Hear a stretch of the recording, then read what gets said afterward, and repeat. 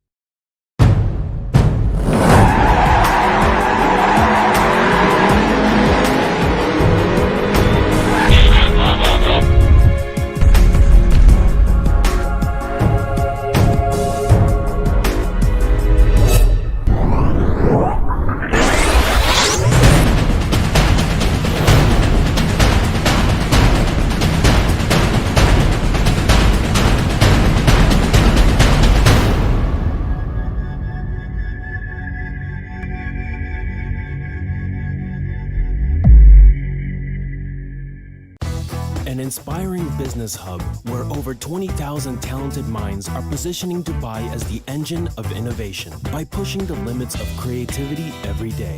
Home to over 2,000 media companies from around the globe, Dubai Media City is a vibrant community offering business, entertainment, and lifestyle, enabling our partners to lead with creativity that resonates. Redefining the future of media innovation. Dubai Media City.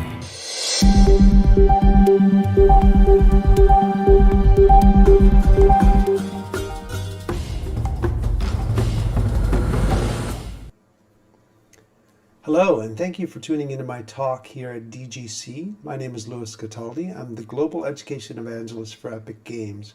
And my talk today is about education and learning for Unreal Engine, Twinmotion, and the Quixel ecosystem. Let's begin. Epic Games was founded 29 years ago. It's a global firm. We have 35 offices worldwide and currently have 2,100 employees. I started at Epic Games about 5.5 years ago, and when I started at Epic Games, we had about 350 employees. So Epic Games has grown significantly in the last couple of years. Part of what's really fueled the growth of Epic Games is Fortnite, a game that has now 350 million Fortnite accounts, and at any given time has 12.3 million concurrent users. 3.2 billion hours of Fortnite have been played, and a lot of that is because it is very frequently updated. Now, what some people don't know is that Fortnite is built on top of Unreal Engine, and it's the same exact Unreal Engine that is freely available to anyone. Anyone can go to unrealengine.com and download Unreal Engine, or you can go to GitHub and get full source code access to Unreal Engine and start developing with it right now. What's so powerful about Unreal Engine, it is this cross-platform compatible. And then Fortnite, you can actually play across multiple platforms, including consoles, mobile devices, Mac and PC, mobile devices of all different kinds. And one of the things that's been really advantageous to us in the last couple of years is that everything that goes into Fortnite goes also into Unreal Engine and becomes immediately available in each new versions of the engine. Now, some of the things that are really, really amazing is that Fortnite not only is a game that people play, but it's also become quite a massive social experiment, social experience. We don't only have games in there that people run around and play competitively, but also we've recently begun to have these massive in-game events. Not that long ago, we had a Travis Scott concert that was attended by 27 unique individual attendees. We had 5 different shows in there, and 45.8 million total people came to those shows. 2.5 million users also visited on Twitch and YouTube. Now, Travis Scott debuted his concert inside of Fortnite, and it was also meaningful because it became #1 on Apple Music in the US. It became #1 on Spotify in the US and #1 on Twitter in the US, becoming the largest streaming debut of the year with 44 million streams within the first week. Now, this was really significant because this was during the COVID-19 when people were not having live concerts. And this became a live in-game event and really changed in many ways the way people viewed events during times when people weren't really going outside and having events at all. So who is Epic Games, and what is it that we do, and how can you view us as a company? Well, yes, we are a publisher, and we publish games like Fortnite and Robo Recall, Gears of War, Unreal Tournament, Spyjinx, Infinity Blade. But we also license the technology like Unreal Engine, Twinmotion, and the Quixel ecosystem. And people are using it for games, but of course they're also using it for lots of non-games uses like film, architecture, the automotive industry, television, broadcast, training, and simulation. And we're going to talk about a couple of those things as well. As you see in this slide, architecture, game, television, film, broadcast, training, simulation, and advertising, and here are some of those associated images. What's important to note is that there are over 10 million licensees of the engine, and that's not to mention the millions and millions of students around the world that have full access to Unreal Engine, Twinmotion, and the Quixel ecosystem, and that are using it every day to learn to use real time in the classroom. Now let's take a look at Unreal Engine for those of you who are not fully familiar with it, so let's get all on the same page.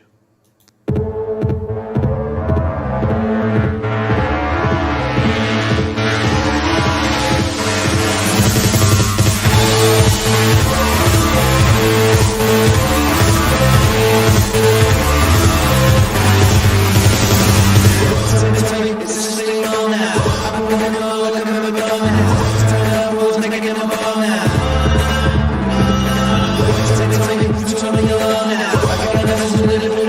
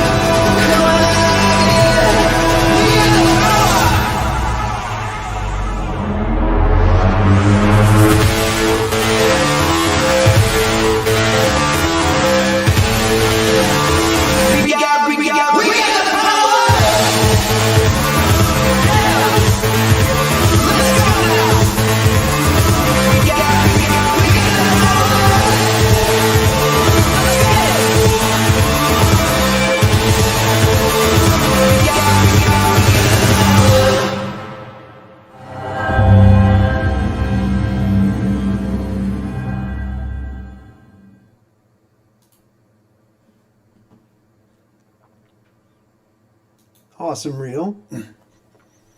So what is our vision? And what is it that's different about Epic Games? Well, a large part of it has to do with the fact that we are open and connected ecosystem that's built for creators and by creators, for people that want to build and create. And as opposed to holding the technology to ourselves and making it exclusive, we feel that we succeed when people succeed. And that's one of the reasons we make all of our tools and all of our code available to everyone.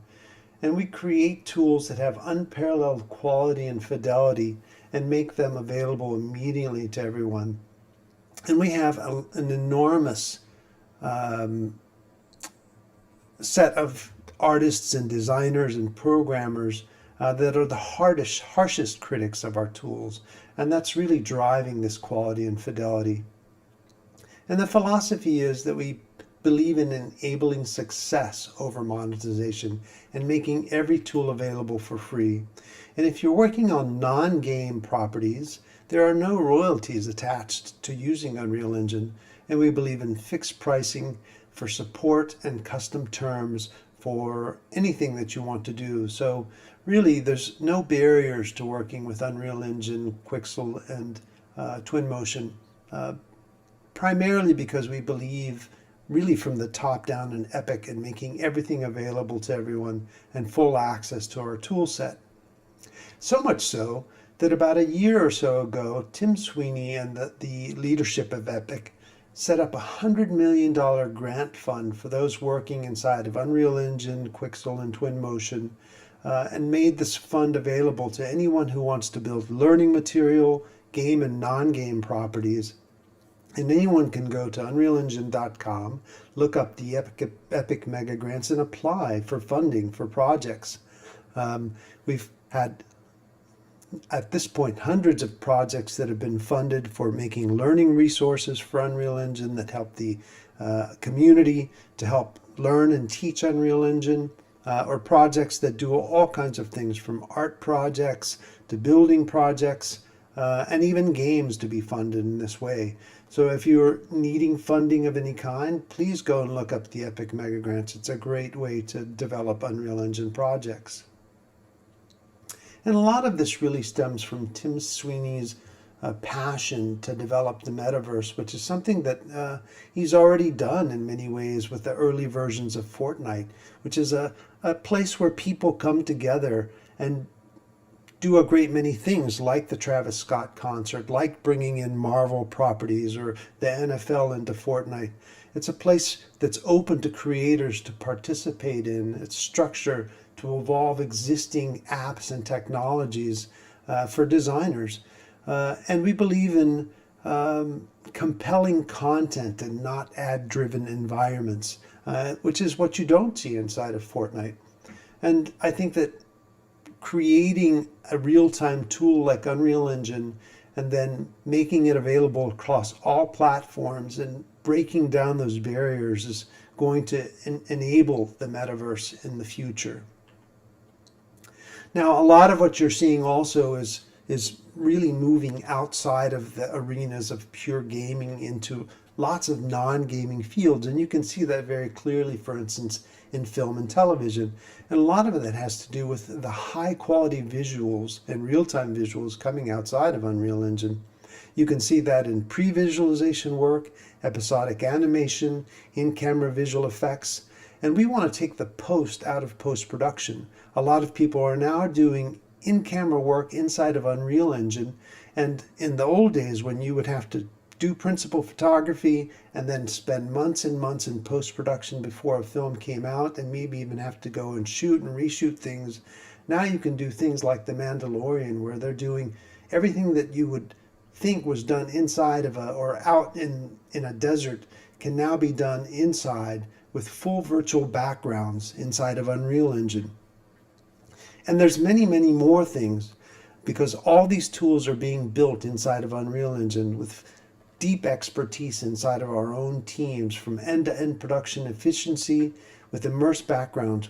Final pixel can be done inside of Unreal Engine. Full virtual production tools are available in there, non-linear editing tools, and all of it can be fit inside of your production pipelines with Python scripting, and you can see here in this graph, since 2016, 120 films have been done using Unreal Engine. Things like Rogue One, Solo, Game of Thrones, of course The Mandalorian, John Wick, Blade Runner 2049, and many, many more. And a lot of this has to do with the fact that people don't want to wait months and months in post-production to see what the final pixel looks like.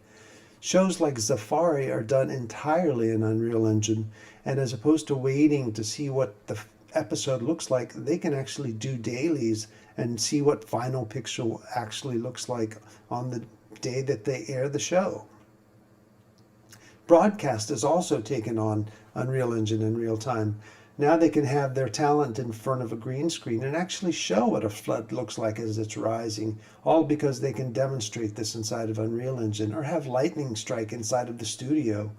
Other broadcasters like Fox Sports or ESPN or any number of other companies that want to demonstrate what something that you would never be able to show inside of a broadcast studio can now do it with the use of Unreal Engine and this real-time tool set. Additionally, live events and all kinds of themed entertainment can be done using Unreal Engine. And a lot of this has to do with the full support of comprehensive real-time tool sets and the ability to stitch projections onto different walls. This image is actually of a concert where there was a full dome setup, and we use multiple computers to stitch projections all along the wall, and this is all done in real time. So this isn't something that is pre-recorded and shown, but actually a live experience being done with advanced particle system and physics that are actually interacting with the audience in response. Another major industry that has adopted real time is the architecture, engineering, and construction industry, using both Unreal and Twinmotion to unlock the capabilities. This has huge time-saving and money-saving capabilities. One of the main reasons is because one of the most cost and time-saving things that people need is the ability to make decisions in real time. If you think about these major companies like HOK and Zaha Hadid that are in many cases building large stadiums or airports or train stations, when you've got stakeholders that are spending billions and billions of dollars, to be able to show them what a stadium looks like filled with thousands of people, and what that stadium might look like in the morning or in the afternoon or in the evening, or what it looks like when it's raining or when it's snowing, and to be able to show that to all the different stakeholders, even if the stakeholders aren't even in the same room, to be able to show them that in virtual reality, and so that they understand what all the variables are in that decision-making process. The decision-making process can be very expensive, and to have this photorealistic real-time tool is really quite impactful. In architecture and construction and engineering, this frictionless data import is really critical in our ability to do the highest quality visual fidelity from concept to close. And it's scalable performance. So you get all your data into Unreal Engine, you have the ability to demonstrate photorealism, fully ray-traced environments, and you have full real-time collaboration with multiple people, even from different coasts. And all this becomes an enormous game changer, and why so many large architecture firms with hundreds of architects are moving into real time inside of Unreal Engine. Another major industry that's moving into real time in Unreal Engine is the automotive and transportation industry. Companies like Audi, GM, Air Canada, Gulfstream, Boeing are all moving into Unreal Engine for a number of reasons. Not only is it from a marketing perspective, but also design and ideation, the ability to ideate and to put yourself inside of an automobile that hasn't been built yet, even to design, even from the CAD process, to bring all that stuff into a real-time tool set and to have multiple users, once again, collaborating from multiple coasts, and to be able to future-proof your investment is really an enormous, enormous advantage. And this goes all the way through to the design and manufacturing process. When you're building an automation plant and you're building your design production plant, all that stuff makes an enormous difference in being able to, once again, future-proof the production. Training and simulation is another massive group of customers that are using Unreal Engine almost on a daily basis as they train not only engineers, not only surgeons, not only nurses and psychologists, but all different types of people are using it. Unreal Engine. NASA's using Unreal Engine to train astronauts. Surgeons are being trained with haptic interface devices to do virtual surgery of all different types. Once again, it comes down to the photorealism that they can use and the fact that we provide full source code access. So if you want to hook up haptic devices to Unreal Engine and get real-time feedback, you have full access to efficiently process data through your pipeline inside of Unreal Engine and create and manage large data streams coming straight into it, and to deliver that through multiple platforms. Another large group is the advertising and marketing group. This is very similar to film and television, but in many times, timelines are very compressed, and these groups have to get, very quick turnaround on the products that they deliver.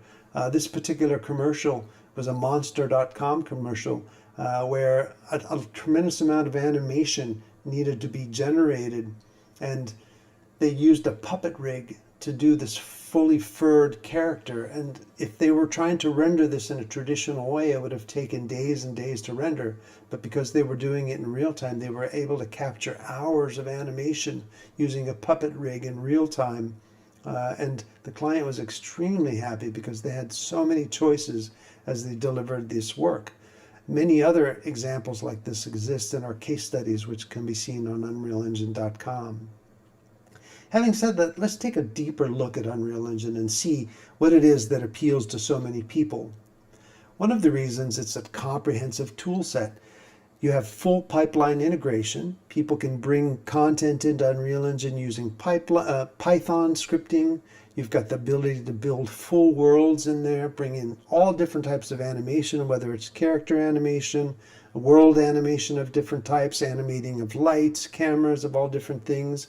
You've got the ability to render photorealistic, fully stylized if you choose, do any type of lighting you want, outdoor, indoor lighting.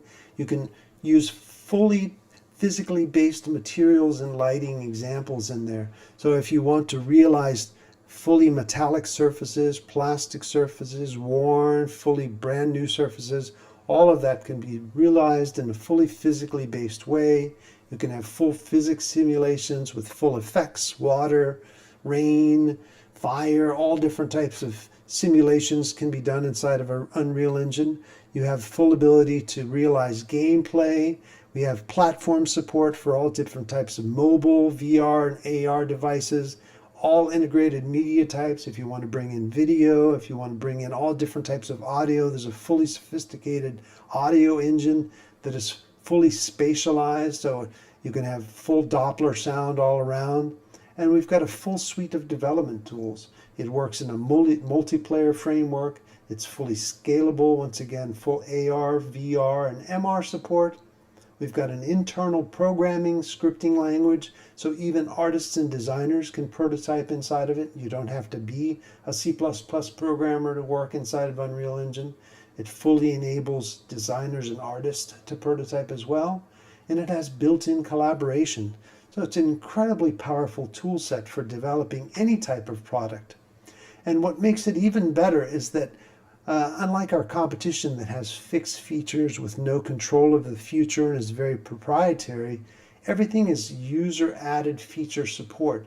State-of-the-art visuals with open data, full support for 3D or third-party integration, and we've got all the source code available to the public for everyone to access. So there's no black boxes that people have to guess what's happening inside of Unreal Engine.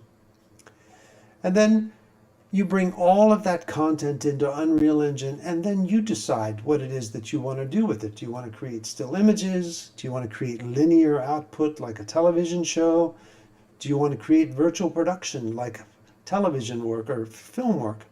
Do you want to create interactive experiences for a computer or a mobile device? Do you want to create fully immersive work for virtual reality or augmented reality of some different type? The reality is that you can create a single project in Unreal and have all of that come out of it. It's all up to you. And then what's even more powerful is that you can choose to do all of that from a single project and actually see all of that launch on multiple platform devices: Windows, Apple, Linux, iOS, Android, Switch, Stadia, Uplay, Nvidia, iOS. All of that can all come straight out of Unreal Engine, out of a single project base. And you can see that working right now through Fortnite.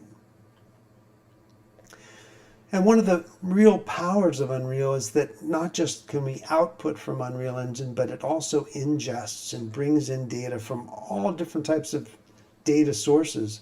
Datasmith seamlessly integrates data, as well as from Python scripting can automate the process of bringing in data. We can bring in all types of FBX files, USD files, Alembic support, as well as bringing in data from 3D Studio Max, Cinema 4D, Revit, Rhino, SolidWorks, VRED, DeltaGen, processed through Datasmith, going straight into Unreal Engine. And all of that can, once again, output directly into AR and VR, and Unreal immediately recognizes these devices. You don't have to do anything special or fancy in order to work with virtual reality. As a matter of fact, there's a fully integrated virtual reality editor within Unreal, so you can actually edit worlds in virtual reality.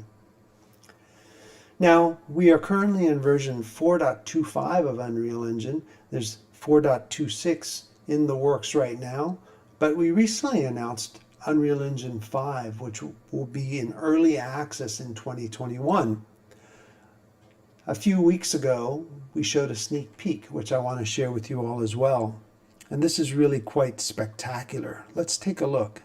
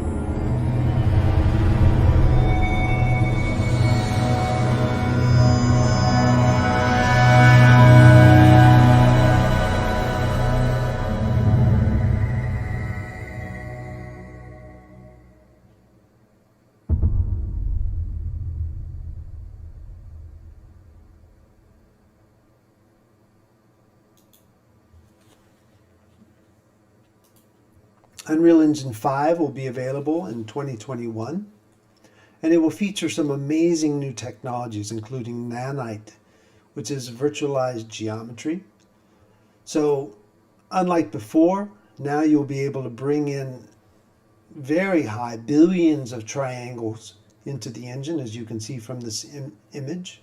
No more need for polygon count budgets or normal maps. Technologies like Lumen, which is fully dynamic real-time global illumination.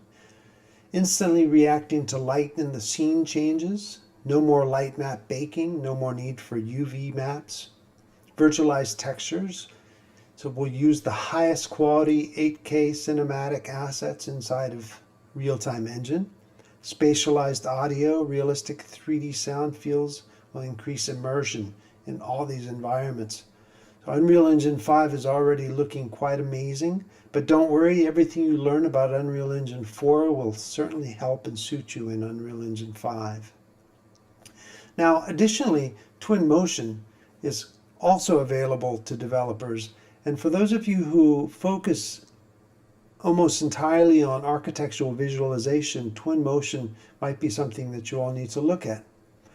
Twinmotion creates stunning visualizations in just a matter of clicks, and it's a much more simplified interface. It's very easy to learn, and thousands of high-quality assets are already available with beautiful materials, full foliage examples, also has stunning lighting, and it's very easy to achieve these high-quality looks with just a couple of clicks.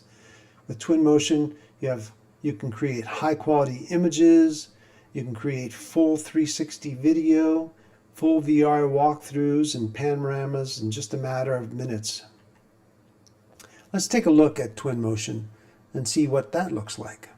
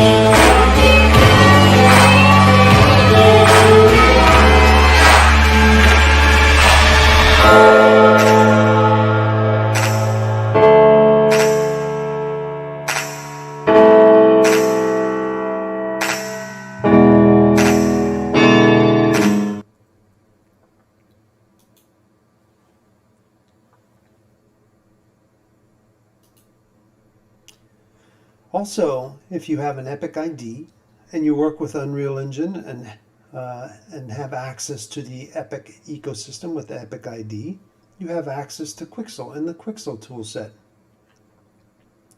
And this is another amazing set of tools and an enormous library. You have access to the Megascans library, which is the world's largest and fastest growing library of photorealistic photogrammetry scans. And it's fueled by efficient, high scalable, high quality assets for any production pipeline. Additionally, you have access to Bridge, which is a content management system which allows you to bring in all of the Megascans content directly into your Unreal Engine projects without any problems, as well as having full access to Mixer. And Mixer is a tool that allows you to bring in a variety of different materials and then blend them together with all different types of noise algorithms and create your own unique material types and paint them onto 3D assets. This is an incredible tool set, an incredible library of things that you can use, not only textures, but also 3D assets that are all photogrammatically scanned, and a beautiful suite of tools. Let's take a look at this content.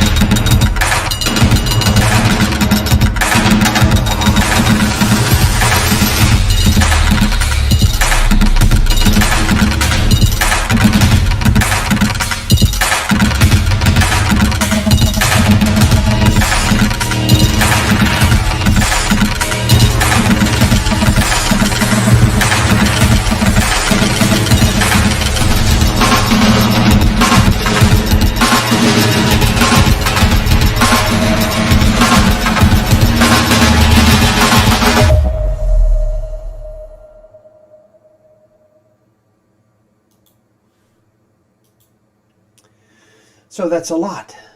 Unreal Engine, Twinmotion, Quixel content, and Quixel ecosystem. How do we learn all these things? How do we gain knowledge to be able to use the breadth and width of Unreal Engine, as well as the Quixel toolset, ecosystem of content, and Twinmotion? Well, don't worry. What I'm going to show you now is the student reel, and this is all work done by students from all over the world, and it's meant to inspire you and not depress you, but rest assured that this is amazing work, and if they can do it, certainly we all can do it. Let's check it out. Oh, that's the wrong one.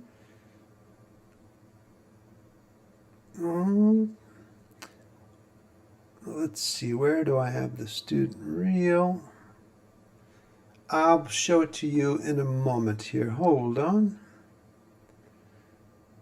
1 second, let me grab it.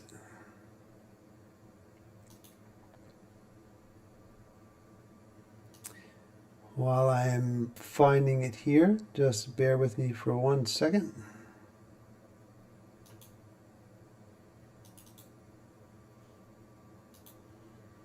Here's the student showcase.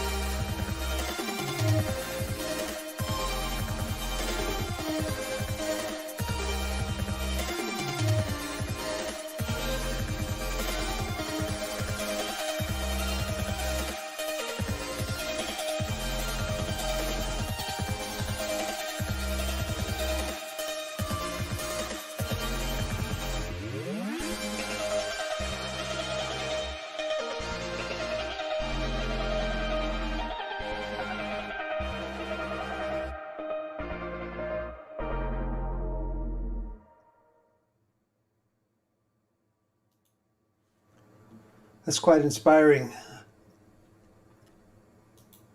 Now, the good news is that you don't need to be depressed about all that amazing student work, because at Epic we have a tremendous number of ways to learn Unreal Engine. You can learn online. You can learn in remote classrooms and in classrooms, because we've got training centers and we've got Unreal Academies and we've got Unreal Fests. You can learn at different individual educational events, and we have a variety of different guides that we also release that we're going to talk about. But before we get into that stuff, I want to talk a little bit about what's happening and the trends that are actually occurring, because we've also done a variety of research that can help inform what is the value of learning Unreal Engine in real time. And we worked with a company called Burning Glass, which is a labor analytics company that researches really and scrubs all of the job boards throughout North America. And we've recently scrubbed the job boards throughout Europe as well, to try and see what are the trends in hiring for real-time and 3D skills. And what we've discovered is that demand for 3D graphic skills and real-time jobs is growing at an incredible rate. The demand for 3D graphics is growing 42%, whereas the demand for 3D real-time skills are growing 600% faster than overall market in general. And the salary premiums for those particular jobs are also incredibly high. And all of this can be downloaded on this Burning Glass report, which you can get from unrealengine.com, or by going to the Burning Glass and looking for a report called Visualizing the Future. Now, the types of jobs that everyone is looking for are visualization specialists, simulation specialist, previs generalist, experiential design, technical artist, virtual designers, and construction specialists. And one of the things that we've done at Epic is we've created this creators field guide for careers in interactive 3D, which once again you can download at unrealengine.com, because it can be very interesting and challenging to understand how your skill set fits in and what part of Unreal Engine in real time really you would need to master in order to understand. So we've created this guide that helps people to understand how they should approach Unreal Engine as they're trying to understand where they fit into interactive 3D. So I encourage you to go to Unreal Engine and download the Creators Field Guide, because it can be really helpful in sort of understanding how to approach real-time skills. Now, at Epic, we have invested quite significantly in the learning resources for Unreal Engine. If you go to unrealengine.com, you can go to the Learn drop-down menu at the top menu bar, and you will be led through the Learn Online, Learn in Class, and Learn at Events. And it will give you immediate access to a variety of different pathways that we've created for learning Unreal Engine. One of the immediate ones is our online learning portal. So you can see here a screenshot of unrealengine.com, and you can see learning and support, and we've got our online learning. We've created a university level online learning platform. You can also get access to it by going to learn at unrealengine.com, where we've created currently up to 65 free full courses on Unreal Engine, Quixel, and Twinmotion, available in 4 different languages. And these are all completely free courses that you can start learning Unreal Engine right now. These are all video-based courses. They come with full assessments. They're all curated into learning paths, and they're fully interactive with assessments. And once you take one of these courses, you're actually given a micro-credential, or a badge in essence, that you can share on LinkedIn, Facebook, on Twitter, sort of to track your progress as you continue to learn, but also to share your progress. And this can be really helpful if you yourself are an instructor, or if you're sharing your progress with other students. If you are an instructor and you want to send your students to Unreal Engine, this can also be really helpful as well, because you can have them come back and show that they've completed courses on our learning platform as well. And you can see that you can actually go to your achievements and track your progress and say that you've completed X number of courses, and they all stack up here. And these are all amazing courses of all different kinds. You can learn about lighting in the engine, rendering, virtual reality, virtual production. You can learn about making mobile games. You can learn about doing architectural visualization of different kinds. All different types of courses that are available on learn.unrealengine.com. Additionally, if you are an educator, if you're a trainer, if you're someone who's trying to teach someone Unreal Engine and you are pressed to build your own teaching material, you can go to our instructor section where you can actually download guides for teaching Unreal Engine. Once again, this is all at no cost to educators or schools. And even if you're a learner, you can benefit from this material. We've got guides built for instructors, all released through Creative Commons. So it actually is released through PowerPoint slides, through documents that have projects that you can assign to students that come with terminology sheets, once again with quizzes and tests, coupled with have been localized into Spanish as well. And this is one that actually has been built for teaching Blueprints, which is the internal scripting programming language inside of Unreal Engine, one for teaching virtual reality inside of Unreal Engine, one for teaching game development with Unreal Engine. This one's the general 22 lectures on teaching the overview of the engine, and one that's currently about to come out, which is teaching design visualization with Unreal Engine. Once again, these are all beautifully developed. These are some samples of the slides that you can see. And once again, the idea here, these are released as PowerPoint slides, so you don't have to use them as is. You can use them, some slides, you can take material out of the slides. Releasing these through Creative Commons allows you to do with them as you will. Now, we release so much material for education purposes that it can be valuable to subscribe to our educational newsletter. And you can get to it by going to the educational web pages on unrealengine.com, and you can see that there's a link to subscribe to the newsletter. And this is really valuable because we release a lot of information about new upcoming learning resources, career articles, events that we are hosting. For instance, in July of 2020, we have Unreal Fest, which is another free event where we have, I don't know, 20, 30 different courses on various parts of Unreal Engine and Twinmotion and Quixel that are all free courses, all virtual courses that are available to anyone who wants to learn Unreal Engine or Quixel or Twinmotion. And all of that stuff is advertised through our newsletter, the education newsletter, as well as all the different videos that become available through our training streams, because we stream on Twitch once or twice a week as well. Now, it's also important to realize that we have very robust documentation for all of these tools. And the better you learn to use Unreal Engine documentation, the better you're going to become. This engine is a professional tool set, and it's a massive tool set. It's over 15 million lines of code that make up Unreal Engine, and constantly more and more features are being added to it. So all the new features are going into the beta and experimental section at the bottom, but we've got a full C++ API, Blueprint API, Python API, as well as all the engine features are available, gameplay guide, visual scripting, and so forth and so on. It becomes really important to learn to embrace the documentation of the engine. But there's also free support for the engine. It's called Answer Hub, answers at unrealengine.com.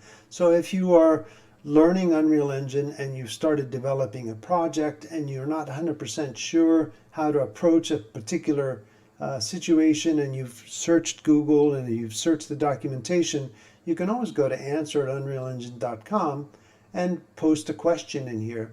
one of the best ways to use Answer Hub is to search to make sure that someone hasn't already posted the question before, but this is completely community supported, and so it doesn't mean that someone from Epic immediately is going to answer, but it does mean that there's a large community of developers that are in here either answering questions or have already answered a question and it's posted here.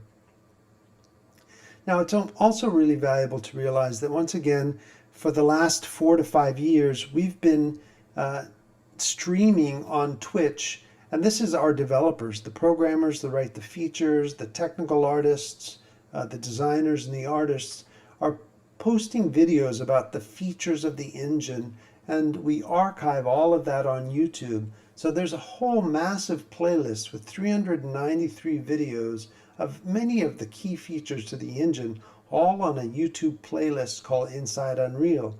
So you can see some of the recent ones are the state of audio in 4.25. This is a very recent video. Or how to use Blender with Unreal Engine. Or our new Niagara visual effects system. If you're used to the old Cascade system, how do you switch to Niagara? So this is a massive playlist that I really encourage anyone interested in learning Unreal to go and investigate. Additionally, there's a whole playlist here of tips and tricks. And whereas you saw in this previous playlist, some of these videos get to be 2 hours, hour and a half in length, we have a whole section here that can be a lot smaller. And so some of these tips and tricks can be 5, 6, 7, 8, 10 minutes long, which are much easier to consume. And text you, and shares with you how to use reflections better, the variant manager, ray tracing, or the sun position system, or cinematic depth of field, and it can be a little more easy to consume some of these videos. We also have a whole getting started with Unreal Engine section, which gives you full tutorials by Epic developers on using the essentials of Blueprint, skeletal mesh system, how to use our particle systems, all kinds of learning paths in there, as well as having done these events that we do, Unreal Dev Days, Indie Dev Days, in which case we have all different types of very specialized tracks, and all of that stuff gets captured and archived on YouTube as well. We also have an entire team dedicated to webinars, and this is where you're going to see things very specific to, for instance, using AR and VR, architectural visualization webinars, manufacturing webinars, unlocking the possibilities of architectural design, so forth.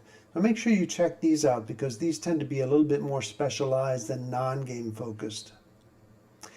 Additionally, there's a large community of users and instructors on YouTube that are some of our favorite content, and this is just some of the guys that we like on the educational side.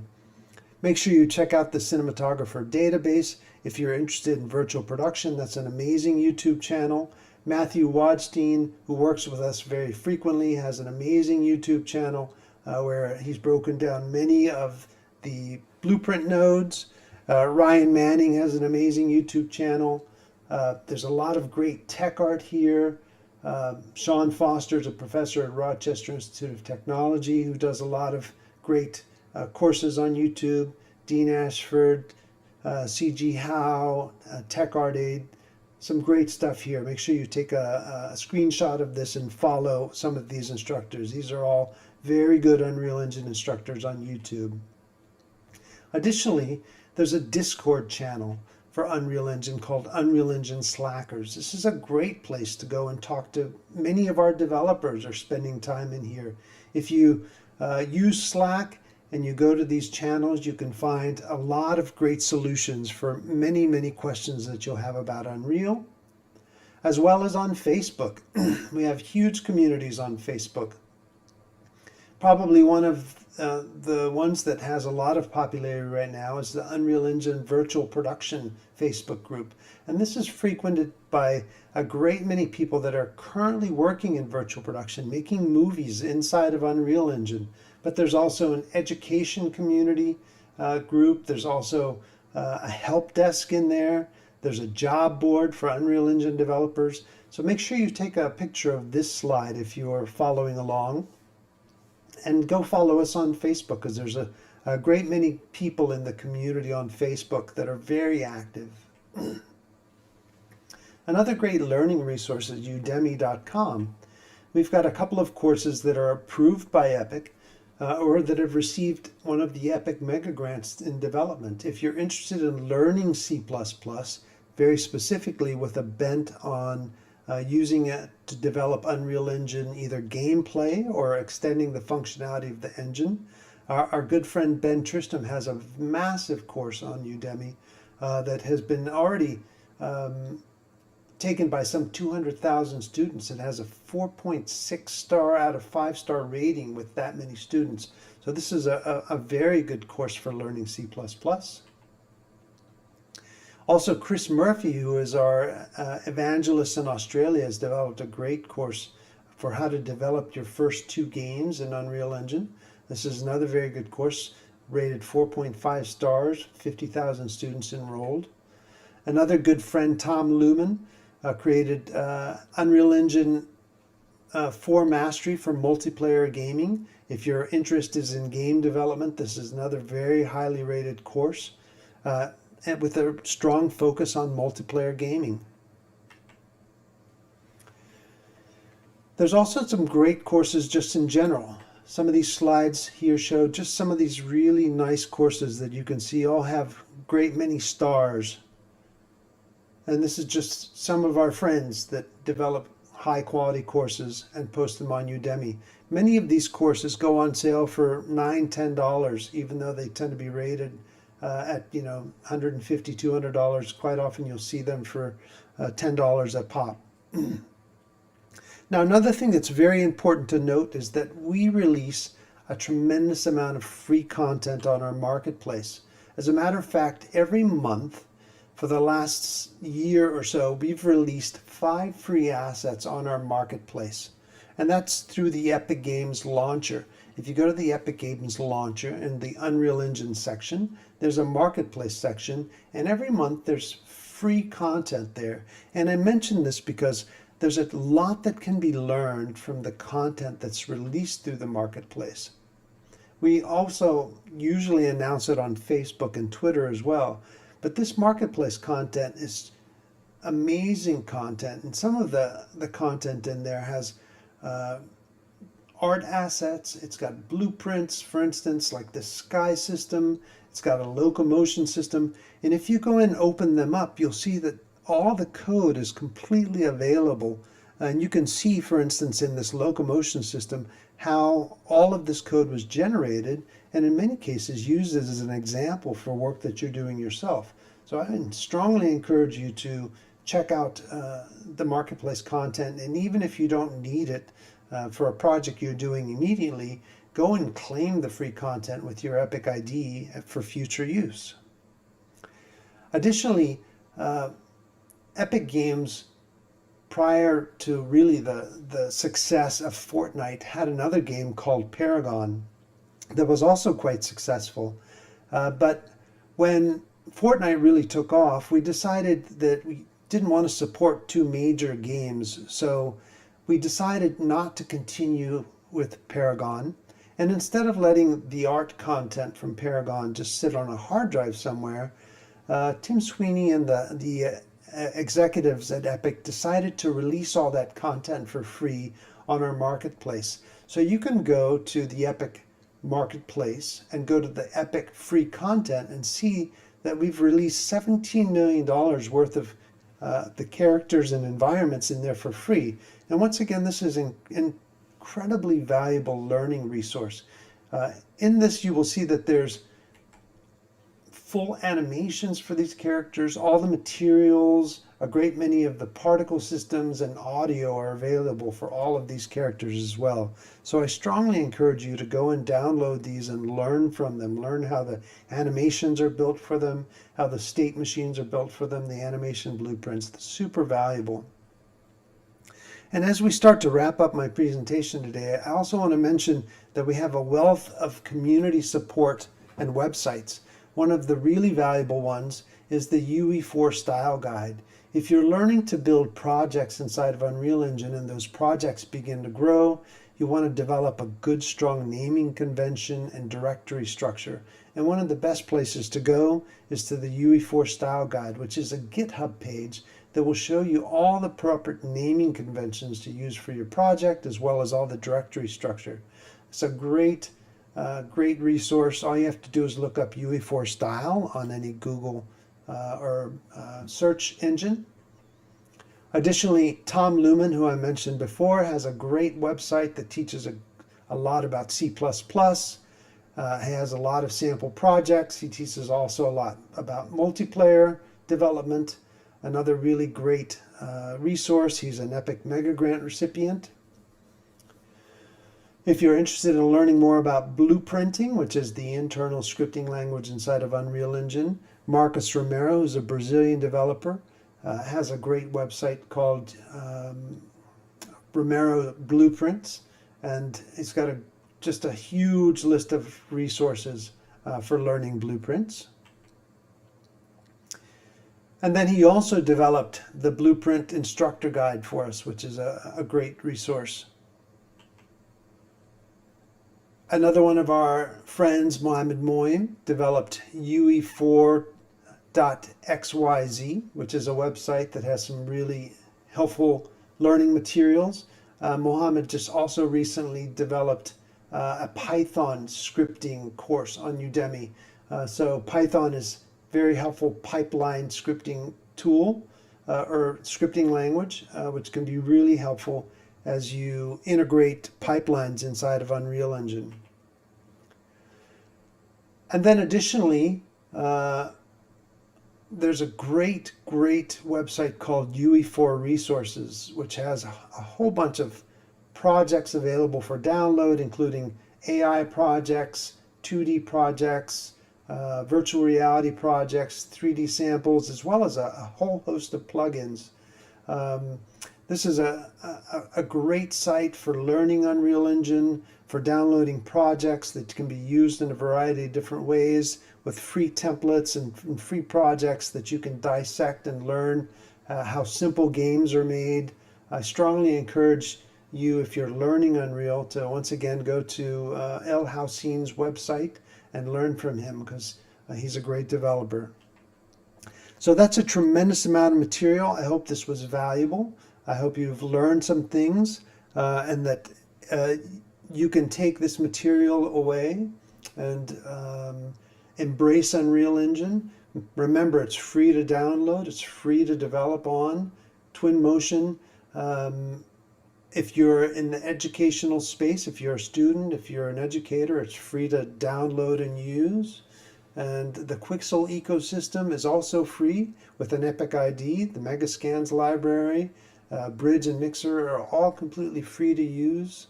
All of our learning material is completely free. It's not monetized. We don't monetize any of our learning material. So get out there and start learning. And once again, thank you for your time. And I hope you have a great conference. And come visit us at ueacademia.com. And we look forward to seeing you at one of our conferences in the near future. Thanks again.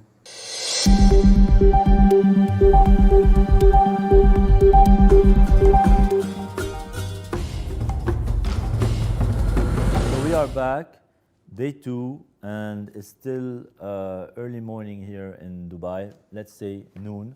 And we would like to welcome Ms. Zehra Tuksi Erol, who's Division Director of Netmarble MENA in Turkey. And she is here to speak to us about Hypercasual Games 2.0. And we've been hearing so much about Hypercasual Games and how this format has become so popular lately now. And I'm sure that Zehra will tell us more about it. Good morning. Good morning. Hello. How are you? Yeah, fine. How are you guys? We are fine, and we're very happy to welcome you. We have a long relationship with Netmarble MENA, and it's always a pleasure to have you at DGC. Thank you. Simply before you start your presentation, what's the latest from Netmarble now in the MENA region? Well, actually, today on the 18th, we have just launched our original IP, Stone Age World, with a turn-based MMORPG version. So yeah, let me just make a brief advertisement about it. What we're doing, everything seems to be okay. Of course, we have this pandemic, and with its downsides, we also have its upsides, and we are trying to make the best out of it. And we see very good results in most of our games. So business-wise, things are going okay, and we are trying to keep a healthy, staying-at-home family as Netmarble in the region. Of course. Zahra, for many people, maybe they are playing the games of Netmarble, but maybe they don't know that it's Netmarble. Can you give us an idea of the games that are now distributed in the region that are from Netmarble? Yeah, sure. Of course, one of the best ones is Lineage 2 Revolution. It's my first MMORPG game actually that I've played, so it's really very satisfying. We have Marvel Future Fight. We have Seven Nights, Seven Deadly Sins, very recently released. And we have also many other games that you can reach in the Netmarble account, but these are the best ones that you can find. We also have King of Fighters All-Star. And this year, it was an interesting year for us. We also launched BTS World. BTS World was it's a different agent management game. It has a lot of details in it for the K-pop fans. So this was a little bit different from all other genres that Netmarble is working on. But that will be all, I guess. And of course, Stone Age World. Perfect, yeah, that you just launched recently. Yes, exactly today. So I'm gonna ask you to maybe start your presentation, and sure. we will be able to pick up just when you finish. We have around 26 minutes for this session. Let's try to make it. As you know, we are going live, so we have other sessions also coming after that. Okay. No problem. Okay, so I'll be brief and quick. I think you can see my screen. Yes, we do. So, as you mentioned, I'm the division director of Hypercasual Publishing. Hypercasual department was very recently established in Netmarble. It is only 10 months old. But what we're trying to do is we are trying to embed the Netmarble experience into Hypercasual category, which I will just briefly explain in the further slides. Just a very quick introduction for Netmarble. Netmarble was established in 2000. It's a 20-year-old company, and it was only PC for the first 6 years, and one of the top 3 publishers in Korea. Then afterwards, there came the mobile revolution. Netmarble was one of the pioneers in mobile revolution, actually. So we quickly just put PC world aside and then try to gain experience in mobile world, which we proved ourselves. And we partnered with Tencent and NCSoft. Then we acquired Gem City to also appeal to other genres as well, to all gamers. Then afterwards, we acquired Kabam, which made a whole big family that we can embrace all gamers with different genres and different personalities. And in 2017, we had the Lineage 2 Revolution launch, which we're very proud of. It's #1 in Korea. Then by the end of 2017, there was this IPO with $12 billion evaluation, which is a very great success for us. And recently, just I talked about before, we have King of Fighters, Seven Deadly Sins, and BTS World launched. Hypercasual is totally different from what Netmarble gives the experience to its gamers. So we try to crack it in the best way that Netmarble can utilize and try to give a different, experience to the gamer than all the other hypercasual games and publishers. Yeah, and very briefly, this is what Netmarble company is. So we have a global coverage throughout the world, and we have more than 6,000 employees working with us. So it's a very huge and big family. So since mobile disrupted the gaming industry, actually, we know it by now. and its latest disruption is with the smartphone penetration is hypercasual. Actually, it's how hypercasual came to be in 2017. There is this mass appeal of hypercasual because they're very easily snackable. Everyone can play a hypercasual game. If you can't play one of them, then you can play the other one. There's this one finger rule, which is very convenient for all of us.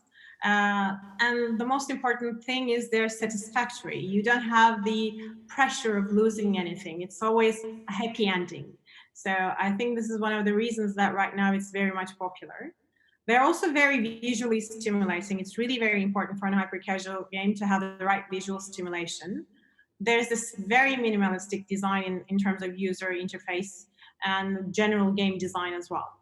So it has a very high mass appeal. It's very lucrative, thinking about the gaming studios, and it's very data-driven. So if you can combine the game design experience with data analysis, then it's likely that you're going to succeed. However, there's this huge, of course, competition right now that we are dealing with. So there is the need to disrupt hyper-casual as well. Just a little bit more about the impact of hyper-casual in gaming industry. It's much more than hyper-casual only. Just as I said, it's for everyone. It's for the people who didn't play any games before. So considering that we have 2.5 billion total gamers each year, there are 660 million of gamers playing hyper-casual games as well. It's a huge ratio. And 20% of these new downloaders are from hyper-casual. So the hyper-casual has this capacity to enlarge this economy. So every year it brings us more gamers, more new gamers, very baby gamers into the system. And so it provides a very big opportunity for every publisher of every genre. Because these new gamers, they start with hyper-casual and they turn into mid-core and hardcore gamers, which we're seeing very much in the financials as well.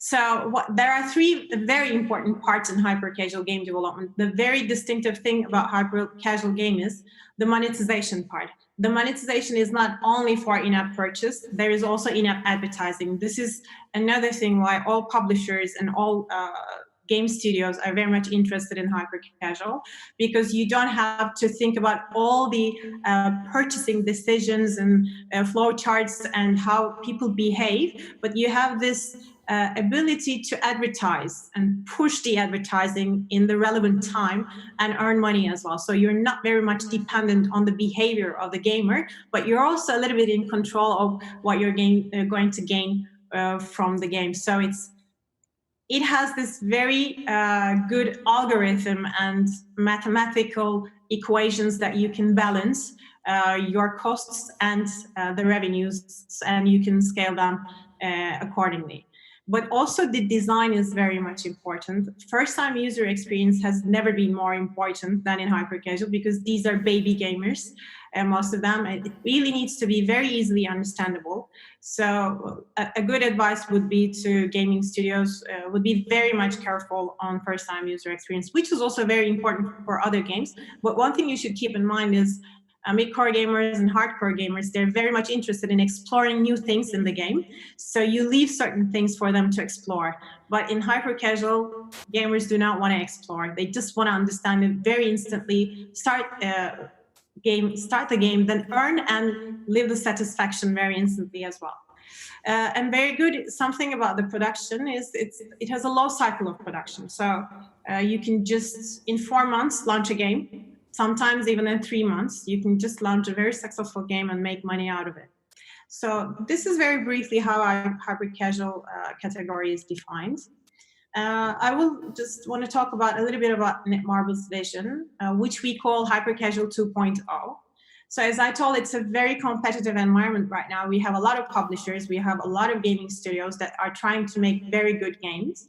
So in this competition, we thought that if we're going to do something, which is Netmarble culture, by the way, we have to make it something in our way.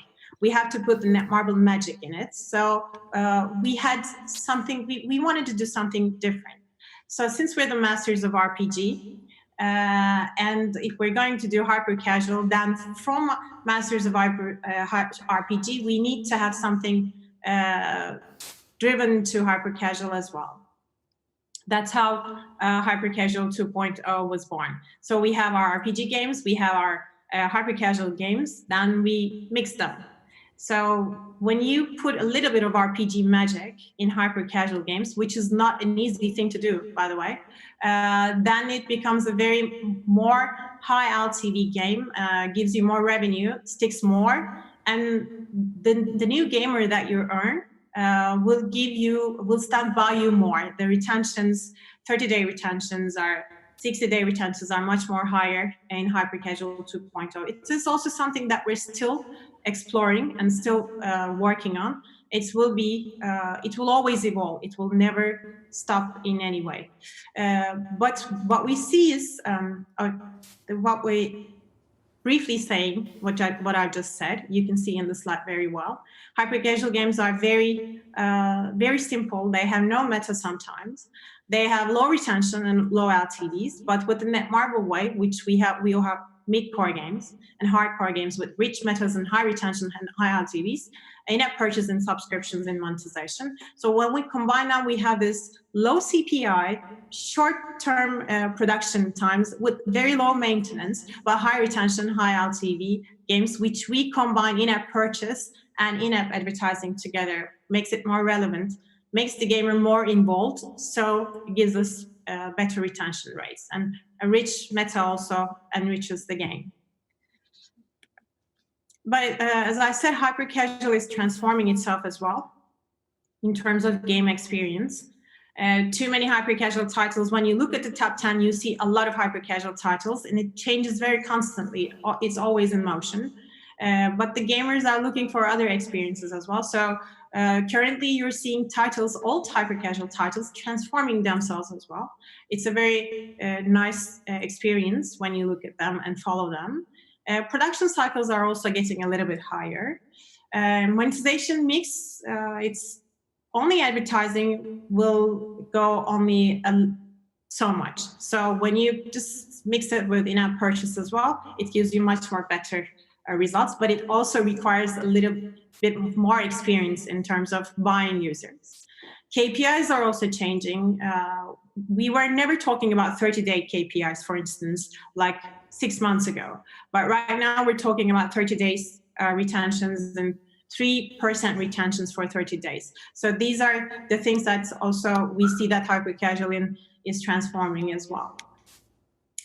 And what are we doing as Netmarble? Netmarble EMEA is the only region that is responsible for hyper casual development and hyper casual publishing. As you may know, Netmarble actually does not want advertising in its games. It's only for the gamer and no interruption.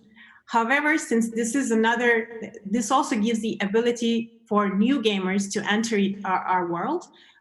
This started as an experiment, and with Hyper Casual 2.0 became our mandate to collaborate with indie developers, teach them how to develop Hyper Casual 2.0 games and publish them and make successful hits worldwide. We had a lot of workshops, lots of meetings, training sessions, and also quests and contests. And we have invested in different studios here in Turkey. This region also provides, our region, MENA also provides very good development quality. And so mentorshipping to those developers is one of our mission as well. And we also have this Hyper Hits project, we call. This is actually what we provide to our indie developers. We have a publishing team, which is almost every studio has one dedicated manager. This publishing manager is responsible for evaluating the games, giving direction, and also understanding the best parts of the studio and enhancing them. We have very elaborated reportings. We use a lot of tools, and we open those tools to our partners because data is everything in hyper casual. It's very quick. You have to be very quick and fast. So it's important to read the data and understand the insight. So we provide consultancy and training on this matter as well. Also, idea generation is another thing. It's very instant. It's like FMCG. So very quick. You need to constantly have new ideas. So in order to flourish this environment with our exclusive studios and the studios that we're working with, we have weekly trend reports where we can guess what's going to be the next hit, at least the themes that's coming. So it's really important for us, that trend report. We only share it with our exclusive studios. We discuss on it. We search for every social media platform, everything, all the talks of town, and create this weekly report where you can get new ideas, always analyzing the charts, trying to see where the category goes, and trying to lead where the hyper-casual category goes as well. And we have a game designer, in-house game designer, which is giving support to all of our studios. It's important. We also have an in-house artists and developers to support anything that our studios are in lack of, so we complete them in any way. Also, we provide direction for KPI improvements, which are mostly high LTV, and we have this monetization expertise both in in-app advertising and in-app purchase. So we provide this experience to our studios to make the best out of our games with the best metrics. So this is actually what HyperHits Projects is about. We have exclusive deals, we have game deals, and we have work for hire. We want to be with the studios and work with the studios and provide them anything they need in all manners possible, on all pillars possible. So yes, so if you have any casual games and hyper-casual games, please just contact us, because we're looking to publish the best hits in the region, and we're very much invested in the region as well. We have one agent only responsible from this region. So it will be easier for all studios to contact with us and feel special, actually. That will be all from my side today. I'm sure they will, and as you know, Zahra, and I'm sure that this started. They can contact you through our meeting platform during these 3 days, where you can schedule Zoom calls and Zoom meetings as well. And we this year also gave a free entrance to all the developers from the region and outside the region to the business platform, to encourage, of course, the sharing of this content with publishers like yourselves, as well as also, you know, to give them a chance to grow. And this is our mandate at DGC. So I'm sure your inbox in the meeting platform is going to start to That's perfect. That's what we're looking for. Exactly. I thank you very much, and I believe that it's true that hyper-casual is becoming a real trend and a successful one. I mean, it's showing that it's easier to monetize, it's easier also to create, and in the end, there are millions of people that just like this model. So this is why also it's successful. Yeah, you can consider hyper-casual is like the entrance gate to all genres and to all gamers. So you start with hyper-casual, then afterwards there's a whole world waiting for you to explore. So that's really why it's important for us. Exactly. Thank you very much. Thank you very much. Thank you for joining us. Always a pleasure to welcome Netmarble at DGC. And we just will say to the next one. Okay, thank you very much. Thank you, See Zahra. you. Thank you. Bye.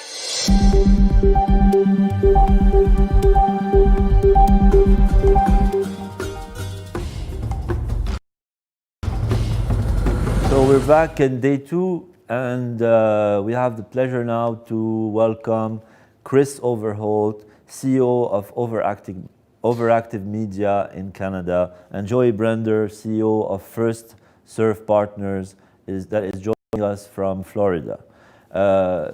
How is it going? It's going well, thank you. It's good to be with you. And thank you for taking the time to join us at DGC. Both of you were supposed to be here in April for our physical event, and we thank you for coming back for the live online event. And initially we were going to discuss the global impact of esports and its future growth. So esports is such a global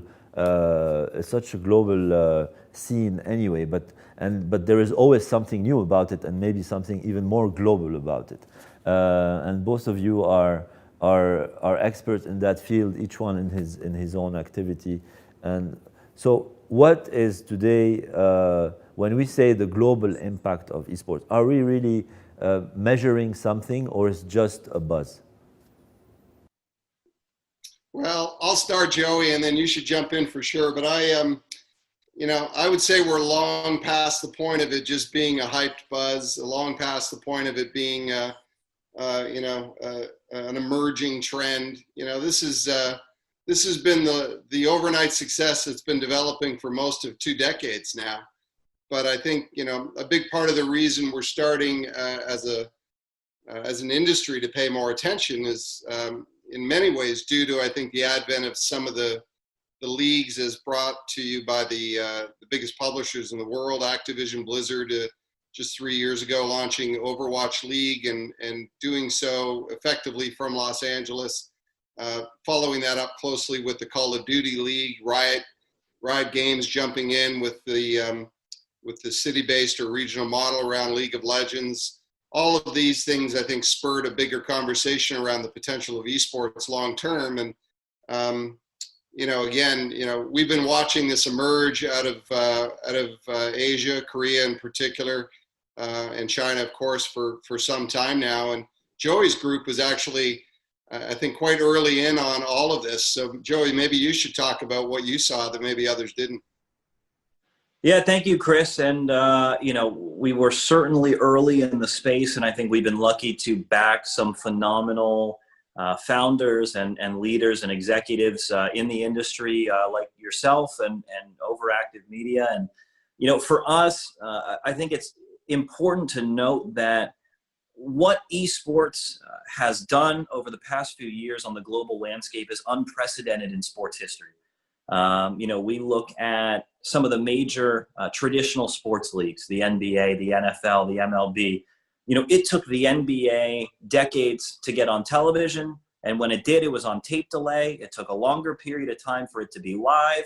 When that happened, the league wasn't quite popular. It had a reputation issue. It had trouble breaking into mainstream culture. And then finally, a couple of stars and Michael Jordan later, and it was this, global phenomenon.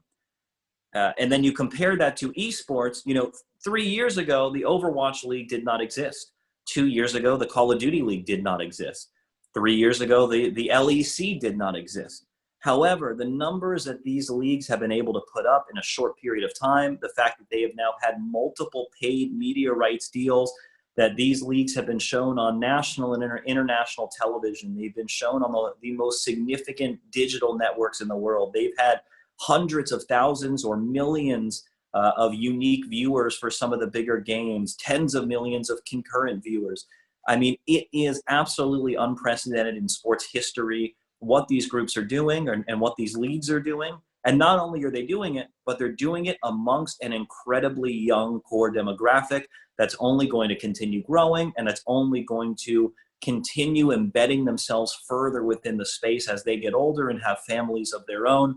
It is across the global stage amazing to see how the major leagues and teams and organizations have developed.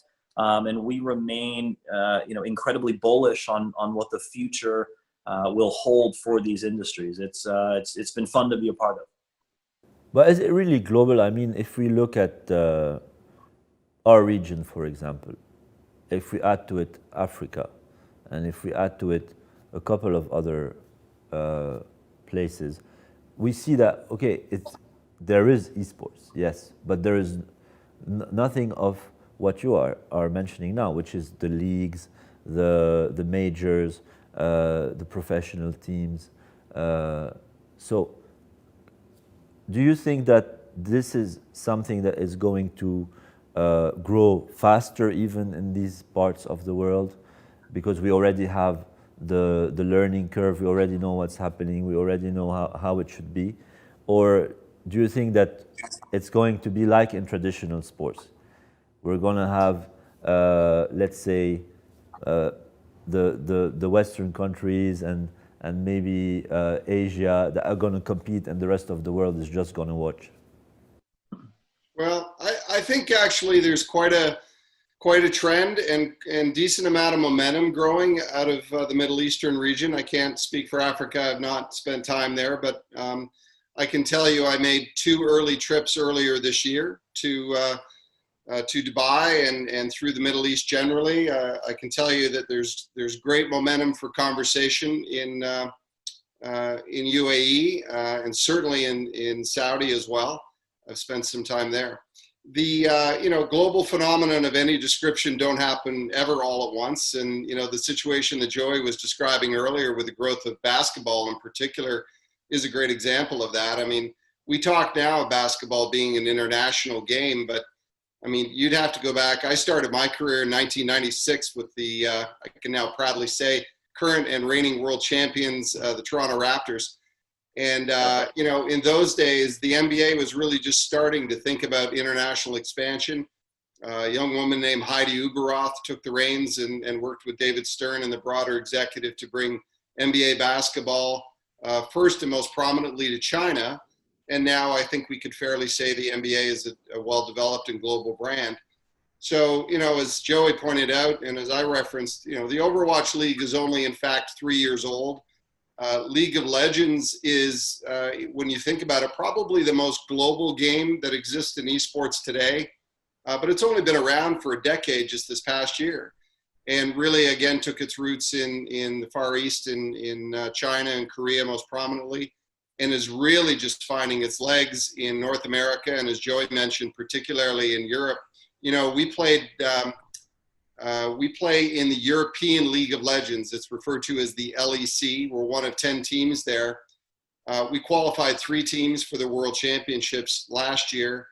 The World Championships in 2018 had an average minute audience number that eclipsed the Super Bowl. And I can tell you, we just resumed our play just this past weekend.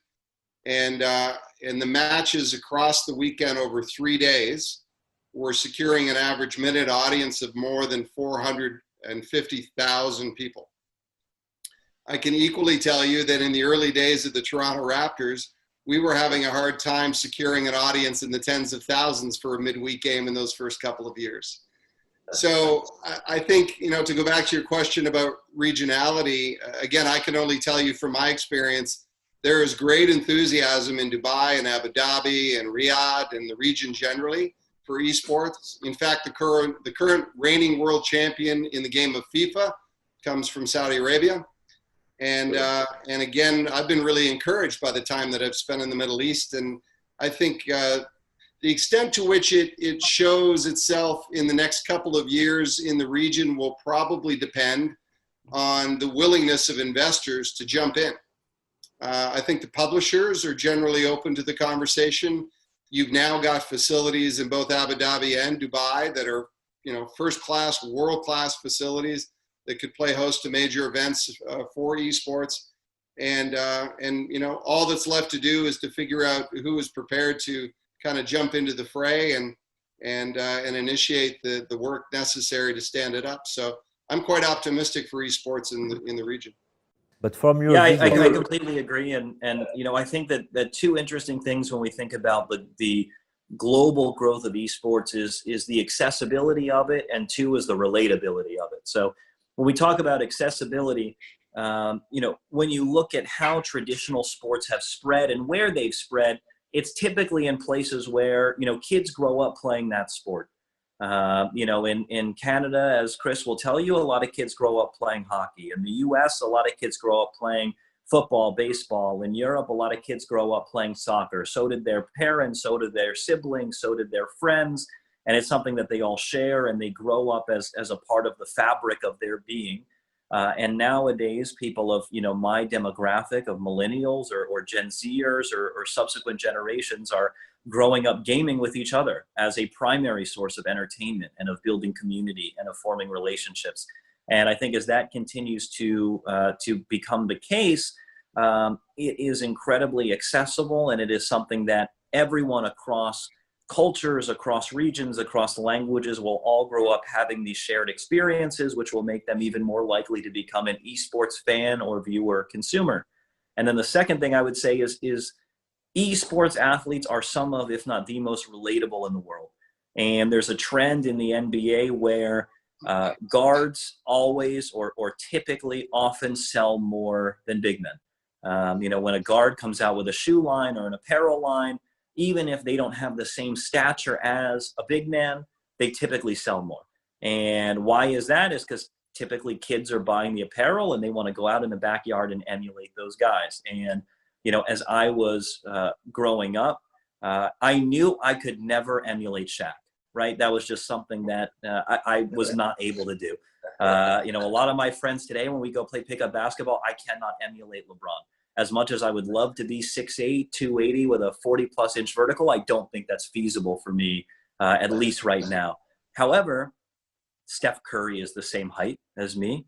He's not, doesn't weigh much more. He's, certainly stronger, but, it's something that I can relate to. I can go out there and run around the 3-point line when I play pickup with my friends, and I could when I was growing up as well.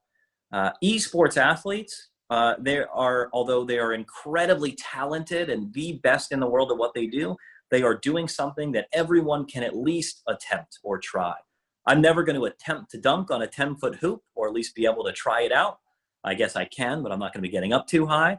But I can hop on my Xbox or a PlayStation or a gaming computer or my PC and play League of Legends, or I can play Overwatch, or I can play Call of Duty, and I can emulate what I've seen the very best in the world do, and then I can go to my buddy's house and he can try and emulate that as well. So I think the accessibility and the relatability of the talent will make esports stars real transcendent crossover stars in mainstream culture, especially as millennials and Gen Zers become a larger and larger part of the global population.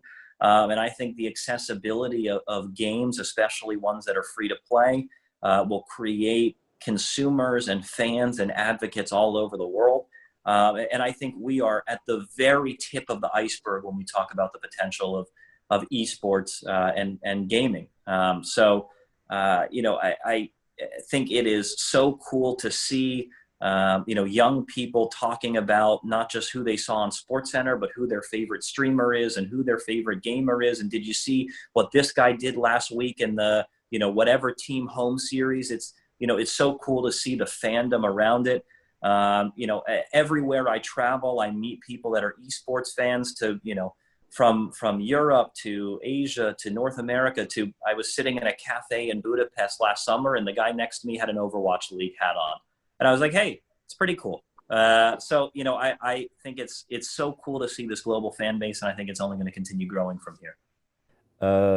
I'm just curious to know, Chris, what was your position in your team? You were guard, you were center? I was actually a baseball player growing up and a hockey player as well. I played center ice in hockey and ice hockey. But as a baseball player, I was actually a catcher. All right. Okay. So, and now I understand also the name of your company, Overactive. Actually, that preceded me. Our founders, Sheldon Pollock and Adam Adamu, had come up with that name prior to inviting me into the partnership. But it's a great coincidence. Yeah, Joey. But if we go back really to the region here, I mean, and Chris, of course, would both of you come? What would both of you need in order to come here and say, okay, I want to work with them, I want to invest, I want to, whatever I'm doing already, I want to try to do it in this part of the world. What would you need? Yeah, I'll start because I've actually, the reason for my trips in the earlier part of this year was because I was genuinely interested in the potential of the region and interested in both the live event opportunity and also the potential for investors in overactive media generally. And again, I can tell you I had some great conversations, so I'm quite encouraged by all of it. I think you'll see it come in a couple of different ways. First, I should say that I think the World Expo was something that I was personally very much looking forward to and will look forward to next year, given the rescheduling of that event. And I do think that provides an opportunity for esports in many ways to be showcased. We would need, in that context, we would need and want the support of the local area. We would need some help for certain with production, and we'd certainly want the sponsorship and support of whichever publishers that were attached to whichever games we might imagine to feature and showcase. But again, I think Expo is an interesting conversation and could be a great opportunity to look forward with the region to the impact of what esports could represent. From Overactive Media's perspective, our strategy and business model is to focus on the biggest and most important leagues in the world. We play today and have franchise teams in the Overwatch League, in Call of Duty League. We play in European League of Legends, as I mentioned. And we also have a league that we run and own with some other organizations called Flashpoint. The game featured there is Counter-Strike. I mention those because those are the most, I would say, mature business models in esports today. And the business model that we believe will be the most sustainable over time. But I do see opportunities for other games potentially coming on stream in the next couple of years. Certainly Riot has been working on a game called Valorant that they've just launched in the last several months in beta. FIFA, of course, has a global following. And, there's only 4 billion people that love European football on the face of the planet, and a strong following, of course, in the region. So I would expect that we'll see continued development of these leagues. I think we'll see the continued evolution of again, franchise opportunities. And if there are franchise opportunities, then Overactive Media is likely looking for partners in that. And so, I would just say to any of your listeners, anybody who's watching, that part of the reason we've been spending time there is because we do see the potential of the region, and we might actively be looking for partners to join us in all of that. And Joey, gaming in general still in the region is growing. This is for sure. I can tell you, when we first started DGC 5 years ago, we would walk into a room and people would tell us, get a real job, what are you talking about, gaming and stuff like that. So, but of course now the conversation is different, and we can see the evolution and the players that are entering the market, and the players that don't even know anything about gaming are now trying to invest in gaming as well. We see also very serious moves from governments. For example, this DGC, our partners are NEOM in Saudi Arabia, our Dubai Media City, Internet City, N5, Tik Tok, and other people. So we see that everybody is actually now trying to go into gaming in general, and esports seems to be also the word they all have on their mouths, like esports. But still, for you, Joey, for example, to come and back up a company here, like you maybe did for Overactive Media or other companies, what would you need to say, okay, I'm gonna put that investment? And I just want you to answer, because I want also we need to educate the investors here, This is also something that is important. I mean, I can understand where you're coming from. You are coming from a passion to sports, and you saw something, you had the instinct, you said, okay, I'm gonna go into that, which is totally right. But how do you educate? Money is not lacking in our region. It's just that we need to know where we're putting our money and what is the return on investment. And we're still not there. Correct. No, and I think a lot of it is education. It's having a deep understanding of the industry, the unique culture within it, the major kind of players in the ecosystem. It's a very close-knit community. It's a very unique culture, even compared to traditional sports and entertainment. And I think that it's really important to study the industry, get in the trenches as much as possible, and kind of understand the trends that are happening within it. And we tried to do that as much as possible before deploying capital within esports and gaming. I think we're also lucky that we're one of the rare investment groups out there where the average age of our founding team is in our 20s. So we understand millennials and Gen Zers and how they're consuming and behaving and adapting to trends. It's something we've tried to work with Chris hand in hand with, as those are the target demographics for OAM and their teams and brands, and trying to bring the right people to the table to engage them. And a lot of it comes down to that education. It's also about understanding what business models make sense in esports and gaming. And Chris will say it in a much more politically correct way than I will, but I think the reality is there are a lot of esports organizations out there, especially, that I just don't know how they will or can make money. Right? We always hear about the monetization gap in the industry, and that's why we have bought into the franchise league concept, as Chris and OAM have, is because it is a model that has worked time and again. It is a model that creates defensible barriers for new companies in the space. It creates real asset value with a scarcity value on top of that for these franchise positions in some of the most significant leagues in the world. Can there be improvements to the model? Can there be improvements to the way that franchises and the publishers work together? Sure. And the way revenue is split and accounted for and dispersed accordingly. I think without a doubt, I think that will come over time. But I think that the franchises and the franchise leagues are one of the clearest paths to monetization that is seen in the industry right now.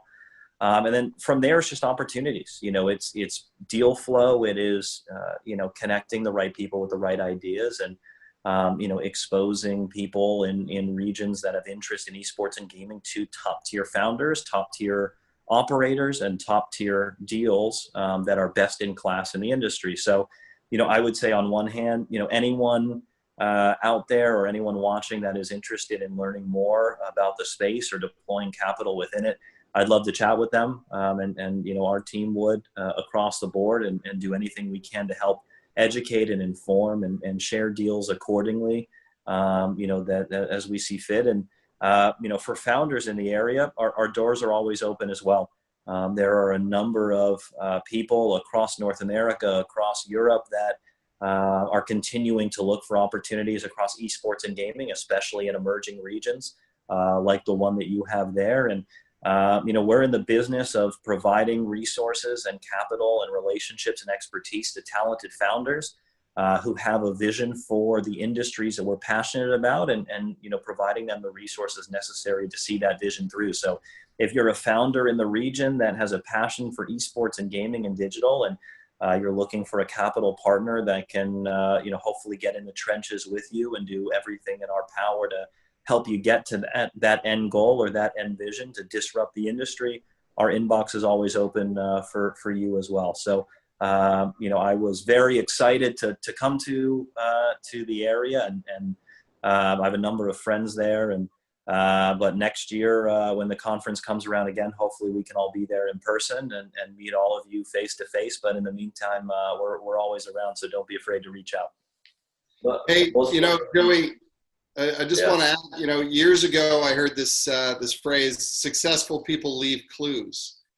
And one of the things that we noticed right away as we started looking at the opportunity inside of esports were all the traditional sports owners that had already made an investment, early days of Overwatch and League of Legends. So, names that people around the globe would recognize. The Crafts, who own the New England Patriots, the Wilpon family who own the New York Mets, the Cronkies who own Arsenal, the Anschutz, who own the Kings, and among other franchises. All of these traditional sports owners have taken positions, and in some cases very serious positions, in esports teams and multiple teams in some cases. Yep. And you know, as a plucky upstart, I suppose, 20 months ago, as we were getting started deploying capital of our own and starting to think about what the opportunities could be in this space, we were certainly heartened by the fact that some of the most successful people in traditional sports were seeing the potential in the models that we were looking at investing in. So, you know, again, if you're an investor in the region, looking for indications of trend in the space, looking for confidence in the space, you know, the reason that we're invested in those leagues that I mentioned at Overactive Media is because we saw big, successful traditional sports organizations taking positions in them early, and that gave us confidence. So I would think it would give, you know, and not only sports organizations, I mean, from media companies to entertainment groups to executives within them. You know, if you were to make a list of the 25 people in the world that best know how to monetize sports or media or entertainment, I would bet the vast majority of them have some kind of esports exposure. And if they do, it's largely in the franchise leagues. And there's a reason for that. And a lot of people like to talk about inflated. 76ers were sold for, I think, $280 million, which people thought was crazy at the time. Now you'll be hard pressed to find an NBA franchise for less than $1 billion. And that the same holds true across, you know, all of the major traditional sports leagues. And we've spoken to a number of owners, and you know, we've asked a lot of them, hey, you know, would you rather own a piece of a MLB team or a piece of an NHL team or a piece of an MLS team or these esports assets? And because of the demographics, because of the growth potential, I don't think I've heard anyone say anything other than those esports assets. So again, it's great to see signals and tailwinds from some of the brightest minds in the world across these industries. And a lot of those tailwinds are pointing squarely in the direction of esports and gaming. So is it easier to franchise in esports than in traditional sports? Well, I would say not necessarily easier. I can tell you firsthand that these franchises are not necessarily easy to acquire. There's a deep diligence on the part of the league, deep diligence on the part of the publisher, you know, for all the reasons that you would imagine. You know, in sport and in traditional sport, and it's true in esports as well, you get to choose your partners, and you want to choose wisely, and you want to choose, you know, strategically, and you want to make sure they have the depth of resource necessary, not just to acquire the franchise, but to stand it up and operate it. You want to make sure you've got reputable people, you know, representing your league and themselves as member franchises in the league. And, you know, you want to demonstrate, of course, from the beginning, professionalism and a level of experience that can speak to, you know, future prospects for future owners. So again, I can say to you that it is not an easy thing to acquire a franchise in these leagues. It's meaningful money. But more than that, again, there's a deep diligence applied to it. I would say, you know, I've not had the experience of seeking to acquire an NFL or an NBA franchise, but I would guess the diligence is on par. And I can tell you that one of the things that I think has made a difference for us in all of this, and I'm sure that Joey would speak to it, I think it's principally the reason that Joey is invested and active with Overactive Media today is one of the things we've tried to do from the very beginning is build out a professional operating team. You know, my experience is 25 years in professional and Olympic sport. As I mentioned, I've started my career way back in the mid-90s with the Raptors in the NBA. I spent time with the Dolphins in Miami. I spent more time with the Toronto Maple Leafs and the Raptors. And then I ran the Canadian Olympic Committee as its CEO for 9 years. And I got a decent amount of gray hair to show for all of it. And those experiences and the gray hair that comes with them have allowed me to attract a top flight team, really, really strong management team, people that come from sports marketing and big brand marketing with experience in Google and Nike and big integrated telco companies. And all of this really matters when you're out talking to marketing partners about confidence in the industry. All of this certainly matters when you're talking to investors like Joey and others. And again, you know, we're one of those organizations that's got a little bit more experience than some in a fairly early industry. And I really believe that has made a difference. But Joey, without a doubt, and I'd Joey, say, we will listen to your answer, but we will need to wrap up just after that. sure. I'd say to answer the first part of the question, you know, Chris hits the nail on the head. The diligence is certainly on par. You know, we've looked at a number of European soccer clubs, and the diligence is certainly intensive as it is in esports. The only difference is in esports, or I'd say to start in traditional sports, if I want to buy a soccer club, there are maybe 100 different leagues I can do so in. If I want to buy a basketball team, even if I can't get the NBA, there's another 50 leagues I can do so in. If I'm really bullish on Call of Duty, there's one league I can buy a franchise in, and that's all. If I'm really bullish on Overwatch, if I'm really bullish on League of Legends, there's a fixed number of franchises and a very small number of them that I can acquire. And if I can't, then I'm out of luck. And although the publisher control can be troublesome in some aspects, that provides significant scarcity value to these franchise assets, which makes them incredibly tough to acquire. Second of all, I think Chris hit the nail on the head again when he talks about the management team and executive team. And I have to say, as you know, an investor in Overactive, as a larger investor, one who tries to be actively involved, you know, their executive team, their management team, their operating team is second to none, I think, across esports and gaming. And I think that makes a big difference, because if you look at the list of the 12 most valuable esports organizations in the world, although they have hundreds of millions of dollar valuations, most of these businesses are 1 or 2 or 3 or 4 years old. So they have robust fan bases, but it is a relatively immature business environment in general across esports.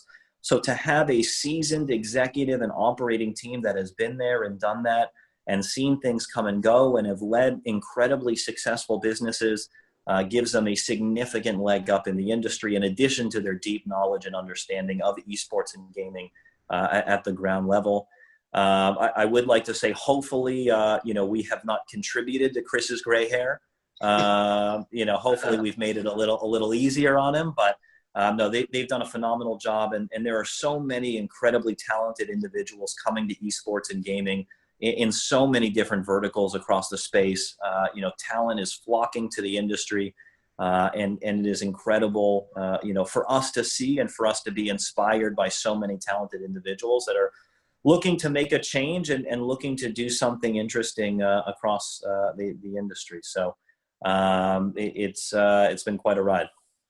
Thank you, Joey. Thank you, Chris. And as you know, we have the meeting platform running 24 hours in parallel to the sessions we're having. So I'm sure that a lot of people will be requesting meeting with you, and you will be able to continue the conversation with them. The system is easy. You just have your profile and then you request a Zoom call, and it works in a very easy way. This was really very interesting. I have maybe 10 other questions I would like to ask you, but my team here is already telling me that the other call is already waiting. So it was great to speak to both of you, and really, I think it's very important to learn from your experience, and also to try to.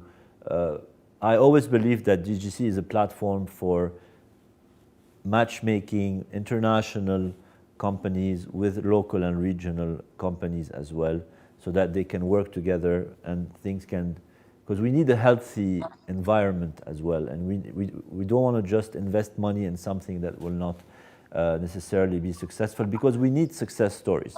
So we need things to work. We don't need to give a failure. We don't want a failure. So I think the combination of both will increase the chances of success.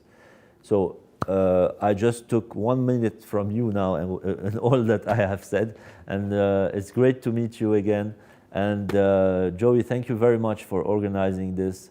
And Chris, I hope that we will both see you very soon here in Dubai, and shake hands and talk more. Yes, I'll look forward to that next year at World Expo. Awesome, thank you. Looking forward to being in the region next year as well, and thanks for having us on. It was fun.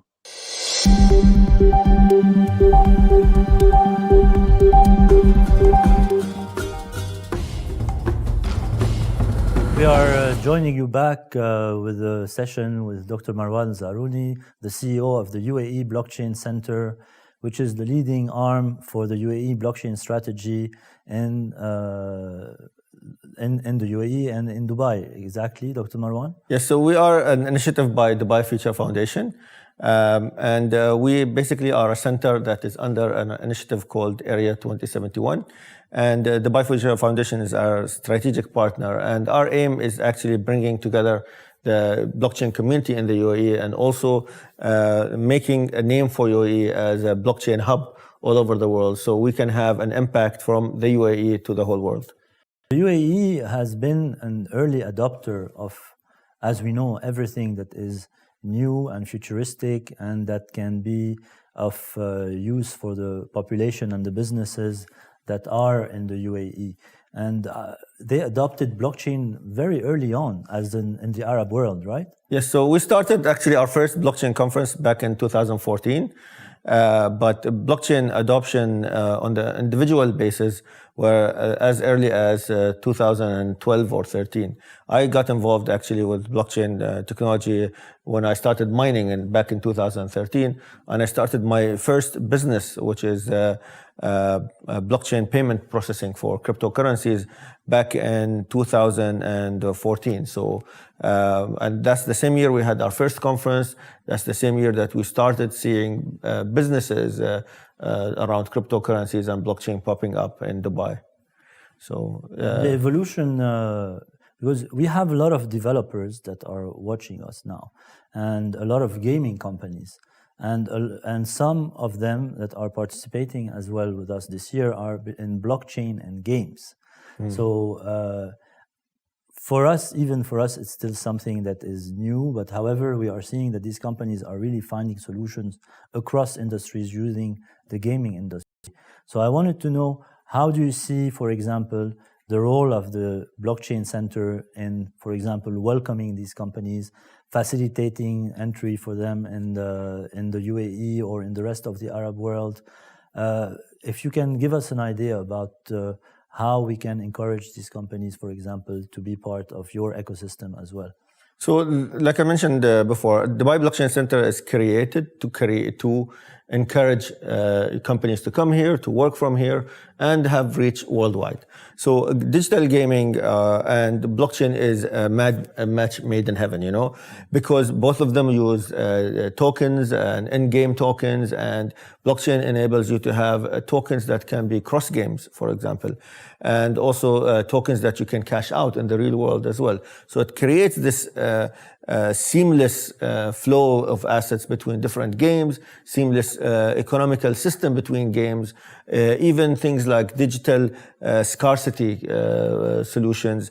And whenever you have a virtual environment that needs backing up, whether it is from laws or a good environment to flourish in, and also investment opportunities that can help the developers to grow and function in the real world, then you need a welcoming environment, both in the physical world, but also on the regulation side. And Dubai has been always forward-looking when it comes to technology and regulations as well that enable this kind of technology. And even with blockchain technology, DMCC, which is the Dubai Multi-Commodity Center, issued the first OTC license in the region and encouraged big companies and big names to come to the UAE. And areas such as ADGM, which stands for Abu Dhabi Global Markets, started giving crypto licenses to companies here in the UAE. And at the same time created a hub called Hub 71, where it encourages startups to come and be based out of there, which a huge number of facilities that enable them to not worry too much about the company, frictions that have, establishing a license and visas and things like that, but focus on their core, which is producing products and in the case of gaming, producing games and developing their core competencies basically here in the UAE, and at the same time creating a mesh between them and other types of developers. What the DGC does very well is bring in different kind of developers together, which is the blockchain developers and the gaming developers. This is very rarely seen anywhere else in the world, and Dubai is one of those places where it encourages this collision to happen and help it also to come up with new ideas to challenge the status quo that we have. I'm sure that also many of our participants are on our meeting platform now, and they will be able to connect with you through that platform, and you can engage in another Zoom call with them and see all that. If we are looking today at this situation where we are living in with what happened with COVID and everything, we have seen that some industries actually did very well, despite the general atmosphere that wasn't doing well. And gaming was one of them, and I believe blockchain and crypto and also the rest of this. Do you see today that these industries might start to also change into and be integrated more into the other industry that maybe got badly hurt? Is there a solution where gaming and blockchain can help these industries, for example? Yes, I'll give you a very good example. So there's a concept of digital twins and gamification as well, which we can actually create scenarios where we use know-how in gaming to actually predict and simulate how a certain society will act or how a city will function and where are the friction points in the cities. The Sims is one of those games, for example, but the flight simulators, all these kind of know-how that comes from gaming can actually be translated to digital design thinking kind of trial and errors when it comes to virtualization of concepts within a city, where you can create a digital twins in the city and can see the impact, whether it is on the environment or the day-to-day, life of citizens, and creating a happy city. And Dubai is all about creating the number one city in the world, and we have this centennial goal, which is 100 years from creation of the UAE, to have Dubai be the top city in the world when it comes to consumer happiness. That's why the whole focus is around consumer experience, and gamification and concepts like digital twins can help speed up this adoption and speed up this progress of the city, where we create an environment to live in, to work in, and also flourish in for both developers and citizens, visitors, everyone in the whole ecosystem. It's true that Dubai is the only country in the world that has a happiness street and Yes. also a ministry of happiness. And Yes.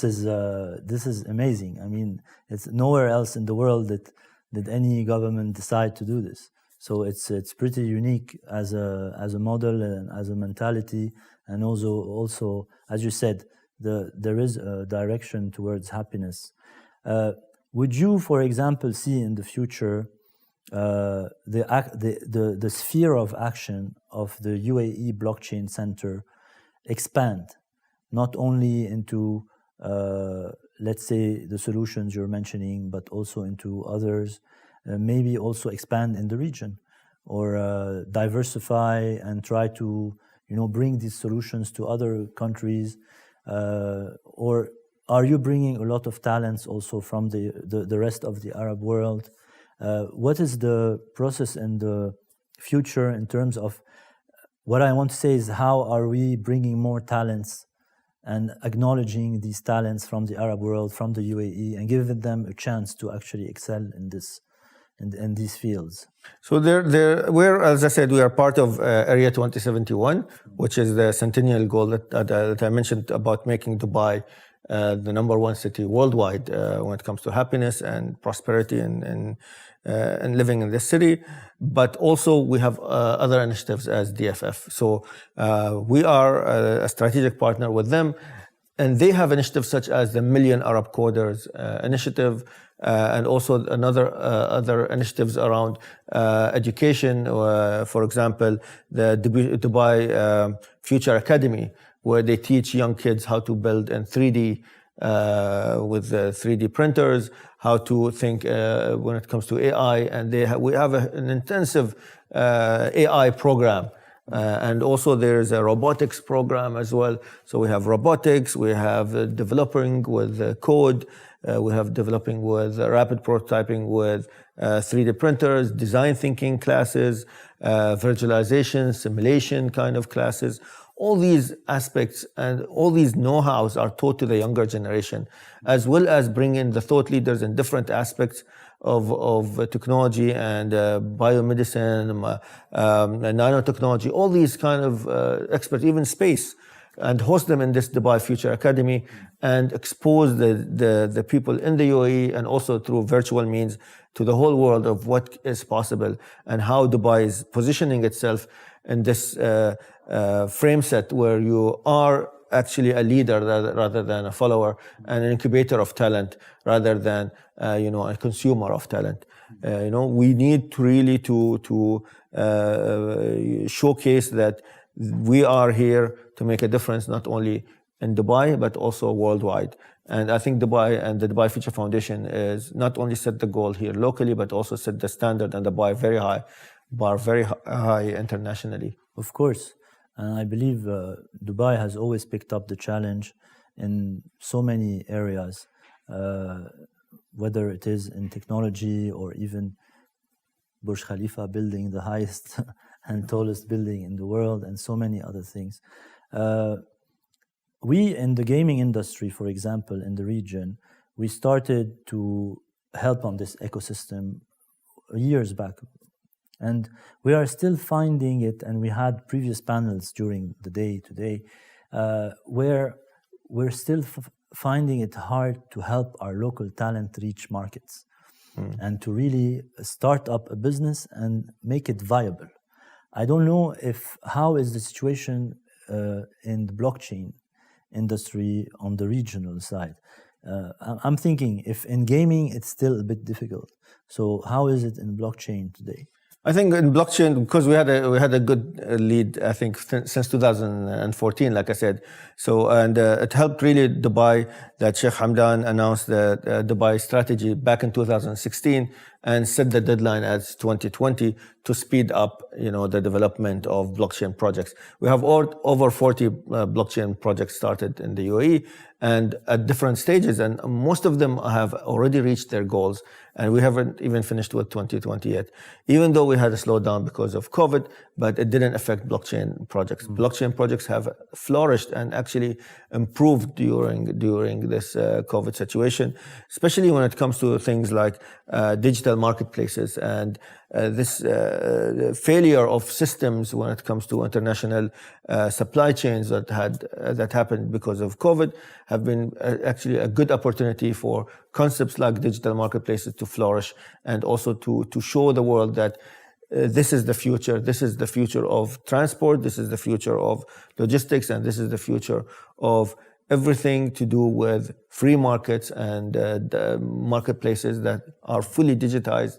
And you don't need to really trust from A to Z the supply chain. You just have to have the proper technical controls and the proper know-how to enable this whole chain to happen. And this is one of the biggest ones for blockchain.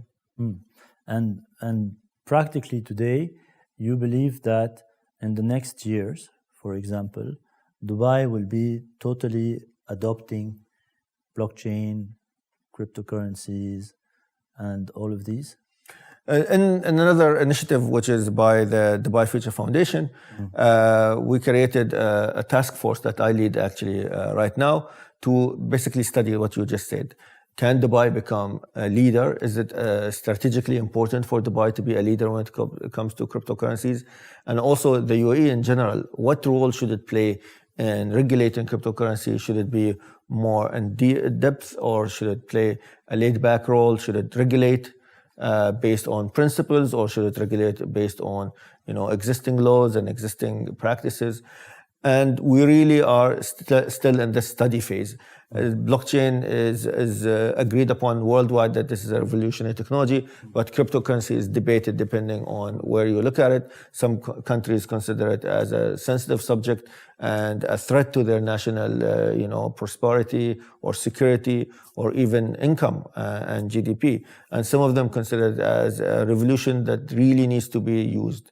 And Dubai, we try to be not quick to act on this, but at the same time take proper steps to build the foundations and the framework that is needed to have a good strategic position when it comes to these cryptocurrencies and crypto assets, but also enable things that were not enabled before. For example, tokenization and the micropayments and all these exciting topics, including digitization of everything, transactions, electronic signatures, notarization, exchange of value, all these things that we are really excited about, but we really need to be careful in implementing because we really live in the world. We are not disconnected from the world, and we need to have the right framework. We need to have the right outlook to it, and we need to have the right partnerships worldwide to enable this. We are not running in an island, and we are not running in our own world. We have to be very realistic about how we approach these kind of technologies. So, Dr. Marwan, in our program related to blockchain and games, we've started this actually partnership with you since last year, and we've been inviting every year new companies that are related to both worlds, blockchain and games. And this year also we associated with the Blockchain and Game Association, who is also an organism that is related to Ubisoft, the famous publisher, and that has a cluster of companies.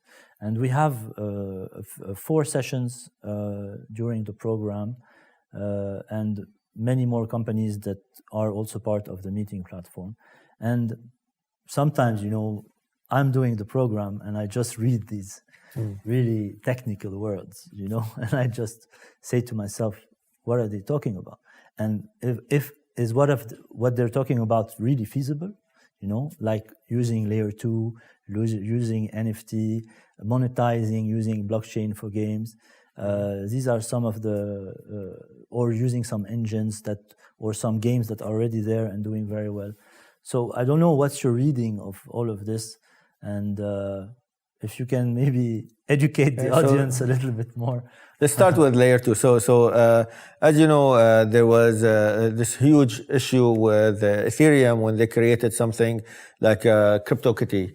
CryptoKitties was a game that actually really stress tested the Ethereum network. And it actually brought the Ethereum network down for a while. And all because of a simple game where you trade cats, basically, and you can create your own cats and breed them and create new creations. And you had scarcity of these cats with certain breeds or certain looks or characteristics that you actually created a monster that cannot be controlled, and the network could not handle the amount of requests for or the demand that this ecosystem of CryptoKitties was creating. And it basically impacted everyone else within that Ethereum blockchain.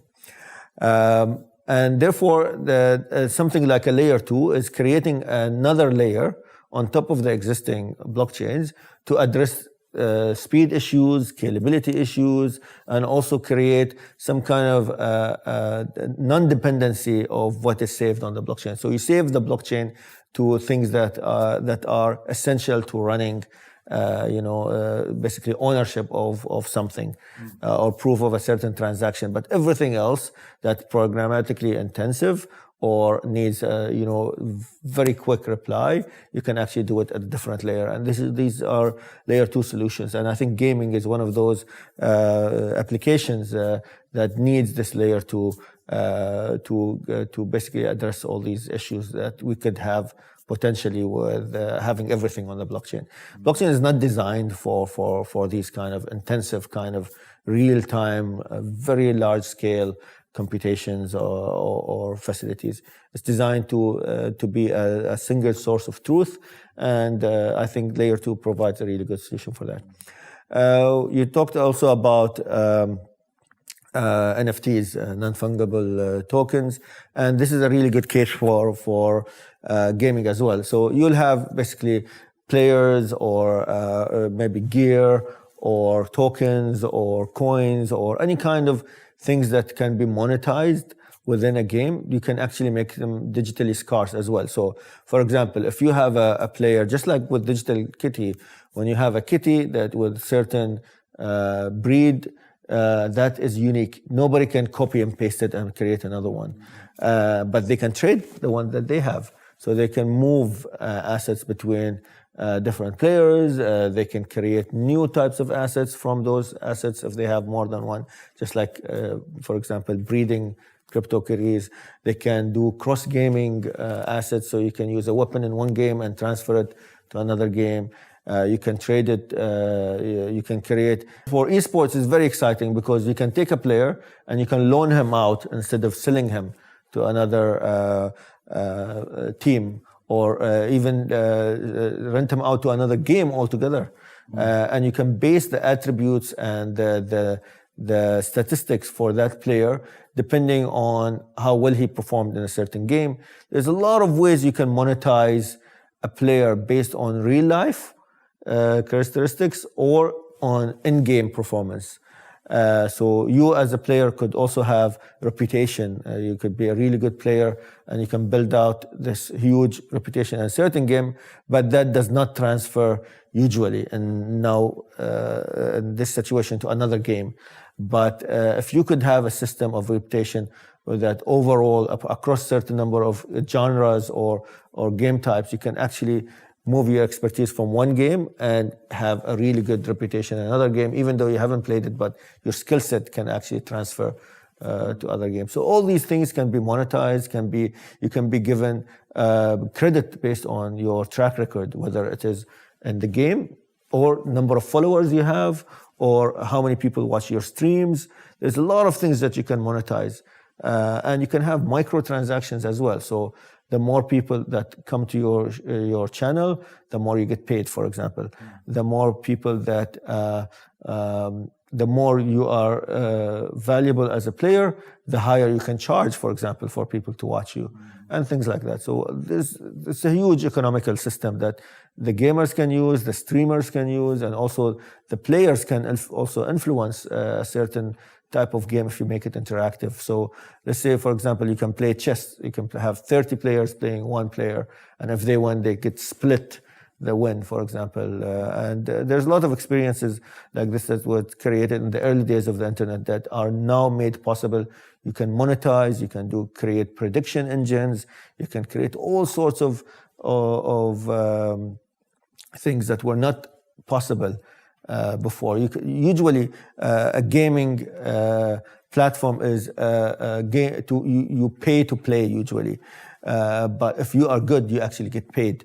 Right? This whole ecosystem can be monetized much easier if you use blockchain technology. You can have influencers, you can have classes where you teach people. Right now, a lot of people use Patreon. I'm not sure if you're familiar with Patreon, to teach private classes, and then they have YouTube channels. But there are now streams that are created where you actually can have private video channels, and you pay only for what you watch. So if you watch only one video, you pay only for the milliseconds that you watched, for example.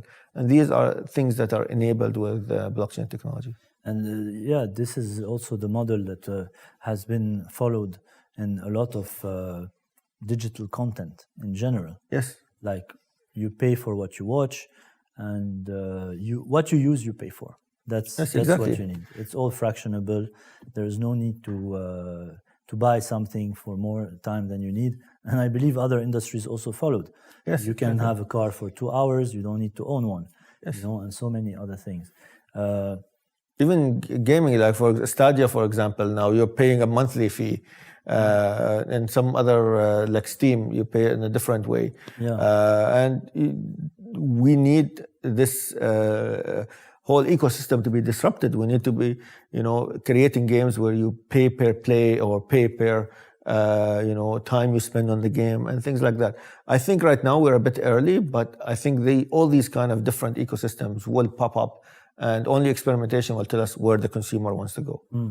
And again, I always go back to the essence of this show, which is the people, the developers, the young people, the companies, if today, I believe when they are listening to you now, they're saying, okay, that's amazing. We need to go into that business. We need to go into that adventure even. Let's not call it business, into that challenge in life. So how can we open the door for them? Really, how can we open the door? how can we say, okay, although I don't believe that entrepreneurship should be super supported, I don't believe this helps in the end. An entrepreneur should be some kind of a wild animal, not only a domesticated animal that you feed all the time. I don't know if the comparison is okay. Excuse me, guys, but I guess you know what I mean. I mean, yes, there should be some help, but maybe, not to the point where we're just creating an image of an ecosystem, but nothing inside it, right? I totally agree with you. I think Area 2071 is a perfect example of that. Yeah. So in Area 2071, the whole idea is getting people to clash, getting people to mesh with each other in the physical world. So if you meet a person from a different discipline, you will get new ideas that you never thought about, because you are always thinking in your own realm or in your own atmosphere, your own vacuum. You don't think outside of that because you are, trained and you're used to this, and people are rarely changing their ideas. If you challenge people's ideas and you show them what is possible outside of their, reality, it becomes much easier. So Area 2071, we have people who are chemical engineers. We have people who are nanotechnology experts. We have gamers. We have people who are developing VR worlds. We have AI people. We have blockchain people. We have aerospace engineers. We have people working on water, solutions, environmental solutions. All these kind of solutions, all working out of the same area where it is designed to make people run into each other. Now, with the COVID situation, this is not possible. This is a nightmare scenario. But then again, blockchain is all about decentralization. Yes, right? and even now, right now, we're focusing on bringing the subject matter experts and creating virtual events. And all our virtual events have a huge number of different people with different disciplines. Even if you cannot meet physically in one place, virtually there's no limit the amount of people. And that's what you're creating with your conference as well, where you have live chat sessions with certain topics to be discussed, that introducing blockchain experts with gaming experts in one place. That collision and that space will create wonders. Yeah. If you let those two people talk, the gamers will realize they are missing a whole bunch of ideas that are in the blockchain space.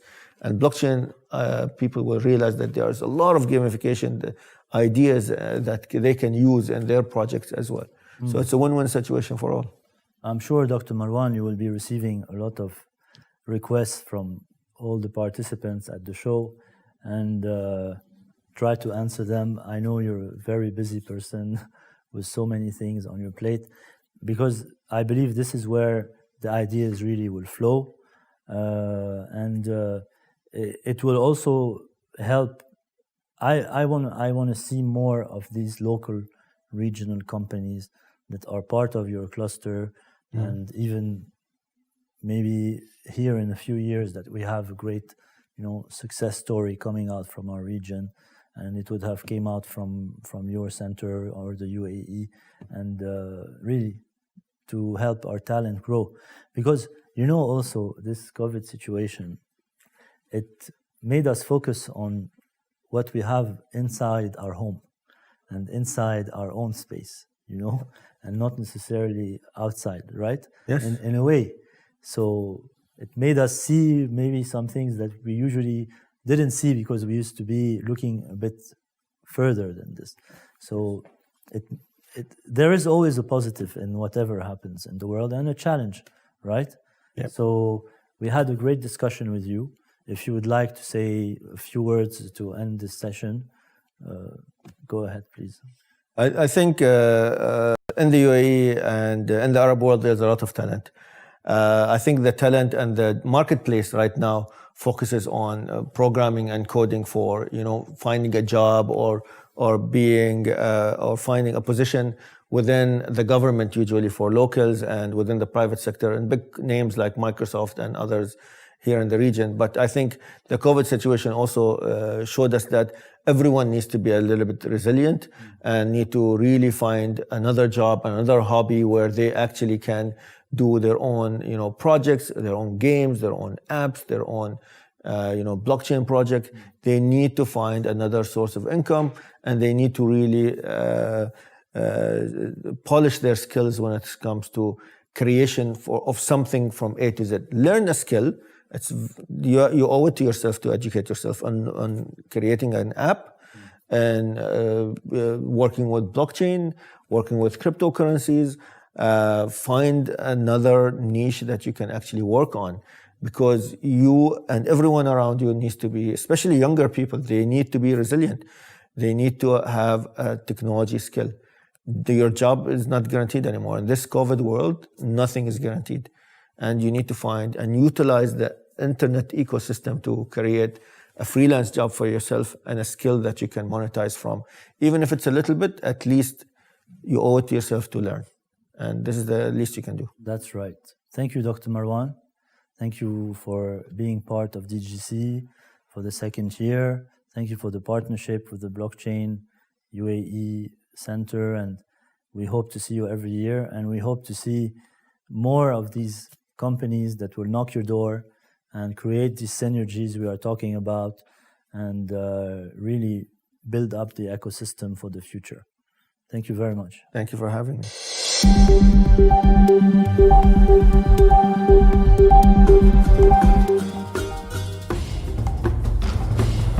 So we are back at DGC Live with, it's our day 2 already, Faisal, and we're very happy to welcome you. Faisal Hammoud is the Director of Business Development of Dubai Internet City, the home of so many technology companies in Dubai. I mean, from Microsoft to PlayStation to Sony to even now AAA publishers, Tencent, Riot Games, and others as well.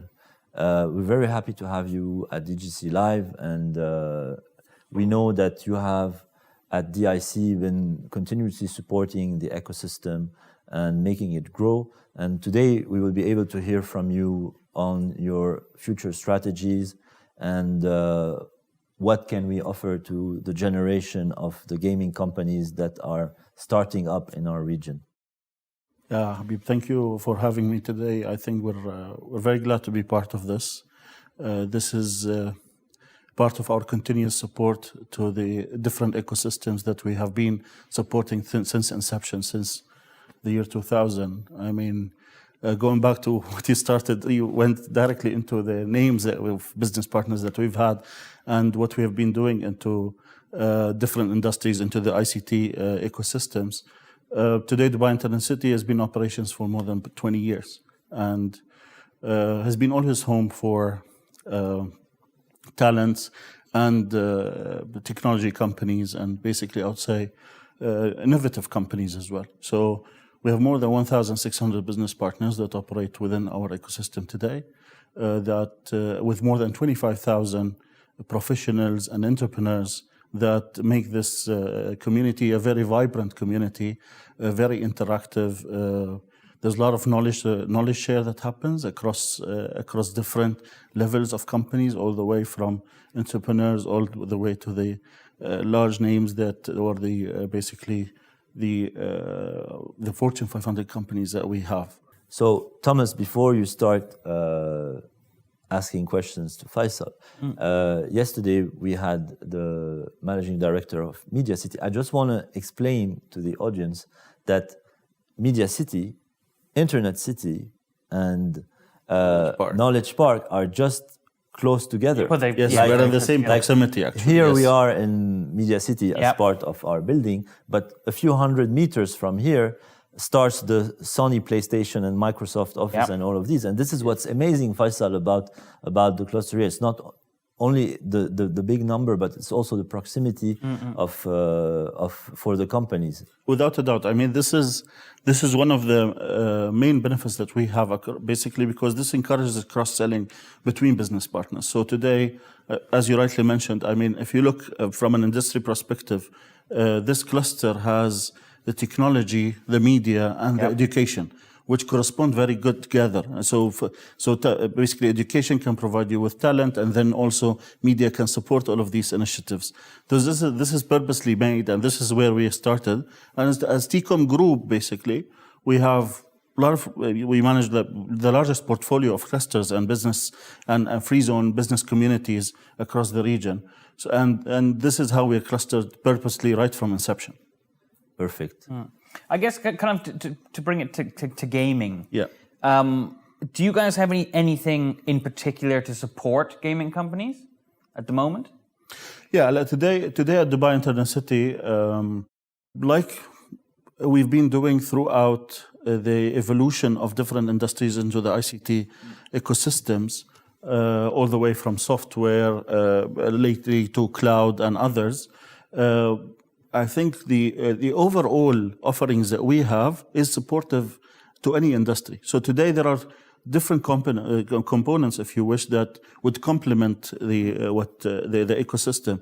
One is basically having the right business partners that understand the business, that could drive traffic, and that could create opportunities for other businesses, basically to support like the smaller size businesses. And also on the other hand, you need to have the right infrastructure for these businesses. So the ease of doing business, the easy registration process, the different products that you have. So today, within Dubai Internet City, if you are an entrepreneur and that you would like to start, you have an idea, whether it's in the gaming industry, for instance, and you'd like to start, you can create that and kick it off right from our incubator, like the M5. If you are already one level up, then we also have the right product for you.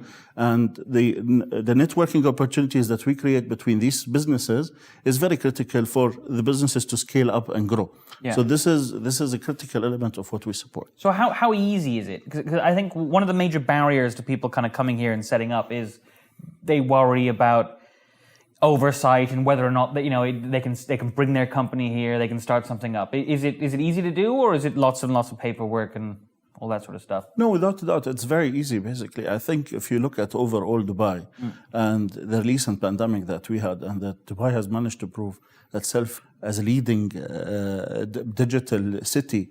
Where life kept on going while even we were all locked down.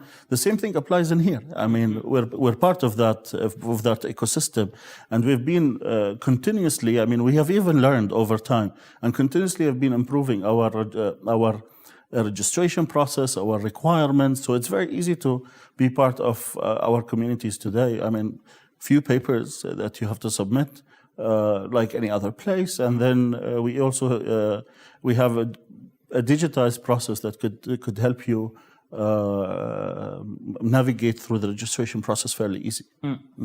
Certainly, Dubai, it's true that during this period of time, we felt the impact much more less than any other countries, because we are already connected. It was very fast to actually, because of the startups that exist in Dubai. I mean, in Internet City, where their home is Internet City. Without a doubt, yes. So we could order easily, directly, groceries, solutions were found very fast because it was already here. So, and they were already in business. So they just adapted to the situation, and this what's also helped us in this part of the. Habib, to add to this, if you allow me, I mean, whenever we come across everything, so any success story, any special condition like the pandemic we had, Dubai Internet City always, and business partners, always played a vital role into making sure that life goes as normal. Sure. Now, we believe that since inception, I mean, the creation of Dubai Internet City itself has managed to drive the IT companies at that point in time to come, and has contributed significantly to the development of the overall infrastructure in the region. So we managed to bring Cisco, we managed to bring Microsoft, and then all the others started to come with all the efforts that we have put to create this kind of a hub that brings us today to the discussion where we are at the same speed where the rest of the world is going, where we're discussing basically the gaming industry, which is one of the most advanced and the latest that is also growing so rapidly. True. Going back to gaming, we have seen international publishers set up in Dubai Internet City. Yeah. Were you part of this when they were actually choosing to come here? And a lot of people would like to know, how did this process happen? Especially other big players, like how does it start? How does it end? And what are the requirements? And how they are finding it here? Yeah. Without a doubt. I mean, we have played a part into this. I mean, right, like I just mentioned, for instance, now one of the prominent names that we have into this industry is Microsoft. Yeah.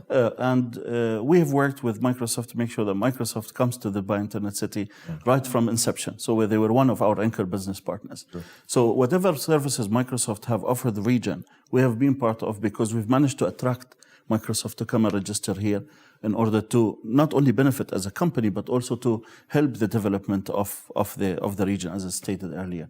And the same thing applies to the rest of the gaming companies. Now today, what's interesting about what we do and what we offer is the fact that even our business partners have even reached to a stage where they've created innovation centers. So there are basically actual testings and developments that are happening on the ground. We have more than 10 innovation centers in Dubai Internet City that test products that are very relevant to the region, which is very important for any businesses and to understand with the local market requirements and grow from there with the fact that, I mean, today, if you look into the gaming industry in particular, as just to mention some of the names that we have Microsoft, we have HTC, we have Sony, we have Riot Games, and others as well. And sorry, Tencent. Tencent, of course. I was just about to say that. Basically, Tencent was the latest that have joined us as a giant. And I think in July 2019, they have set up their office. Even Tik Tok with ByteDance. ByteDance is now also... And ByteDance is also part of the community, yes. Entering the gaming industry in a very large way. So and we've been working with Tencent. You have everybody. We've been working with Tencent for quite some time. I mean, we visited them in China and their headquarters I think 2 or 3 years ago, in order to explain the opportunities that are there for them here in the market. And this is what we do whenever we travel. So we try to explain the opportunities because businesses would decide to basically be part of a region based on the opportunities that are there. And what we offer in terms of ease of doing business and ecosystem and networking opportunities is to complement with the opportunities that are there today. Yeah, but so what you were saying was they're not just these companies are setting up a business hub. They're actually creating products. Yes. So why do these big companies feel safe to be setting up innovation hubs here? Yeah. Why do they feel that they can? I think there are different elements that come to this. And the fact that this is Dubai is a leading regional hub, as you could imagine, and the fact that this is the ICT hub where you can find the right, basically, talents, the right business partners that you work with. So these innovation centers, if I would just pick up an example, for instance, I mean, Visa has an innovation center here where they work with different business partners in order to create latest payment technologies, whether it is the wireless or the seamless technologies that they have, but they don't do it themselves alone. But they work also with others. Accenture has a business center as well, but Accenture themselves, if you think about it, they're not a technology company. No. But they work with all our business partners in order to come up with a customized solution. And there are a lot of things that are also government driven. And the fact that Dubai would like to or would be the smartest city in the world, the fact that the government is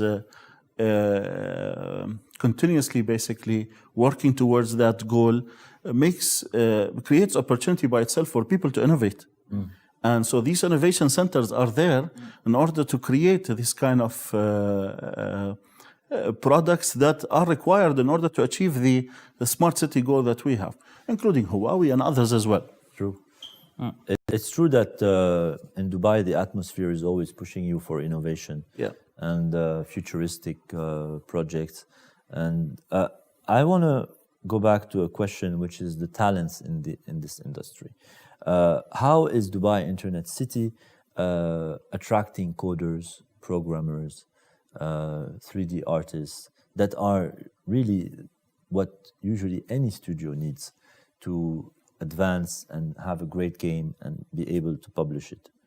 Yes, I think this is very critical. I mean, talent in the ICT industry overall has always been a challenge, especially with the advanced, with the speed basically of growth of this industry and the different verticals that are coming. And we have even, I mean, today, going back to the ecosystem, as I rightly said probably a little bit earlier, is that Wollongong, Wollongong University, one of our business partners in Dubai Knowledge Park, has recently launched a program that is dedicated for the gaming talents. This kind of collaboration and this kind of opportunities that are there also for universities would encourage basically a development of local talents. In addition to that, I mean, at Internet City, we work very closely with our business partners into different ecosystems, of course, like with the software, cloud, security, and others, to make sure that our business partners bring universities up to speed with the curriculums. So one of the critical issues that we have faced or discussed with our business partners is the fact that fresh graduates are graduating with backdated curriculums. And that's simply not because of the university, but the universities are not able to cope up with the continuous evolution. Exactly. That's true. So one of the things that we're working on is the fact that we introduce businesses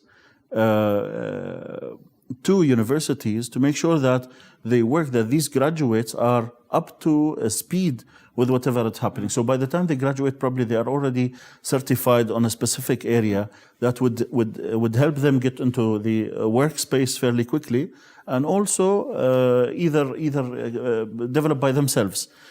In addition, we have a very important product that we have created is the freelance. So today we have a freelance permit that you can get from Dubai Internet City that will help you become an independent freelancer and work from anywhere around the world, but to provide services to the companies that require, to the studios and others. So I can outsource my work to these freelancers, and they have a permit. They can be anywhere, and they are part of Dubai Internet City. And in fact, recently we have even launched a marketplace for these freelancers. So we even help them basically get direct access to opportunities as well. So actually, we go on a site, on a platform, and we have the profiles of these people, and we just connect directly with them. And we can see their work. And we can see their work, you can post whatever requirement that you have, and then they will come back to you. And education is key today in the growth of what we call the interactive technologies, which is gaming, VR, AR, mixed reality, all of these. And we do have a lack of talents in the region. It has been felt even by some of your new tenants, big publishers, where it took them a lot of time to just hire people. Yes. So, okay, we are seeing that there is more education that is being included in the curriculums in a couple of universities, and we also have a partnership for this show with SAE Institute as well, who's also part of the park, but still, the demand is higher than the supply. Yes. And I believe it's the only maybe industry where the demand is higher than the supply, which is a good thing. It means that there is a job market, that there is a future for the generations to work in this industry. And I believe it will not stop. It will only continue to grow. So how are we, for example, trying to get that faster? Should we go into short courses? Should we go into a real curriculum? Should we, the startups that already exist, give them more master classes, whatever, upspeed them directly, capacity building, so that they can also enter the vertical? If I'm doing an app, I can also do a game, right? Yes. And if I already have my coders, I just need to add maybe a 3D artist, and I get 6 months training on, I can maybe, gamify what I'm already doing. Even I'm not saying necessarily to do a AAA game. So how can we create that synergy? How can we create that knowledge? And to date, really, I mean, it's true that everybody talks about esports and talks about gaming, but a lot of companies still didn't put it in their strategies. No. I mean, you mentioned Visa. Visa are helping, for example. They're sponsoring esports competitions globally and some teams and all of this. We even in outside of technology, we've seen, for example, even BMW sponsoring these things. But when we come back to being a company and putting it in our strategy, I think there is still a lack of knowledge, of investment, of not knowing if we go into it or not, but we all want to do it somehow.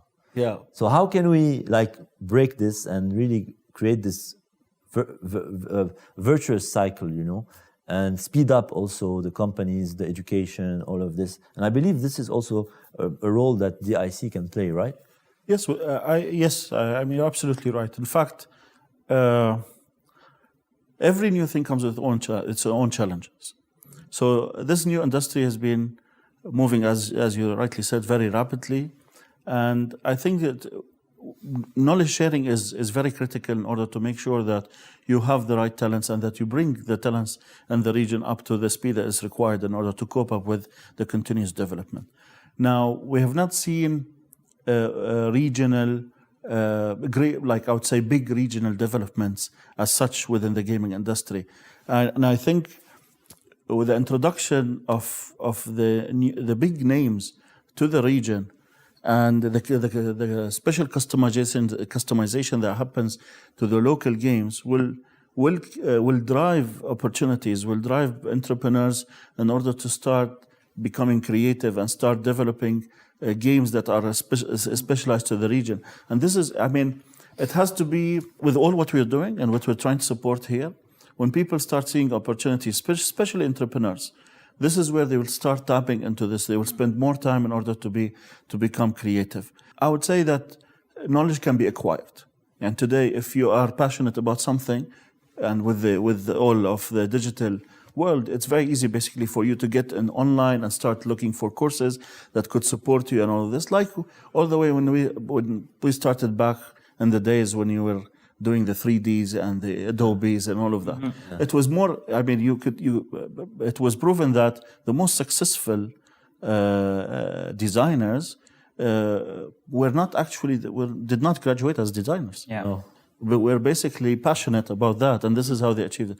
So we have to create this passion, and I think the esports, the continuous introduction of new games, and will, of course, along with the curriculum that has to be supported with educational background, will help create this talent that we would want. However, to the speed that we want, I'm not sure. Yeah. You know, Thomas, the gaming industry is across sectors. Mm. It's not only publishers and developers. No. It's back-end solutions. Yeah. It's cloud. It's servers. It's payment solutions. It's online marketing. It's influencers. It's streamers, casters, creators. It's hosts. Hosts. It's and if you go from mobile to console to PC to, you know, it's very wide. It's telecom companies. It's internet speed. It's latency. It's so many things. So many industries, and all of these industries exist in these in DIC, in Media City, in Five, and they are here. So in Studio City, in Outsourcing City as well, if you want to outsource some of your work. So the whole ecosystem is here, and there is definitely a great opportunity to educate more. And as you said, shedding the light on some successes from the region, which are happening, by the way. And you will see during these 3 days, we have also announcements that were from companies that started in this show, by the way, in DGC, like back years ago, and are now signing with Hasbro, with Unity, but they are companies from the region, and they have their offices here, by the way. And they started like 5 years ago, and now they are reaching that level. We also have a segment that we introduced, which is success stories from the Arab world that made it into big companies outside of the Arab world, globally. Interesting, yeah. Yani that worked with King, that worked with the EA, that worked with Riot, that worked with DICE, and that are working with Warner Brothers. And they are from the Arab world, but they did make it there. And they are still looking at our region and trying to help and see how they can actually educate the next generation. So we actually have everything we need to shed the light, to organize, and to really open this across industries, not only as coders and publishers of games. And I think this is very important, and we really look forward to see success stories that come out within the gaming industry from even our communities. And you know that we've been a home for many success stories, such as like Souk and Kareem, Yahoo Maktoub and others. And even during this pandemic, we have seen the merger basically of Dubizzle and Boyut, which have created the latest unicorn, which is with the overall valuation. Now, to be honest, I would like to use this platform and invite all the companies that you've just mentioned, the ones that have made it to the world, to see how we can, at Dubai Internet City, support them, be part of this ecosystem, because it's very important for these. Today, one of the things that also Dubai Internet City presents is the international exposures that companies could get. Yeah. Not only from all the efforts that we do to participate with events like the DGC today, or basically with going globally in order to promote this, but also with accessibility to all of these 1,600 business partners that are already operating all around the world. So I would love to invite all of them basically to get in touch and see how we could help them to be part of this community, and how we can see how we can work with them to even basically introduce them further, and they can which would help them grow further. Of course, I mean, many of them are definitely watching, but also, as you know, we have a parallel activity happening now, which is the B2B meeting platform, which is running 24 hours a day to cater for the different time zones. And this year it was free of charge for all the developers. Okay. Free entry, you can enter, you can create your profile, and it's over Zoom. You request a meeting, it's accepted, and you start to network. And we also, and I'm sure a lot of people will start messaging you now. I'm there. And, this is what we do. Messaging you, and you will have to do this. Thomas, would you like to close this one? Well, on that, I was just going to say, what would you say to a lot of people? Again, we were talking about success stories. What would you say to someone that goes, well, I'm a little publisher, or I'm a small company. There's so many giants within Internet City, as we were talking about Microsoft, Sony. What would you say to someone that goes, well, there's no way I can compete, what's the point? It's not always about competition. I mean, I think the market size and the opportunities are huge, whereby everyone could have an opportunity within this particular business. However, you should always look at it that being part of such an ecosystem would give you the ability to be very close to your competitor as well as your future business partner. So today, this kind of collaboration ecosystem, and also I think, this is something that I would say to all the regional or the startups or the local companies, that they should always look not only to dominate the local market, but they should always look at the international level that they could play. That would start from the time where they start customizing local games for the market, that will drive traffic, and that will drive will create a success story that will attract investors, and that will basically take them to the second round and third round, and hopefully become the next unicorn. Yeah, this is happening, and I know a lot of local studios that have been acquired or are being acquired, or that have. But as you said, we need to talk more about it. It needs to be more out there, so that it's more out there as well. I can see the difference from 5 years to now, and how things are evolving in the right direction. And so, thank you, Faisal, for being with us today. It was really a great talk with you. Thomas, Real pleasure. And yeah, I'm inspired. I'm inspired. Thank you, Thomas. Thank you, Habib. Thank you for having me. And we're very glad to be here to support this, and we look forward to see this growing. Thank you very much. Thank you very much. Thank you very much.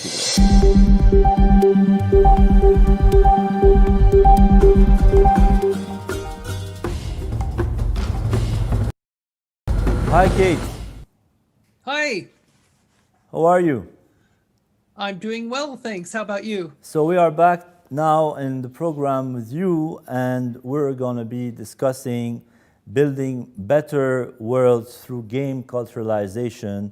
And Kate, you not only are you a geographer, but you've also been in the gaming industry for so many years. You're heading the Global Game Jam and your own company at Geographic, and I've known you for so many years, and I'm sure that everybody in the gaming industry also know you and know your engagement to making the gaming industry more accessible to developers, to also better understanding of the gaming industry for the people that don't know it. And this subject is really, really great. And if you would like just to summarize it for us a little bit, just to tell us what's the importance of culturalization before you start your presentation. Absolutely. Well, thank you again for having me. It's an honor to be a part of this great event. And again, I wish we could all be together in person, but hey, we're trying to do what we can right now. Well, culturalization is basically not just about localization, which is for most people, that's language translation. Whereas culturalization is about how does your game's concept actually adapt to other cultures that are going to be playing your game, because obviously culture is much more than just language. And so when concepts that we use in a lot of video games are not always easily movable between one culture to another. And so essentially what culturalization is about is trying to anticipate the different cultural issues that might be in a video game, and maybe we'll have to do a little bit of changing here and there. And that's basically towards the goal of maximizing the game's reach, because game developers spend so much time and so much passion creating the game that ultimately they would love as many people in the world as possible to play it. And sometimes that requires a little bit of tweaking to the game's content for different cultures to make sure that the content is going to be compatible. That's really exciting, and I'm sure it's totally relevant to this part of the world as well, and also to our African companies that are joining us in DGC Live, but also to all the international publishers that are there that would like to enter the market as well. It hits all the interest of everybody. So now we're going to listen to your presentation, and we will join you when you are done for a few questions as well. Kate. Great. It's all yours now. Thank you. Great, thank you. So let me just switch to the slideshow. All right, here we go. So as Habib said, I've been around in the game industry for a long time, over 27 years now, and I've worked on a lot of titles that people have probably heard about, like Halo and Age of Empires and Call of Duty and all the BioWare titles like Mass Effect and Dragon Age and Star Wars: The Old Republic and a lot of other stuff too. So I've been doing this for a very long time now. And what the worlds that people create, the world that we're familiar with, like Skyrim, this is a completely fantasy world, and yet it is so fully realized with so much detail and so much photorealistic detail. Or games like Halo, where it takes place, in the far future, but in our universe, it is our future, but it's just, several centuries from now. Or games like No Man's Sky, where the world building is basically has been procedurally generated. So they had to take all of their assumptions about world building and build it into the code itself. So as you travel through the game, the game engine is creating these worlds basically as you go. And so it's creating a whole new experience no matter where you fly around in the universe. even games like Grand Theft Auto, this is something that where it's a fully realized world, even though it's very similar to our world. But like this fictional version of Los Angeles, where I'm from originally, is so close to this Los Santos in the game is very close to the real Los Angeles, and yet it's still fiction. It's not quite the same. Or something like Assassin's Creed, where they take a very real location, like in Assassin's Creed 2, they took, Renaissance Venice, and then they put a fictional narrative about the assassins, overlaid that on top of a very real history and very real location that was replicated in incredible detail. Or even things like Minecraft. This is also a great example of world building, because this whole game is about world building. That's the whole point of this game, is understanding how you create things and resource management and all those other factors. But a lot of people forget that even games that might appear to be simple, like games like Limbo, a lot of casual games, a lot of people assume that there isn't a lot of world building that goes into these, but that's not true. Every single game has a certain level of world building that has to occur. Even something like, Angry Birds, there is a narrative here. There's a whole underlying narrative about pigs versus birds and all that other kind of stuff going on, which Rovio has explored in other media like graphic novels and movies and cartoons.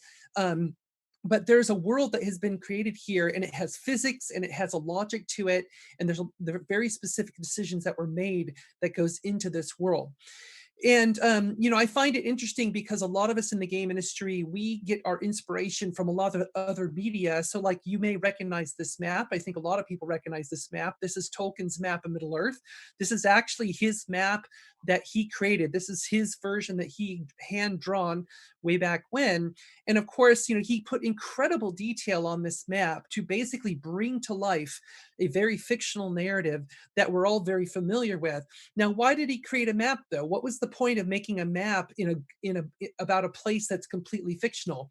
Well, what he's doing is he's leveraging what we as human beings do. When we see a map of our world, the real world, we automatically assume ground truth. We assume that map represents a certain kind of real truth about space. And so ever since Tolkien, like every fantasy author tends to have a map in their fantasy book, like Narnia or Game of Thrones, or Dinotopia. There's a lot of great examples out there of maps from different fantasy books. Now, why do they do this? A lot of the reason they do that is to bring their world building to life. It's basically a way for the author to say, I was there. I actually went to this place. I witnessed these things, and I was able to make a map because I traveled all over this place. And so the map brings to life the world that was intended to create in literature, and it also works that well in games too. But of course, we don't just use maps. We use a lot of other things to bring the world to life. Now, why is this all important? Why do we care about world building and culture and all these things? Well, one of the big reasons is because, as we all know, I think most of us realize, the global game industry revenue is huge. It's massive. In fact, it's the largest form of entertainment on Earth, surpassing all other forms of media. And the growth in the game industry in different parts of the world is still very vigorous, and it's been growing year over year with tremendous growth, especially in places where people don't expect it. So like, whereas a lot of developers will often develop their game for like North America or Western Europe, what they're not realizing is that a lot of emerging markets like India, Vietnam, Thailand, and other places like that, they're seeing massive double-digit growth. I mean, Nigeria is another great example. They're seeing over 20% growth year over year in some of these markets. And of course, most of that is on mobile devices because, having PC and console games is too expensive. But, these games on mobile devices are seeing phenomenal growth. And yet a lot of the developers I talk to, whether they're in somewhere like the United States or they're somewhere like in Jordan or Egypt, they tend not to be thinking about these other markets. They're only focused on like the money markets, like Western Europe and North America, which is understandable. But the reality is that growth is happening everywhere. It's not just happening in those main markets. And so we have to be thinking about that when we're designing our games. Now, localization, like I mentioned before we got started, is, a lot of people know what localization is. That's language translation. So you want, to have the language in the game translated so people can understand it. But more and more companies over the last several years have been thinking beyond that. It's not just about localization. It's also about how are people in different cultures and regions of the world going to understand the idea behind the game, not just the language in the user interface, but also the idea of the game. And that's where culturalization comes in. And that's where a lot more companies today are thinking about culturalization as a way to basically expand the market and also expand the appeal of the game. So I'm going to give you an example of the difference between the two. So using a Kit Kat candy bar. So in this image, there's these two candy bars are the same. They're basically the same product, but in a different wrapper. The one on the top is from Canada, so it has English and French labeling. And then the one on the bottom is from Japan, so it has Japanese labeling. Other than the labeling on the package, the products are the same. So this is basically an example of localization. But in Japan, they've taken the Kit Kat bar and they've made it something completely different. So in Japan, what they did is they leveraged two cultural factors in Japan to make this a phenomenon that only exists in Japan. The first one is that the name Kit Kat is very similar to the Japanese phrase kirukatsu, which is like this very positive, victorious phrase in Japanese. So they were just lucky that the name Kit Kat was very similar to kirukatsu. But the other thing that they did is they understood that Japanese players and Japanese consumers are very much into collecting things. So like that, you should not be surprised that a game like Pokemon came out of Japan, gotta catch them all, because that idea is very popular with Japanese consumers.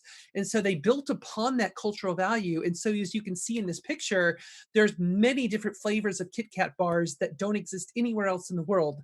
In fact, here's an example of a map which shows you where you can collect different Kit Kat bars all around the world, all around Japan.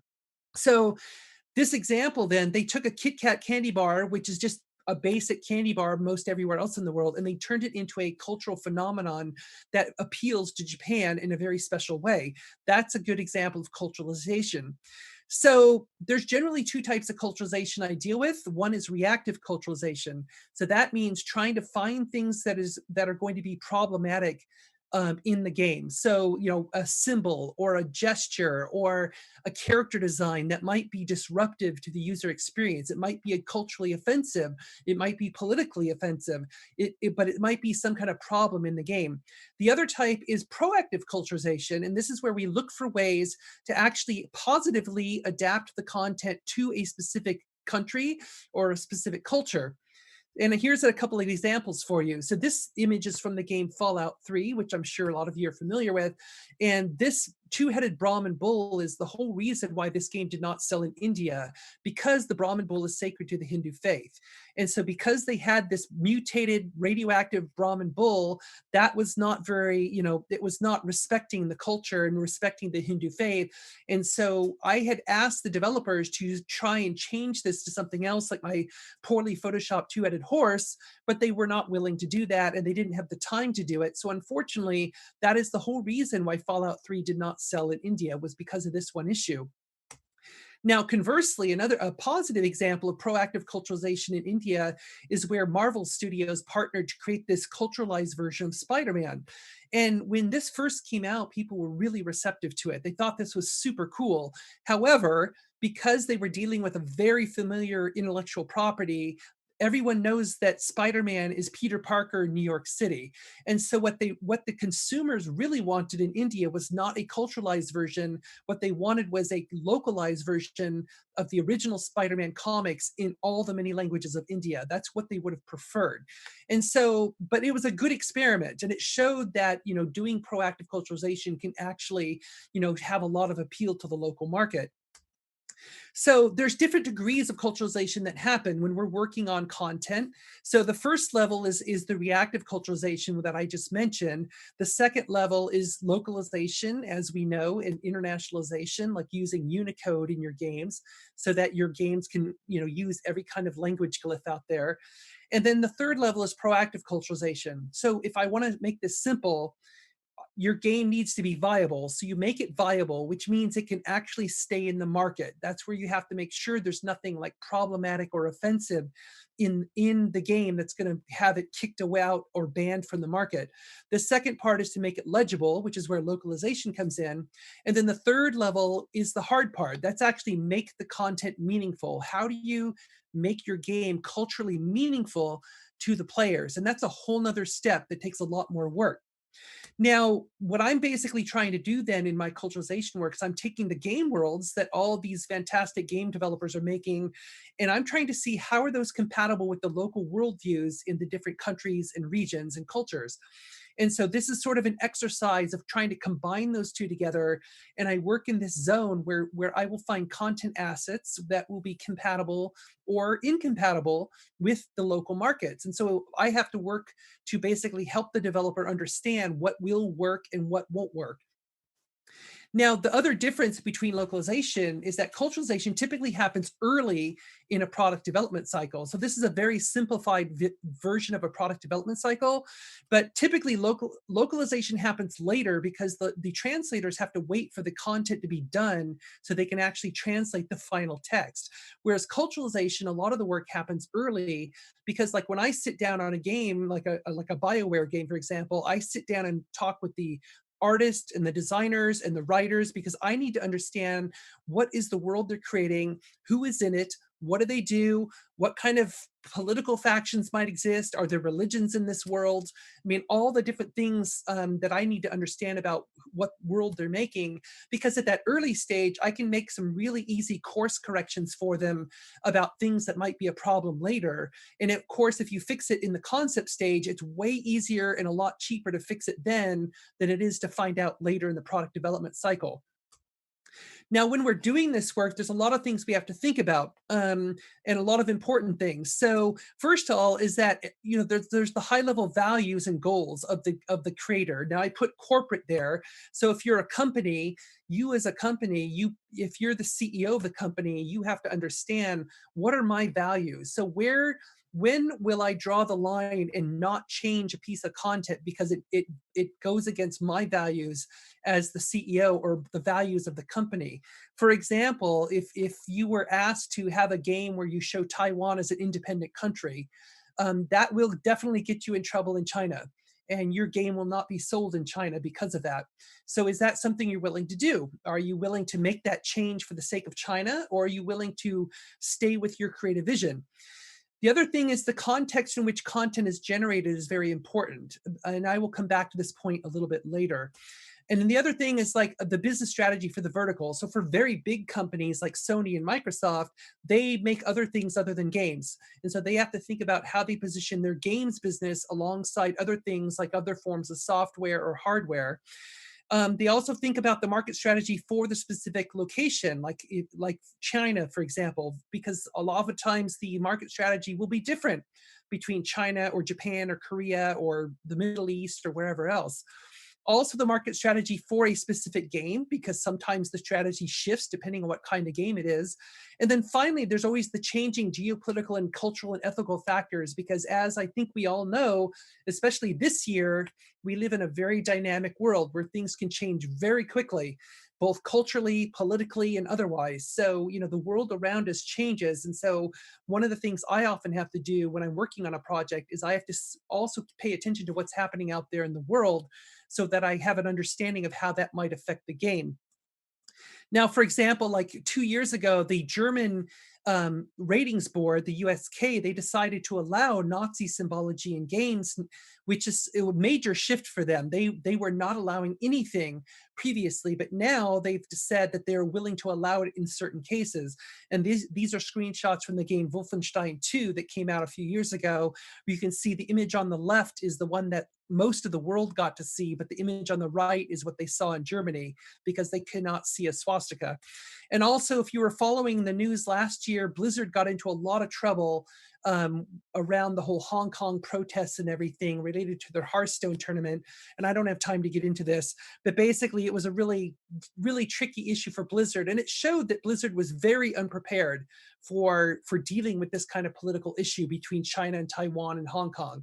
So it can get very messy very quickly. Now, there's some core aspects of world building that I want to discuss. The context of the world, the complexity, how complex your world is going to be, and then the structure. So I'm going to just go forward. I'm going to explain all of this. So the first thing is that, does your game take place in the real world or is it a fictional world? Because that does make a difference in how you approach culturalization. Now, as you probably saw or realized from the examples I gave at the beginning of the talk, it's not black and white. There's always a zone in between, because like I mentioned, the game Grand Theft Auto is very close to the real world, but it's not the real world. It's not complete fiction, but it's also not completely real. So it's somewhere kind of towards the real world side. And so there's a big spectrum of where games fall. So like a game like Skyrim, of course, is complete fantasy, it's complete fictional, it has nothing to do with our world. And that does matter, that does affect decisions in the creative process. The other thing that I want to make clear is that when I'm talking about the word realization, I'm not talking about realism, because a lot of people think about realism like it looks real, it's photorealistic, but that's not what I mean. When I'm talking about realization, I mean how much world do you need to build in order to serve the purpose of your game? And now, how do you figure that out? Well, there's two fundamental things. One is the narrative goals of your game, and the other is the experience goals. So basically, what story is being told, and then how do the players interact with that story? And those two things are the core fundamental basis for how you determine how much world that you need to build in order to serve those goals. So there's a few tools that we use for realizing worlds, and I'm going to go through all of these quickly. So the first is creating cultural evidence. And what I mean by that is when you're actually building the world, what we tend to do when we're building out the world is we put all kinds of objects in the world, whether it's, buildings or it's costumes or it's flags and banners or artifacts and all kinds of other things. And usually during this process is where I've seen a lot of games get into trouble, because the artists and the writers and everybody are just kind of heads down creating amazing things, but they often don't think very openly, or they don't think clearly about exactly what they're making. So they might put things in there that could be a problem, like for example, using a racial stereotype for a certain race. That can be a big problem. So this is called backfilling. This is when you're just kind of building up the world and people are just throwing stuff into the environment and into the game. And this can be sometimes problematic. So there's two key tips I have for that. First of all, you can't be lazy when you create. You always have to create with intention. So you don't just make stuff, you make it because it needs to be there for a specific reason. And the other thing is that somebody on the team needs to be asking the hard, challenging questions about what is being created. So there needs to be somebody who kind of leans over the shoulder of the artist, and they're not challenging the artistic skill. What they're challenging is just asking, what was your inspiration for that? Where did you get the idea? Were you relying on something like a Wikipedia article or something else? How did you get that idea? Because we have to be careful about, just kind of pulling things in from all these sources without understanding the context of the source. Here's an example from Jade Empire, a BioWare game that I worked on years ago. And this was a complete fantasy world it was like an Asian fantasy world, but it had nothing to do with the real world. And you can see here these glowing cylinders on the side of the wall. Well, what they originally were in the game were these. They were from Tibetan Buddhism. They were prayer wheels. But in this game, the prayer wheels didn't have a place there because it's a fictional universe. And so there wasn't a reason to have the prayer wheels there. And so you can see we kind of turned them into these glowing blue cylinders instead, because this mistake was found too late in the process. So we had to kind of do a quick fix to cover up the Tibetan, to cover up the wheels. So yeah. Another thing is logical consistency. So this is where we have to make sure that when we build a world, that logical rules exist so that everything that happens in that space has a reason to happen. So there's space and time and elements in the world. There's physics that makes sense. And if the physics in your game don't make sense, then there needs to be some kind of reason why, whether it's a narrative reason or something else that helps explain to the player, this is why the physics they're experiencing in your world are not the same as like our real world, because people will wonder about that. Like, what if the gravity is less in your world, or what if it's more, or something like that? So we can't have a contradiction between the content elements and between the intent, the narrative intent of what's actually building up the world. And here's another example of that right here, where this, again, it's kind of similar to the Jade Empire example, but this is from a game called Cameo that I worked on years ago. And you can see here, there's two crosses on the side of the road. And now this is a complete fictional universe. It has nothing to do with our world.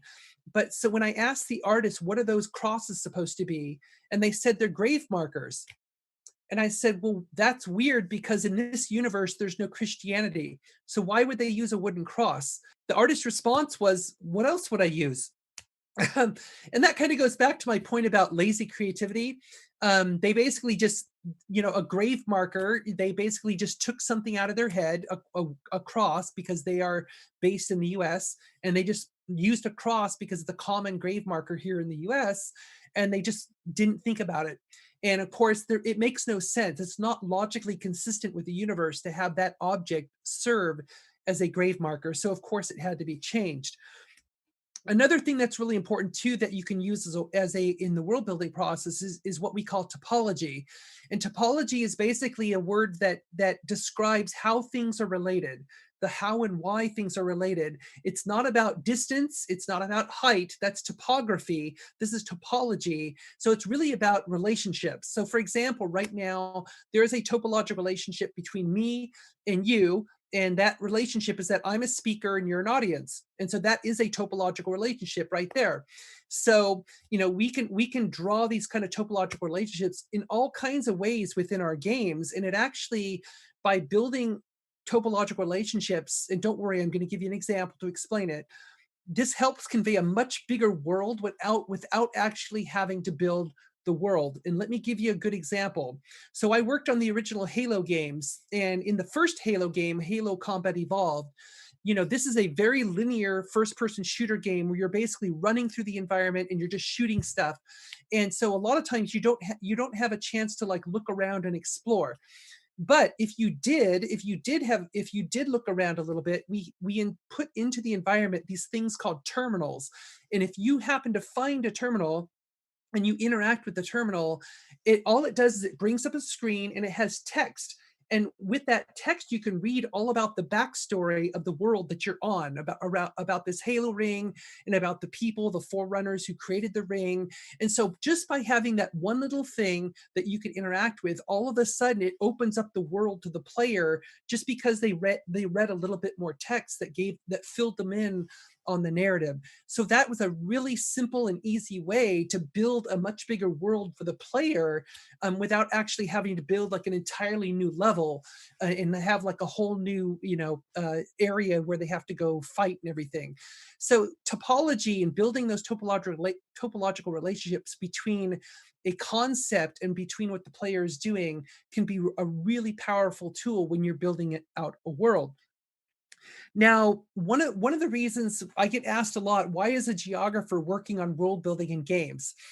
And the reason is because geographers, we spend all of our time deconstructing this world, the real world, and we basically understand, we basically deconstruct this world, and then we rebuild it in the form of maps, because a map is basically a world rebuilding exercise. So we look at the real world and we take data from the real world, and then we basically take that and build maps from that data for a specific purpose.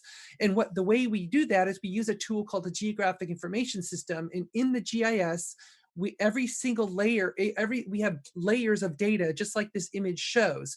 And so there's all kinds of layers of data that help us understand how the world is made up. And then we can do analysis in the GIS between these different layers. Now, when I've been working with game developers, I often try and help them understand that world building a game is very similar to this. So when you are building your world, there are all kinds of different layers that you can choose to use. And now some games I've worked on, they've used layers that they don't really need. For example, they created an entire economic system when they'd never really used it in the game.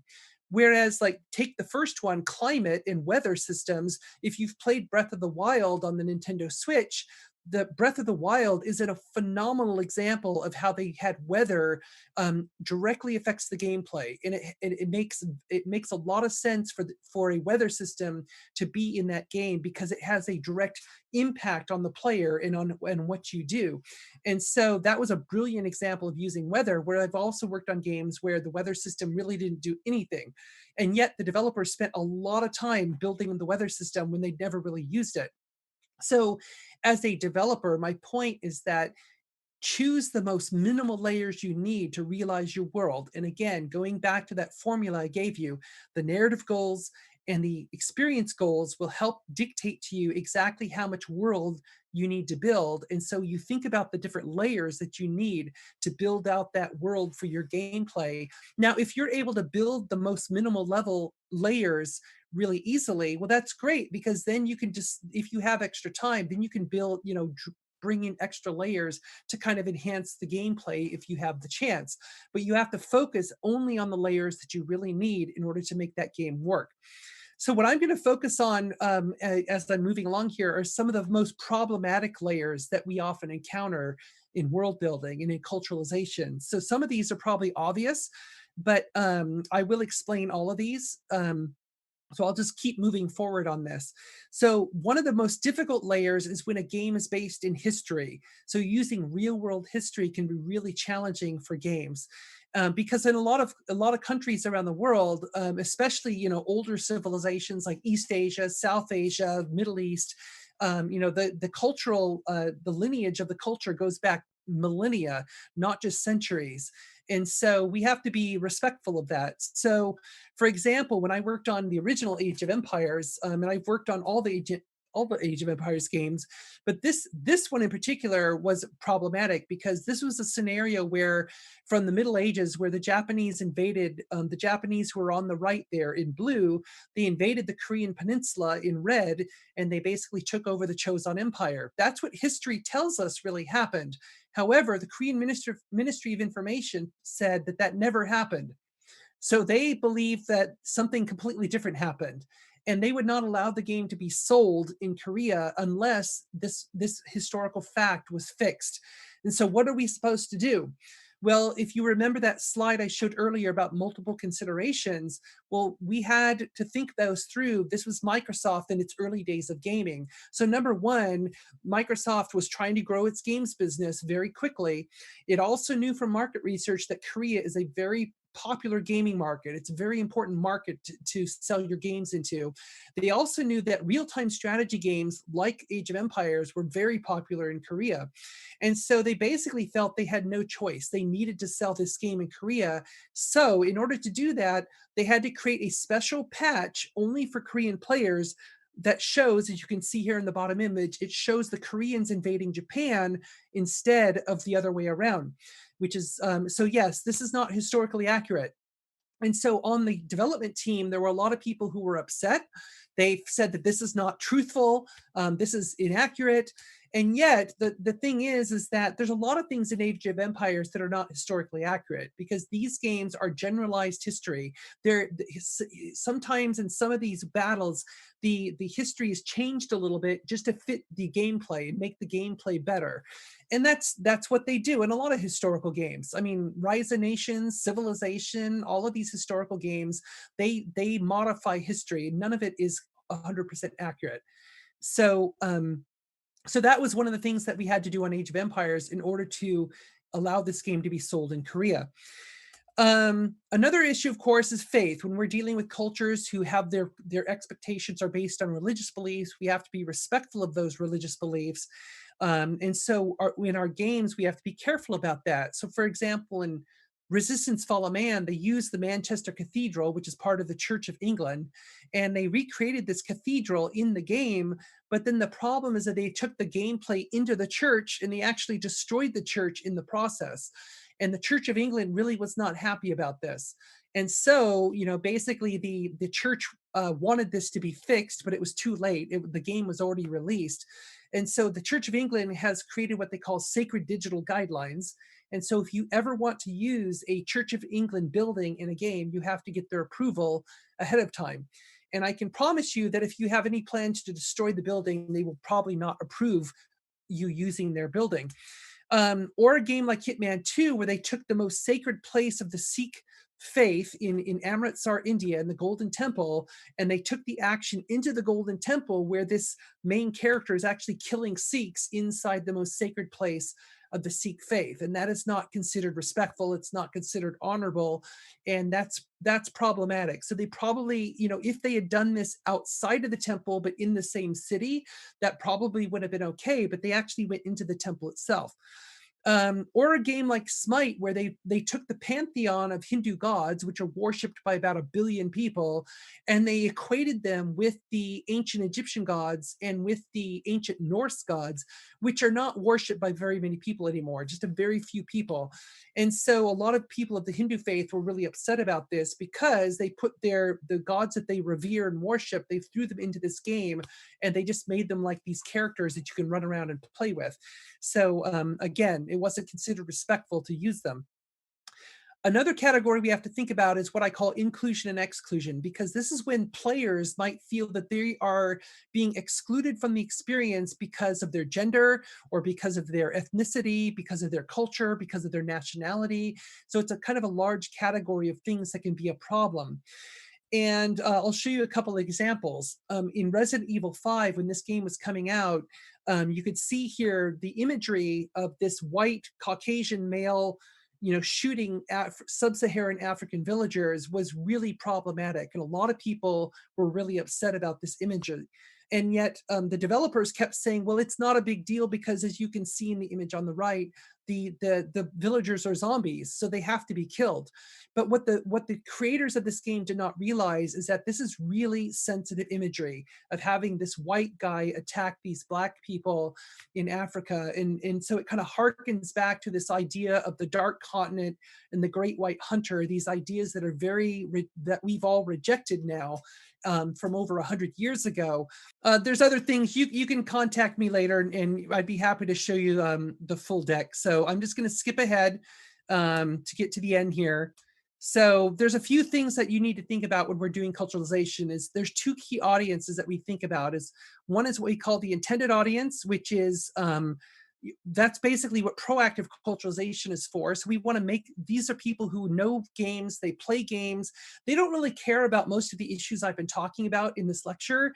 All they care about is if the game sucks or not. So when we do proactive culturalization, we actually are oftentimes trying to make the experience better for the people who are playing the games. And the unintended audience are the people who they don't play games, and they're the ones who often overreact when they see something, and that all of a sudden they think that games are evil, or they think that games are a negative influence. And so oftentimes the reactive culturalization is meant to prevent those people from having an overreaction. And finally, a couple of things we have to really think about is that when we're distributing in the content cloud, our games are instantly out there in the world, and they are instantly exposed to a broad multicultural audience. And there's huge communities out there, as we know, on social media, who are very quick to either love what you're doing or really hate what you're doing. So my point here is that you have to get it right. You have to be right, because there is no taking it back. Once your game is out there on the global market, it's everyone can already see it, and there's no way to really recall it and fix something if you were not able to fix it before you released. So you have to be really careful about these issues. And the reason a lot of governments tend to act on this is because it's this issue of mind share, because it's where they're very concerned about games being a negative cultural influence. And so, when we make culturalization mistakes, it often feeds into that narrative that games are a negative influence, and we don't want that to happen. And then finally, I want you to be focused on this issue of freedom and creativity. You should feel free to create any kind of game you want to make, but you just have to realize that your vision is not going to be compatible with every culture out there. That's just the way it is. And so you have to be really careful during the world building process to think through these issues. And, and you're always kind of weighing between having your artistic freedom and trying to maximize your revenue. So, and so with that's a very, very quick wrap up on a very complicated topic, but thank you very much. Thank you, Kate. That was extremely interesting and super relevant to our region here. I mean, culturalization is such an important factor in determining games for the region here.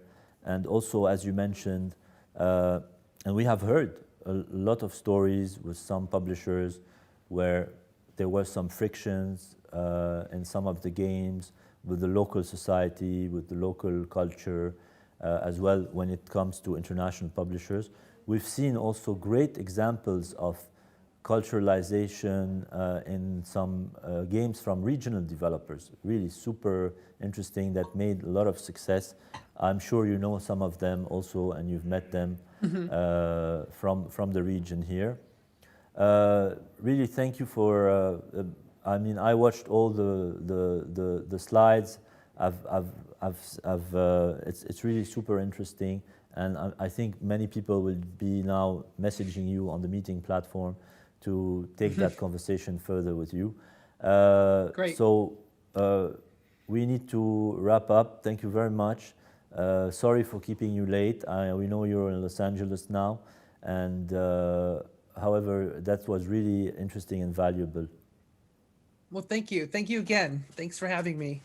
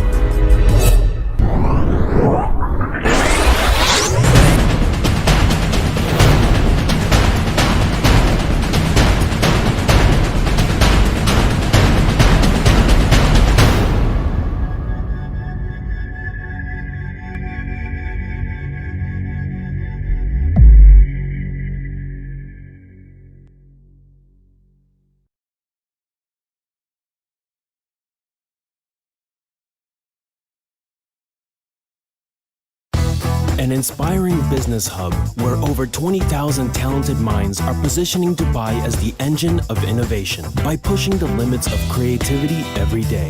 Home to over 2,000 media companies from around the globe, Dubai Media City is a vibrant community offering business, entertainment, and lifestyle, enabling our partners to lead with creativity that resonates. Redefining the future of media innovation. Dubai Media City.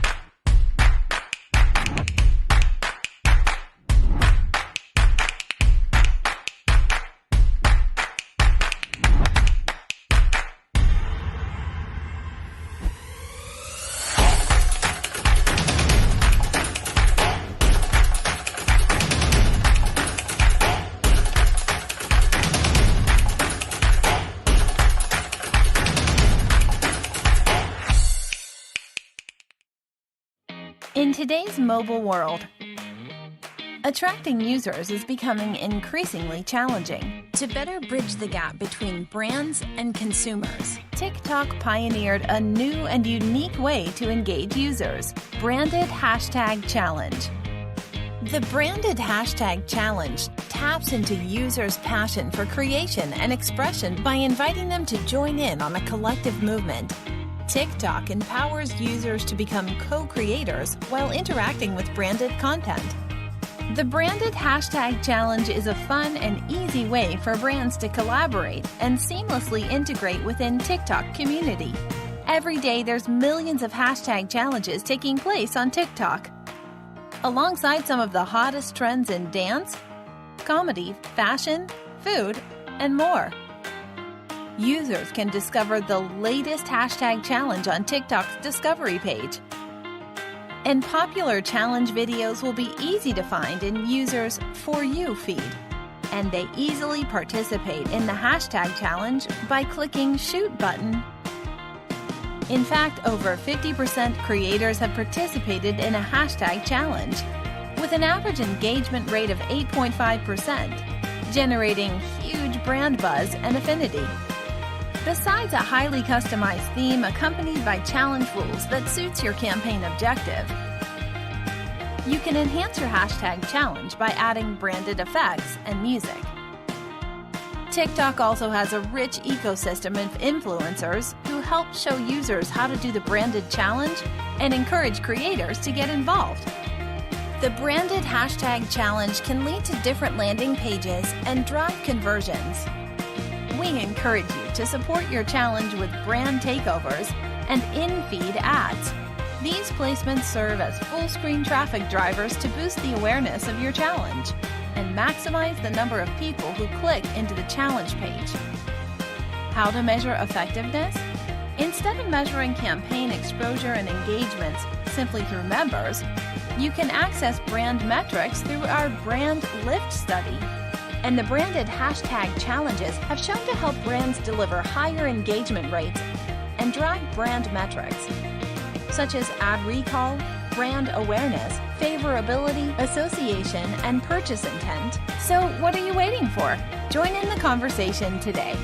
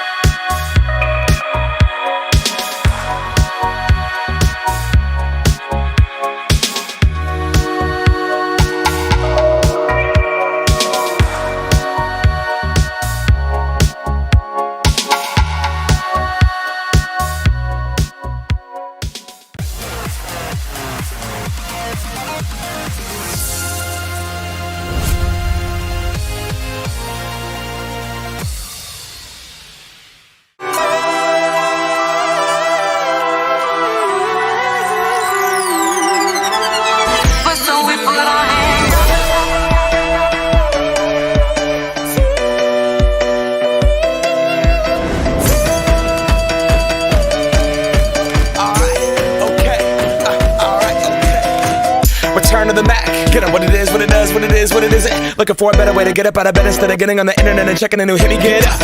It is! No last breath available. The name of it is the choke. And Tekken Master advances. That Tekken Master has. And Tekken Master going up 1-0. And we did it all with chrome music. I said my lucky beats to go there. That's a mistake. It's going to be a goal for Rami Saeed. 30 minutes on the clock. Oh, it's beautiful. Down. Got that Bob Barker suit game and Plinko in my style. Money, stay on my craft and stick around for those pounds. But I do that to pass the torch and put on for my town. Trust me, on my INT. Nasser Esports win out map number 2. Esports convincingly taking out the win. 20,000 USD richer, man. That is insane. Labels out. Beautiful stuff. We give that to the people. Spread it Champion of 2019, we give it to Big the people. Boy! Spread it across the country. We go back. This is the moment. Tonight is the night. We'll fight till it's over. So we put our hands up like the ceiling can't hold us. Like the ceiling can't hold us. Go back. This is the moment. Tonight is the night. We'll fight till it's over. So we put our hands up like the ceiling can't hold us. Like the ceiling can't hold us.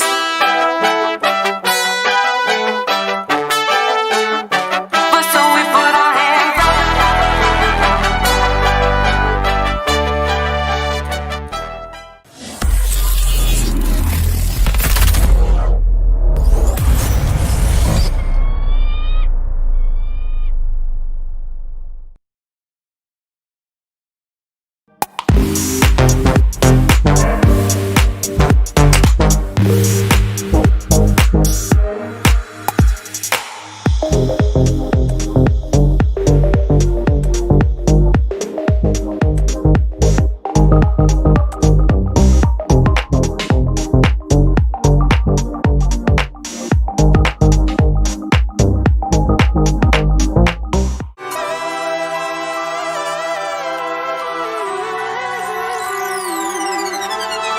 So we put our hands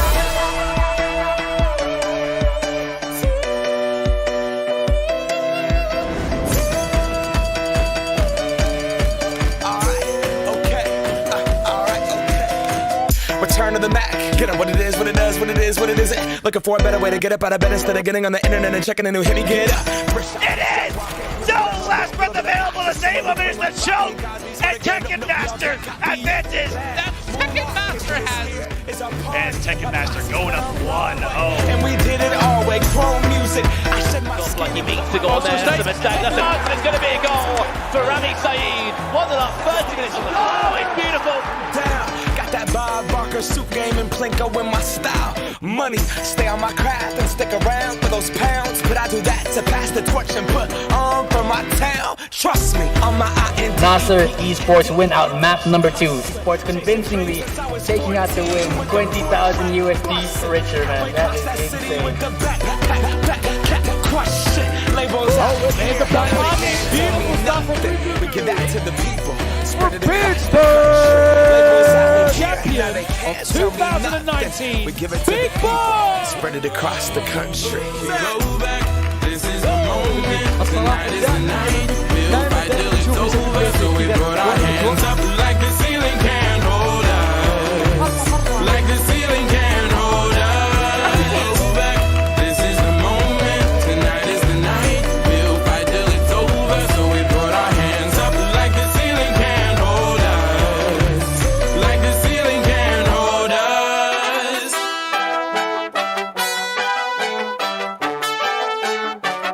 So we put our hands up.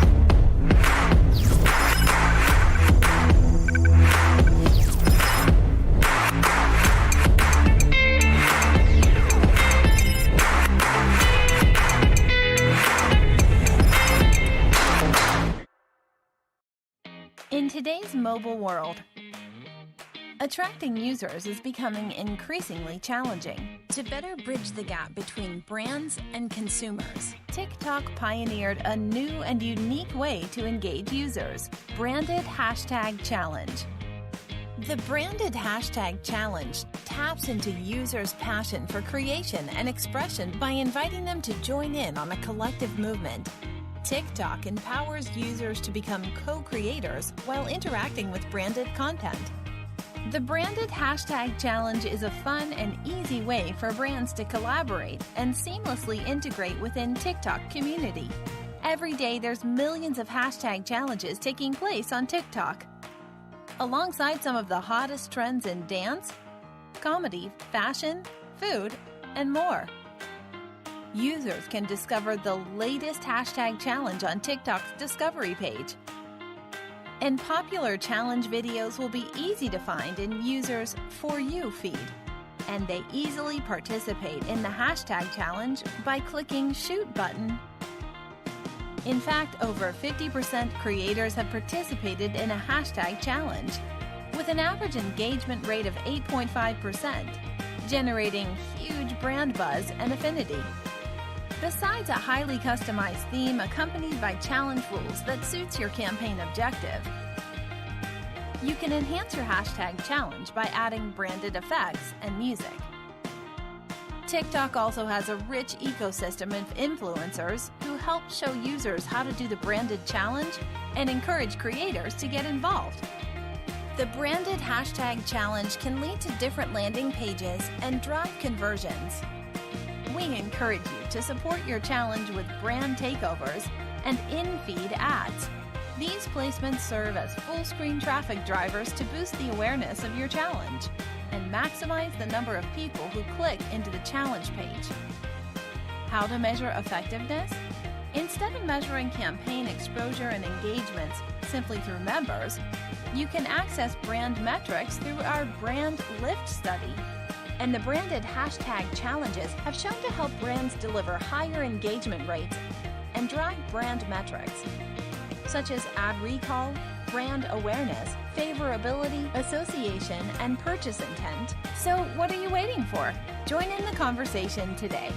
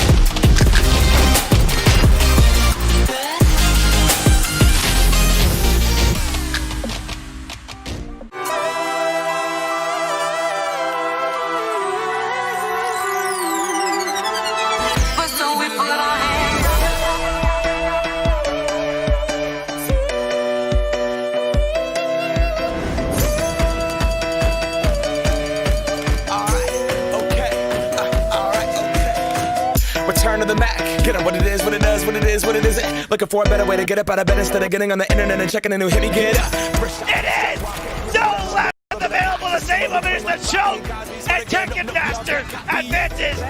Tekken Master has. And Tekken Master going up 1-0. And we did it all with chrome music. I said my lucky means to go on there. That's a mistake. It's going to be a goal for Rami Saeed. 1-0, 30 minutes. Oh, it's beautiful.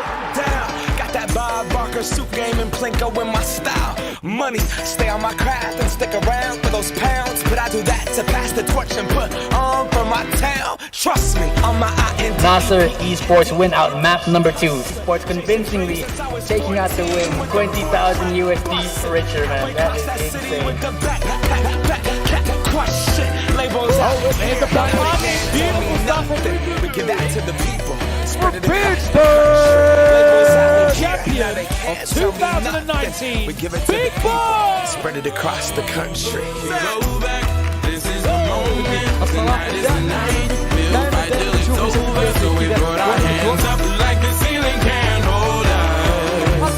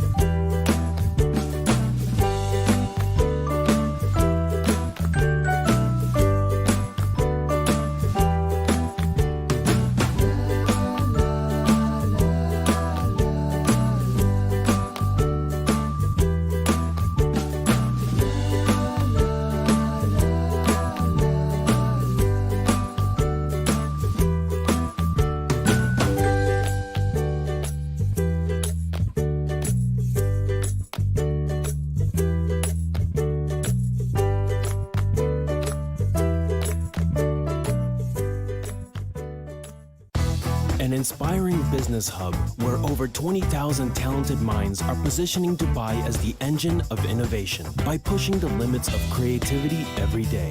Home to over 2,000 media companies from around the globe, Dubai Media City is a vibrant community offering business, entertainment, and lifestyle, enabling our partners to lead with creativity that resonates. Redefining the future of media innovation. Dubai Media City.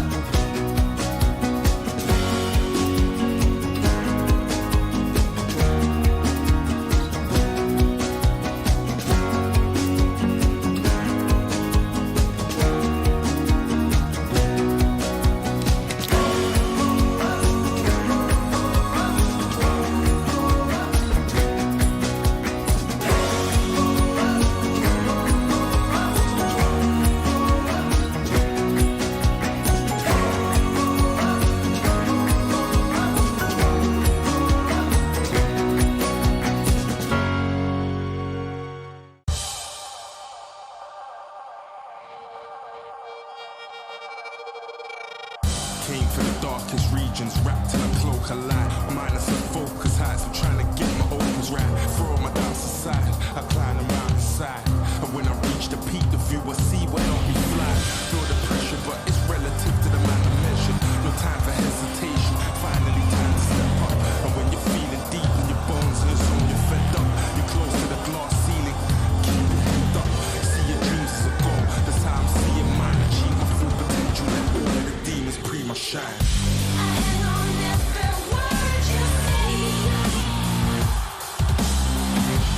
Wanna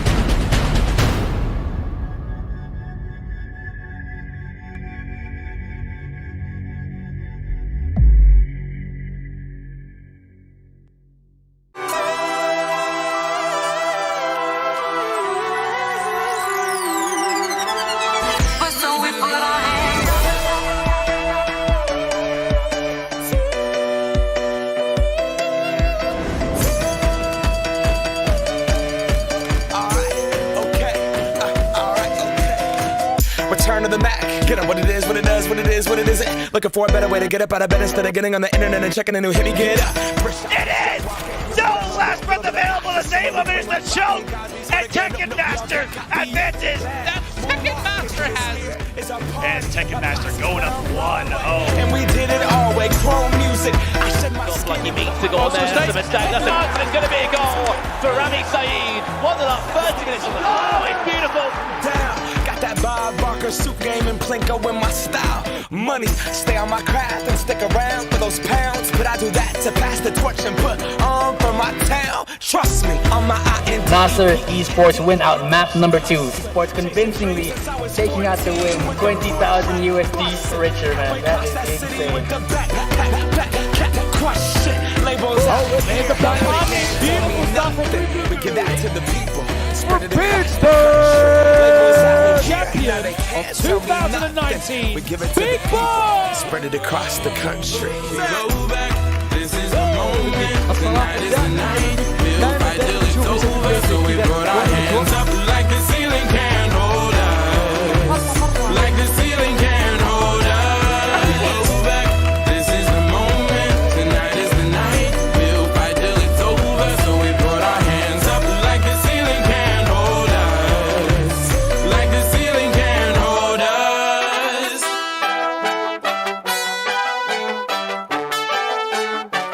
So we put our hands up.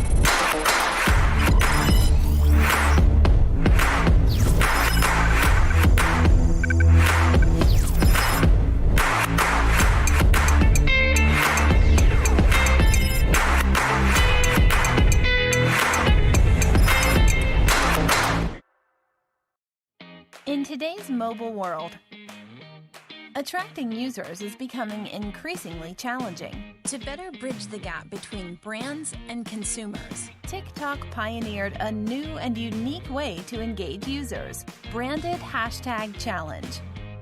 The Branded Hashtag Challenge taps into users' passion for creation and expression by inviting them to join in on a collective movement. TikTok empowers users to become co-creators while interacting with branded content. The Branded Hashtag Challenge is a fun and easy way for brands to collaborate and seamlessly integrate within TikTok community. Every day there's millions of hashtag challenges taking place on TikTok.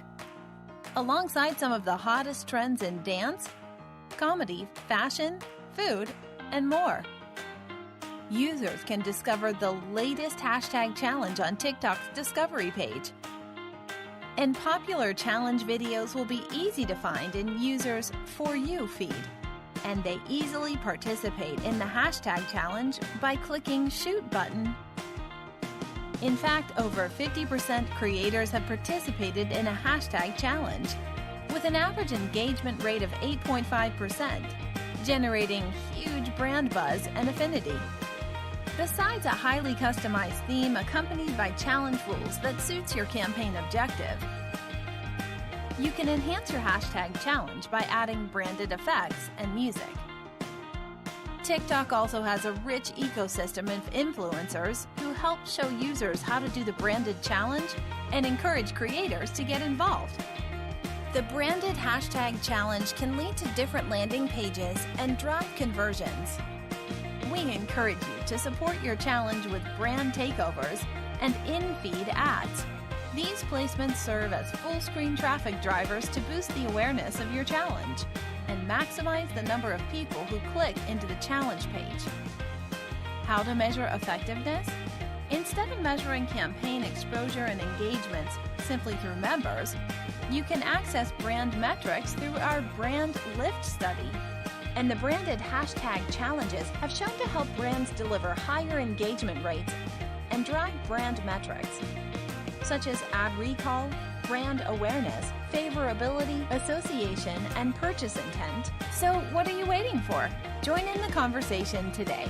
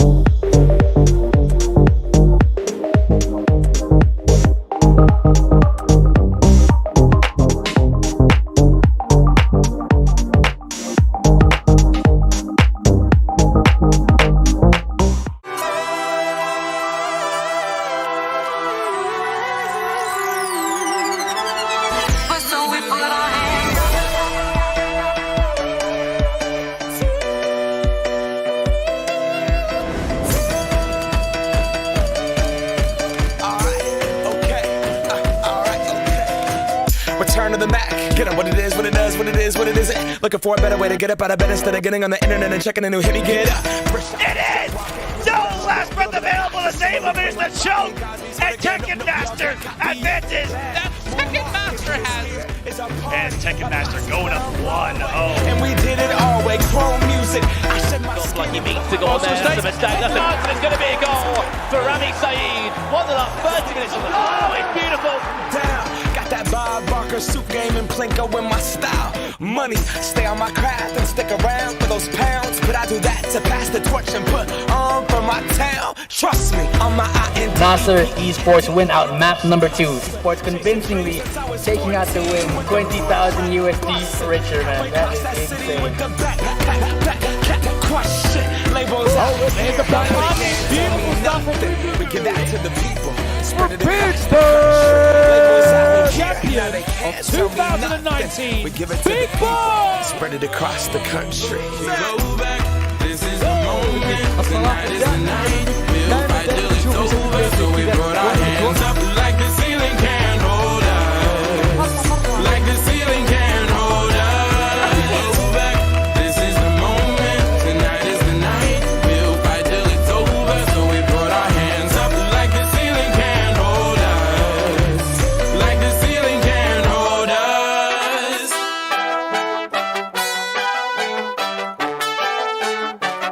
So we put our hands up.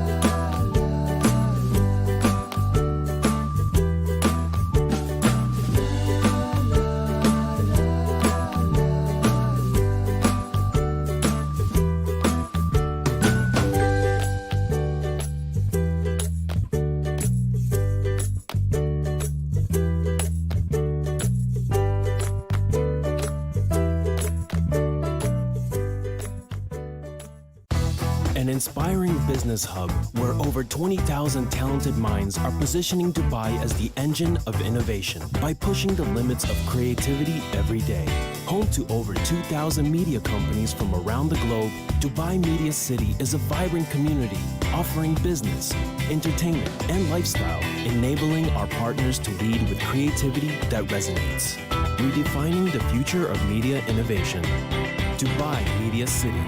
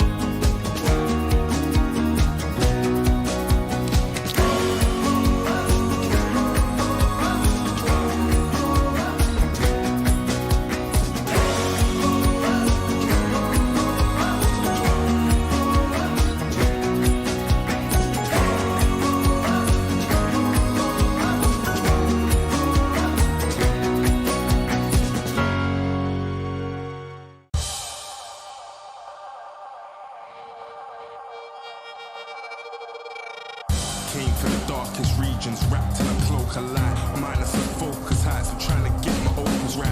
Throw my doubts aside, I climb the mountainside. And when I reach the peak, the view I see will not be fly. Feel the pressure, but it's relative to the man I measure. No time for hesitation, finally time to step up. And when you're feeling deep in your bones and it's on your fed up, you're close to the glass ceiling, keep your head up. See your dreams as a goal, that's how I'm seeing mine. Achieve my full potential, let all of the demons pre my shine.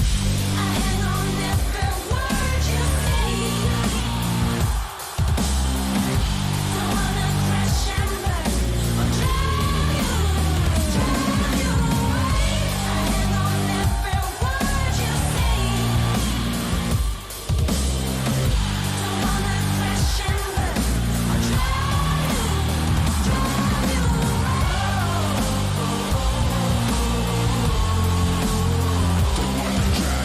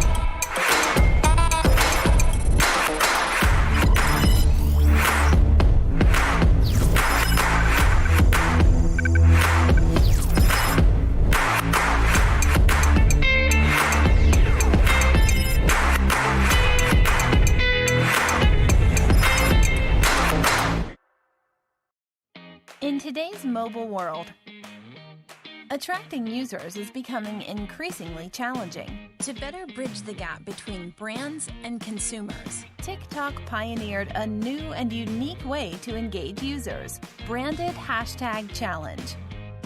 The branded hashtag challenge taps into users' passion for creation and expression by inviting them to join in on a collective movement. TikTok empowers users to become co-creators while interacting with branded content. The branded hashtag challenge is a fun and easy way for brands to collaborate and seamlessly integrate within TikTok community. Every day there's millions of hashtag challenges taking place on TikTok. Alongside some of the hottest trends in dance, comedy, fashion, food, and more. Users can discover the latest hashtag challenge on TikTok's discovery page. And popular challenge videos will be easy to find in users' For You feed. And they easily participate in the hashtag challenge by clicking Shoot button. In fact, over 50% creators have participated in a hashtag challenge, with an average engagement rate of 8.5%, generating huge brand buzz and affinity. Besides a highly customized theme accompanied by challenge rules that suits your campaign objective, you can enhance your hashtag challenge by adding branded effects and music. TikTok also has a rich ecosystem of influencers who help show users how to do the branded challenge and encourage creators to get involved. The branded hashtag challenge can lead to different landing pages and drive conversions. We encourage you to support your challenge with brand takeovers and in-feed ads. These placements serve as full-screen traffic drivers to boost the awareness of your challenge and maximize the number of people who click into the challenge page. How to measure effectiveness? Instead of measuring campaign exposure and engagements simply through members, you can access brand metrics through our Brand Lift study. And the branded hashtag challenges have shown to help brands deliver higher engagement rates and drive brand metrics, such as ad recall, brand awareness, favorability, association, and purchase intent. So what are you waiting for? Join in the conversation today.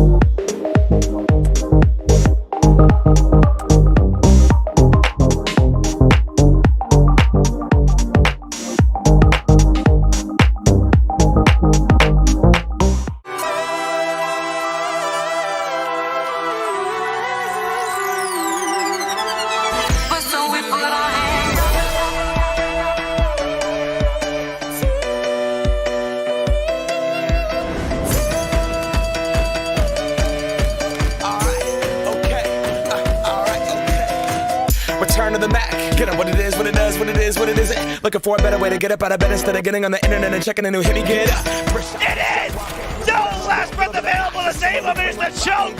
And Tekken Master advances. Tekken Master has. And Tekken Master going up 1-0. And we did it all with chrome music. I said my lucky means to go on there. That's a mistake. That's it's going to be a goal for Rami Saeed. 1-0, 30 minutes. Oh, it's beautiful. Down. Got that Bob Barker Barker suit game and Plinko in my style. Money, stay on my craft and stick around for those pounds. But I do that to pass the torch and put on for my town. Trust me, on my INT. Nasser Esports win out map number 2. Esports convincingly taking out the win. 20,000 USD richer, man. That is insane. Crush shit, labels out. There's the black market. Beautiful stuff from we give that to the people. For Pittsburgh, champion of 2019. We give it to Big the Boy. Spread it across the country. We go back. This is the moment. Tonight is the night. We'll fight till it's over. So we put our hands up like the ceiling can't hold us. Like the ceiling can't hold us. Go back. This is the moment. Tonight is the night. We'll fight till it's over. So we put our hands up like the ceiling can't hold us. Like the ceiling can't hold us.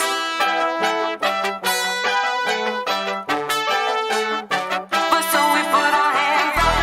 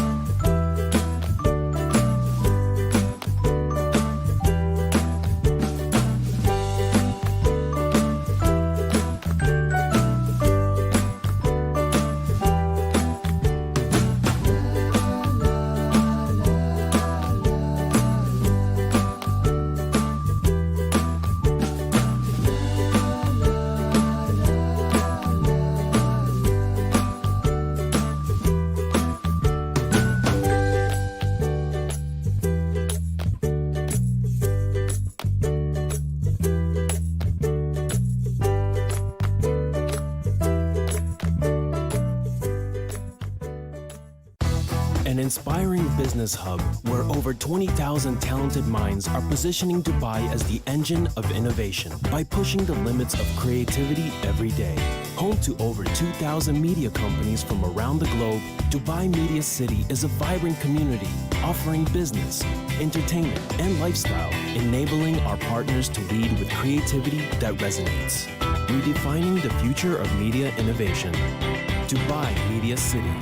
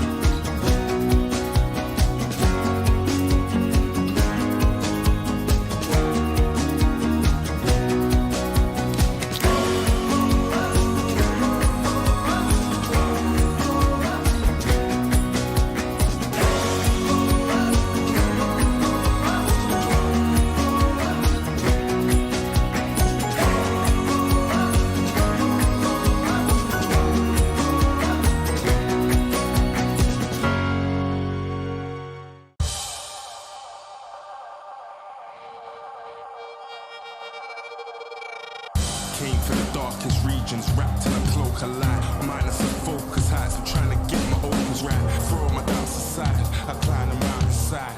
And when I reach the peak, the view I see will not be fly. Feel the pressure, but it's relative to the man I measure. No time for hesitation, finally time to step up. And when you're feeling deep in your bones and it's on your fed up, you're close to the glass ceiling, keep your head up.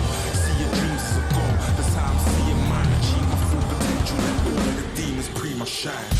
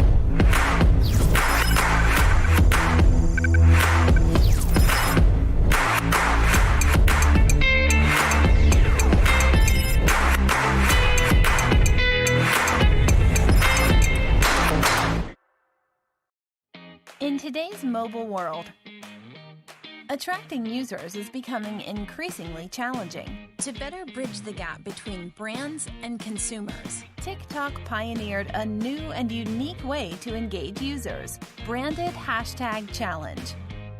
The Branded Hashtag Challenge taps into users' passion for creation and expression by inviting them to join in on a collective movement. TikTok empowers users to become co-creators while interacting with branded content. The Branded Hashtag Challenge is a fun and easy way for brands to collaborate and seamlessly integrate within TikTok community. Every day there's millions of hashtag challenges taking place on TikTok. Alongside some of the hottest trends in dance, comedy, fashion, food, and more. Users can discover the latest hashtag challenge on TikTok's discovery page. And popular challenge videos will be easy to find in users' For You feed. And they easily participate in the hashtag challenge by clicking Shoot button. In fact, over 50% creators have participated in a hashtag challenge, with an average engagement rate of 8.5%, generating huge brand buzz and affinity. Besides a highly customized theme accompanied by challenge rules that suits your campaign objective, you can enhance your hashtag challenge by adding branded effects and music. TikTok also has a rich ecosystem of influencers who help show users how to do the branded challenge and encourage creators to get involved. The Branded Hashtag Challenge can lead to different landing pages and drive conversions. We encourage you to support your challenge with brand takeovers and in-feed ads. These placements serve as full-screen traffic drivers to boost the awareness of your challenge and maximize the number of people who click into the challenge page. How to measure effectiveness? Instead of measuring campaign exposure and engagements simply through members, you can access brand metrics through our Brand Lift study. And the Branded Hashtag Challenges have shown to help brands deliver higher engagement rates and drive brand metrics, such as ad recall, brand awareness, favorability, association, and purchase intent. So what are you waiting for? Join in the conversation today.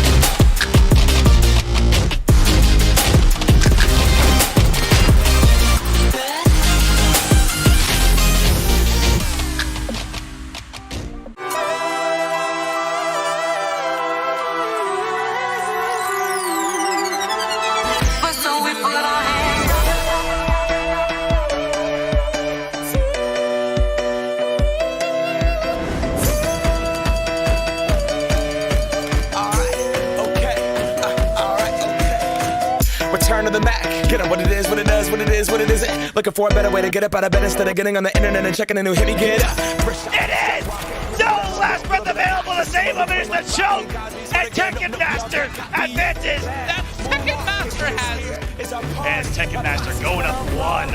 And we did it all with chrome music. I said my like he means to go on there. That's a mistake. That's a it's going to be a goal for Rami Saeed. 1-0, 30 minutes. Oh, it's beautiful. Down. Got that Bob Barker suit game and Plinko in my style. Money, stay on my craft and stick around for those pounds. But I do that to pass the torch and put on for my town. Trust me, on my INT. Nasser Esports win out map number 2. Esports convincingly taking out the win. 20,000 USD richer, man. That is insane. Labels out. Beautiful stuff. We give that to the people. For Pittsburgh, champion of 2019, Big Boy! Spread it across the country. Go back, this is the moment. Tonight is the night. We'll fight till it's over, so we put our hands up like the ceiling can't hold us. Like the ceiling can't hold us. This is the moment, tonight is the night. We'll fight till it's over, so we put our hands up like the ceiling can't hold us. Like the ceiling can't hold us.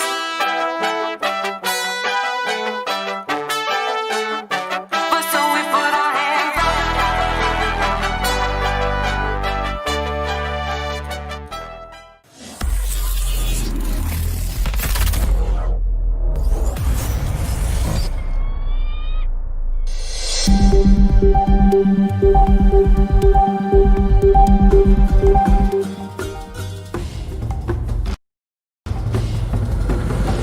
We are back, DGC Live, with an esports session now with a person that is leading today in the world one of the biggest teams, Team Singularity, Mr. Atle Stehouwer from Denmark. He's the founder, he's the CEO. He's been doing this for so many years, although he's a young man. And his team is known all over the world. Atle, thank you very much for joining us. And what I love about the subject of our conversation today is when you sent me this message and you told me, I want to talk about how to go from zero to hero. And I found that really amazing. And you know, esports is a huge thing happening in our region, not only on the business end, but also with the youth. We have a lot of local teams as well. And I really liked the modesty of your topic. Like, we went from zero to hero, and I want everyone to really listen to that story. So tell us all about it. Yeah, first of all, Habib, thanks for the invitation to get an opportunity to speak here at DGC. It's a pleasure to be here, and I'd like to take you through my journey, I think is the best way to say it. And because my journey starts with Team Singularity and most likely will end with it as well. But to go straight forward, Team Singularity was founded in the start of Q2 2016. It was started with a very humble investment of around $20,000 back then. The only focus was CSGO, because CSGO, as everyone knows in the world of esports, has had an upscale from Denmark the last 3 years, with the team like Astralis, of course, leading the way. So back when I started Team Singularity together with 3 others, I'm the only founding party that is left in the company today. But back when we started, it was, of course, with, I would say, with the ambition of creating a sports club in the digital space and basically creating our own lottery coupon that we could develop and nurture ourselves. It seemed like a better bet than going to the kiosk and playing the lottery. And that's basically where it started. Before I created Team Singularity, I decided to create a test organization, since back in 2000 or end 2015, start 2016, it was still, I would say, a very immature market I was entering. And before going in blindfolded, making a lot of mistakes, I wanted to try and make as few mistakes as possible. So therefore, I decided to make a test organization almost half a year, so what would that, Q4 2015, just to kind of test having a team, trying to have multiple teams, deciding whether it makes sense to have a semi-pro, a pro, or an amateur team, trying to narrowing in which would be the best business plan from my standpoint and what I wanted to try and create. And back then I realized that the semi-professional level was probably the best level for me to aim at. Still to have international ambitions, still to get out there and be part of, be one of those, let's say, 30 to 50 clubs that would be on top of mind with everyone who was in esports, try to develop a very wide portfolio instead of just being focused down in, for example, Counter-Strike or just being focused on FPS games. I wanted to create an organization that had the capability of housing everything, and also both house professional players at the top tier level and at the same time be a welcome home for humble talent wanting to start their career somewhere. So basically, Atle, how did you go from zero to hero? I mean, if we want to, started it down and like cut it. First, let's say, first of all, were you part of the team when you started it, or you started always by managing the team? I mean, what I want to say is that, did you start with yourself first, and then, you grew the rest of the team around you, and then you retired, and then they continued, you went to management? Just tell me, everybody's curious to know, how do you build an esports team, Yeah, I think that it's not a short answer. I'll try to make it as short as possible, of course. I'd say it like this. Before entering esports, I had been working in events and entertainment for almost a decade. And the skill set that I've learned from that and the ability to work in the interest of many different parties, for example, sponsors, and create content and work with influencers and all these things, is parts of something I have a very high skill level in. So when I was viewing esports from the outside and in, I did a market analysis back in 2015, and I had a full overview after almost only one day. And that's when I realized that I was about to enter a business branch that I did not necessarily have any experience in, but where I could hit the timing and then hopefully learn to surf the wave as the wave was developing in the ocean, basically. But what does it take? What does it take to start an esports team? Does it take just a lot of energy and love for this industry? And then how do you find the players that are going to be part of your team? And then there is a whole process, a whole learning curve, right? And you are in an environment where everybody is competing, and you need to really, how do you find the talent? How do you manage all of this? I think the best way to say it is, so there's a lot of way to go about esports. The way I see it, if you're in esports, you are part of one out of two models. Either you have a performance model where your aim is to be number one, or you have a model where you're trying to build a brand that, doesn't necessarily need to be number one, but just needs to be relevant in terms of the games that you're playing.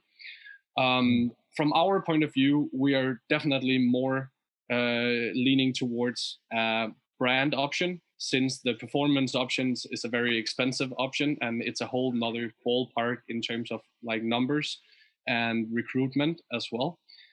The way we recruit in Team Singularity is trying to find the unscouted talents of the scene, using our time, knowledge, experiences to understand what kind of game is it that we're going into, what kind of people play this game. not trying to say that we are trying to stereotype or box in people just because they have decided a game, but I can tell from my personal experience that the players playing the games that we're active in Team Singularity, and we're active in 13 different games, all these players have similar tendencies in certain areas of their way to go about being an esports player. And there is also a different level of like maturity or immaturity, depending on whether it's PC, console, or mobile gaming for that matter. There are so many different things to take into consideration when you're doing your recruiting and when you're basically building an esports organization.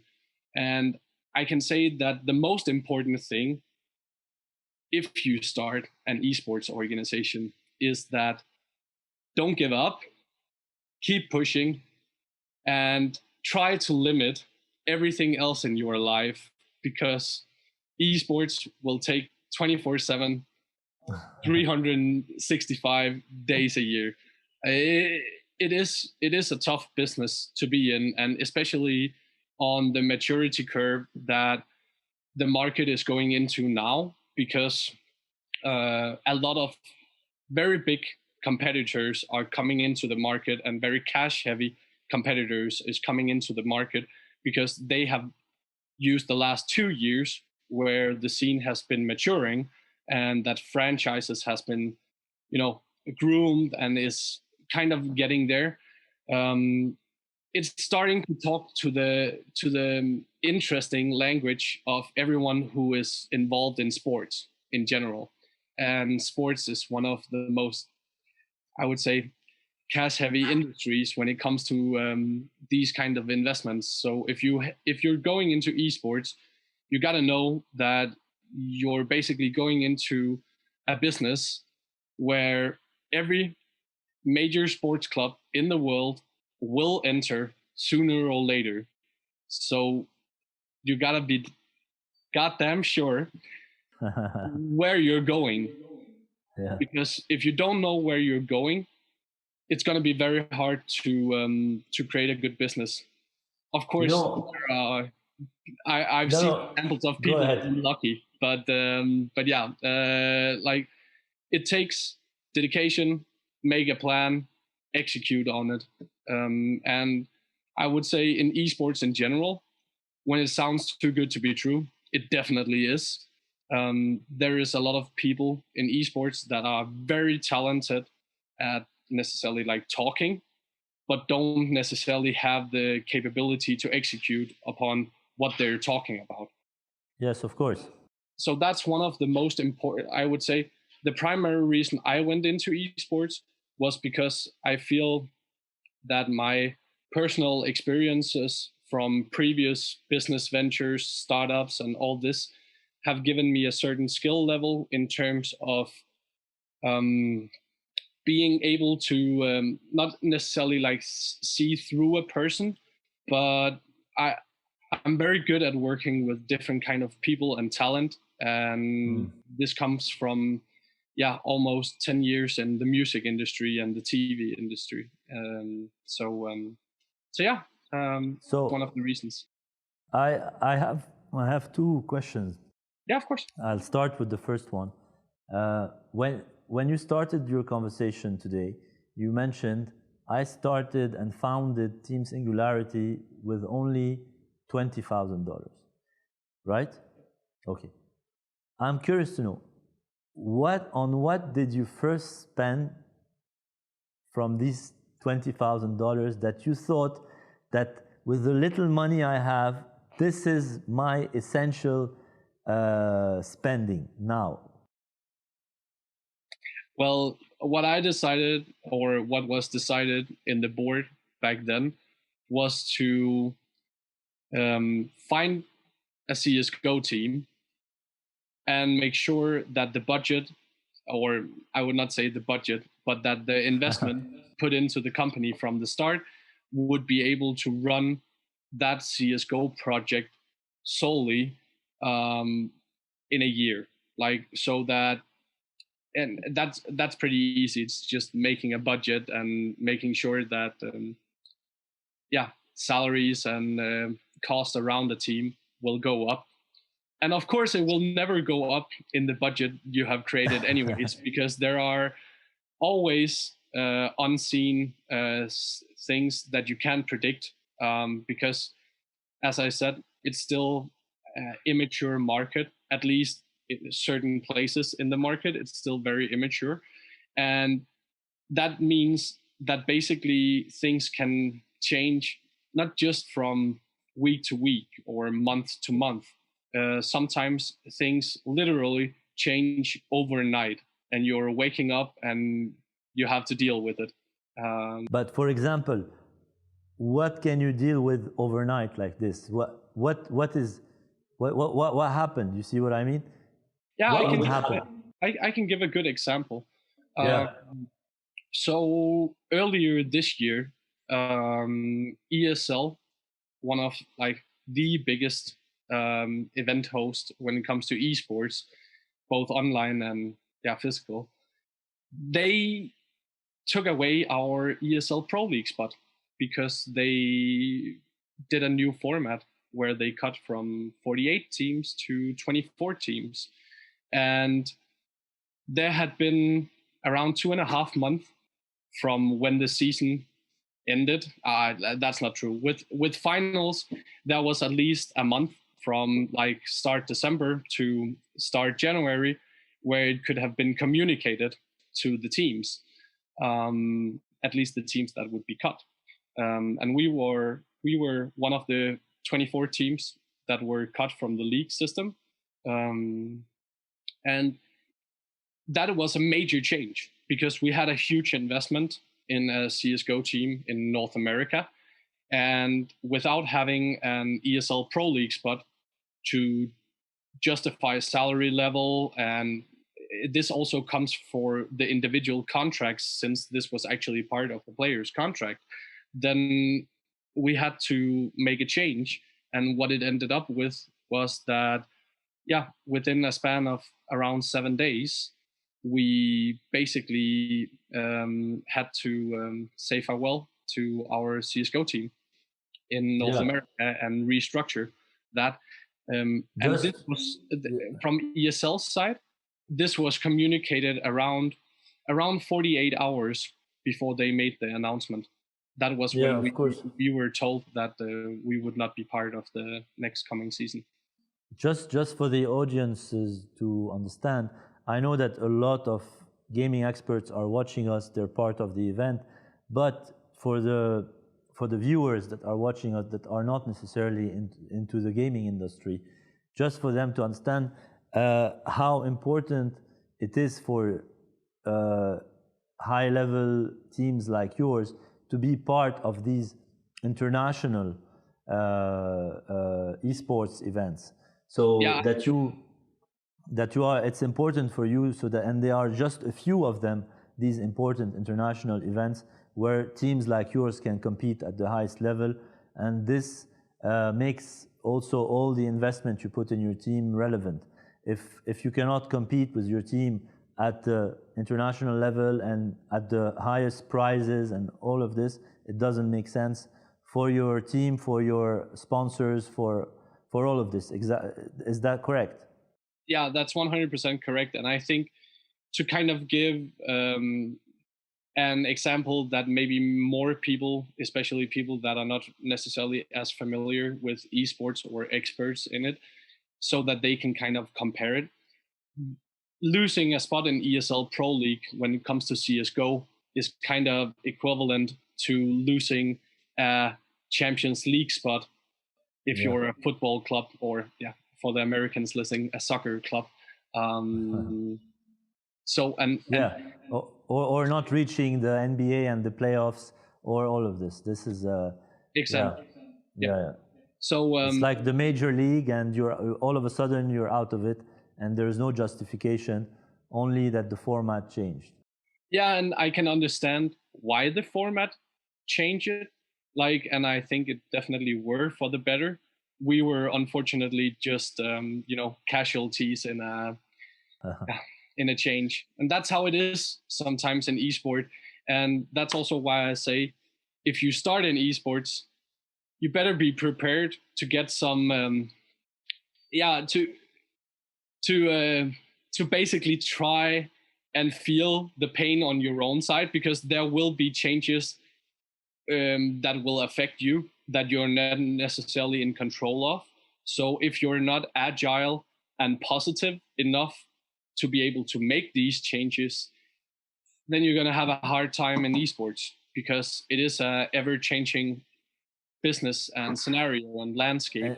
And it's definitely going to be like 10 to 20 years probably before it's properly structured, at least for every game.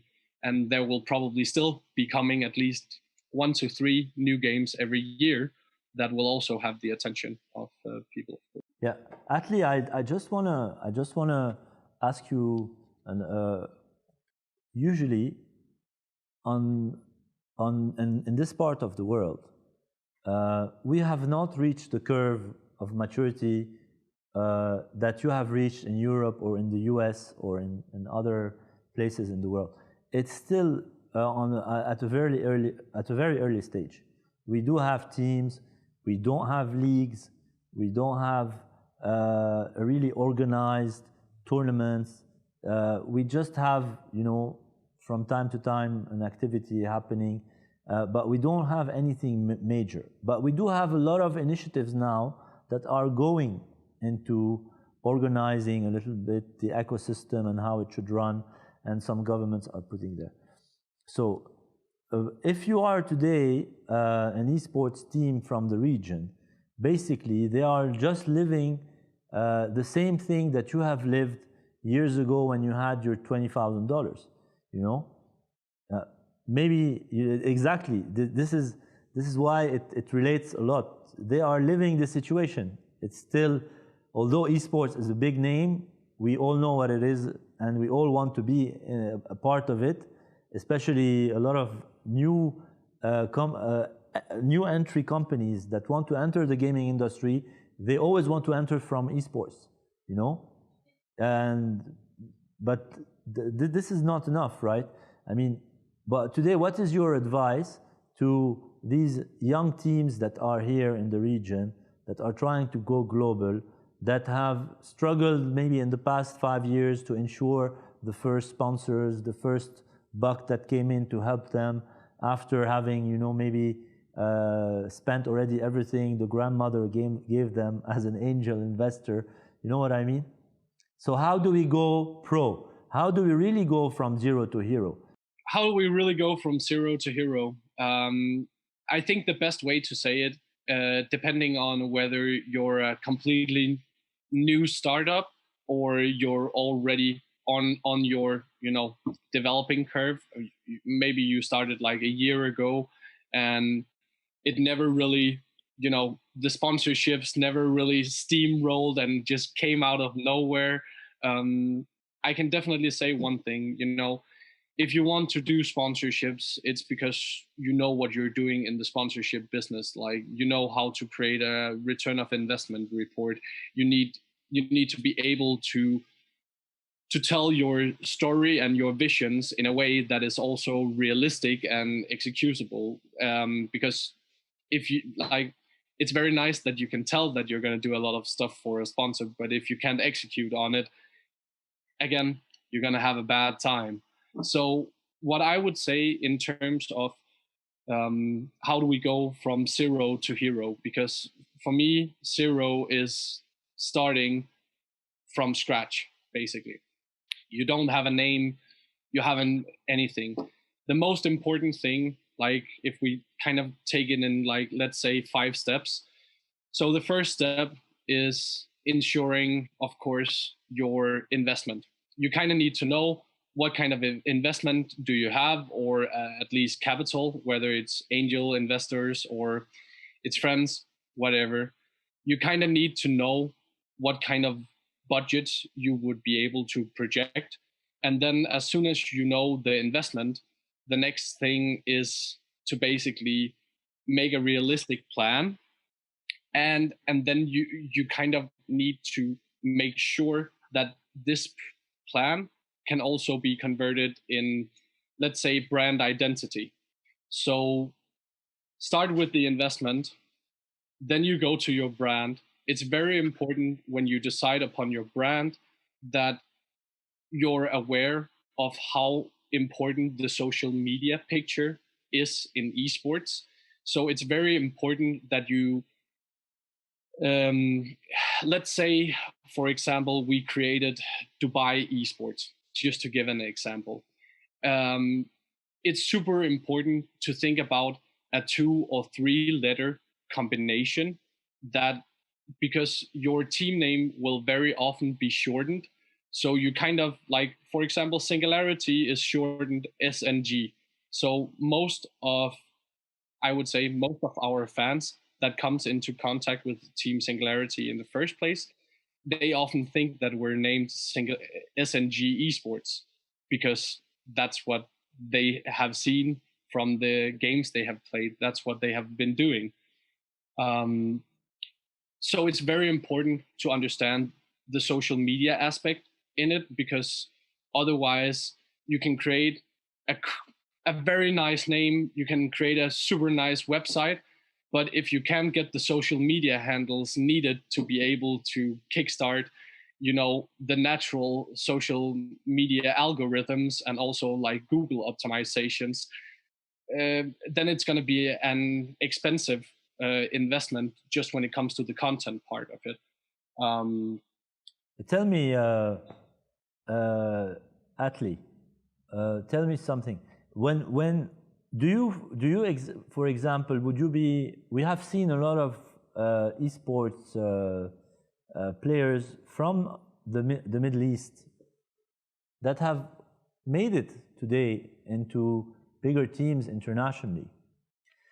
For example, yourself as Team Singularity, when you scout for new players to come into your team, would you, for example, even embrace coming here to the region, looking, or you are actually really always focusing on a certain part of the world where you recruit your team members?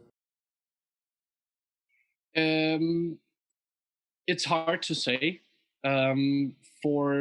For me and for Team Singularity, what we are looking at when we are recruiting, especially new teams in games that we are not necessarily already operating in, is to understand the tournament and the league systems, and then find the best market in terms of making what you would call a global entry.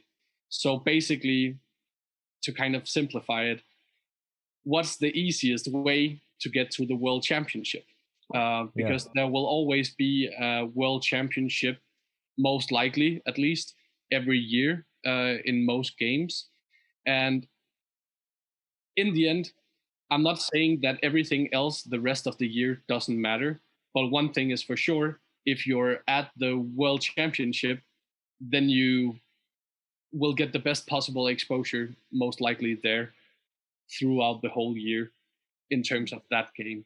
So what we often look at in Team Singularity, and this is, for example, also one of the reasons that we're pretty active in South America at the moment, because we realized that we were pretty good at working with South American players, and at the same time, there ain't necessarily the same level of support from regional South American organizations to their teams. So that way, we're able to basically get a better return of investment on our money spent on certain teams there. For example, in terms of Rainbow Six and PUBG, which is 2 major titles. So we would see one day, for example, Team Singularity monitoring what's happening in the region here, and maybe finding a talent and just sending him a flight ticket and join us in Denmark, and you're part of the team. I would say in terms of Team Singularity, then I can, this is the first time I will be speaking about this, but let's make it an exclusive. in Team Singularity, we have actually decided that in terms of, because we have tried a lot when it comes to academy, let's say it like that, academy should be something where you can kind of scout the talents that you want to take into your pro team, of course.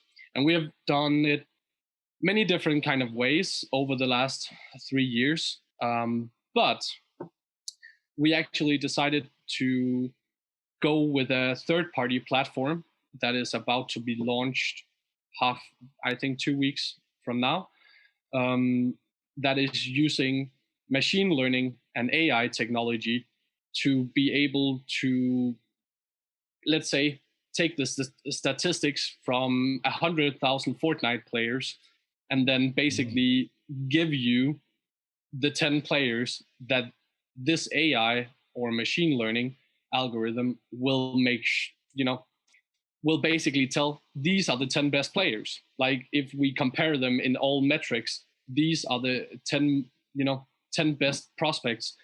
And hopefully it would show that many of these prospects are, the professionally signed players.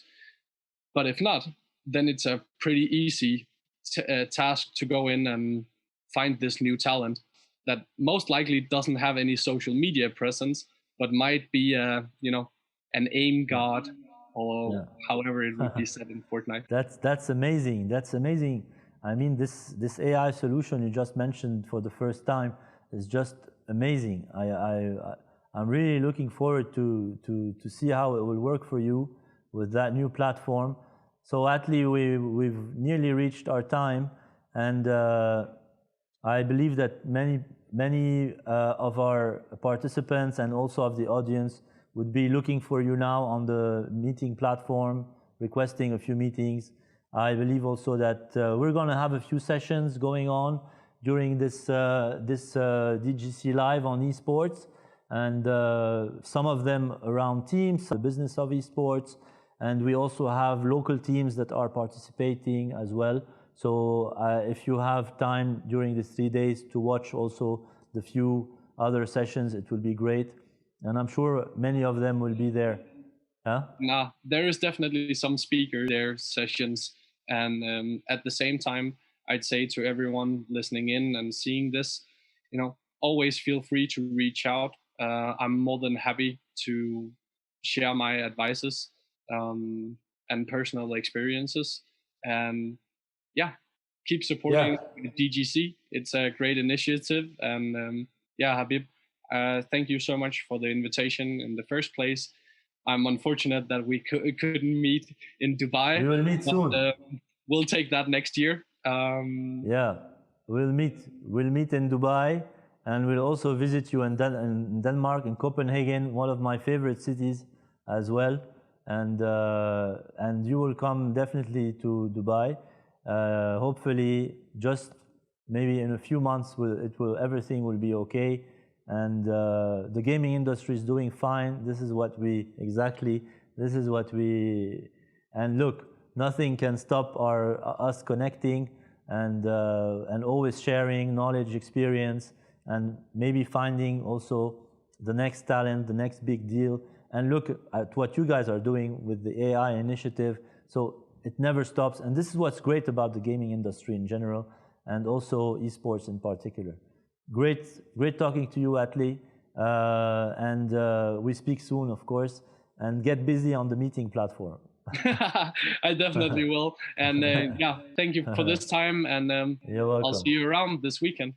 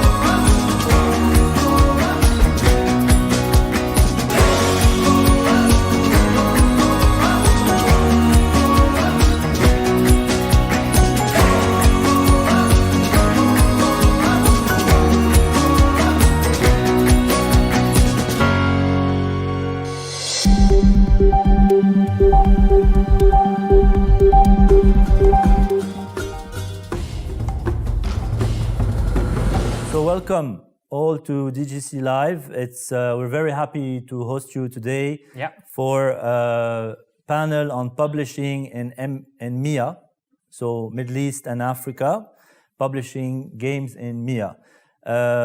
We will start this panel with a few questions.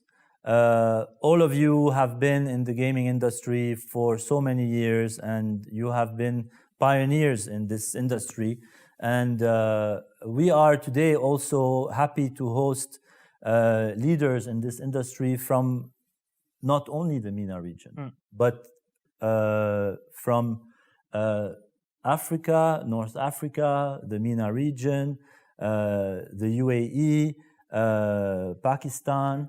And we know that the four of you have global reach today in your business. We want to start with a question, which is a little bit: how can you define the role of the regional publisher today in our region? We can start with Sahar. Yeah.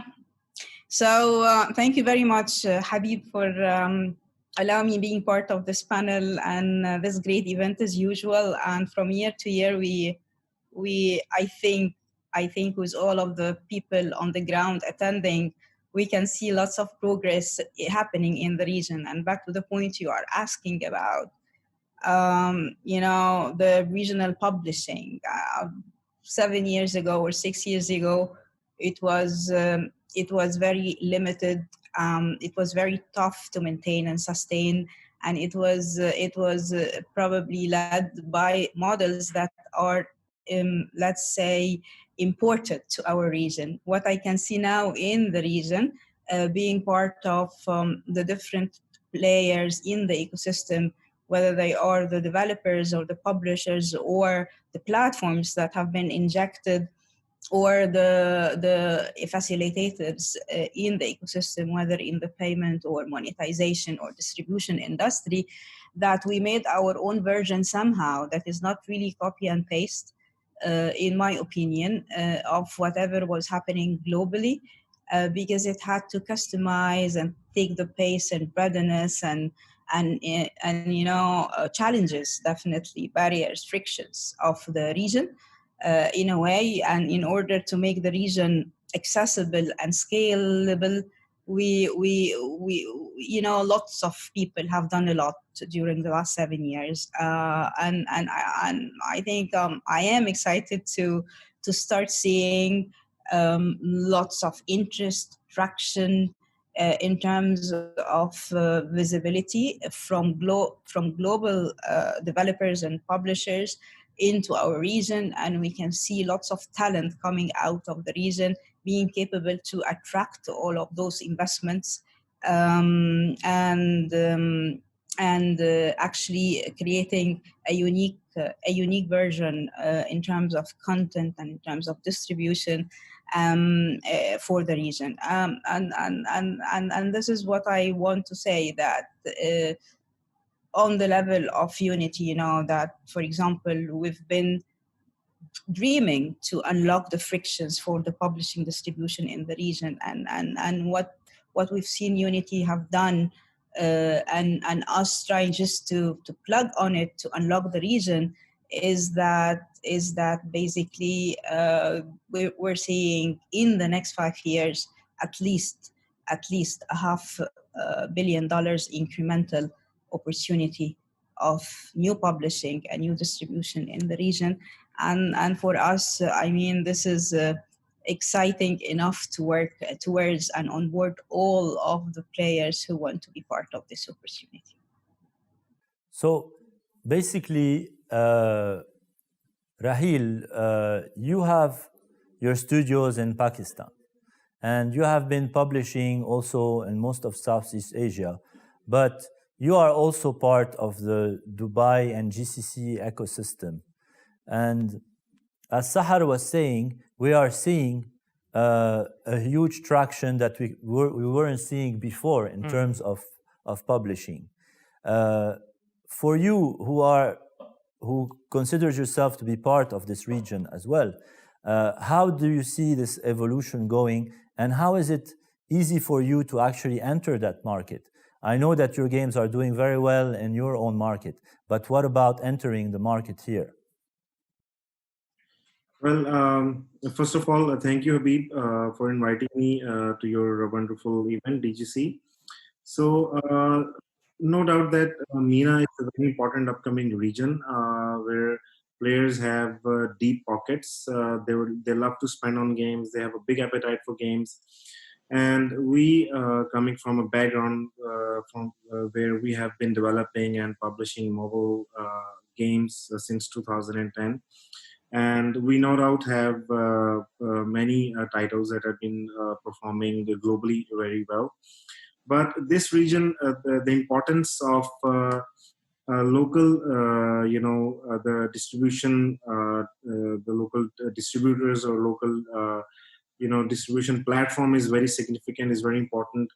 Because we publishers coming from different region, we need to know a region more closely. So there is a very significant importance that someone sitting inside know about the region and can help distribute our games and publish in this region more significantly, where we are able to acquire right audience based on our titles, and then we are able to monetize it properly. And that's why me and Asad, we thought, like, why not we establish our, let's start focusing on this region, and we also established a small office in Dubai because we were actually looking forward to expand our horizons in this region. And coming from, there are many important things when we are talking about a particular region. There are many things that are very important about payments, about, going, the translations, making it, sometimes the content has to be changed, has to be adopted as per the local requirements. So fulfilling those requirements for a publisher is not possible without having a strong partnership in the region. I was going to say, kind of, because we're talking about kind of content and the type of content that kind of does well in the region. I was wondering, do the genres of games that work well in our region, are they global, or do we have particular tastes? As in, do we like RPGs or shooters over, say, another genre in a different region? Well, definitely every region has a particular taste. Sometimes,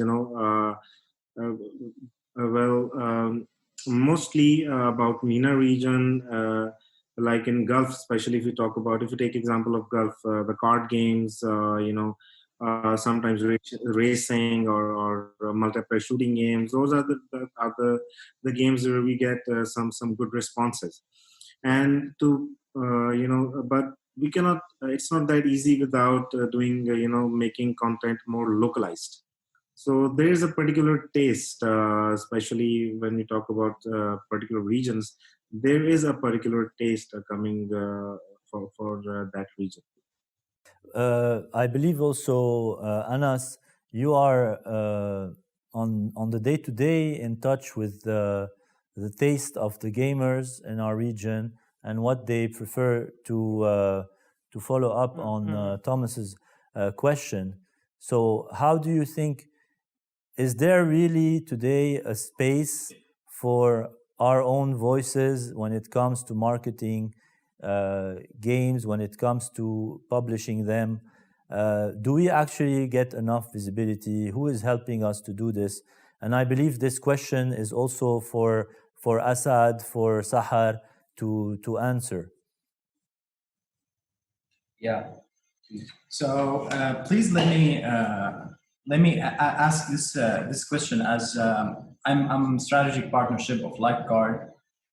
We've witnessed actually the dominance of certain genres, of certain games genres in this region, including core games, strategy,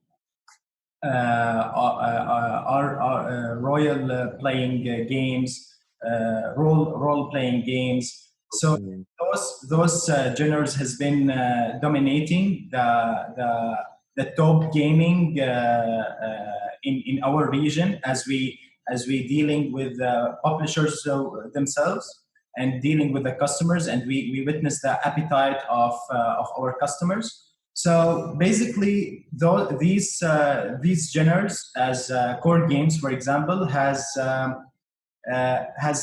deeper, driving deeper engagement and drive more likely making in-game purchases than other genres, for example, arcade or casual games. So we are talking about these certain genres and games. For example, for instance, PUBG Mobile is dominating now the GCC market. PUBG Mobile was the first action core games to have or by time spent in Android phones in 2019 globally. So we are definitely seeing the dominance of core games and action games and strategy among all other genres. Asad, would you elaborate on this from your end? Yeah, thank you very much for letting me hear. My feedback in terms of the market insight really goes according to the user profile. What I think is what makes markets are the users. So when you talk about having the publishers according to that demand of the content that you want, that changes as with respect to the user profile that exists across the region. So if you talk about the MENA region, the interesting part is the profile is very different. It would vary in UAE as opposed to that in Saudi Arabia, as opposed to what you get in Egypt or the North African side. So when you say that what is the appetite or what is the consumption of what kind of content we are talking about, UAE is full of expats. We need to understand that. So the localization of the Arabic content for UAE is much different as to what we can expect from Saudi Arabia itself. So I think Anas is pretty much right on the fact that PUBG is doing great globally. It's primarily because the kind of people residing in this region, they are adopting this content. They are very much well aware of the English side of all of the content itself. Whereas if you talk about gaming itself and as a category, casual gaming has taken hyper casual is going crazy, right? Yeah. Why? It's primarily because the user needs a very short-sighted entertainment leisure time. It serves very well in terms of what kind of eye span you have and what kind of a challenging pleasure you get from the games itself. So in terms of localized content for Arabic people, I think Rahil was pretty much right on that, spot on, that they are focusing a lot on RPG games, on card games, publishers like Tomatum, publishers like Bubble Games, like 1MT, Jawa Maker. I think these are the guys who are actually focusing on that part of the side. And concluding, and lastly, talking about the perspective is the advertiser side. Even advertisers play a very big role in terms of which content do they really want for the market. So if you're talking about the UAE, the interesting part is, as told by Sahar, is they want to advertise their content in this market now. So when they want to advertise, you need to generate that kind of a content. So that's pretty much correct. That as per my understanding, the Arabic or the local content really resides more on towards the casual and the RPG part, but I would say it's a small percentage. On the contrary, hyper casual and casual gaming, and in fact, what you call that action arcade is still dominating right now. Let me comment, guys. I am here just to continue on the same line of thread, thought of everybody, because thank you, Asad. Concluding, I want to comment not being in the machine of the publishing as you guys are. You are the experts and insight. I can only tell you that what we've seen from consumer appetite, access, reach, and appetite side, and the analysis that we've done, that all of those success stories, whether it is the PUBG, like all of the last 10 years of Saudi UAE kind of stories, I would say this is a very, very, very limited segment in terms of the consumer, a consumer appetite that is existing in MEA. And currently, everybody started with the version that was ready, even the big names, the publishers who came to the region. And this is why we're hearing all of these names and all of these titles and all of these numbers.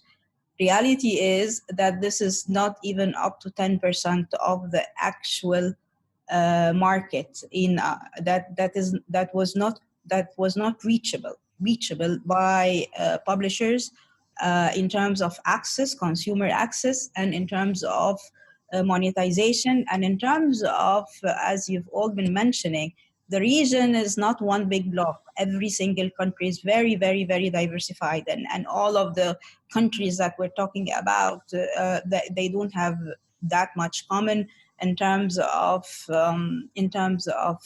consumer behaviors, and in terms of age, and in terms of culture, language, preferences, etc. So the region has been, difficult. Now, what the hope or the story that we're seeing is that with the evolutions of the platforms, and if you give access to the rest of the 90% that was not addressable by all of the publishers of the world, even the big name, big titles you mentioned, this is much bigger opportunity in terms of variations of genre and variations of addressable market and appetite. And I think we will be shocked if we really see probably in 2 to 3 years, Africa, guys. We're talking about UAE and Saudi, yes, okay, because the infrastructure was ready in terms of the distribution and access, but reality is that all of these consumers sitting in their homes currently, from all age groups, they have different, let's say, expectations, huge numbers of addressable market and appetite, and all what we need to do is how to reach them and deliver for them the right, like the relevant, kind of genre, and it is much bigger than the 10% we're all competing on as we speak now. This is my message. Well, so I think most people, when they think gaming, especially outside the industry, they kind of think consoles and they think PCs. However, I would say a lot of the innovation has been happening in the mobile space, and I think we've all kind of touched on that. Is that going to continue, for one? And where do we think kind of mobile gaming and casual gaming is moving towards? Is it going to go more serious? Is it going more competitive? What do you guys think? Well, I think it's going to be more basically mobile, portable. It's coming more and more popular. If we see trends like 2 to 3 years before, people were, especially in this region, were more focused on PC and other consoles. But now mobile is taking lead. And by 2022, maybe by the end of 2021, we will see that in terms of monetization as well, mobile will cross PC, and especially in this region. And I agree with the Sahar as well that it's right now it's like only the 10% of the market is being tapped, and that's why we need some regional publishers who can have more deep understanding of the market. They can actually distribute content in the very right manner. So as far as the console is concerned, mobile is getting more traction, more popularity. Casual gaming is definitely becoming more and more popular because that sort of genre is more easy and more easily playable, even while on the go, on the move. You can see people traveling while they're playing any normal casual games, even if they don't need much more internet connectivity as well. So that genre is definitely going to take lead in next year. Yes, actually, I do support what Rahil just said about the mobile being dominating the gaming industry. Actually, as we are in touch with the players, as we offer the seamless payment methods for recharge cards, we see that now mobile recharge cards are really very demanded, and they are surpassing all other consoles recharge card demand. And that's really proven by reports are being issued from big market data analysis in the world, they say like in 2019, 57% of gaming industry has been generated from mobile gaming, which was like $80 billion last year, and they are expecting it to surpass the $100 billion during this year. And that's really I can understand that, because now mobile smartphones actually are being smarter and like stronger now. And now you are just having again consoles in your bucket, so you don't have to be you don't have to have a special one or Mac or PC or any game consoles that will allow you to access the game. It's really accessible for any user. So the customer base is really very, very big. And we've seen an evidence. We've seen like successful and big games that try to do this. Like last year, Call of Duty Mobile has shifted and migrated to mobile, and Mario Kart Tour has did the same. So I think it's really true, and we're going to see more and more of advancement for the mobile gaming to be dominating the whole industry. I would just add on to that thought. These guys are pretty much correct on the idea that mobile is going to grow much faster. In fact, the growth rate of mobile on year growth for mobile is like 15%, as opposed to like 5 to 6% for the console gaming.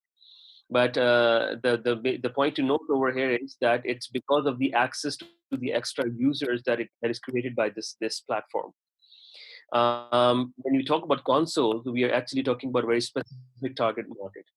And the interesting part is mobile has managed to provide not only console gamers the console, but it is kind of even those gamers are willing to spend some time on the mobile gaming itself as well. Whereas the hardcore gamers, they expect like GPU power, console, high memory, graphics, and all that. That would not be substituted by mobile itself. So what I would say is mobile would tend to grow faster because of the fact that it's giving access to many more gaming people around the world who don't play games on console otherwise. Yeah, and taking this to the context of our region, Africa and North Africa, I mean, this is an opportunity because now you don't have the frictions of the investments in technology, PCs, infrastructure, bandwidths, like very heavy equipment and professional kind of, preconditions for the old version of the PC games and console games that used to happen. Or the investments or interest of those leaders of console games to come and build the infrastructure and focus in our regions. So this is why I see that mobile gaming is going to be the reason we reach more and more of the gamers in the region, but also specifically Africa. By all means, is going to start from a fresh start that is very low currently in terms of penetration. Yes, but it is going to be in terms of growth, the highest growth. Because of the mobile gaming infrastructure, monetization, distribution infrastructures in this region. So this is what we're seeing, and it started to happen, and this is good news for Africa. For sure, Africa is a great focus, and this is why also at DGC this year in our live edition we are focusing on Africa. I want to now ask all of you a question. What today are the chances of local and regional talents to enter this market? Because we have heard now how, of course, mobile is doing well, the different genres, but basically we are talking about international publishers coming to our region. And with the help of all of you in that panel today, they are able to find the right partners and to enter these markets. And as you said, we are still at 10% and growing. But what about all of these developers listening to you today that are part of the conference, part of the event? How is this going to be a market for them as well? How are we going to help them open this opportunity and expand with our own voices? Can I just answer this question from the perspective of a company that is dealing with the biggest publisher right now, the global publishers, like for instance, Garena, Tencent, Montun, and etc. So let me please tell you some figures and factors that make our region is so promising to attract international publisher and to push our regional and local developer and publisher to thrive. So actually, it's so promising in terms of the demographics. So GCC has the highest rate of highest percentage of Generation Z and millennials among the population, which the Generation Z and millennials are the early adapters of the games, whether it's a consoles or mobile. So, for instance, KSA. In KSA, there is exceeding, or there's roughly 45% of KSA population are aged between 18 and 35. So this is a very promising segment for playing this game.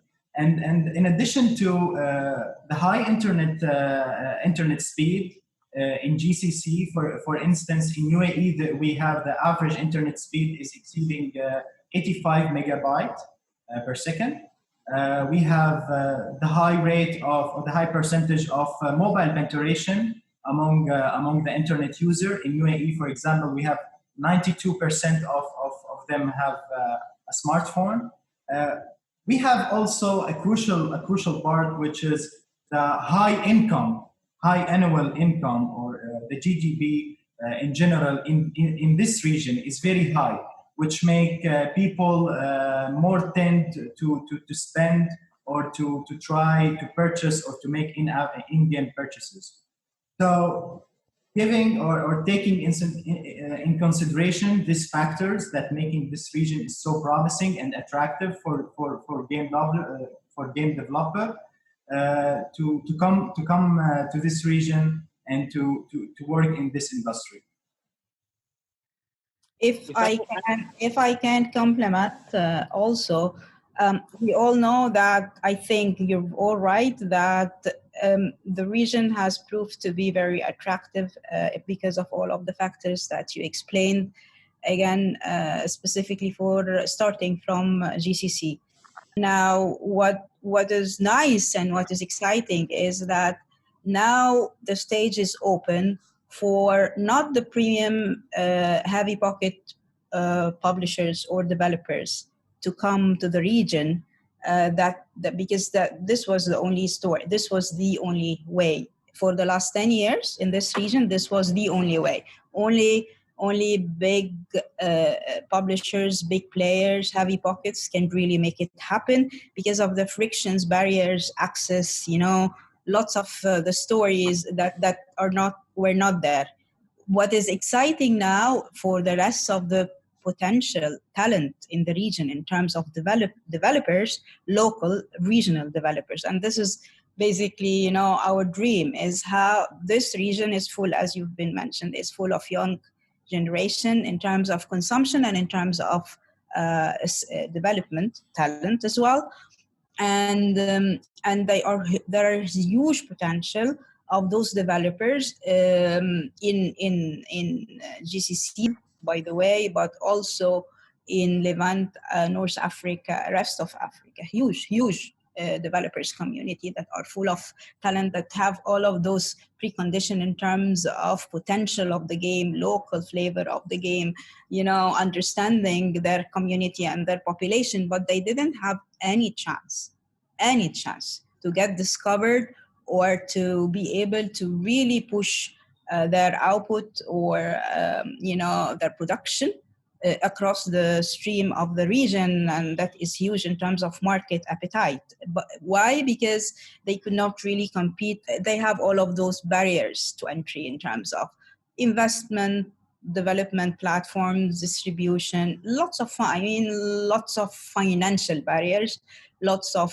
technical barriers, to survive. Even if they penetrate, even to survive is very difficult. And I know most of you guys coming from development and distribution and publishing, you would relate to all of these stories. So our dream this year is like, what is it that is happening in this ecosystem that allow those developers that didn't stand a chance before to really be visible, just visible only, to read the potential market that we're talking about, that is not tapped, to be there. And maybe the only exciting part that I can say here, like the decision of Unity to do this in terms of removing all of those frictions of any developer, developing a game in the engine, and then not thinking twice, what does it happen? What does he has to do in order to really show the game immediately without investing on his side in terms of porting the game to different platforms and migrating and maintaining and distributing and choosing and sticking and conflicting with different distributors' policy and pros and cons, and then putting budgets for marketing, discoverability, consumer reach. This is huge a penetration point that was not feasible for other than the big names coming from outside the region, or that who've invested into the region from inside. So this Unity distribution portal that was launched in last March is allowing any of those developers in Africa, in GCC, in Levant, in North Africa, that had no chance to really show or push their production to the region, to at least stand a chance, whatever it is, and evolve and develop and focus on this without worrying about the barriers and infrastructure and overheads that is part of the industry delivery for the last few years. And actually, this is a dream come true for us in the region, because we know that we have the market, we know that we have the talent, we know that mobile is just making it easy and fluently done. So we have now the basic infrastructure to really tap and scale. So this is why I'm so excited about this Unity distribution portal kind of launch for Unity, and stepping up in the ecosystem of the value chain to the distribution, so that it allows all of the 90% of developers of the world to do something with their production. I do believe that this will facilitate. I speak with a lot of developers from the region. A lot of them this year, we have decided to give them more visibility. They have their own sessions and panels to discuss this. And it's true that we have a lot of talents in our region. However, their voice is not being heard because of the financial difficulties that sometimes they face to be able to bring their games to an audience, to bring their games to the users. So we see a lot of these games just staying there, and not being able to be distributed anywhere. And I believe also this is what we want to hear from you guys is, what is each one of you ready to do? Are you looking at that? Is this something that you think will really be the next investment today? Is it our local regional talents, or is it just relying only on the international publishers that are looking at the high revenues of our region and coming to us? Of course, an ecosystem is both of them. However, we have to rely also on our own resources, right, Thomas? Yep, 100%. I think there's a lot of big names starting to look at this region, but I think it's important to champion the local developers over just someone else's game that we translate into Arabic, for example. Well, the recent experience that we started publishing a couple of our games in partnering with Unity's UDP platform. So we were publishing a couple of our games in China, and for one particular content, we have to make 4 different flavors for China. So so those are the challenges. That in fact is not it's not the only challenge, but doing the translations, then changing the economy for some regions. it's more like the ads, they have more appetite for ads. For some regions, it's more popular that they go for subscription model or even the paid content. So, if it definitely varies from region to region. And for that, we need to have a very strong partnership with some local publishers and developers who know the community, the culture, what works and how it works. So, and definitely I agree with all of my fellow panelists that this is definitely the most important upcoming region, especially the Africa. You see more and more penetration is coming. Every day we see new users are coming and they are adopting new mobile platforms, especially Android is more popular in that region as compared to Apple. So all those things and are very positive and very promising for publishers and advertisers and mobile ad networks to jump in right now at the very right time. So being luckily a part of the ad network itself or an ad platform myself, I've had the chance to work with quite a lot of publishers across the region. India, Pakistan, Saudi, Egypt, Turkey, and all that. But if I talk about the MENA region, I would say let's understand the parameters for a developer or a publisher to succeed, right? Because there's a lot of competition. When you say the market is lucrative, the market is full of money, which means we are talking about a lot of competition. So in terms of the competition, what requires for a publisher or a developer to stand apart is, number one, able to create a kind of content that he or she knows that it's going to bang on the target audience. And to make that content, surprisingly or unfortunately or fortunately, quite a lot of publishers or developers are not equipped with the right technical expertise as well. So I think that demands a lot of technical. It looks like a small and nitty-gritty things, but they create a lot of difference in terms of user experience.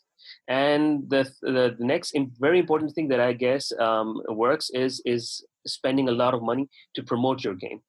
You should be if you really trust your content, I think there are very good platforms around now. We are helping a lot of publishers already to have really good acquisition, specifically on these regions. So just not making a content is suffices right now. It's just like websites. There are millions of websites now. You just make one more. It has to go through a process of being discovered. That's exactly the challenge that is faced on the app stores. And for this region to flourish in terms of publishers, I think spending on the promotion of these apps, spending on the user experience of these apps, probably you might end up not localizing your app or game at all. Probably the content itself, because what we are seeing right now is the external competition is not really getting those localized stuff. PUBG, Mario Kart, all those games, like Hypercasual by Quali, by Say Games, by Voodoo, they're not localized, which means that there's some other thing that actually entices the user. So being a publisher does not really only qualify the fact that you would be able to get the content. You might earn a few bucks out of that, but to make it a success, I think you need to have some good technical expertise, understanding of the user experience, and willing to spend some good money on the promotion side. From TPay side, we've invested very heavily in order to create this staging sandbox, platform using Uni. So for example, the challenges that you've been saying, that how fast you can learn and put the learnings into the first version of the game, and then we publish it without an extra overhead, try and then have the access to all of the biggest distribution visibility channels of the region, which are the mobile network operators. So what we've done is that we allow the developer to really, have all of the insights of all of the markets. We're as CPay, we partnered with Unity. We're distributing in 54 kind of channel of mobile network operator and mobile payment channel, where we launched the stores directly sponsored by those mobile network operators. So your game is published in the store. It is discoverable, distributed, marketed through the store. And the idea is that you might get it wrong, you might get it incomplete, you might not get the dynamics of the pricing, although that this is part of the knowledge that we really give to the developers in terms of pricing, how it works, one-time or versus subscription, packaging, comparatives. All of this is part of the market insights because we've been operating in those markets in monetization on mobile payment, and payment with the network operators for the last 6 years as we speak. So we've tried to capture all of this information to be a sandbox, out of the box kind of information for the developers and publishers coming into Unity, and just getting this information with the push of a button. They are already visible in all of the telco stores. We launched 7 markets, 7 stores as we speak now with Unity since end of March, since the launch of the UDP, and 6 are coming out till end of the month, and 20 more are coming out till end of the year.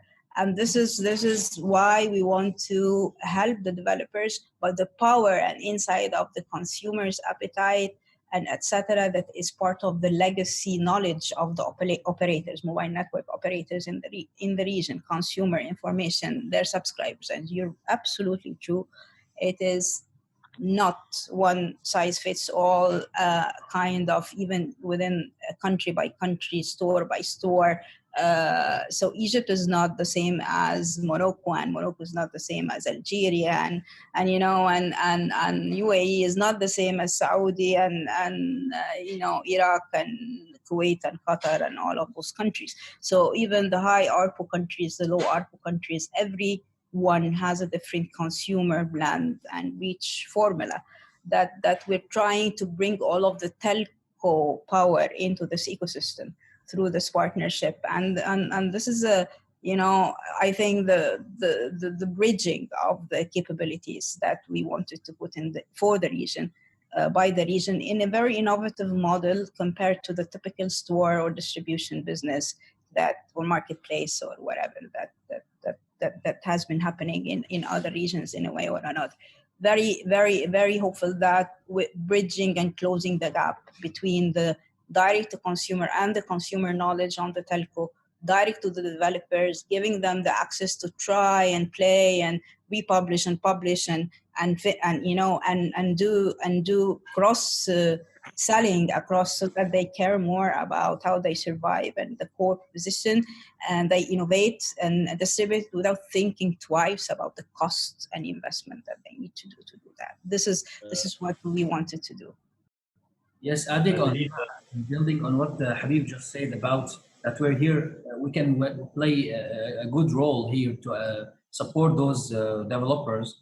Actually, one of the challenges that they have is the payment method. It's not, we don't have like very high rate of penetration for online payment in this region particularly. So for us as Lightcard, actually we can help with this because we can provide the seamless payment method that we accept, and we can promote their games if they are have a good content and good technical aspects, So we can help with this by promoting to our customer base that is like millions now, and most of them are gamers, so they might have the better chance to be introduced to the right audience and having the right tools for them to pay and to if they have any in-game purchase or any piece for playing the game. Especially I think that App Store and Google Play deducting high percentage of or having a big revenue share from developer. I think it's up to 30% from App Store and Google Play, and this is challenging for the developer. So this is a kind of alternative things that payment method. The alternative payment method that can play in this context. Our crew here is telling us that we need to wrap up, but it's such an exciting conversation with the 4 of you. I believe some of you we are seeing again in the program, and all the developers and publishers that are joining the event can also reach you through the meeting platform, where all of you have today your profiles, and they can schedule meetings with you and continue this conversation with you over a Zoom call after you have accepted or requested the meeting. And every year we see that there are new things happening in our region, that you guys are really working hard to grow this in the right direction. And we hope to see more chances for our local developers. And of course, since we started DGC, we have been welcoming a lot of international publishers here at the time when nobody believed in the region. And I believe, Sahar, you were there from the start, I believe. Yeah, I remember the early days, 6-7 years ago, where we didn't know even whom's going to attend the event. I remember, yeah, Habib.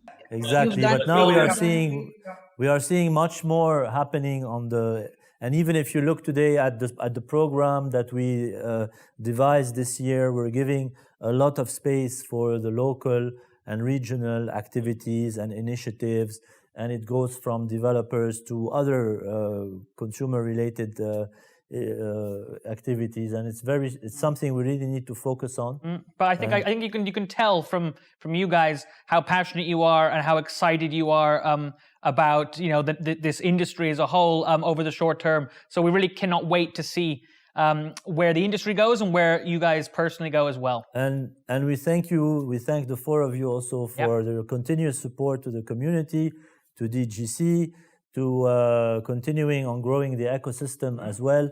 And I think everybody should be now typing your name or your company name and requesting a meeting with you guys to know how they can benefit from your work and publish their games today in the region. We thank you very much, and we hope to see you soon, and physically at least. Now we have to be in the virtual world, in the virtual sphere.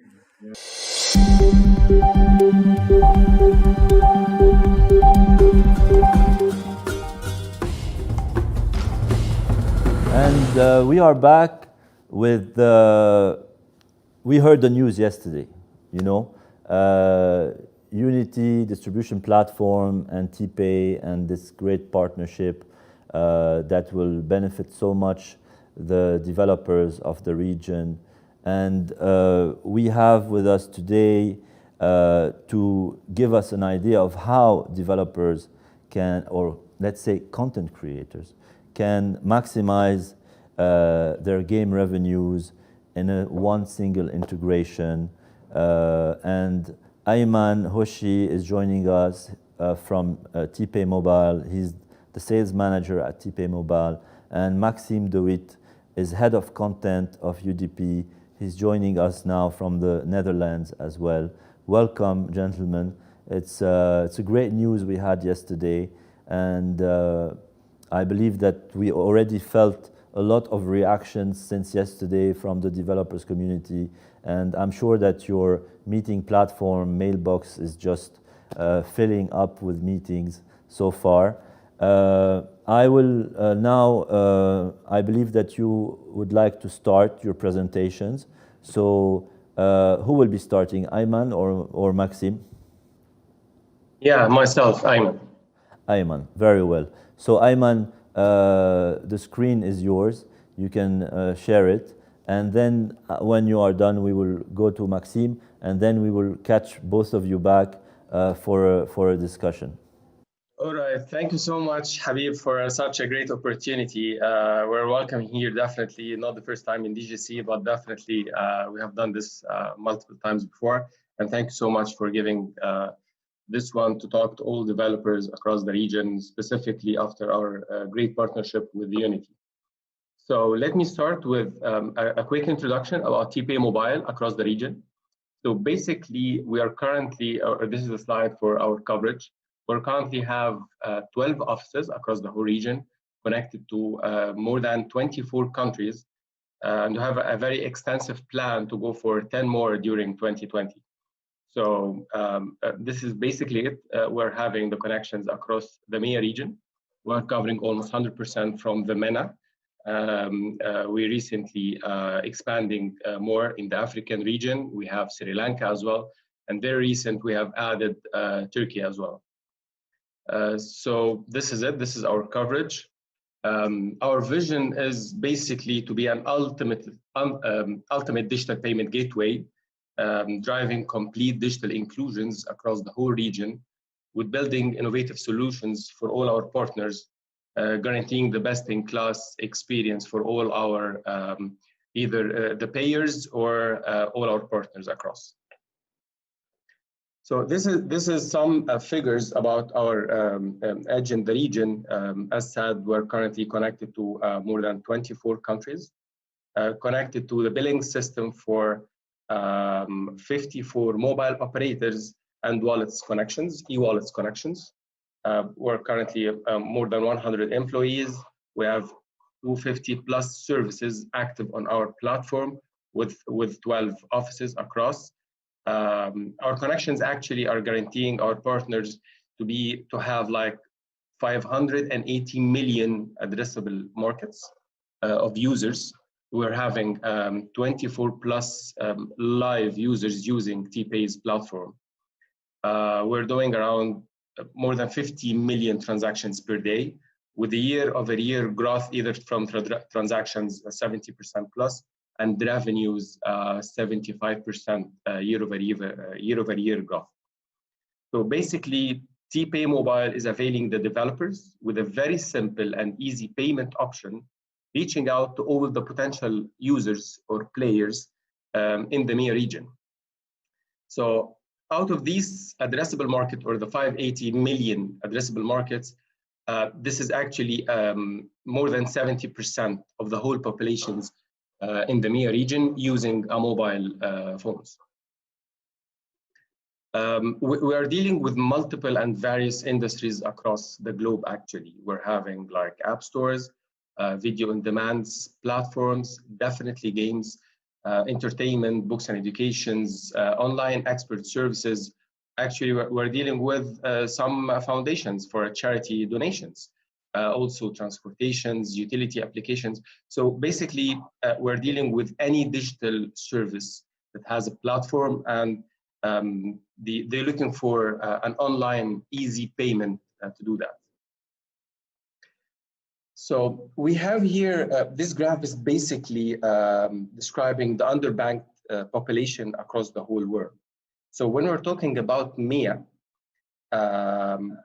we have like 67% of the whole population of the MEA is underbanked. You don't have bank accounts, you don't have credit cards, you don't have anything. It's underbanked populations, which give us from the world, the whole world, around 53%. So the MEA is somehow having more on the average of the underbanked population across the globe. Also, in the MEA region, you'll find that 33% is from the youth population. I guess it's aged from 15 to 20 something. So for the game developers like yours, you will have much more population that or addressable market to address your games, either players or gamers. Here's the below points across the whole population, across the whole world, using a mobile payment. We have almost 64% using any type of payment using their mobile phones, and 39% actually having an e-wallets accounts and having the application installed on their devices. So mobile payment is coming very, very known and very usable across the whole mobile users population across the world. So we are providing here basically our payment solutions. So TPay is connecting the developers or our partners through the gamers with very, very well-known or very simple and easy way to pay, which is something called DCB, which is the carrier billing that the users or the players or the gamers can pay through their airtime, their mobile's airtime, their credit. Either it's a prepaid line or postpaid line, they can easily put in their mobile number and can easily do the subscription on the game or pay the in-app purchase of the game or any other digital service that we're using. And also we have the mobile wallets, which is the banking wallets and the mobile operators wallets. So this is basically our payment solutions. So we're connecting the developers or the game developers, reaching out to all the customers across the 580 million addressable markets across the MEA region, across all our connections, with a very simple, easy way to pay, which is the airtime, the mobile's airtime, and the mobile wallets. So we don't need any credit cards here. It's basically, we're creating a new revenue stream for the underbanked countries. As we all said in the first day, that we are gladly have our great partnership with Unity for their Unity distribution portal. And we have here Max will take the mic from my side, from myself actually in a few minutes to describe more and tell us more about the UDP platform. So here's, this is basically what we're doing with Unity or the UDP. We have here the game developers connecting through or published through the UDP platform and using TPay store to publish across all of TPay's coverage, which is currently 24 countries, which will be reaching 34 by the end of this year. We have 54 mobile operators or telecom operators reaching these 580 million addressable market, which users have their mobile phones. And by end of 2020, when we're reaching our expansion, I guess it will reach around 900 million of potential players or gamers. So basically, this is it. This is basically an example of how you can use the TPay store. So whenever you go, guys, on the UDP or publishing your game or any of the UDP stores, you will find TPay store. TPay store, as said, we're connected to directly to the mobile operator. So when you're accessing the TPay store, you will find all our connections, all the operators across the whole countries, all the countries. So basically, you are checking boxes on each of the operators you would like to launch your game in. Whenever you check this box and definitely do all the logistics and terms and conditions, you will find it already on the EDP platform, and you will then save. It will go for our certification team to do some testing and something like that. Then your game will be published automatically on the operator's branded marketplace. Either it's an operator's portal or a specific app for the users. So that's it. It's as simple as that. With one single API integration, using the UDP platform and the engagement with TPay, you will publish your game across all of these markets very, very easy. So currently, this is our live operators. We have currently live and tested. So whenever, if you uploaded your game today, you will be live in all of these operators. So it's Ooredoo Palestine, Etisalat Egypt, We Egypt, Omnia Jordan, Vodafone Egypt, and Orange Egypt. And definitely very soon we're coming with all other operators across the region, discussing with them or launching them on the UDP platform. So why TPay Mobile? Why shall I use this payment option, either TPay Mobile or using it through the UDP platform? So basically, we're handling all the operators' communications and approval cycles for each operator. Where, as said, we're connected to more than 50 mobile operators across the region. But you guys will have one single point of contact, which will be TPay Mobile. We're managing all of the settlement process, all the contractual agreement, as we're having at the back end, back-to-back agreement with each of these operators. However, you're signing up one contract with TPay Mobile, having them all, and definitely all the operational processes launching on these, on any of these. Also, in the first point, we were having a very good directly relationship with the operators who have been in the market for the past 6 years, I guess. So we're having some or good marketing insights across each of these operators. We can definitely support in any of these, and definitely maybe if we have like any marketing support from the operator side, we can definitely discuss this. The second points, basically, we're the UDP partner in the MEA region. So whenever you're using the UDP platform, we are here. We're here just to click the TPay store button. You'll find all our connections, that checkbox, and will be launched on the operator's platform. The last point, basically TPay, we are the leading digital payment platform across the Middle East and Africa. We have been there, one single API integration, very good relationship with the operators, and definitely we can help you monetize and reach 580 million potential gamers. So that's it. I guess from here, Max will take the screen, but finally, this is the last screen. Please reach out either to this mailbox or directly to myself. Please have it at your end. Just drop me a note and we can definitely set a call to discuss further our possible collaboration. Yeah, that's it. Thanks so much for your time. And Max, I guess the screen is yours now. Ayman, also, they will be able to contact you on the meeting platform. TPay profile is there. Same thing for Max. Yeah, sure. You know, I just wanted to, before you start, Max, actually you can start preparing yourself to start. The audience needs to understand that there is a monetization issue in our region. And there is also content developers that would like to operate in our region, game developers that would like to operate in our region, publishers that would like to operate in our region, but monetizing in most countries has always been an issue. And being able to actually get your content out there. So I believe that TPay Mobile and UDP have totally solved this problem now. And given access to international developers, regional developers, indie developers, local developers, developers that don't even have a distribution deal with anyone, they can just be on the platform, and it's just amazing. So I just wanted to say that there was a big problem for many of the game developers in the region and outside the region, and this association between both of you is going to make it much more easier and beneficial. So Max, it's all yours now.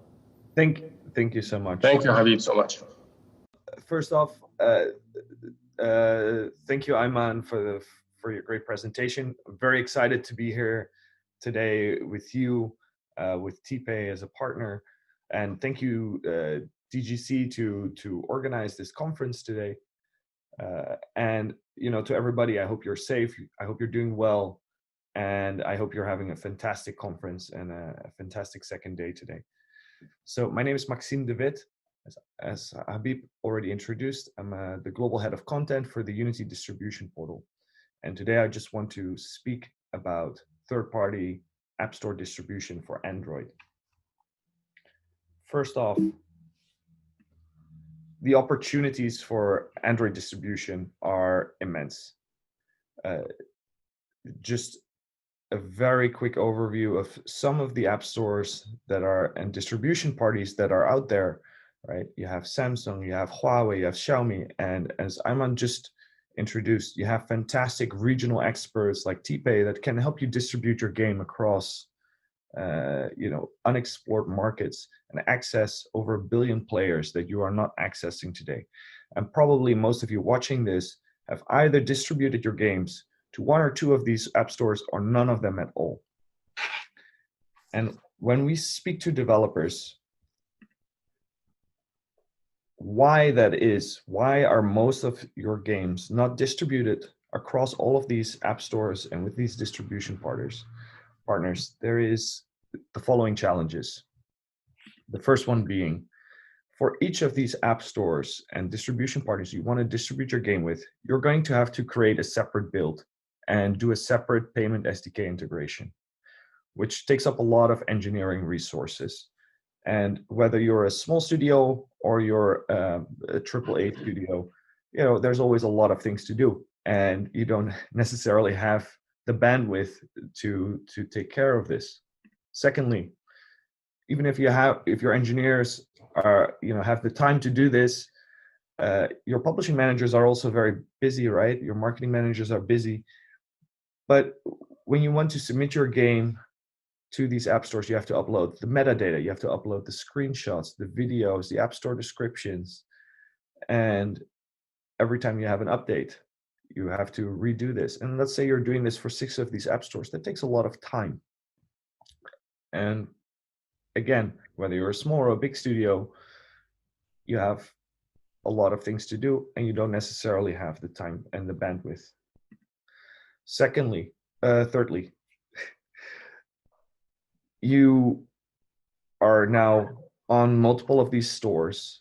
Your game is live on multiple of these stores. And on a day-to-day basis, you want to actually know how the game is doing, right? Because at the end of the day, you're running a business. You want to know what your performance is like.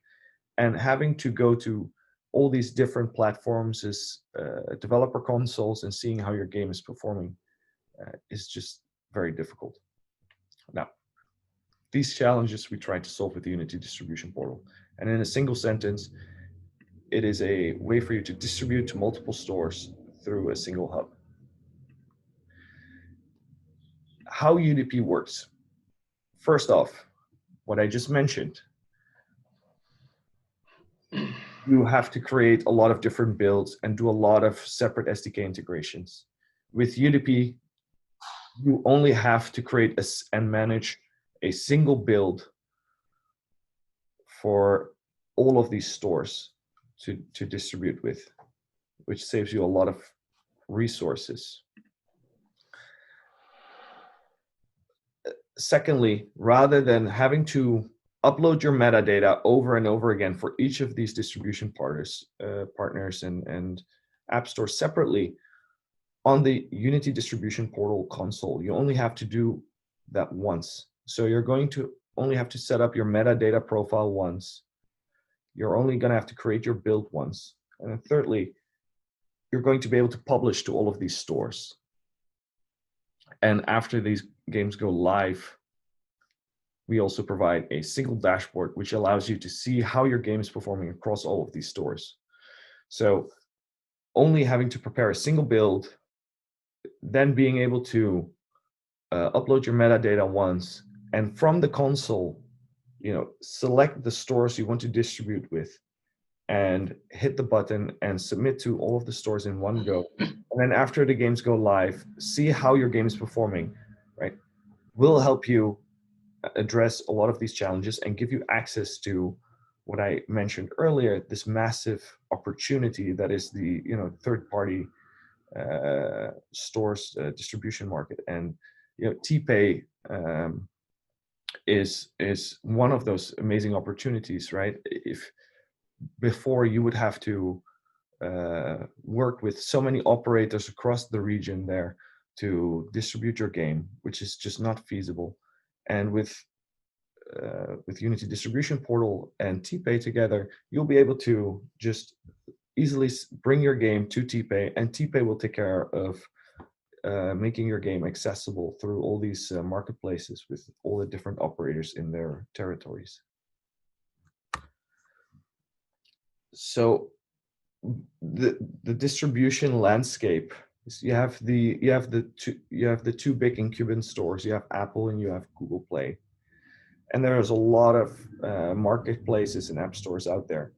It's just that if you have to spend efforts and time on each of these stores separately, that is just too much work. And what we try to do with UDP is change that landscape by trying to turn it more into a single effort and allowing you to tap into this opportunity of alternate distribution. Very important as well, of course, because it sounds a lot like a sales pitch. What is Unity Distribution Portal going to cost me? It's completely free, so you don't have to worry. You also don't have any limitations as to which version of the Unity engine you're using. You are able to use Unity Distribution Portal and just sign up for it as long as you have a Unity ID, which you can also register for free. So that's some good news for you. just lastly, if you want to learn more about Unity Distribution Portal in terms of how to set up your game to be ready to be distributed. Also, if you want to learn more about our fantastic App Store partners and distribution partners, including TPay, right? You'll be able to find more information on our website as well. And of course, we also have email support in case you have any questions after visiting our website. And with that, I just want to repeat, Habib, what you also just said. I think this is, a fantastic partnership we're very excited about. The MEA region has so much opportunity for developers, and by partnering with TPay, we hope to give our developers more and more opportunities to tap into that market. And I think distribution is something that TPay can really help with in terms of making your game visible in the market.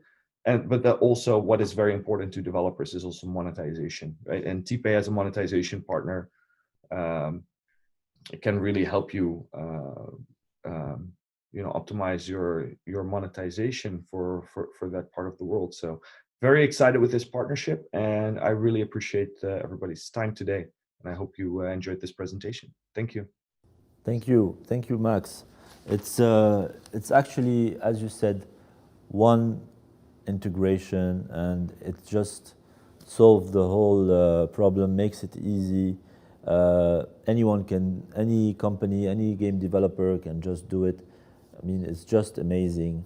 You don't need to go through different stores, not being seen, being seen, not being pushed. How much marketing budget do you need to have in order to even start existing on the market? So it's really, I believe, for emerging markets like the Middle East and Africa, and this year we've witnessed a great African presence at DGC with many companies and stakeholders being part of it. It will just accelerate the growth of these startups, game companies that are just starting as well. And I believe that it will just bring so much more developers that are already on Unity from the rest of the world to have access to this region. It's, we all want to see this working so well for everybody, really. Yeah. Sure. I would just like to say, I think, in the gaming industry, emerging markets sometimes has a negative brings a negative feeling to a lot of developers, saying, oh, emerging markets are places where there's a lot of downloads but no revenue. And I do think that the Middle East and African territories, this is really not the case. I think there's already, of course, it's not every, it's Middle East and Africa, it's a continent. It's a lot of markets. I think there's a lot of mature markets in there as well, where developers can really make a lot of money. And I think there's so much potential in the region for developers. So I just wanted to say that, like, I fully agree with what you said, Habib. I just want to bring the message to developers, like, take these territories, take these markets seriously, because there is a lot of business potential in these markets already today. It's no longer emerging. I think there's a lot of business opportunity today, and you should be looking for partners like TPay to tap into that potential. Of course, there is huge opportunities here in the region, and both of you joining together, I believe, is just going to make that more concrete. It's just going to help get more results. And Ayman, you wanted to maybe close this session? We still have around 2 minutes, I believe. Yeah. Okay, yeah. So basically, as said, we're very happy to be here again, definitely with you, Habib, at the DGC, and definitely having such a great partner like Unity and Max in here with this session with myself. So I totally agree with you guys about the MEA region and the potential business up there. And definitely I would like to add that based on the emerging markets or developing countries, like countries in the MEA region and the underbanked population, we do have like a very a big issue actually for being monetized. So we have a huge population of underbanked populations, and definitely our solution will help you reach out for these underbanked population using the payment platform of ours. And definitely you have been in this market for quite some time now, and we do have a very good market insights about each of these countries, and we're doing a great job. And definitely, I'm sure it will fly actually with such a great partnership with Unity across the EGP platform. So yeah, that's it. Thank you so much, and please feel free to book a meeting on the meeting platform. You'll find my contacts and registered on the platform. So yeah, let's meet all of you guys. I'm sure they will. And as you know, DGC this year, we gave free access to all the developers, wherever they are, to the business meeting. They can be in the Netherlands or in Egypt or anywhere else. They can have free access to a standard pass, and we received a lot of registrations this year.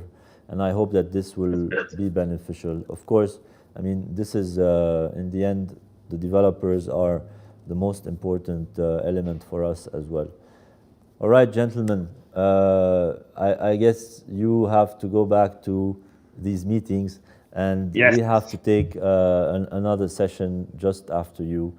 I'm very happy about the news, and we're all waiting for really exciting developments thanks to you joining together. Thank you very much.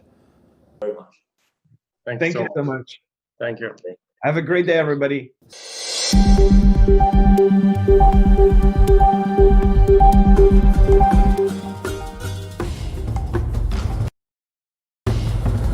We're back again with HTC. Daniel, welcome back. Thank you. Axel, welcome. Thank you. This is our second panel with HTC today, and we're going to be discussing VR content development walkthrough. Axel, you are the president MEA VR MEA, and Daniel, I guess now everybody knows you already. And we are also joined by Marios Bikos, developer relation engineer at HTC.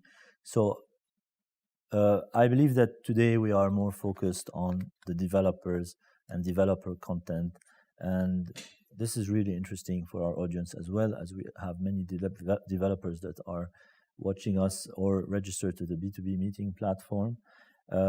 Daniel, you will walk us through the content of this session and presentation and discussion. Yes, today I have with me from our London headquarters my colleague Marios, who's managing the relationships of all developers' requirements from engineering technical perspective. So I encourage developers after this session, if they want to reach out to him for any support.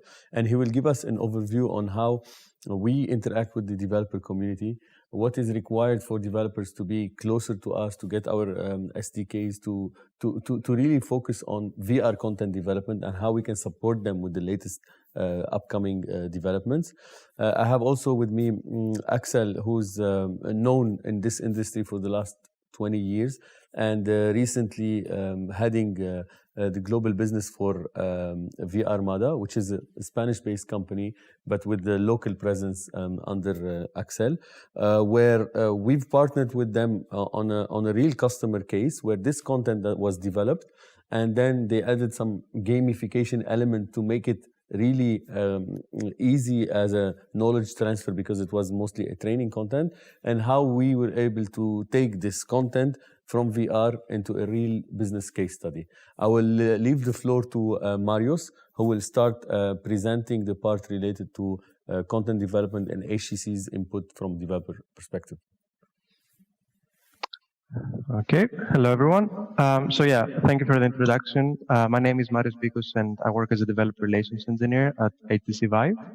And this presentation is mainly to give you an idea of what you can build as a developer if you're first starting building a VR application, or if you want to utilize the family of Vive SDKs that we provide. So in case you're not aware, HTC Vive has an exciting family of VR products and headsets, and we keep pushing to expand the possibilities of what developers and content creators can do in the world of virtual reality. So from headsets such as Vive Pro Eye that offers integrated eye tracking capabilities, and it's designed for enterprises and VR users who want a premium VR experience, to Vive Cosmos that allows you to have a modularity and switch faceplates to achieve to handle every different scenario. But in order to utilize all those features and the hardware features, developers need to use SDKs and software to communicate with the hardware modules. And that's why we need to provide an easy-to-use interface so that developers don't have to reinvent the wheel. So in this presentation, I'll show you our SDKs and how you can build VR applications using Vive hardware. So first of all, if you're a developer and you want to develop a VR application for Vive PC-based headsets, then usually the first step is to use one of the popular game engines. Or, of course, you can use your own game engine or a different game engine. But that's not enough. The game engine needs to be able to recognize the headset, and it needs to communicate with the headset to read input, which is the controllers and the headset pose. And, of course, the engine then needs to write output, which is the rendered frame back to the display of the HMD to update the image according to the head pose. So if you want to develop PC-based applications for Vive Pro or Vive Cosmos series, then what you need to do is use the OpenVR SDK. This SDK was developed and maintained by Valve, and what it does is that it allows access to the native functionality of the headsets, and it makes it easy to develop for PC-based VR applications. So when you combine the OpenVR SDK with SteamVR runtime, you can get access to the VR hardware, and you can build application for a series of PC-based headsets, not just the Vive series. Usually, this API is already integrated with Unity or Unreal Engine, so you can start building apps straight away. Now, things are a bit different when it comes to mobile VR applications or standalone VR headsets, such as the Vive Focus Plus. For that, developers will need to use a specific SDK that we provide, which is called Wave SDK. And this SDK allows you to build VR applications not just for Vive Focus Plus, but for a family of devices that are part of the Wave developer ecosystem. So what we do is we provide an SDK with a series of features that developers can use to create VR applications and achieve stable frame rates for a series of different devices, from mobiles to other VR headsets. Now, apart from OpenVR and Wave that I mentioned, over the last 5 years, we have accumulated several different SDKs because of all those different hardware features that we have. This table that I'm showing here lives on our website, and it's really useful for developers to understand what SDKs they can use with different Vive devices. But today, we're going to focus mainly on the hand tracking SDK and the eye tracking SDK, and showcase some features and share some demos and use cases from internal and external developers. So if we start with the Vive hand tracking SDK, that's a cross-platform tool. It utilizes the front cameras of Vive headsets, and it's based on a deep learning solution. Using it, developers can track both hands, left and right, at the same time. And of course, they can recognize gestures. At the moment, we support up to 6 different predefined gestures. You can see them on the screen. But of course, we're looking into adding more in the future according to the needs of developers. At the moment, the hand tracking engine that we have supports 3 different modes. We support the 2D mode that allows you to get a 2D point for each hand. The 3D point mode allows you to get a 3D point, and it's supported on all the headsets that have dual cameras in the front.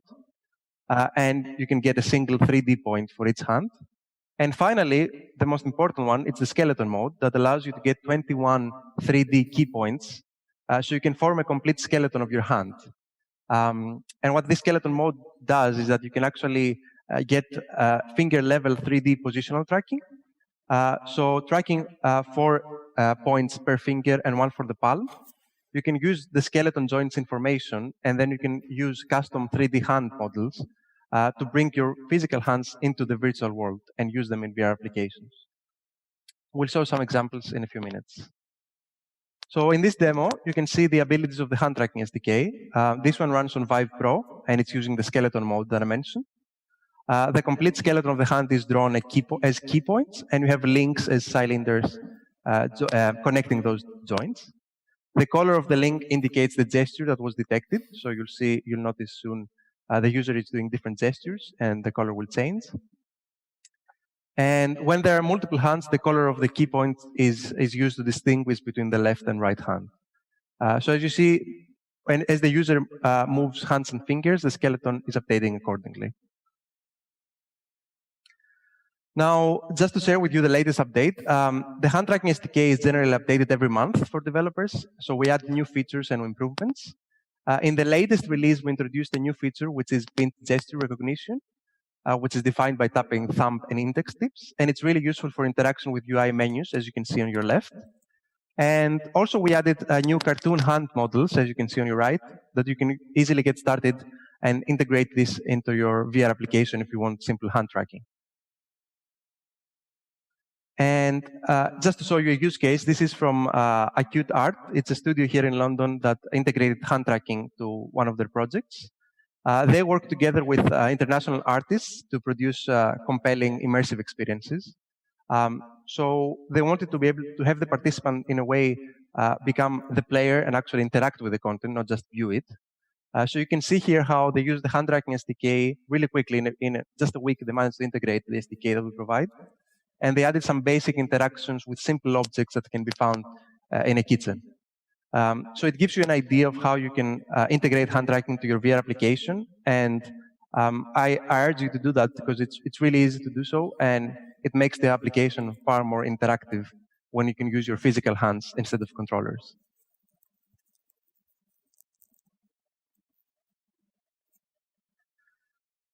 So that's all for the hand tracking SDK.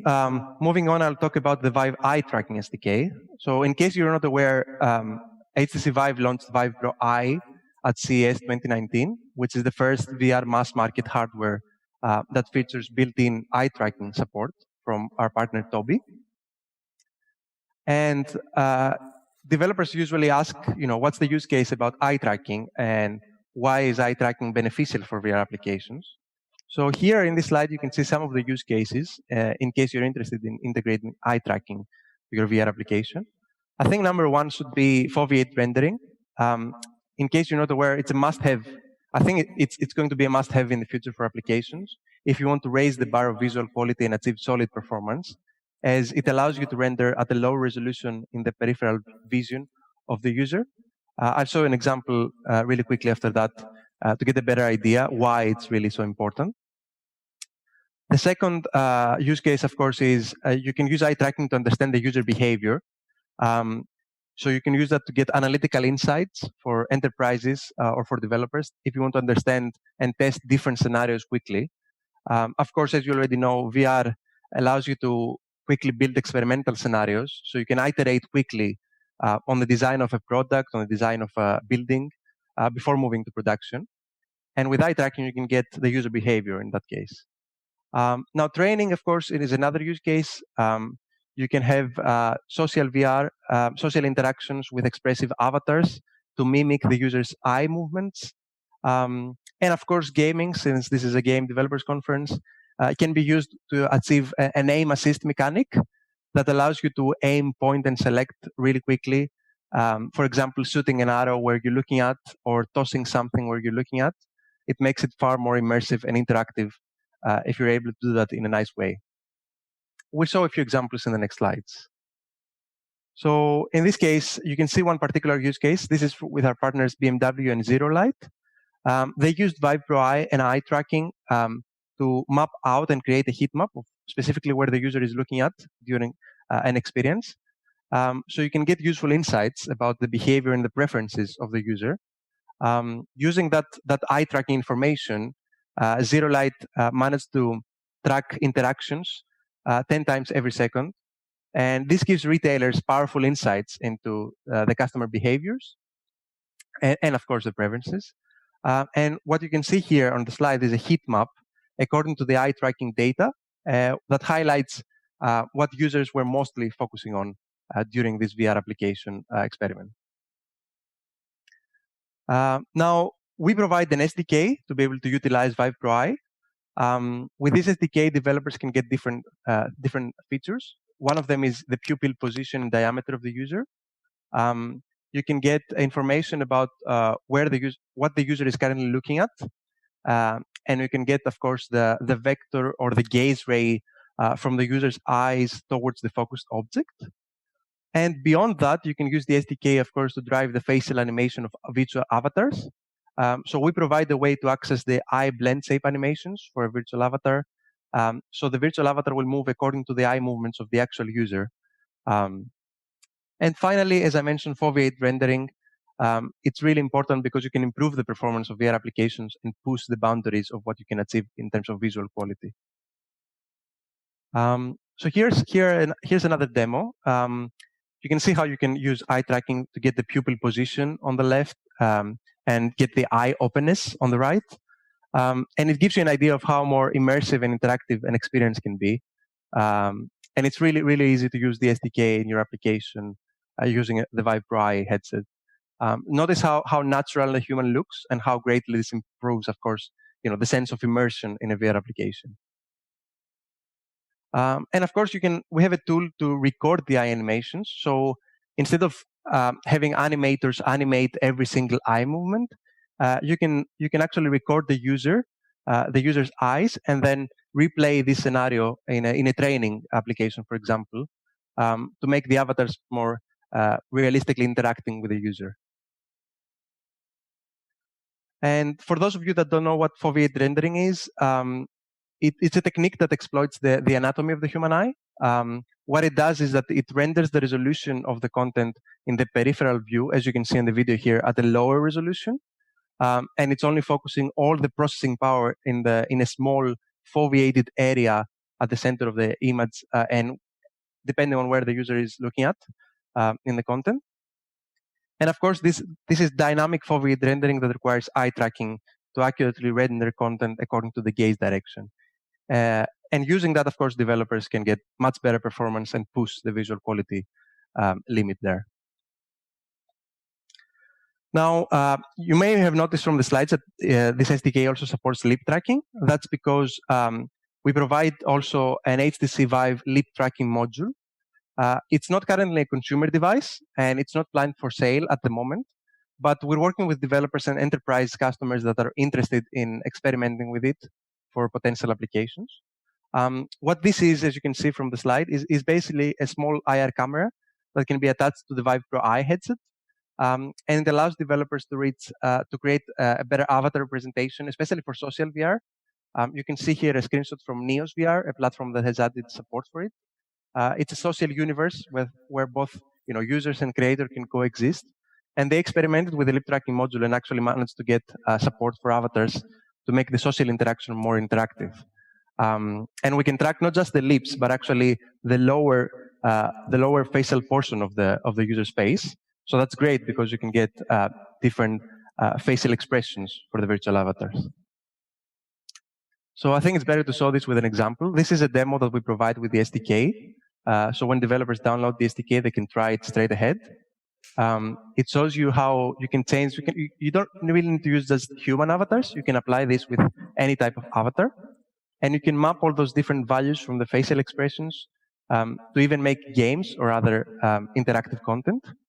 But it gives you an idea of how accurately we can track the facial bottom of the user, and it really adds immersion in the final content. And since this is a game developers conference, it would be nice to show you an example. This is from a developer jam we had here in London. So users had access to Vive Pro Eye and the lip tracking module to experiment and try different and hack a different solution. This is Mania by Triangular Pixels. They created something like Beat Saber, but with food. So you can actually move your mouth up and down and eat food really quickly. And it was really a really fun experience, and it shows you what you can do even in the gaming field, in the gaming domain, with eye tracking and lip tracking in this case. Now, for the different SDKs that I mentioned, if you want to learn more things and you're a developer and you want to start integrating support for eye tracking or hand tracking, if you go to developer.vive.com, you'll find all the different SDKs that we provide. So feel free to visit the website after this presentation and explore and see what you can do with it, and share some feedback, of course. And if you have any questions or if you find any difficulties using the SDKs, you can go on our developer forums, and you can. We provide support there, so you can find interesting tips, interesting articles, and you can ask questions or share information about what you're working on. So it's a really useful resource for developers. And of course, if you want to learn more about the SDKs, we have a YouTube channel, HTC Vive, where you can find some of the latest tech talks, like the one today. So we upload everything, and the webinar recordings and everything else, and all the tech talks over there. So feel free to watch them as well. And finally, 2 more slides here. One is, it's worth mentioning that HTC Vive is really interested in expanding the VR ecosystem among game developers as well. So that's why we created Viveport Infinity. In case you're not aware, this is the world's first unlimited subscription service for VR experiences. And what we do is that we give limitless access to over 1,000 VR apps, games, video applications. So as a developer, you can actually submit your VR application to Viveport, and then this is available to our database of Viveport users. And it's also not just compatible with Vive headsets, but we want this to be open for everyone. So even if you have headsets from other providers, you can still use this Viveport Infinity as a service. If you have any questions about that, or if you want your game to be on Viveport, feel free to reach out to my colleague, Maria. You can see the email on the screen, and she will answer all your questions about that. And also, if you're a developer in an early stage startup, you may be interested to know more about our Vive VR accelerator, which is called ViveX. The main mission of ViveX is to grow the global VR ecosystem by supporting startups at an early stage. We try to support them and provide them with education, investment, and mentorship. So again, if you have a startup and you want to find out more about ViveX, reach out to my colleague Dave Haynes. He's the director of ViveX in the region, so he can help you with that. So thank you very much for your time, and if you have any questions, I'll be happy to answer them. Thank you very much, Marius. I mean, very, very insightful how HTC Vive is engaging with its developer community. And I'm sure every developer interested in this area must go and register as a developer so they can get the full access to the SDKs and content highlights. I've got with me Mr. Axel, President of VR MEA for the region. And we want to hear from him how they took this experience in content development in VR and made it more enterprise-driven, and how they added to it this gamification element by really leveraging on all of these SDKs and platforms and layers that sit below the level that we see as an interface in VR. And it came out with a great success story. Very good. Thank you very much. Thank you for having me. Let me give you a short introduction who we are, and let me basically guide you to a quick introduction of our company. We are MEA. We are a technology company, international technology company with a strong presence in the Middle East. We have an office here in Dubai where we sit right now. We have an office in Abu Dhabi, and we are, as we speak, actually opening an office in Riyadh in Saudi Arabia as well. And we also have operations, of course, in other regions in the world, with our headquarters being in Spain. What we basically do, we are a B2B company, as you correctly mentioned already. We are not in the gaming industry, but we are using a lot of basically gaming technologies in our applications. And we are basically a company that transforms traditional training methodologies into virtual reality. And we are focusing there on governments worldwide to use our applications, and also large corporations. You see on the slide here some examples of our companies that we are working with. So we have global enrollments for VR training, for instance, with Cisco, and locally we are working strongly with the governments in the region here to introduce VR as a training methodology, basically. So why is VR an interesting tool to conduct training, basically, in a new way? A couple of reasons here. You see it on the slide also. VR can help to optimize cost for training because you eliminate basically the need for travel to your training location. The location comes to you with VR. Another thing is you greatly reduce the risk as well. There, especially here in the region, if you look at industries like the oil and gas industry, they have many trainings where that are highly risky and highly costly. If you do this in VR, it's better to make a mistake in virtual reality than make the mistake in real. This can, at the end, even save lives. What VR can also do, it can increase the engagement of the people that you are training, basically.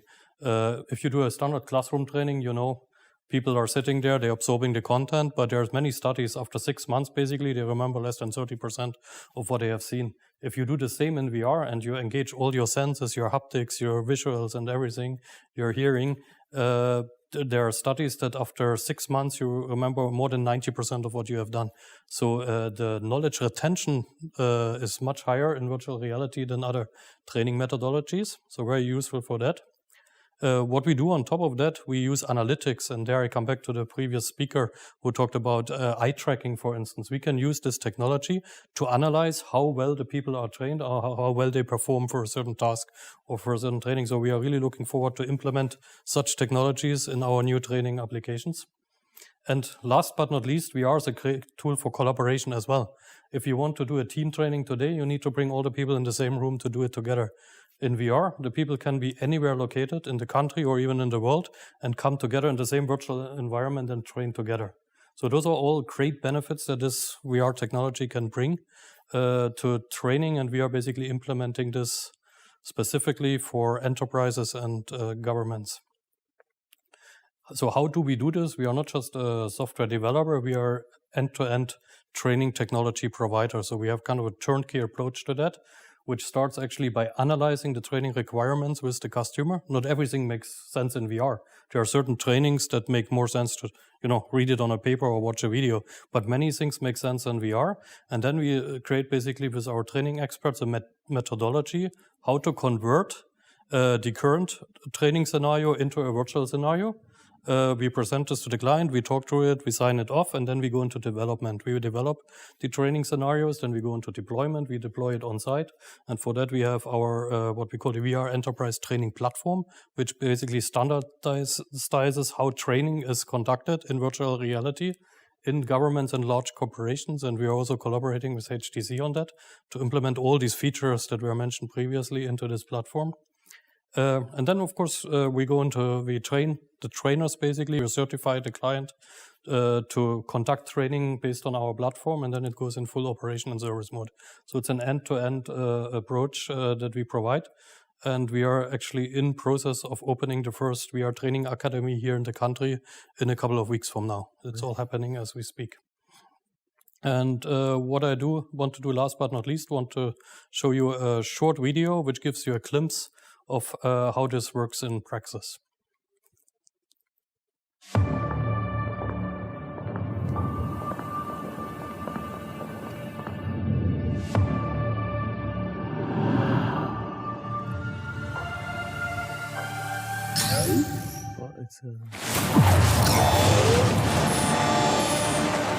الإدارة العامة لجمارك أبو ظبي تقدم أول برنامج تدريبي عبر الواقع الافتراضي لمفتشي الجمارك في خدمة شحن المطار.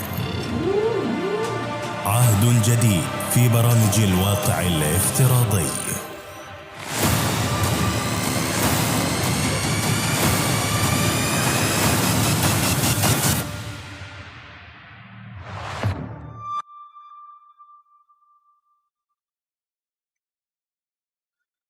Thank you very much, Axel. Very insightful and very important for developers to really see how you are bringing the gamification part to real life into a B2B project and implementing VR content at its best to become a really practical experience. Thank you.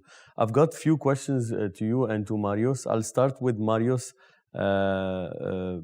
We saw in your presentation the hand tracking as an impressive SDK for developers. What we want to know from you is that when we can see such applications or APIs fully integrated in the commercial devices and applications.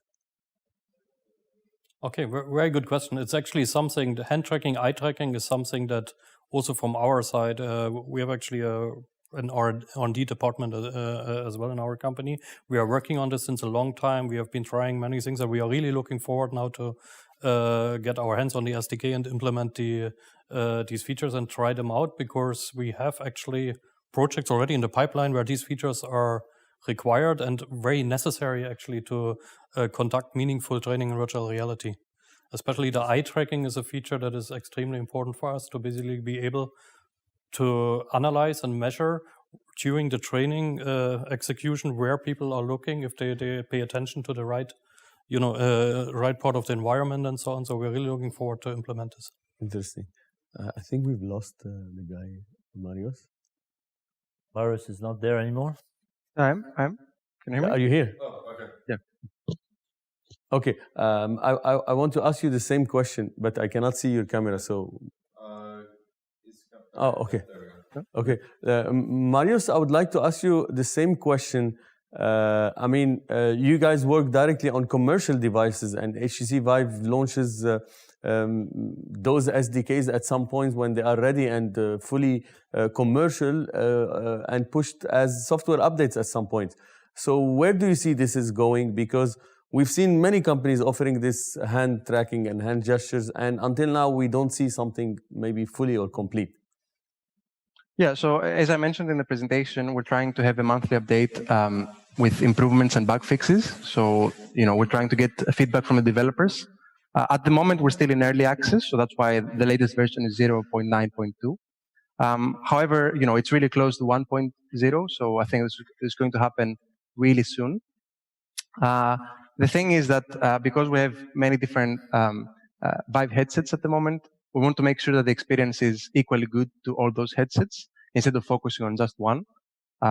So once this happens and developers are quite satisfied with that, we want to really get the feedback from them and then actually go public and actually have this as a final public version for everyone to use and recommend to use. But of course, developers can still experiment with it at the moment. And if they have any feature requests or anything, they can contact the developer relations team. So we're always eager to hear what they want to be able to do with the hand tracking SDK, and we're eager to integrate that feature for them. Great, thank you very much for that. I will ask you the last question because we're running out of time. Briefly, I wanted to know from you, I mean, for the Middle East region, for the community of developers over here, I mean, what are the options and what are the added value that you will be offering as HTC Vive team globally? I've heard a little bit in your presentation on the community side, on the SDKs, on your platform and your accelerator program. So in a nutshell, why a developer today has to be part of your community? Yeah, so well, we're always trying to reach out to the developer community, globally. We have different activities. For example, recently we had an eye tracking content development contest, which was available to developers globally. And in that, for example, we're giving access to hardware to developers so they can experiment with a new feature like eye tracking and create an application and then have this application published in Viveport, for example, or get, apart from the fact that you experiment with the hardware, you can actually build a nice application and then, showcase it to your customers if you're a company. But especially for the developer community, we want to make sure that our community is inclusive. So we're trying to have all those tech talks that I mentioned, participate in virtual conferences. So we want to make sure that they can actually join as well and learn more things about the SDKs. So we don't just focus on local events. We try to make this as global as possible. Thank you for that. Axel, last question. We've seen these great success stories here in Saudi Arabia, in the region. We're seeing in the same time your operation is mostly over here with the back office and R&D in Spain. Yeah. How does your roadmap look like in engaging with local Middle East developers? We are really keen on seeing what value can successful companies offer, and will we see a team here developing out of the Middle East your services? Short answer, yes. And medium answer, because we have 2 minutes left, is yes. So what we see in the region here, and I'm long time in the region, this region is transforming right now. It used to be a technology import region. It becomes a technology export region. That is the goal of the region here. And this is all led, let's say, by the UAE and other countries following. And we are clearly part of this strategy, which means we want to develop technology in the Middle East that will be exported somewhere else. This is not a yes or no answer. This is a gradually movement of development, basically. In the future, we will have probably a hybrid model where we'll have key developers sitting here who need to be close for certain projects to customers. And we will have, of course, central developers continued to develop for us centrally in Spain in that case. It will be a hybrid model, but the change is happening. Development is moving gradually to the Middle East. Excellent. Thank you very much. Thank you. It's really, of course, development and VR development has so many uses today, and I believe that with what HTC is doing also to allow all of these different applications of virtual reality for different industries is just growing now and expanding all the time. We're just seeing it even more, and we've seen recently also that VR is finding so many solutions to the current situation as well. It's really going to continue like this. Yes. Thank you very much. Daniel, we'll see you again. And Alex, thank you very much for coming to the studio. Mario, great to meet you. Hope everything is well in London. And we hope to see you soon. And connect on the meeting platform. You all received your access. You might be receiving so many requests and meeting requests from developers to continue the discussion with them. Thank you. Thank you very much.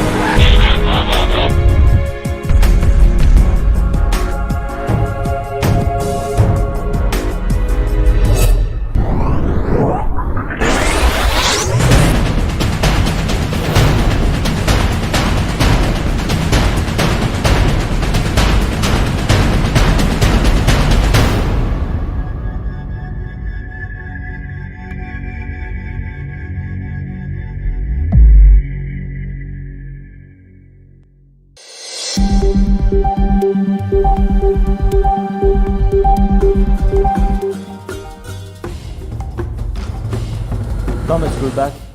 And day 2, and Karim, Ibrahim, this is our second interview with you during DGC Live. And we are joined also by Hannah Sweeney, Senior Manager, Location-Based Entertainment, EMEA, Hasbro, and you are now in London. Hi, Hannah. Hi, nice to be here. Thank you for joining us and taking the time to be with us at DGC. And Karim has an announcement, and I know he's been working on this for a long time now, and it's just great. So, Karim, how is it to be today producing Transformers VR? First of all, of course, thank you, Habib, for the introduction. Hello, Hannah. And to talk a little bit about Transformers VR, it's been a wonderful experience. It's been an amazing journey. We're very proud to be one of Hasbro's partners, and this experience will be one of a kind. The fact that it will be one of a kind is simply because you are in a simulator, and I think this is the first VR experience that will actually let you be in the spot or in the eyes of the Autobot character, so you can play as the Autobot character, and you can experience for the first time what it's like through a simulator to be Bumblebee or Optimus Prime. And we're very excited to launch this product and this trailer. It's been long awaited, and we're looking forward to it. Hope you guys like it.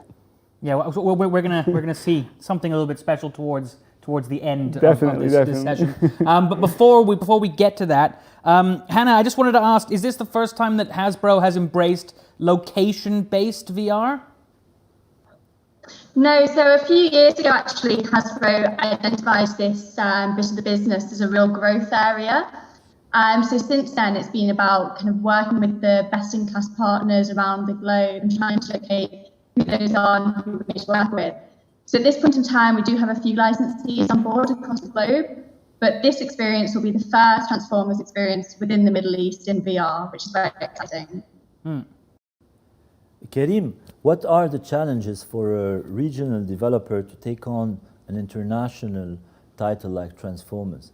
Well, of course, there's challenges with any title, but of course, representing a big brand, a major IP such as Transformers, you want everything to be perfect. And the ecosystem in the Middle East, sometimes it's tough to find the talent that's required to make such a specific or entertaining game.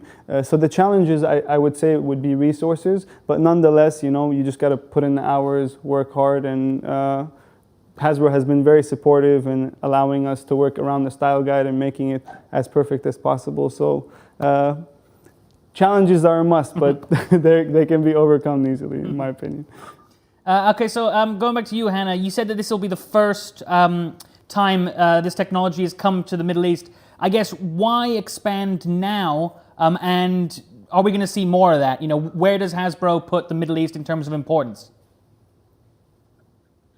So the Middle East for the location-based entertainment team at Hasbro is incredibly important. There's a real growth area within the Middle East, and we see it as such an innovative and forward-thinking region with real entrepreneurial spirit. So yeah, the Middle East is a massive priority for us, and in general, there's a lot of exciting projects that are coming out of that region for us, of which this opportunity is a big one. So it's been absolutely a delight to be working with Robocom in this region. I think they really showcased that innovative, forward-thinking spirit, which they've just showcased absolutely perfectly whilst working with them. Yeah, was that purely because they're called Robocom and obviously Transformers? Well, it was the play on words. I was going to say, was there any other reason why he chose them? Yeah. That's all we look for. We look for the name, and if it fits in, then we work. No, now I know the secret to our success. They've been planning they've had a real forward-thinking approach, as I said, but also they had a really strong commercial background as well. So they had a really great plan, long-term plan, which looked sustainable, which was commercially astute. So from kind of A to Z, they fit the profile of what we're looking for in a partner, which is passionate and strong commercially and a really great plan in place. Karim, are you transforming Transformers? What's the creative process? What's the development process that you had to go through? Well, of course, it all starts with the origins. I watched a lot of Transformers animation movies. Got a couple of action figures myself. I think the first thing to do is just identify with the brand very well, understand the origin of the brand, and understand how you can evolve the brand, because a company that is in the toy business and has evolved into animation and movies is now evolving into location-based entertainment and VR. And it is our duty to give the customer or the consumer the best experience when it comes to VR. So we try to think creatively in terms of how to give it that edge, how to evolve the franchise into making it, to giving the consumer the experience that has never been given before. This is why we wanted to put the consumer in the eyes of the Transformers, to have the ability to move around with the machine, to feel what it's like to be in a giant 10 meter, 15 meter, 5 meter robot, referring to the Autobots, walking around New York City, Istanbul, any part of the world, and just fighting the Decepticons. This is what we try to focus on creatively, how to synchronize the mechanics and the visual aspects of the game to make them as synchronized, as comfortable for people to experience this. I just want to, it's Monopoly, right? Hasbro all the way. Hannah, did you see his t-shirt? It's Monopoly. Oh, is that Monopoly? This is Monopoly, but I have a get out of free jail. Well, so kind of Hannah, obviously Transformers is such a beloved franchise that has been going for so long. Were you guys worried about kind of taking something that the people remember from, you know, the cartoons and the films, and then taking it into something that you said, Kareem, into an entirely new place with an entirely new technology? So I think Hasbro in general are very innovative, and they've taken, you know, something that started off as a toy and created a massive franchise around it, you know, one of the biggest in the world. So, you know, we don't shy away from exploring new technology or exploring new avenues to progress in. And as a company, you know, we're very used to that. And as a team, no, there was no concerns in that. It's just exciting. We want to be at the forefront of really progressive technologies and experiences for consumers, because ultimately what we want is for the fans to truly love the experiences that we've put through. So in terms of any worries, no, I think we're working with, you know, a really amazing partner with Kareem and Robocom, and yeah, just excited for the fans to go from watching content and watching the movie as a third party to really feeling like they're part of it, and they can be an Autobot as well, and, you know, be Optimus Prime and Bumblebee and fight the Decepticons together. I think that's an amazing experience. Don't we all love the Transformers, right? Mm-hmm. Yeah. Absolutely. Kareem, I believe now is the time maybe for you to show us what you've been working on. I would love to showcase what I'm talking about and show you guys a little glimpse of the action in our. It'll be coming soon. We have not yet announced where the launch will be, but this is just kind of a teaser trailer to show you a little bit of what the Transformers VR experience will be like. Well, we want to see that. Yeah. Let's roll it.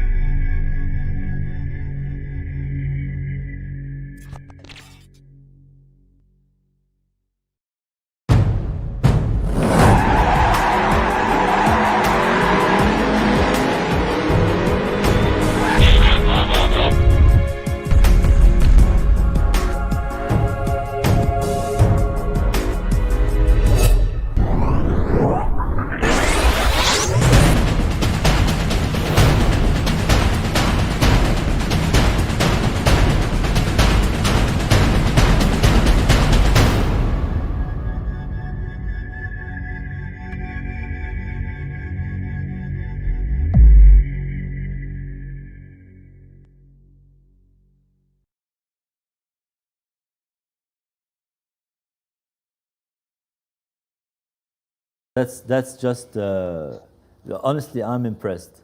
Thank you, Habib. It looks super cool, and I cannot wait to try it. Thank you, appreciate it. It's amazing, and you know, it's I'm very proud that it's a regional VR development company that is able to do this. Really, I mean, I know Karim for a few years now. He's been part of the show as well, and I've seen the evolution and this type of quality made by a studio from the region. It's just amazing, really. Thank you, Habib. It actually took a lot of effort, but I think more than effort, it was passion that drove us. Hasbro was a perfect fit for us because they are also a very passionate company. They diversify. They always want to give their consumers the best experiences possible. And we just, day and night, day in, day out, we were so passionate about this project that just the quality started coming out to be perfect in itself. So even after we were done, we looked at it and we're like, we made this? You know, we were able to do this. And it was just a lot of hard work, a lot of passion, a lot of determination. And I think it's just going to grow more and more and more. And we have chapter 2, chapter 3, chapter 4 in the eyes of Bumblebee. As you just saw right now, you know, the trailer is going to represent you being Bumblebee and fighting off Starscream as chapter 1. Chapter 2 will then jump into Optimus Prime's Optimus Prime's eyes, and then you go into more Autobots and then more Decepticons. And we want to just take this franchise all over the place to hopefully have just an online network of a whole bunch of Transformers just playing together under one network. What I really love in the video we just saw is when he gets the light here and then it becomes the weapon. Definitely. And we wanted just to showcase that the machine is an integral part of the game itself. It's not just a game you're playing as if you're playing on the PC or the PlayStation or Xbox. You're actually in a machine, a 500, 600 kilo machine. So you feel the complete movement. It's as if you are Bumblebee, as if you are Optimus Prime. And this mechanical structure to it, it took us years to build. Well, I was going to say, so obviously there's a lot of virtual reality happening at the moment. Obviously Half-Life Alyx is kind of one of the big ones. Definitely. And also HTC, we kind of heard from them as well. And they're all based around having virtual reality setups in your home. Definitely. And obviously mobile has done quite a lot of that as well. I guess my question is, what benefits you have by having kind of a big rig, by having people kind of strapped in? Well, when we got into the industry, we were very niche specifically for that reason. We worked in hardware simulation and we integrated VR as part of our experiences. Being in hardware simulation, since it's a very pricey machine, you're not going to find it in someone's house. You are most likely going to find it in a theme park or a family entertainment center. And that was our market, that was our niche market, and this is what we wanted to go into. But we slowly started noticing that since there was this large demand for VR via HTC Vives or Half-Life Alyx or any of the publishers or hardware manufacturers, we noticed there was an increasing demand for VR. And because there was an increasing demand for VR and we had these very unique simulators, we said all we have to do is tie it to a very successful brand such as Hasbro's Transformers, and you will just unlock another level of gaming. And that was our ultimate experience, to give the next level of gaming.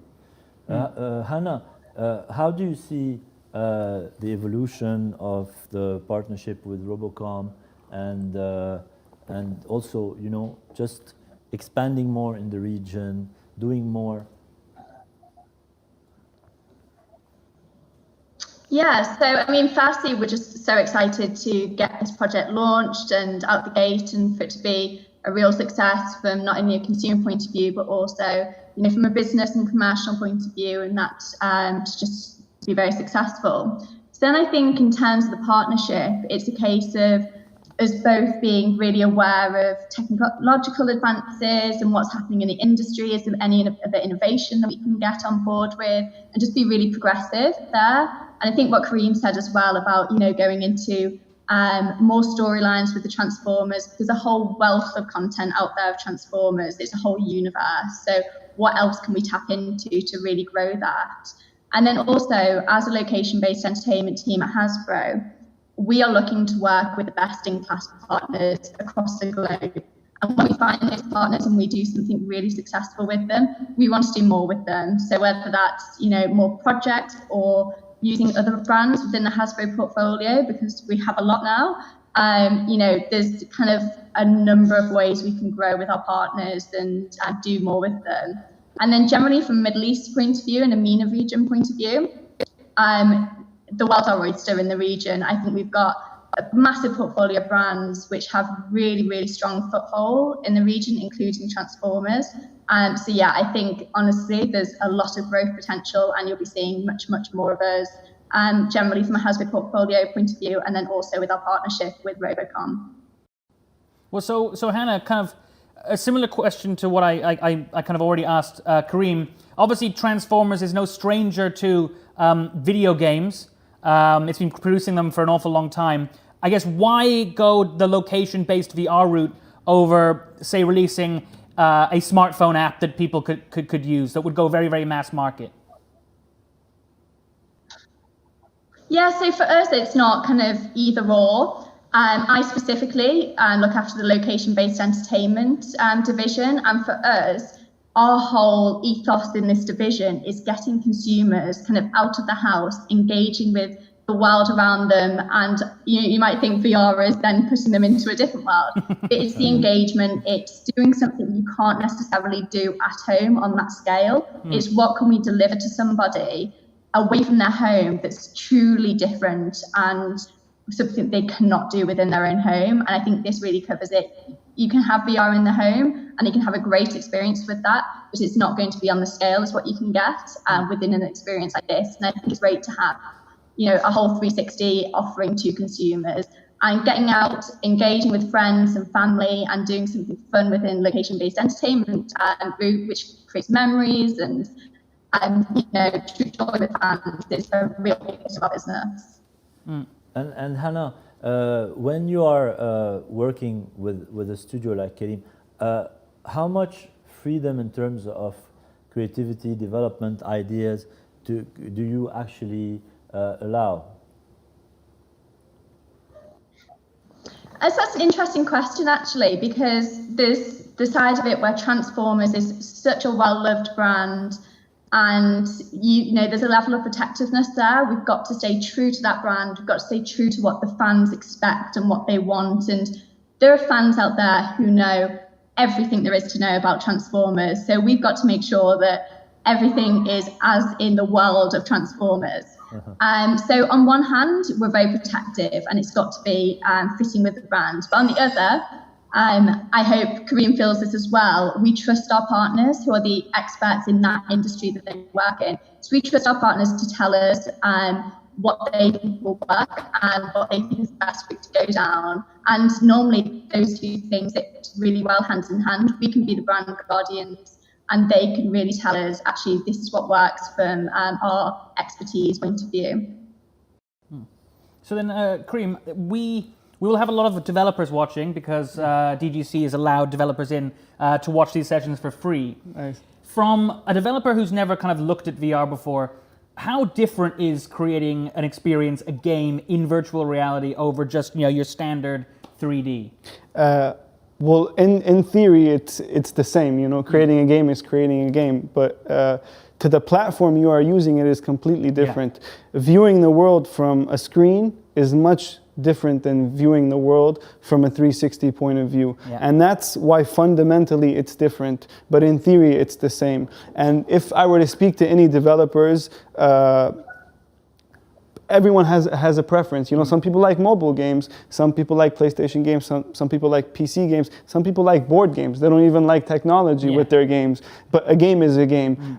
If you feel and you are confident that VR is the evolution of gaming, you should really get on that wave, such as have we. But if you feel that VR is not going to go anywhere, which we don't believe, just stick to what you know best. And if anyone's looking for a job and thinks they're very talented, you're more than welcome to join the Robocom community. But how much more complicated would it be to develop a game? Because I think what a lot of people are looking at now is they're paying attention to virtual reality. Yes. I'm talking more about your home games as opposed to building out a massive robot like you are.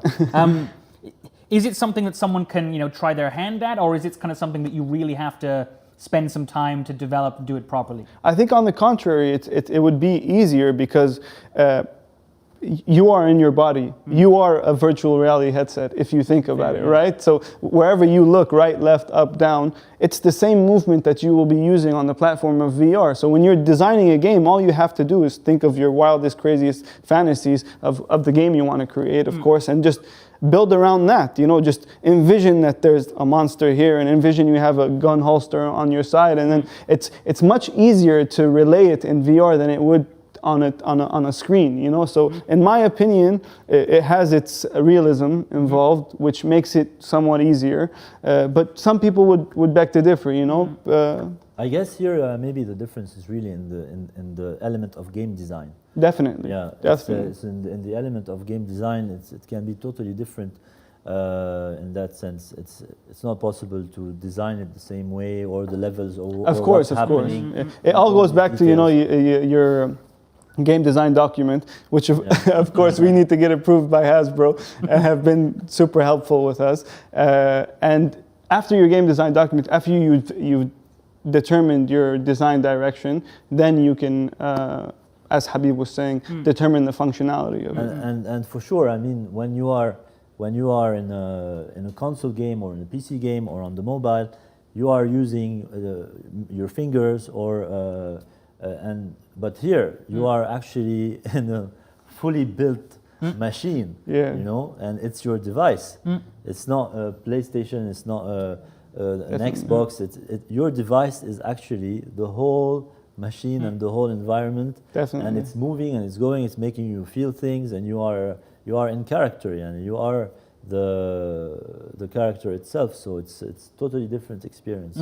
So it cannot be the same gameplay. It cannot be all of this. Oh, maybe there are some things you can do on mobile you cannot do in VR. One of the challenges we did face was because, as Habib was saying, it's a machine.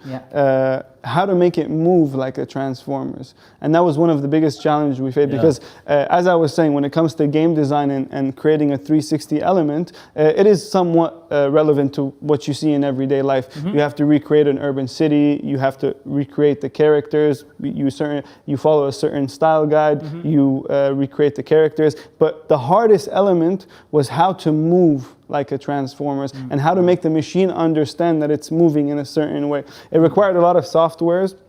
I have a wonderful team, by the way. I would like to shout out my team. Thank you, Cisco, David, my partner, Toufi, everyone in Lebanon, because they've been working hard. We're going through some tough times in Lebanon, but they've been at it 24/7. We have a wonderful team. They were able to produce something magnificent, all the way from the game design to the software design.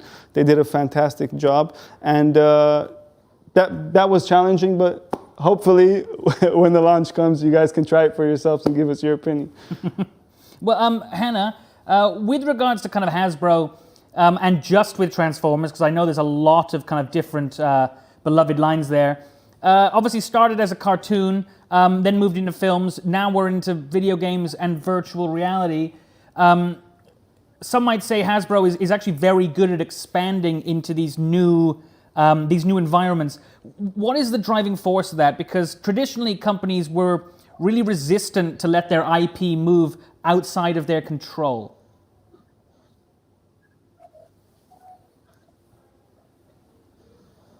Yes, I think Hasbro is a really brilliant company and an example of how you can take a toy brand, because that's how the majority of Hasbro's brands started. They were toys.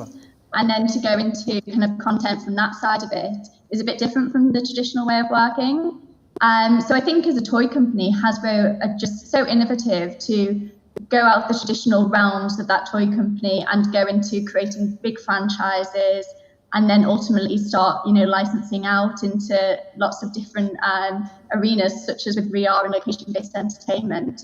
I think you have to be nowadays as a company, you have to look at brands and franchises as a complete, almost like a lifestyle. So if a fan likes a toy or a fan likes a movie, they want everything. If they're a real fan, they'll want the T-shirt, they'll want the the experience in a live capacity, and to be able to fulfill that as a company is obviously a very special thing, and to create that real loyalty with our fans from potentially at the age of 7 up to way into adulthood.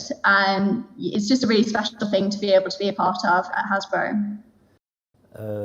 About the journey of Hasbro in your life, I mean, we've been talking, and I'm remembering the toys I used to have, and we used to, transform them and play with them, and it's even Monopoly. I mean, it's incredible. My whole childhood was Monopoly. I believe also that Transformers, is one of its best application is actually in location based, because of this. You really want to be the character, and you really want to be inside of it, and the power, and feel the power of. I think it's one of the best translation of the characters themselves. Of course. Really. Initially, when we had the machine, we had made a generic space game for the machine when we first launched it a couple of years ago, and the whole time I would look at the machine and say, what can you possibly be? What type of character? Who would I be if I can have the ability to be someone? Would I drive a spaceship? Would I be a certain character? And one day it just clicked, and then I was like, you know what? It would be perfect for Transformers. Imagine being inside a machine and being an Autobot and fighting and flying and doing everything. And then, coincidentally, we met one time at a fair, and then just things escalated, and here we are now, gearing up for the launch. Well, I was going to say, Hannah, on that, I think a lot of developers would dream to work with a company like Hasbro. For all the budding people kind of watching now, what would a company have to do to work with a company such as yours, not necessarily Hasbro? What boxes do they need to tick? You know what? I think Hasbro is a massive company, and there's so many different departments and divisions within Hasbro. It obviously completely depends. If you're an accountant, there's a role for you at Hasbro, versus if you're looking to employ development, there's a role. I think the thing I found working for Hasbro is that just there's a real spirit within people of community wants to do your best, and a real common thread that the reason we're doing this is for the fans. We're doing it to create memories for children and then adults alike. And we're really kind of helping childhood become memorable and fun and playful. And doing that for adults as well within location-based entertainment is great. But yeah, I think working for a company like this, your end goal has to be making consumers happy and to be really driven by that. So I think if you're up for that, there's probably a role for you at Hasbro. And I guess as a developer, you need to have that same sort of spirit too. Oh, definitely. It's all about that. Perfect. Karim, thank you for choosing again DGC to launch this news, and I hope you guys liked it. And I believe you have other plans related to Hasbro. I don't know if we can already talk about it or not. That you're planning for a special way to also launch this new venture. I would rather keep it a secret until the day we launch. And I know because you've kind of told me a little bit. So I know that you're trying to do everything new in relation to this project. And Hannah, thank you very much, and thank you for being with us. And we hope to welcome you in Dubai very soon for the launch of Hasbro and Transformers VR, and it would be great to see you here. Thank you for your time, and we all love Transformers. Thank you so much. And thank you for. I heart Transformers. Maybe can you give us a scoop? Like when is the next one? When is the next movie? Or we're not allowed to know. Perfect. Well. If it's still in the public domain, I can't say. Perfect. Well, thank you very much. Thank you. Thank you guys for having us. Thank you.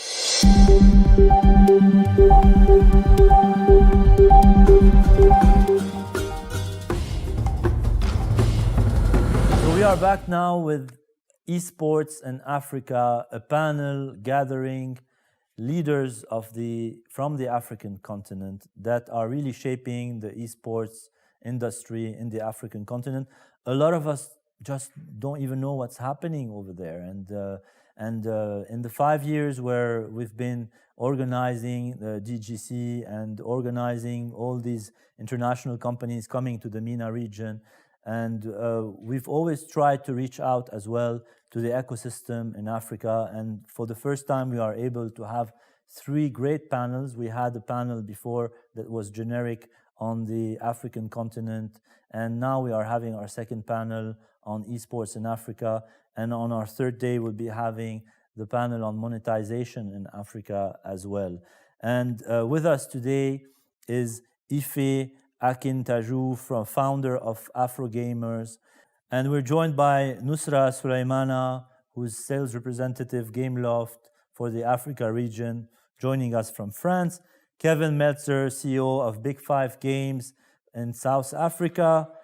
And we are also joined by Desiree Koussoua, co-managing director of ESL France Esports as well. And the panel today is mainly on esports. So I will start by asking a very generic question to the 4 of you. What is the state of esports in Africa today? And as we have a lady with us, let her start, right? Because ladies first, and even in the gaming industry. So Nusra Sulaimana, how is the state of esports today in the African continent? So there is a lot of few competition in a lot of countries. I can think about Tunisia, Morocco. I can also think about Nigeria, Senegal, Kenya, South Africa, just to name a few and show that it happens everywhere. The only thing now and that we don't really see, and I hope that we will see really soon, is that we will have a really important competition that will be in the European standards, and that where we will be able to make sure that the gamers will be happy to enjoy the games. I'm not saying that it's not happening. There is a few competition that happens. They try to make it cool, and there is a lot of work, and I see, and it's amazing. It's just like now we need to find a way to attract more of the publishers in Africa and focus on that region to make sure that we can enhance the experience and make sure that everyone is happy. So I'm sure some of you will have some comments to add on that, and yeah, that's my first point of view. So basically, publishers are operational today in Africa or not? No, they're not really. So the main thing is like they have their servers everywhere. That is mostly in Western countries. And the thing is that, and correct me if I'm wrong, but from my experience, that clients, when they try to play the games, they still succeed sometimes, but they never really win because they have some disadvantages due to technical aspects. And what it would be nice is to make sure that all the publishers at some point find a way to provide some games in Africa. What we tried, for example, as Gameloft in the past few years is to go alongside with some telecoms and try to provide a more adapted competition through mobile phones, because we're mainly on mobile phones right now, and we try to provide like at least some few competition, but it's not there yet. So we're trying, and I really hope that soon we'll have some good news to share with everyone and be able to say like we have a good standards esport competition where everyone can enjoy and make sure that they can compete with the rest of the world, because they have everything to compete with the same technology. Yes. And Desiree, as ESL, for example, how are you able to actually, first of all, give us your idea about the state of esports in Africa? Because I believe you're operational in more than one country in Africa, right? So you can maybe give us an idea of what's happening on the ground. ESL is not yet ESL is not yet really present in Africa, because ESL is first a PC tournament organizers, and to be honest, today in Africa, PC competitions are not really established. I think for now, Africa is mainly focused on console games like fighting games, and also on with sports games like FIFA, of course, and also a bit on mobile now. And for now, ESL is well known for for its biggest CS:GO, Dota 2, or PC competitions. But we already had some big operations in Africa before. I remember that in 2017, we organized some big CSGO and Hearthstone competitions in South Africa. Perhaps Kevin already heard about that project. It was an African competition at the Rage Expo. Rage Expo is one of the biggest gaming expo in Africa. So we tried to do something there. To be honest, it wasn't really the biggest event we never made in the world, but yeah, there was some interest to test the African market. For now, we try to detect the new developments of interest for our kind of competition and events in Africa, with new sponsors, new partners. And I'm pretty sure, I'm pretty confident that next year will be the first great year for ESL to make something in Africa. So let's hope that I should be right about it. Well, let's hope as well. I mean, I would love to see that. I know that ESL but today, Kevin, for example, because I know you've been also organizing a lot of these events, and maybe also you have your network into the different parts of the ecosystem. How do you think this can pick up? Do we need ESL to come in? Do we need Gameloft to come in? Do we need all of these big names to come in order to do something in Africa? Or can we just find also grassroots organizations that can, start it and create their own tournaments, their own teams, their own leagues?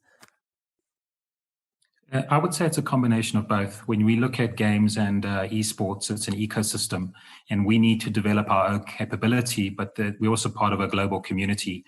And those global competitions, the likes that ESL is running, certainly competitors in Africa want to play against the best and get into those leagues and compete. I would say that the games and esports industry was already growing successfully across the continent, even with all the challenges we face, particularly around data and access and connectivity. But I think with COVID-19, the pandemic, there's been a much bigger focus on it. And it's allowed us as an industry to get much more visibility than we would have ever had before. For those that knew esports before, often people would say that's not a real sport. It went from people saying it's not a real sport to being the only sport that was available on broadcast. And I think that many, many people across the continent that took part in sports betting, when sports came to a stop, all these betting operators around the world introduced esports as front and center as a betting option.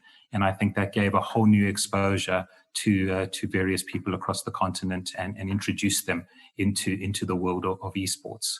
I also believe that there have been a number of brands now that are looking at the esports industry and gaming in general, and they would maybe not have looked at this as aggressively before COVID came about. The big challenge for us on the continent is support from brands that are investing in this space the same way brands have invested in the sports, music industry, and finance across the continent. And we really do need to, get a number of these non-endemic brands, not the computer or technology brands involved, and shifting their spend in sports and entertainment, as I say, into the esports world. And I do think that this time is really going to accelerate the opportunity for Africa. I think that a lot of the challenges we face, particularly not having local servers in country, which make it easier for connectivity purposes and make it more competitive. I think a lot of the publishers will be listening to the African continent this year and into the next year, and hopefully starting to invest in the continent and come to the party. Perfect. That would be also, it's not that different with the MENA region as well.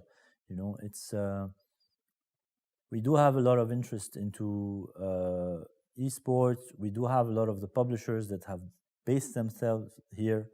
Gameloft have their offices here. Riot have their offices here now. Tencent have their offices here.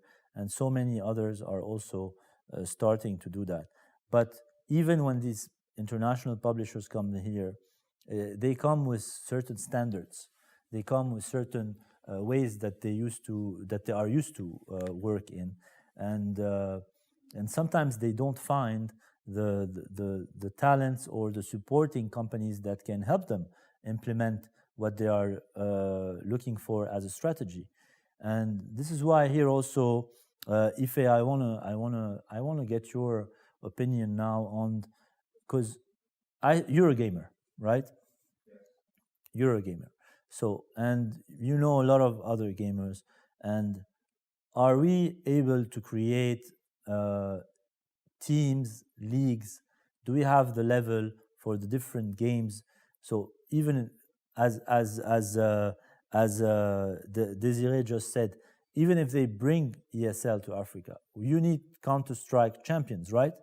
You need CSGO champions. You need players. Even if another tournament is brought, or maybe we have an African championship, or even Gameloft, you still need gamers that are playing these games, right? Unless we are not talking about doing real tournaments and being part of the important championship, but just of organizing some events with some sponsors. This is a different ball game, right? So from your perspective, what do you think? What's the status of gamers in Africa, of professional gamers in Africa, of professional teams in Africa? Okay, so let me start with saying Africa is a peculiar region when it comes to esports in general, and that's because you have to put in consideration the financial power of gamers. And that's where, there's a disconnect between console gaming, PC gaming, and mobile gaming. Do teams exist? Yes. Africa would always cater to games that they know first. And that's where you find, FIFA always is always the popular game when you speak to 10 gamers. There's the fighting community of Mortal Kombat, Street Fighter, and Tekken. And when you come to the likes of Counter-Strike, it's not as popular. And so if we're going to talk about building leagues, having, tournaments that are actually like the rest of the world, we actually would have to look at what games would apply to, the African region. Counter-Strike will be most popular in northern part of Africa and the southern part of Africa. But when you're now looking at the West and the East, they cater more to, football. They cater to mobile gaming like the Call of Duties, the PUBGs. And as we speak, there are teams and leagues that are happening week in and week out. For example, for West Africa, you have the NPL, which is a league for PUBG strictly, and they do that every quarter, and they're about to start a new one. So me personally, they exist, and just to buttress what Kevin said, what is really missing per se is the support from brands and from publishers and also the developers. Also, as we speak, there is a pro league for FIFA in different countries. We have Senegal hosting their own league for pro league, and that's if you know FIFA well, that is not just one person controlling the total 11, but you have 11 players controlling each player. And they are, Africa is starting to build different leagues around that. So Ivory Coast has a standard league, which is like, football leagues for the pro league in FIFA. Same with Nigeria, same with Ghana. Senegal has the same. So we're having those structures come about. We just need, the stories to be told. I think, and that is where a lot is missing. That's where a lot, like you said, how come we didn't know, this was happening in Africa? What was missing was just the stories being told, content creation. And I think that is where many gamers, most communities also need to focus on. That it's not just playing games, but you need to tell your stories. You need to create content for everyone to see. And is that your role in Afrogamer? I just want to understand, you are like a community, you are more an organization that is helping to show more about the talents in Africa? Correct. We basically tell the stories of communities, of gamers. Presently, let me just digress a little bit. Presently, we have a FIFA player in Senegal called Adex Jr. I don't know if you know him. In FUT, FIFA Ultimate Team, he has 30-0. He has not lost any game, even as much as, there's the latency problem, there's the ping. He has 30-0. Only the African community who play FIFA know this. Many do not know this. So where the Afrogamer comes in, we tell stories like that so that the world can see if he needs to represent Africa in the FIFA tournaments, the global FIFA tournament, then he should be given a chance for that. We know a lot about the fact that mobile games is pretty much leading in terms of revenues and sales and all of this, the business side. Mobile games monetize easily in Africa, and it's still the biggest market, not only in Africa, also in the MENA region and around the world. We know that.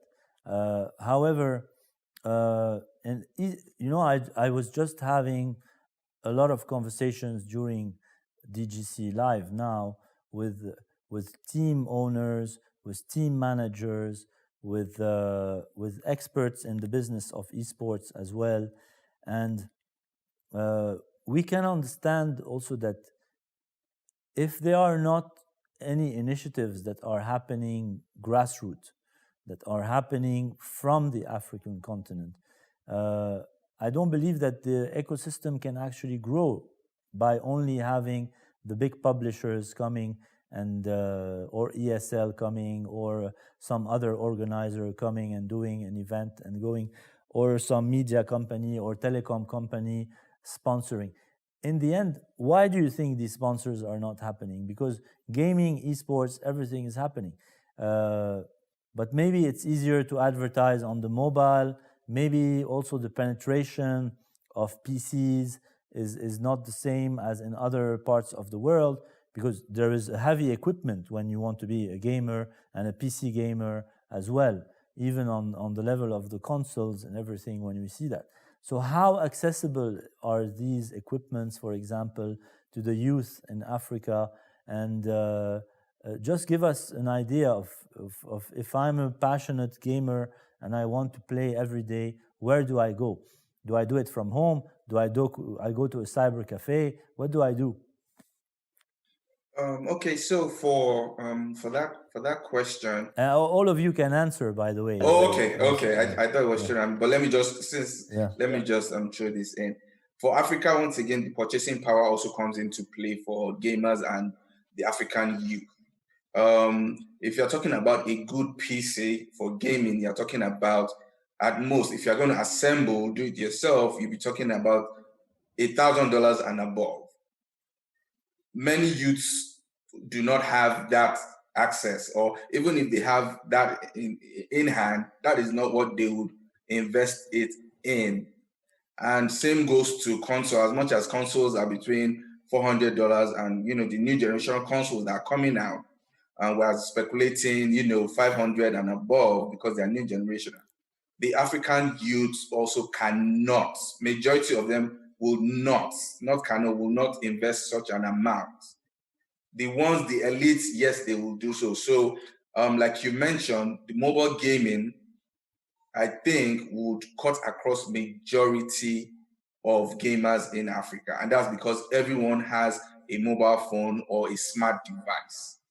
So I think that's another avenue, stakeholders in the region should look at and try and take advantage of. You mentioned, where do you go when you need to play a game? For now, most people have, gaming centers. There are data centers, like Desiree said before we started. And people, for example, like in Kenya, every weekend, people meet up there, sign up for games and play. So there's also that option, and people are starting to invest in gaming bars. I've come across 2 or 3 people who own gaming bars where you go there every weekend and you play games. So those communities exist and they are building up. We just need more, enlightenment and more focus as to what direction of esports should be top priority, in my own opinion. Yeah. Kevin, I believe you have invested today in Africa, right? In the gaming industry and the esports industry in Africa, because you're not a publisher, you're not ESL, you are a private investor who believed in that industry and started to do that.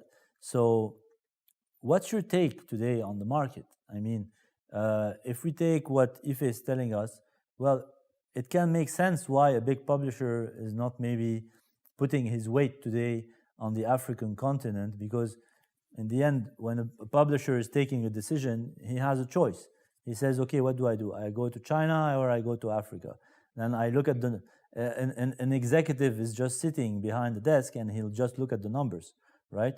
So, but then again, when we have people like you that are already investing in the region as well and that already doing something, so give us an idea about the market or about the investment opportunities that are there.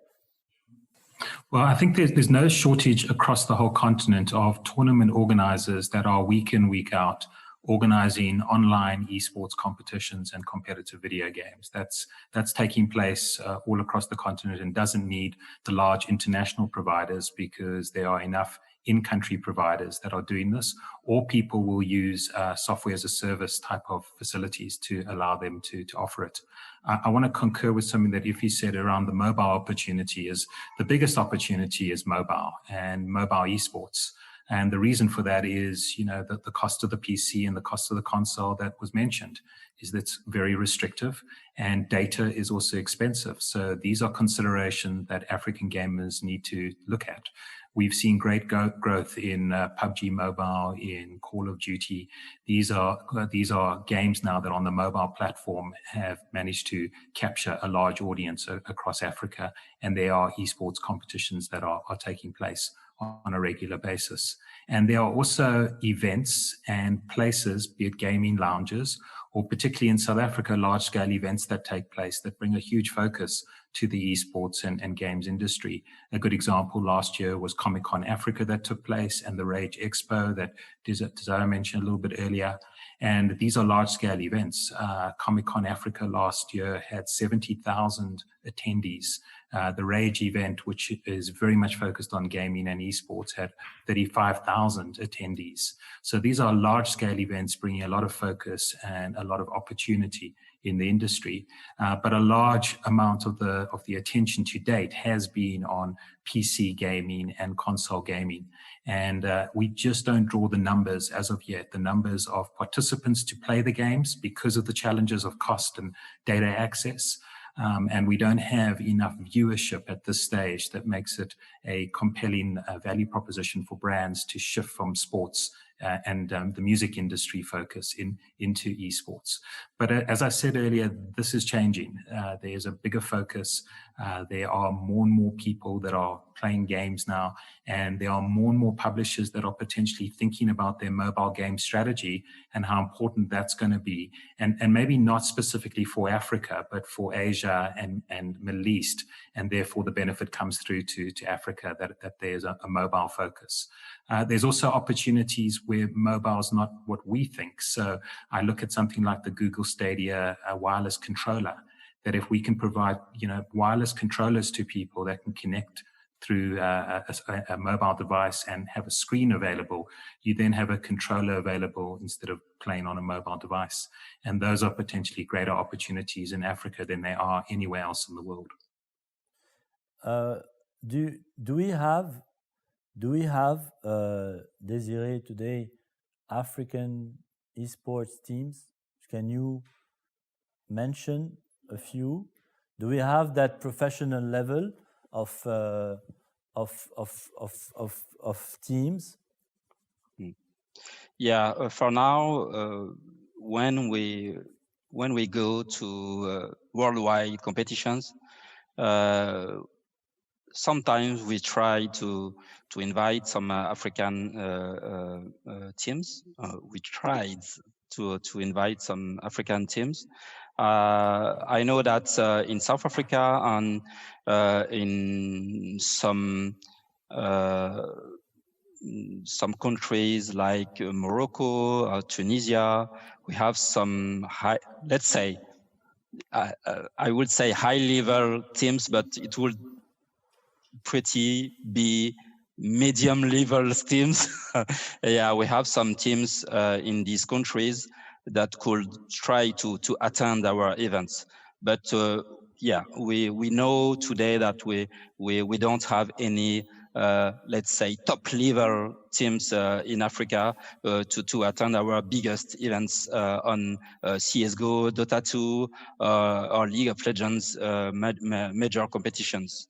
I think the problem is because we don't have the right infrastructures in Africa to allow teams and players to have the best conditions to train themselves on these games.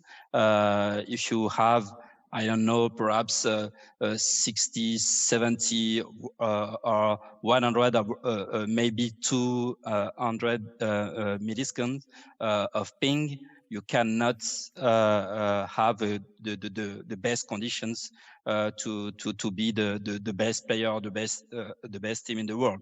So it's also something we have to fight for. We have to talk with publishers to have our own servers on the continent. I think Kenya and Senegal are working on it. I'm pretty sure South Africa could be also a country to host this kind of publishers' data centers. But it's really the first step to have the top-level teams on PC games.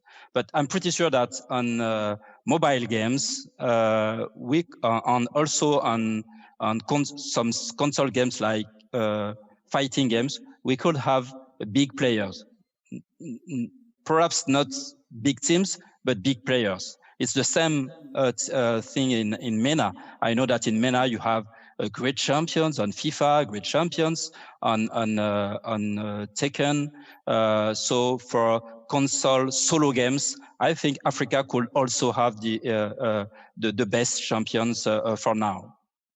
I also agree with you, Desiree, because I think, and this is something that we've been talking a few times together,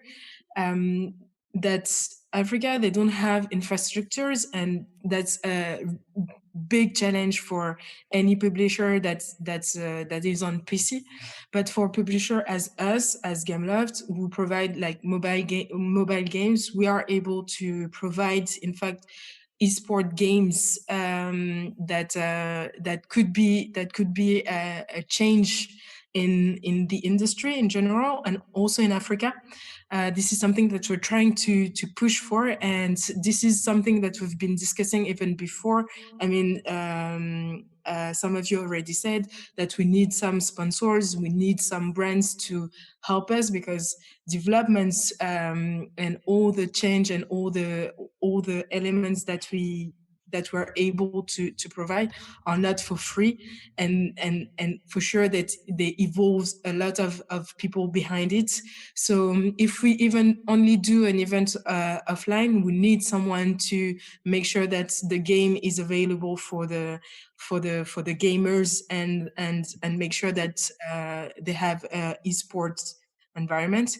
And then after that, if we want to do an online offline event, if we want to make sure that that people goes and see that esport event, we need also people to organize everything, and to do so we need people to sponsor those events. We need people to make sure that that they will play a part in it. So it's good that we have people such as IFE that are able to promote some of the gamers, so then they can attract and show that in some way there is some interest in the industry in Africa. So then we, as a publisher, we can go and alongside with companies as ESL say that there is a real opportunity, but I think that it's still not enough. So I hope that by the end of the current situation that we're living with the COVID and so on, after that, people will be more willing to invest in such a product to make sure that they are well organized, and there is a big reach, not only in Africa, but overseas. So then we can show and say that in Africa, there is a lot of things that is happening, because mainly I think the main issue is that there is a lot of things happening already. It's just like it doesn't go outside the country, or it doesn't go outside of the continent. And what we need to do right now is to make sure that the rest of the world knows about what is happening right now in the continent. So then we will be able to attract sponsors, other brands to be like, okay, Africa is a really interesting continent, because there is 60% of the population that is young, that is willing to, in the future, to pay for this and that and whatever. So I will invest in this kind of event for sure. And I do believe there have been several success stories of gamers that have gone out into the global market and have come from Africa, particularly from South Africa. So a good example would be last year, South Africa sent a team to the Overwatch World Cup that took place. And that was largely crowdfunded with some investment from some sponsors. Another team that went overseas to try and compete in the American market was a esports team in South Africa called Bravado Gaming. And they weren't able to sustain their team overseas just due to the cost. But that team actually ended up staying themselves and was acquired and by an esports team, and ended up with another acquisition. And they actually formed the basis of Cloud9 CSGO team. So Cloud9 today, with their CSGO team, of their 5 competitors, 2 are from South Africa and form part of that original team that left from South Africa to try find fame and glory across in the States, and did manage to make it to the world stage, but as Cloud9 and not as the original team that they went at. The coach of that team is also the original coach that comes from South Africa. So there are 3 participants on a 6-participant team that are coming out of South Africa and are now competing on that global stage for one of the biggest esports teams in the world. Another great success story we had was an esports player that played for Orlando Pirates, and he was picked up by the EMLS in America, the MLS E-League that they have, and now plays in Washington, D.C. for the local team there. So managed to go from the biggest football club in Africa across to one of the biggest football clubs in the States and compete in a more high competitive environment where obviously the earnings are a lot larger. And I think that there are a number of Dota players that have gone into Asia, coming out of Africa, and the stories that we should be telling about them and putting them out there, I think are important so that people can see that there is an opportunity, and because it's a digital competitive space, you can compete anywhere and get to the highest levels. And I think that would also bring brands, telcos, and sponsors into the market by realizing that we do have the talent on the African continent to compete globally and to win globally. Clearly, I mean, the story that we are hearing now and the stories from your experience, what about, I just wanted to ask something, Kevin, what about the local sponsors? And this question also goes to the rest of you. What about the local sponsors? Are they sponsoring events, tournaments, teams, or it's just at the level of not reaching the critical mass? Because you just mentioned so many of these events that have done so well, like that you mentioned, and so this should give a clear direction to the market, right? Saying that this is something that is reaching an audience, it's good for your brand. Yes, so for brand sponsorship and partnership, there has been a little bit of disconnect. That is also one of the issues that's been a subject of discussion for different communities as to brands. Fine, you have a few brands who it's a no-brainer for them. They see it as a new opportunity, a new marketing tool to jump on it. But aside, South Africa or Morocco or Tunisia, majority of them have that issue where there's still that misconception of gaming and esports. So once you meet a few people, the first thing they think when you mention gaming and esports, because of how culture has brought a lot of Africans up, they think it's gambling. So you hear certain statements of, our brand cannot support gambling, and you have to do a little bit of, unlearning and relearning for whoever you're speaking to. And that is also affecting, like Ministry of Sports supporting esports in different African countries. Yeah, so most brand managers or... Just been joined by Igor, I believe, from Madagascar. From Madagascar. Igor, what happened? We just started already. Yeah, I thought they said the meeting start local time 3 p.m. So. All right, so maybe it's the time zones. Welcome to the panel. Yeah, we were about to wrap up, but anyway, it's good to have you here. And Igor was just finishing on a very important point, which was related to local sponsors supporting the esports. And Kevin just threw a question at him, and also Nusra, like, what's happening with your own teams? And maybe you can also answer that question as well, Go ahead, Igor. Ife, sorry, go ahead. Okay, so I was saying there's the disconnect, between brands in terms of their education or enlightenment about esports. So when stakeholders approach them for partnership or sponsorship, they have the misconception of either it is gambling, and they come up with their brands do not support such things.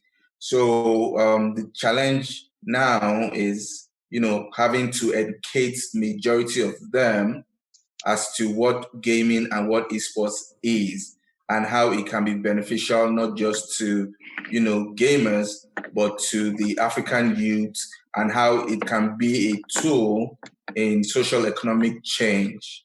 Most of them don't see it that way. So stakeholders have to add an extra task of not just tournament organization or maybe, pushing out content, you'd have to educate those people as to how esports is beneficial to that. And that is why, we're having problems with them coming on board as sponsors or partners. I understand. I think that the first step before anything happen in Africa, I mean, even though there is already a lot happening in the region, it will be for the telecom to make sure that the quality of the internet is good. Internet is good, yes. Because sometimes this is one of the aspects that sometimes it's an issue. Sometimes it's just the electricity, depending of the country. Electricity. Have like a issue on that, but there is so many other countries where we have a lot of issue with just having access to electricity. Nusra, So then Igor doesn't agree with you. Let him say. I agree. No, I do agree. I do agree. I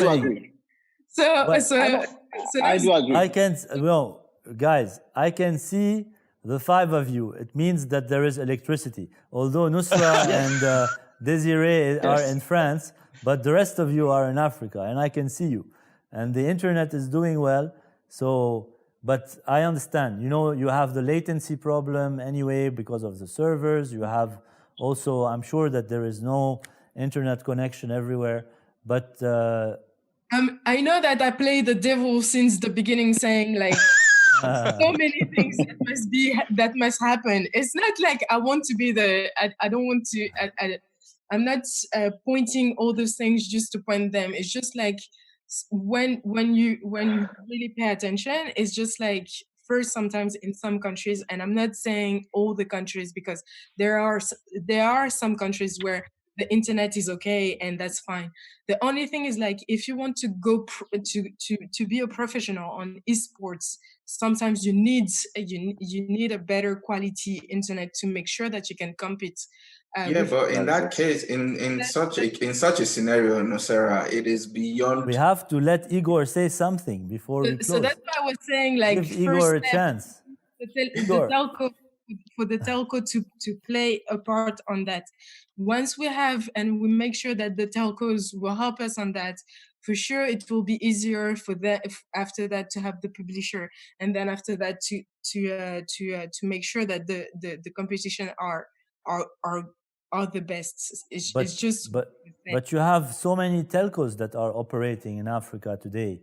So is it an infrastructure problem, or is it a high price to have access to internet? Or Igor? I think.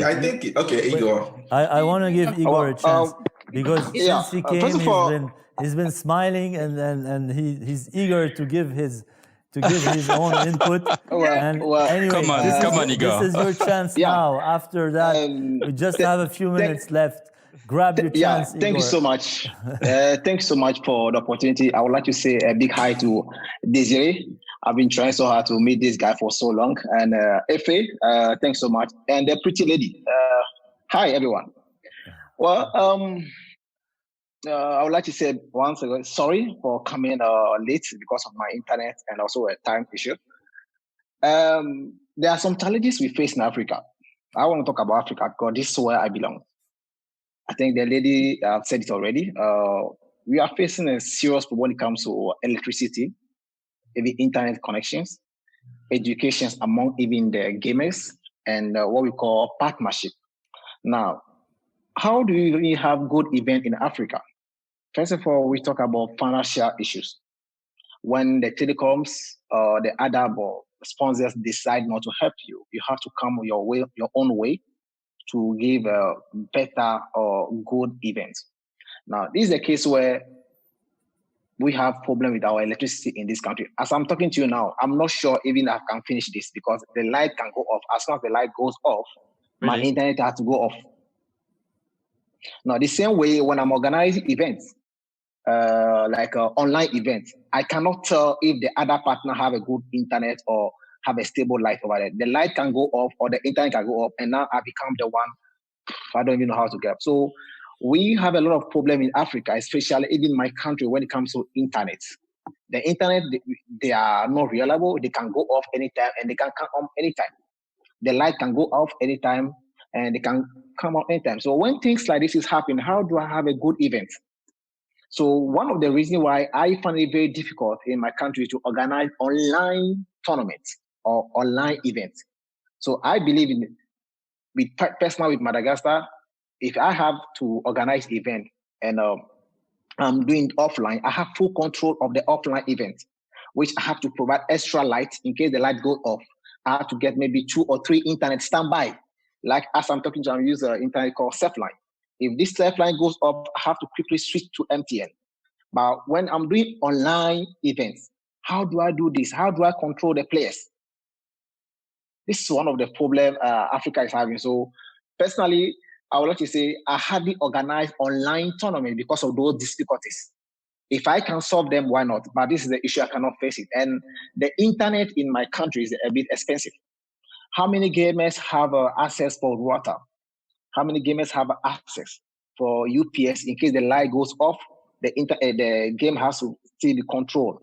So I believe there's a lot we have to do in Africa when it comes to our stability in the internet, even electricity. Because without power, we cannot do anything. I'm sure you agree with me. Without power, we cannot do anything. And once there's no power, what can you do? Nothing.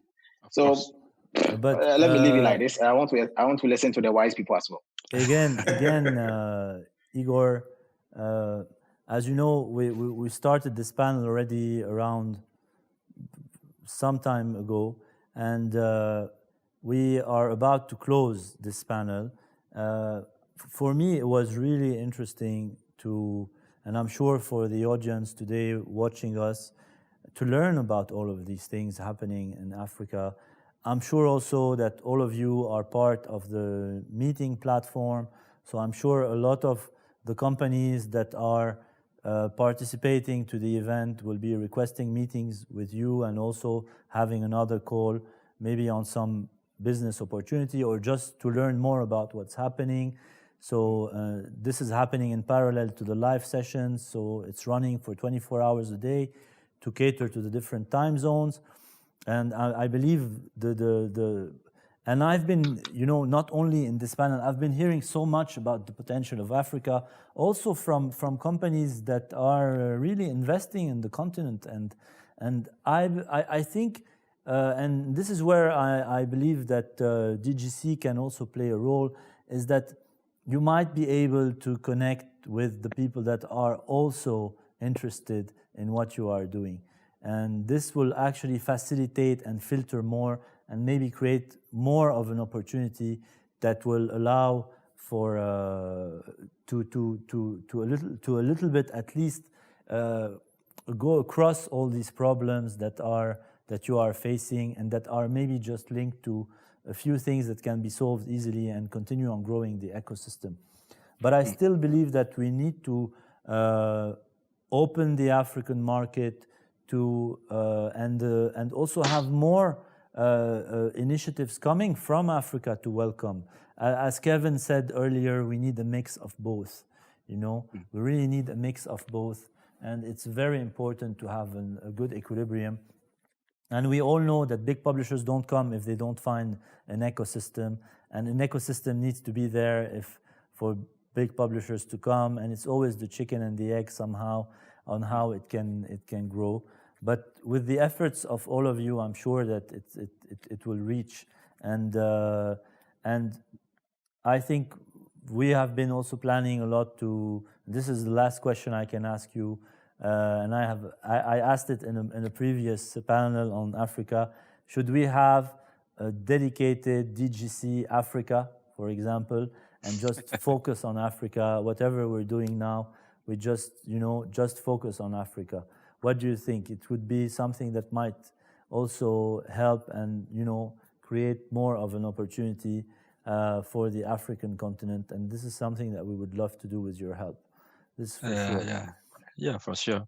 Let me say something. Let me say something. Black Lives Matter. So I think it's time. It's time to all of us to make an effort to try something to make this continent grow and shows its power. I'm pretty sure that with some investment, we can do great things on our continent and in Africa. Let me say something. Today, when you want to measure the potential of players in Africa, you come to Steam or to any publisher servers. And the problem is that if you want to measure Steam or publisher servers, they are all on European countries or American countries. How can you discover the power of African players if you don't see any servers in Africa? Cannot, because the audience of Africa is measured on European or African or Middle East servers. That's a problem. So let's try something first, then we could talk about that. You know, we had another guest at this session, and I don't know why he didn't join, but Olivier Ona from Atle Telecom in Gabon. It would have been interesting also to have the telcos input on this discussion. He was supposed to be with us. He didn't join us. But I believe that Olivier is speaking again also in the monetization session that we will have on Africa. And I will be asking him some of these questions that you have raised as well. Nusra, we started with you. We can end with you, no problem. So you wanted to say something? Yeah, as a publisher, what I wanted to say and to add with Desiree, I think that Gameloft or any other mobile gaming publisher, what they can do as a company is try to provide esports games to those to the continents, because we have a potential to reach more people, more gamers through our games, and I think that's we have to push, but we need to have people to sponsor us to be able to say, now we are able to make some really nice events in Africa. I feel like it would be the solution. Thank you.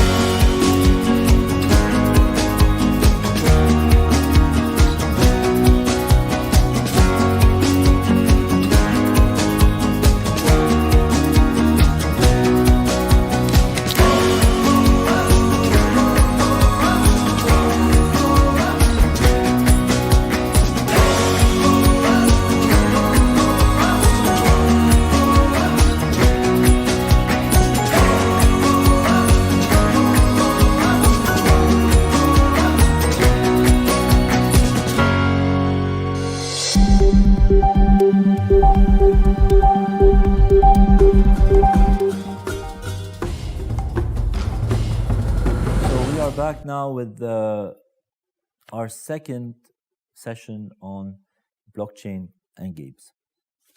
it's such an exciting subject. We've been repeating that, and every presentation we're just learning more. It's a track we started since last year, and it's amazing how much it's innovating.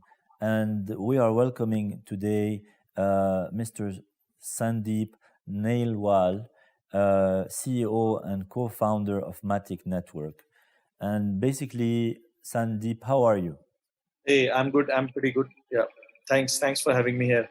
You're welcome. It's our pleasure. And the session today is about how L2 will power blockchain gaming. L2, of course, is layer 2. Now, if people are more technical, then they will understand what it means. If not, I'm sure you will be explaining in your presentation so that it's clear for everybody. Sandeep, just tell me quickly, why did you choose blockchain and games? Why not blockchain or games? Yep. So, since I come from Matic Network, and Matic Network is a layer 2 blockchain solution. Basically, it's a blockchain on top of blockchain. You can think of it like, blockchains are not scalable, slow, very costly to do transactions. Layer 2 provides easy, very fast and low cost transactions. And Matic blockchains, actually, they are generic blockchains. So, you can do all sort of different things. It's not like it is not only for gaming, but because of the way it's built, a lot of games are actually choosing, Matic Network blockchain. Right now, I think we are the fastest growing blockchain platform which games are choosing. So yeah, so it's a holistic platform. Gaming is one industry which is doing very well, where Matic is doing very well. Perfect. We're not going to take more time from you because I know you have a presentation and we are limited with our time of 30 minutes. So we'll let you start the presentation now, and then after we can maybe discuss a little bit more. Sure. I would love to take it forward. Hi guys, I am Sandeep Nailwal. I am the co-founder and COO at Matic Network. Matic Network is a layer 2 blockchain platform. It provides layer 2 sidechains, which provide very fast and low cost transactions on blockchain while ensuring the security and decentralization of the sidechains. So what is layer 2 basically? Basically, in a very simple terms, you can think that layer 2 is basically a blockchain on top of blockchain. Or there can be many other ways of doing transactions or doing decentralized execution. But for the purpose of this presentation, let's for now assume that layer 2 is basically layer 1 is your existing blockchain. For example, let's consider Ethereum, and layer 2 is any blockchain or other decentralized execution or trustless execution platform working on top of Ethereum, right? So Matic Network is a layer 2 built on top of Ethereum, and I'll be presenting on the lines of how and why a layer 2 will power the blockchain gaming to its next big move or inflection point. So basically, let's get to let's try to understand that why exactly we need blockchains for games, right? So how do blockchain add value to the games? So if we go deep into that, so one of the biggest thing that every one of us understands is that blockchains ensure true ownership of assets, like digital assets. So that started with Bitcoin and Ethereum and other cryptocurrencies, but now it has been extended into, let's say, gaming assets, which you can have true ownership on top of blockchain. And we all know we know about the scenarios where somebody spoke out against some government, and that government had the power to ask a big gaming company to shut down the user's account, which the user had generated a lot of items, in-game items and in-game assets after years and years of hard work. and in one blink of an eye, the gaming company simply shut down the user, right? Because he spoke out against some government. So these kind of things gamers are also slowly realizing, and that's the promise of blockchain games, that you have a true ownership of your assets. Similarly, since you have true ownerships, it also enables open marketplaces to monetize the game time and the game assets. So basically, if you have the assets owned by you, you are free to take the assets to wherever you want. You want to have peer-to-peer trading of that asset. You want to sell it on a marketplace, whatever, everything you can do because of the true ownership. Similarly, since blockchains are immutable and have transparency due to the online block explorers and everything, so you can, anybody and everybody can verify the scarcity of the game items. Like, you cannot be fooled by a centralized or closed a game that if a particular asset which is selling at a very high cost is actually scarce or not. Similarly, the micropayments, one of the biggest promises of blockchains have been micropayments, and that also can enable experiences which we have not seen till now. And the last and one of the most important thing is also, like, blockchains enable open ecosystems because of the true ownership and everything. So blockchains enable a kind of open ecosystems where massive amount of user generated content can come on, and users can actually get directly benefited by creating the content. So this can take these user generated content games to the next levels. So that those are some of the benefits. Now let's also ponder about what are the biggest barriers for adoption in blockchain games. So most of us know that blockchains are, like, the layer 1 blockchains specifically are very slow. So Ethereum, which is expected to be world computer, it has the confirmation times of around 15 seconds. And then you have to wait for at least 2-3 seconds, so 2-3 confirmations. So that means that you have to wait somewhere around 30 seconds to 40 seconds for the transactions to confirm if you are doing a transfer on chain. Similarly, the transaction fees is very high. As recent as I think 2 days back, I was trying to move some NFTs, and it was costing me around $2.5, $1.67 to $2.5 to transfer one single NFT. And that actually, that can work for NFTs which are, or in-game assets which are, let's say, $10,000, $1,000 worth. But if I'm transferring or moving around NFTs which, let's say, are $5 or $10 in cost, that's not possible with that kind of this thing. And that brings me, that will also relate to the last point I'll make around the liquidity of NFT games, because because of the high value of the transactions and everything, till now what we see in the market, the NFTs are priced very, like, at a fairly high price, because it's difficult to, and it's costly to mint them and then get it to the user, and then user also it's very costly to send it around, right? So it actually results in poor liquidity for NFT, and and eventually bad gameplay also. And poor user experience is also one, because the transaction fees is high, the confirmations are slow, so it results in overall bad experience for the users. Onboarding is also very difficult for the users. We have to figure out how to set up a blockchain wallet, like having a MetaMask or some other plugin or extension they have to download with their browsers. Similarly, gas fees, like they have to, like, if you think they have to go to, let's say, an exchange where they have to find Ethereum, then they bring it to their wallet, and then they have to pay in the gas fees, and which is also fluctuating. So all that results into very, very bad user experience for the gamers. So one of the, like, that's some of these things where layer 2 comes in. And let's see what are the biggest promises of layer 2. So on layer 2 you can do blazing fast transactions, because I already said that layer 2 is a blockchain on top of another blockchain, or a decentralized execution on top of that blockchain.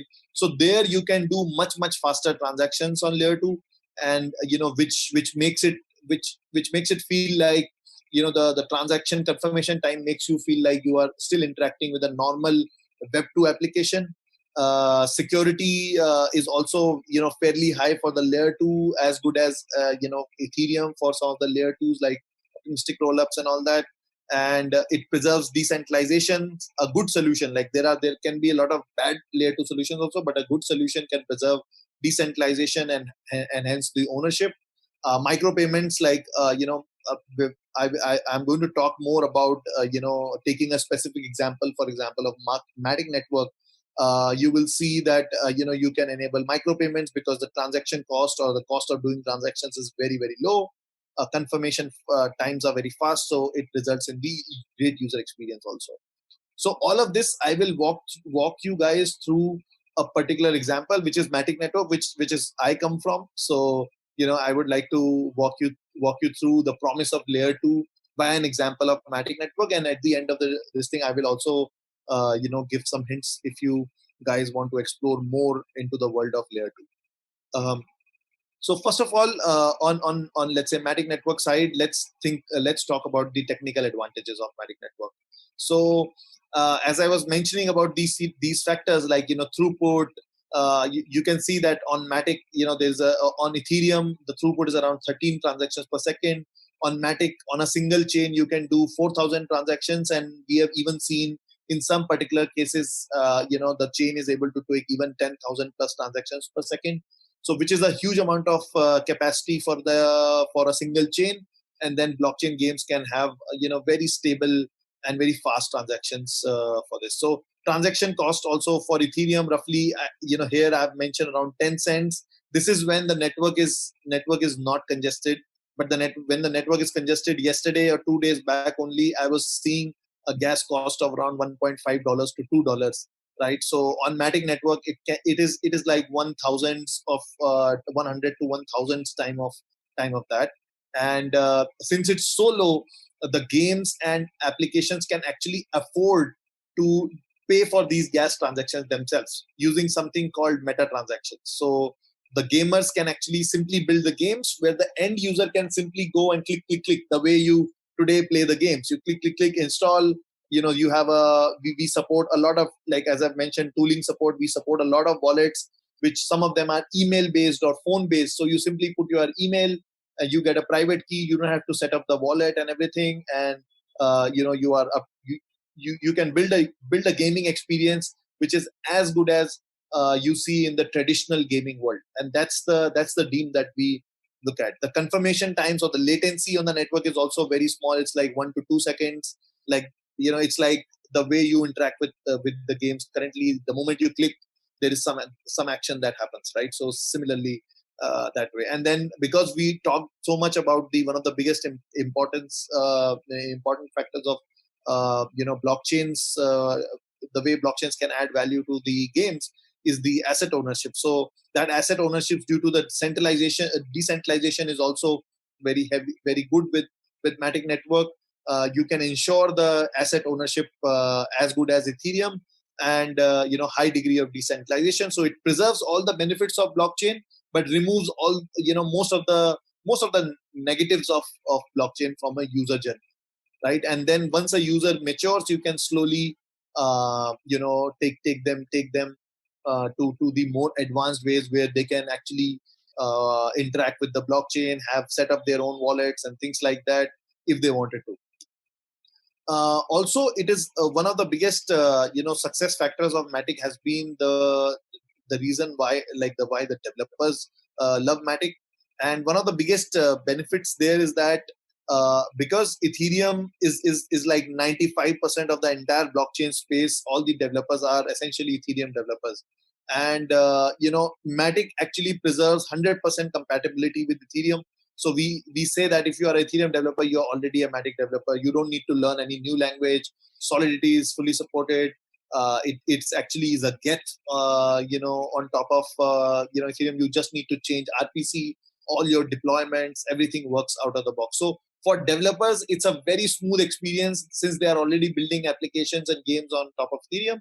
They can, in a matter of few days, or like not even days, like in a matter of few minutes, if they have an existing application, they can move that application and utilize Matic's layer 2 scalability on top of Ethereum within a matter of minutes. So even if you are using Matic network, the chain, like the 100% Ethereum compatibility is there. The chain is exactly the same. All you need to, if you are having your assets on Ethereum, your users' assets on Ethereum, and you want to have the assets moving to and fro, then you can have deposit and withdraw mechanisms where you can deposit the assets of the users from the main chain, and then when your users want to withdraw, let's say they want to take it to OpenSea, an NFT marketplace, and then sell it there, their assets, they can use it. So yeah. Similarly, the documentation on Matic side is very, very smooth. You simply have docs.matic.network, and you can find out whatever queries you have over there. Plus, we also provide very close-handed support. Also, this is especially again referred to the developers.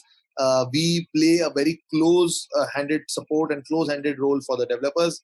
We provide them campaigns, the partner campaigns where we help them to do promotions. We provide them influencer connects in the community, gaming community, game testing, and grants and community outreach and whatnot. So it's a very holistic ecosystem for the developers who are building on top of Matic. Similarly, social media, Matic is one of the largest community in the space. It has a reach to now. This reach has gone beyond, I think, around 80,000 people across various social platforms, and it's a great platform to be heard. Similarly, we do a lot of kind of PR support for our gamers, gaming and game and applications. Also, we also do webinars where our the game developers building on top of Matic can present to their gaming communities and share their thing. Similarly, we have a developer support program where we provide technical guidance, marketing, and we also have a fund of like $500,000, and which we keep increasing. Recently, its size is growing beyond, like it has grown beyond $2 million, and we are also supporting developers on a lot of areas. Investor connects and access to Matic sponsors hackathons is also as I said, that it's a holistic ecosystem. So we provide all kinds of support to our ecosystem partners, to the games who are building. Currently, the games on Matic, almost all the top games, like for example, Decentraland, Somnium Space, Sandbox, Battle Racers, Decentral games again. Some of these are very large-scale games. Straight Stars is a fantasy sports kind of this thing. Light Trail Rush. And Spells of Genesis, all of these are many of these are legendary games from the blockchain gaming space, and they are currently all utilizing Matic network. Recently also 3-4 games like Block Lords and Blockchain Cuties and all of these have moved on to Matic network. Why all of this? Because layer 2 really offers them a platform wherein they can provide the user experiences which are as good as they can build on a normal non-blockchain game, and that is the time where we see that there will be an inflection point where the blockchain games will start going mainstream. Similarly, the developer tooling, as I already mentioned, that it's very extensive. We provide various kinds of wallet, all the kind of wallet support, oracles. All the famous oracles are there for random number generations and things like that. And Ethereum tooling is 100% compatible with Matic, and many other tooling services like Tenderly, wallet supports and all that. That's about the Matic network, and I showed you that how layer 2 basically supports and actually mitigates the negatives of the blockchain, and provides a platform for the developers wherein now they can start utilizing the benefits of blockchain without affecting their gameplay and without affecting the user experience of their gamers. So some of the other layer 2 solutions one would like to explore is, for example, the optimistic rollup from the Optimism team, and there are ZK rollups, ZK Sync, Validum. On optimistic rollup side, also you have Arbitum rollups, interstate rollups. These, Arbitum specifically is doing really good. Similarly, you have ZK stocks, like Validum, state channels you can explore, seller networks and connects, or more on side chains you can explore Scale. these are some of the other layer 2 solutions which are doing very well in the market. And for more technical details, you might wanna see some of them. So yeah, that's it from my side, and yeah, I would love to have any questions from the hosts, if any. Sandeep, thank you very much for this presentation. It was really interesting, and I believe that every time we host a company that is in blockchain and games, it's maybe a chance also for our developers here to get to know more about this. We know that blockchain is pretty much a focus for the UAE and many of the GCC countries in our region, and there's no reason why it cannot branch out also to gaming, because gaming is also very important in terms of growth and strategy in our region here. You will be able to connect with many people on the meeting platform, and this way you can also organize more business meetings with them. Thank you very much for being with us. Thank you. Thanks a lot for having me here.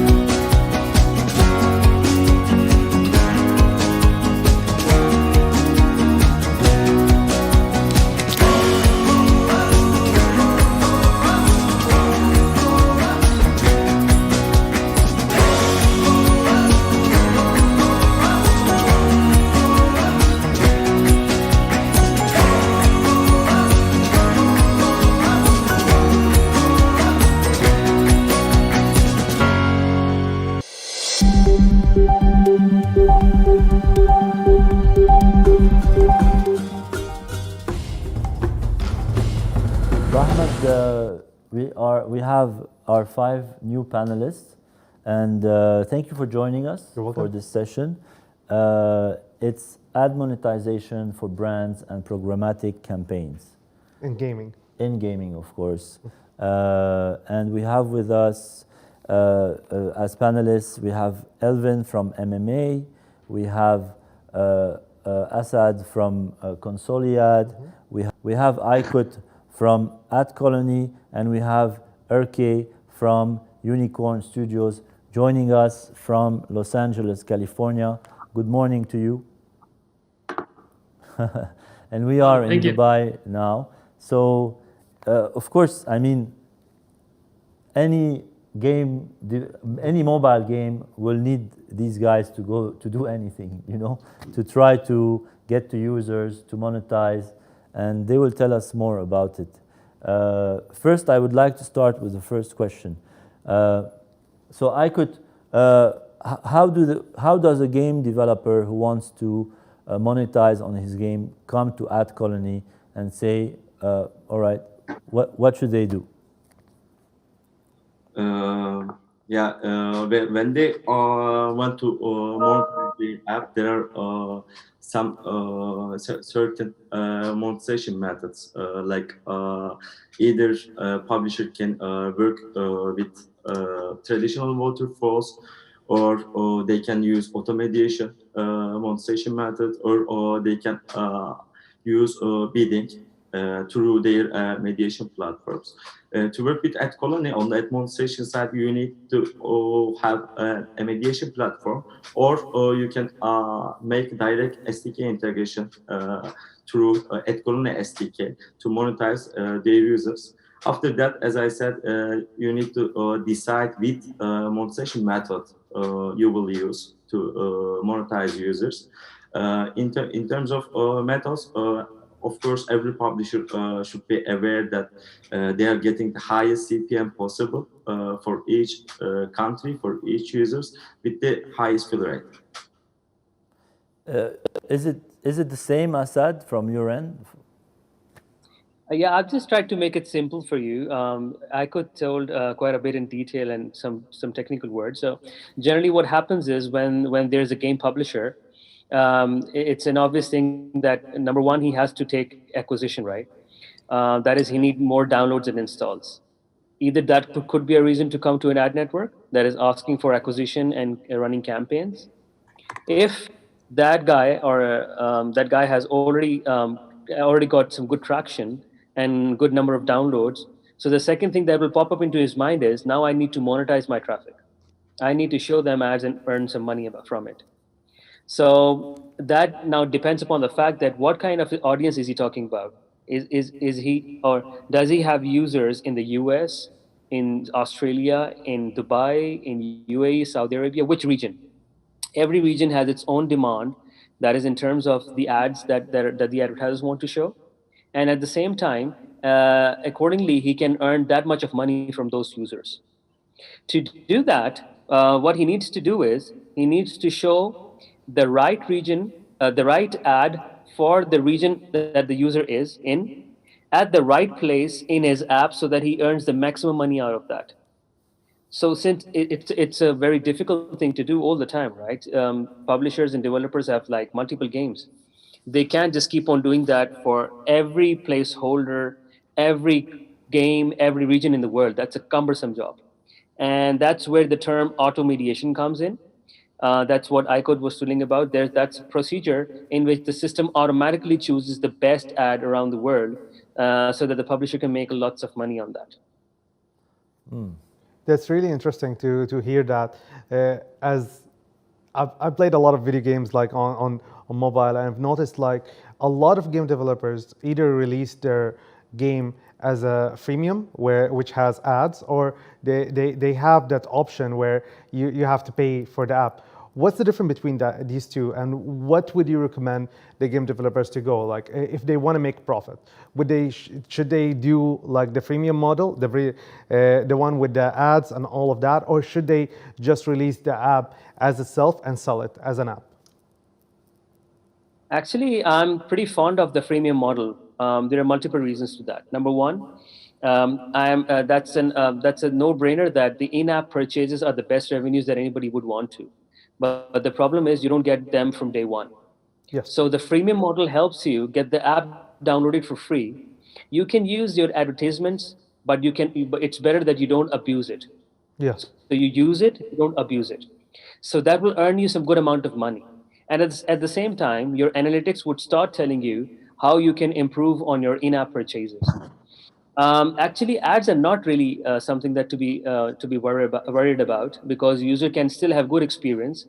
Ads basically let you have some information about the content going all around. So as per my experience, if you just, let's assume a world in which you have like 1 week or 2 weeks without ads. So believe me, people are start going to ask for them, because ads is a source of information as well. And then you can always, there's always an option of, as an in-app purchase, that you can turn off all the ads in your game or app, which helps as an incentive to the user. I give from Unicorn Studios perspective, I mean, you are using these methods for your games, exactly, right? So yeah. If we want to answer today Ahmed's question, or even about ad monetization, when you want to launch a game in a region or in a certain country, how do you go about, and why do you go with this choice? Why you don't use, for example, other means? in your publishing of games? Yeah, in terms of monetization, first of all, you have to have a good game. Players should enough reasons to come back and open your game. If you have this, then you can be more successful in the monetization. And as we know, there are different types of monetization options. And as Asad said, in-app purchases, of course, one of the most stable revenue streams for developers. But nowadays, freemium model is chosen with many of the game developers from all over the world.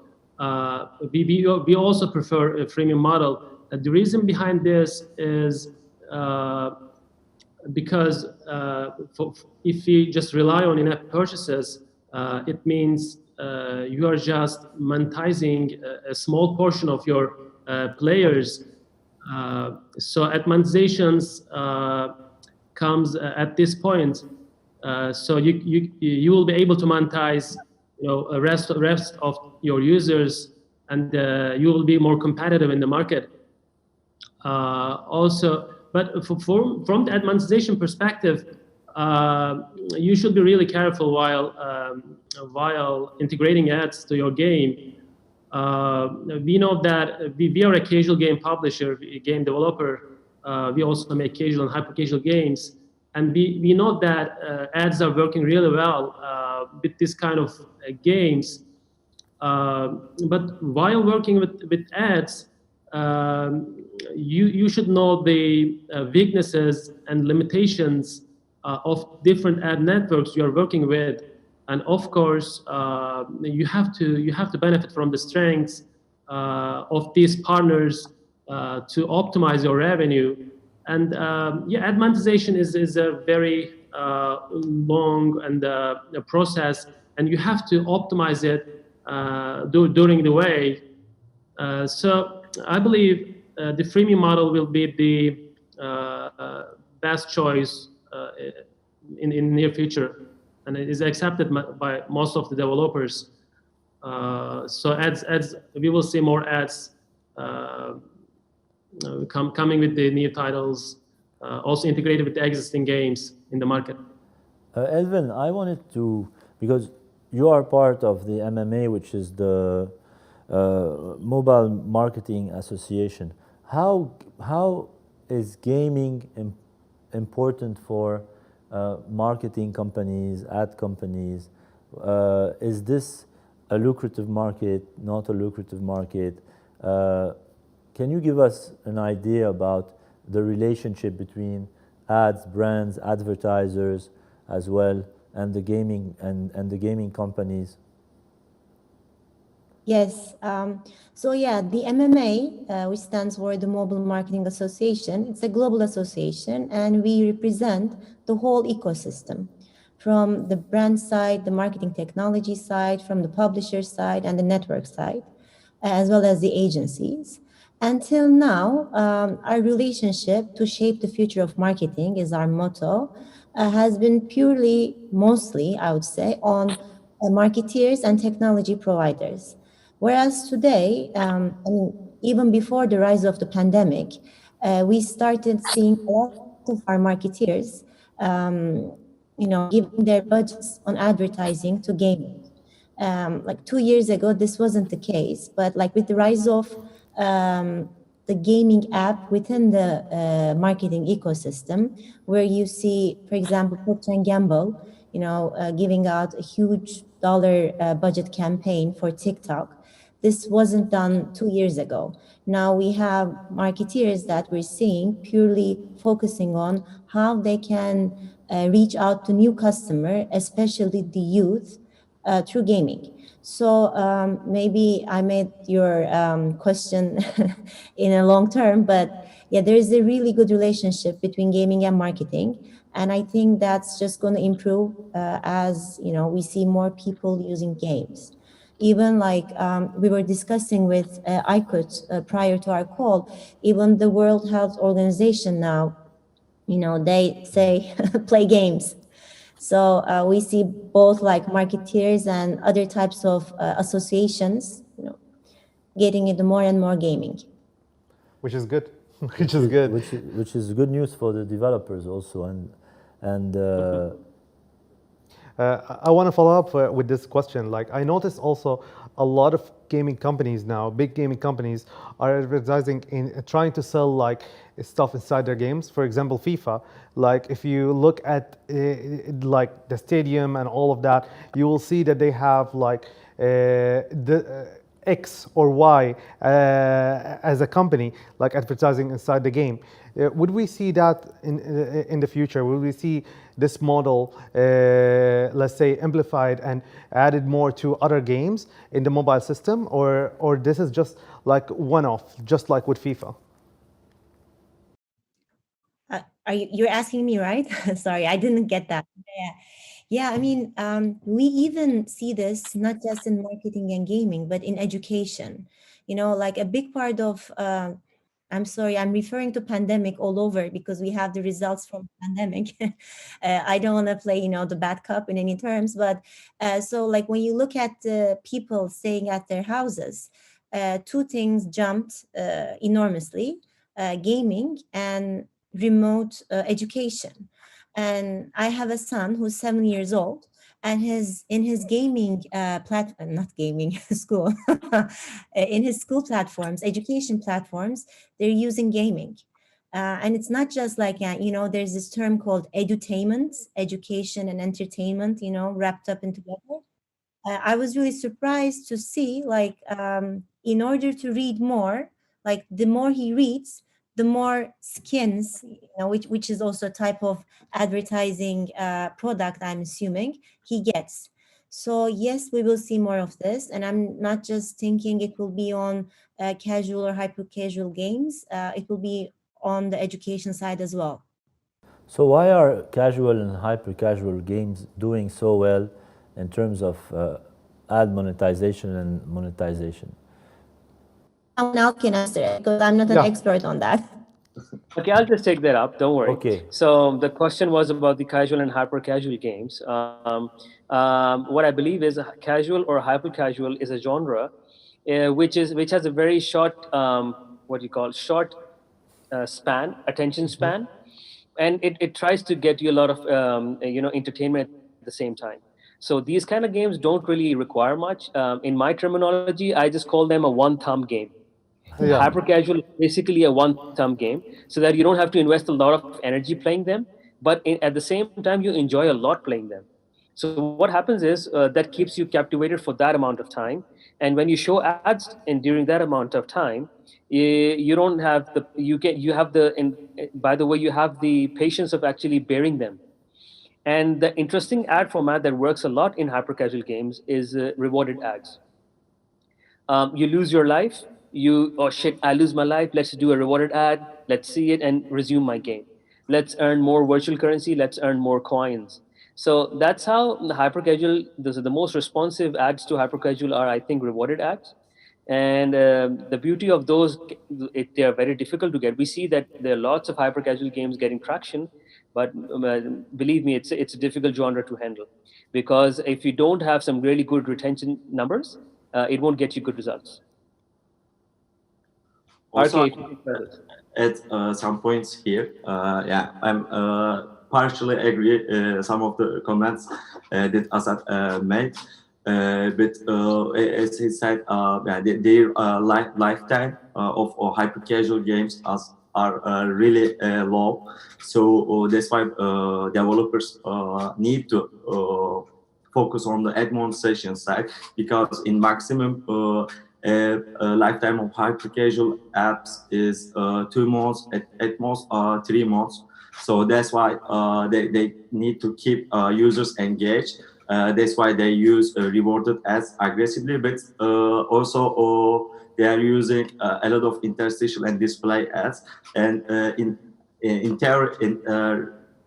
reality, actually, they're making most of the money from the interstitial ads because their volume is too high.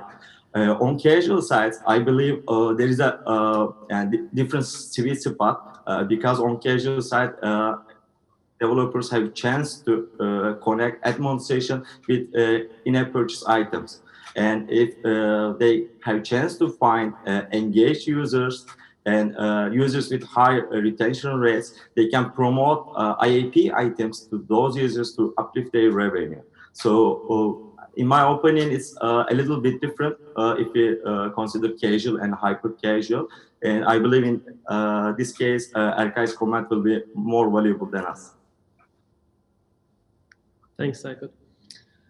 Yeah, this is a very interesting question. I believe this is how the market evolved in the recent years. Traditionally, core games or mid-core games, we don't see any ads. Even in some casual titles, we just started to see some rewarded ads. So normally, game developers always wanted to monetize their games through in-app purchases because the gamers they don't want to make a bad experience for their gamers, and they wanted them to keep in the game to spend money. So in the old days, these games didn't use any ads. So, but how the hypercasuals come to the market? Some studios saw the opportunity that we should monetize the rest of the people who are not gamers. So they focused on mostly simple gameplay with ads without any in-app purchase, because these people are not used to spend money in the games. So the user base that they can get value is much wider, but they cannot sell items. They cannot sell virtual items, or they cannot make them subscribe to the game. So the ads, at this point, they find the way that the ads is the best way to make monetization. So they integrated ads to the game, and this increased a lot in the recent years because the competition is increasing in these kind of games. And when we open a hyper-casual game, there are a lot of ads, not just rewarded. There are a lot of interstitials, banners, and when we check the comments, the reviews of the games, that everybody's complaining about the ads in the games. But this is the way that they can compete with the competitors. So I believe the easiest answer to this question is this is how the market evolved and how the people respond to the game. I agree. Like, I think as a gamer, as a game developer, I feel like you need to find the middle ground between all of this. You need to find something that will satisfy the gamer and also at the same time make money for the developer, because in the end of the day, you want your game to live as long as possible. You want it to stay like for a longer rotation. You don't want it just to stay like in the app store for 3 months, 2 months and dies. You want it to continue. And I feel like with the ads monetization, with all the ads, with all the add-on and the stuff, you can keep your game in the store. You can continue like pumping content and doing that without worrying that the money won't come. Of course, yeah, you should find the sweet spot. Yes, you're right. In terms of how about the evolution of the brands or the content that is being advertised on game, is the spectrum wider now? Like, are you finding, for example, some clients coming and they have nothing to do with gaming and just saying, okay, we want to place some ads on some games? I can start this question. Yeah, there are always some requests and demands coming to the brands in terms of some specific apps that they're thinking those apps are premium. But the flip side of this conversation is that actually targeting is the thing that only matter in that case. Brands and or it can become through direct or maybe programmatic. They should target right audience. And in this case, every network, including Atle, have well-established technologies on the background to make those targetings according to brands' needs. And there are a lot of tools in the market to segment some users with respect to GDPR, of course. But in that case, even if there are some requests, the best way is go on a large scale, on the mass level, and try to find the best users for your campaign. Nice. Asad, would you like to add anything about that? I would agree too. I could, because generally what matters to advertisers is the target audience. He's pretty much correct on that. And then you would find, so what's the basic target audience of a gamer, right? So generally the kind of genres we are talking about, like casual, hyper casual, arcade, family games, or even of that sort, they range from like 13 years to for that matter, maximum by 40 years, right? And I'm sure there are lots of brands and products in the world that go beyond those target audience as well. If you talk about the kids, there's a lot of restrictions on ads targeting on kids, right? So that's not really lucrative section, and that doesn't even care even in the real life. Nobody targets kids in terms of targeting. It's very seldom that they do, unless and otherwise they do. They target their parents. So in gaming, the only restriction is the kind of audience that you're talking about, the segmentation and profile of the people we are talking about. So even it happens to us. Icot is right. There are different brands that have nothing to do with, but it matches their target audience. They want to advertise. And at the same time, there are some brands that come to us and they say, no, we want some apps on board. We don't want to advertise on games. Why don't you give us this, and this app so that we want to advertise with them? So it's all about getting the right target audience for that. It's trying to match, I feel like, the right advertiser with the right application or the right game. How would you advise, like if I was a company and I will come to you guys and I'll say, I wanna put my ads in one of the apps, how would you recommend them to go and match with this specific game? Or you just tell them, okay, put your advertisement in any of the games, or you want them to target specific games? I'm sorry. Yeah, please. Sorry, no, please. I just want to add one thing, and Asad, you can, I think, follow on that. Sure. No, because we get that question pretty often. That's why I wanted to answer. We often have like marketeers coming to the association, either big brands or medium-sized brands, and they say they want to advertise on this specific game that they heard from this X brand. And if we know anything, as an objective association, if we can advise them on anything, on how to start with advertising on gaming. And it kind of, I think, depends on the agency as well. So if it's a big brand, usually, they have a media agency. And so it's a huge ecosystem from the agency to the publisher to the network. And in between, you have a lot of DSPs, SSPs, and whatnot.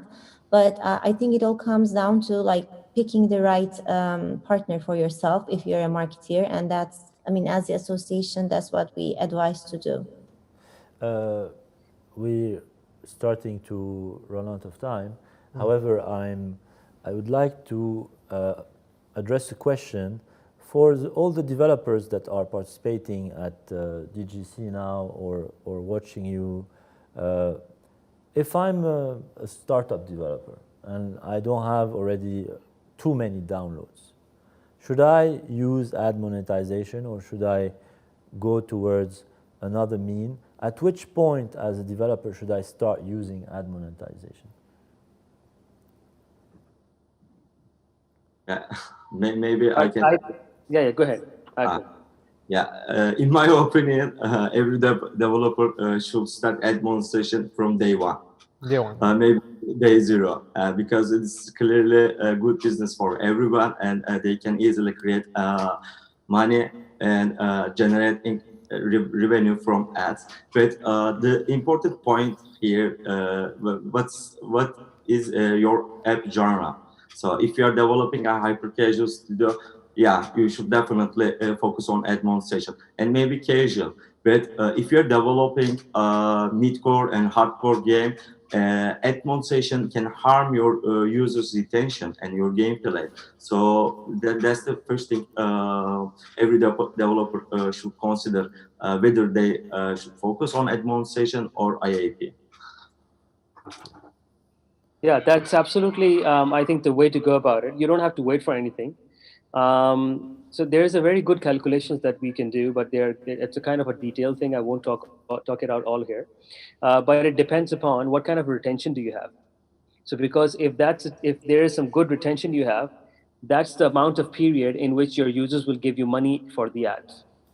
So if you just stop doing any of the stuff, still though, let's assume you just stop doing anything with your game.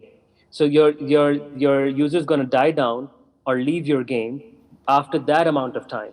So by that time they're gonna leave the game and give you some sort of money before leaving. So it all depends upon the retention metric that you have. It's always good to have ads from day one. If you get more organic downloads, I think there's a full green field for you to play with ads. When you get organic downloads, the ad monetization model becomes much more lucrative as well. All right. Can I just follow up with that question? Is that you talked about all the games and that will work with monetization. What genres don't work? Is it fighting games? Is it shooter? Which type of games that doesn't work with ad monetization? As far as I know, I think the category of education and family is not that lucrative, because they have a lot of restrictions in terms of advertising on kids' games. Because education is mostly for the purpose of educating somebody or the children or the kids. It has a very restricted access to ads, high filters on that. At the same time, family games as well, where you have a COPPA compliance and you cannot just show all ads in the world. That's where things get difficult. And as I could discussed as well, that in those games like arcades and what you may call action games, those are the people who are actually good gamers. They're actually core gamers. They want to have a gaming experience. So probably those are the ones who get really irritated with the apps, and they would not stay with the app or the game if you put a lot of ads with them. So there are just few thin lines to work on, whereas most of the categories are fairly good enough to advertise. All right, ladies and gentlemen, our time is up, and we will need to move to the next session. Thank you very much. I think you've shared a lot of insight on ad monetization, brands, trends, when should we start, what genre of games. I believe a lot of people will be participating to the conference, and companies will be look interested in this. to meet you through the meeting app. So I hope that you will find a way for them to make more money. All right. So thank you very much for being with us, and we hope to see you soon, right? Hopefully. Thank you. Thank you guys. Thank you for having us. Thank you. Thank you very much.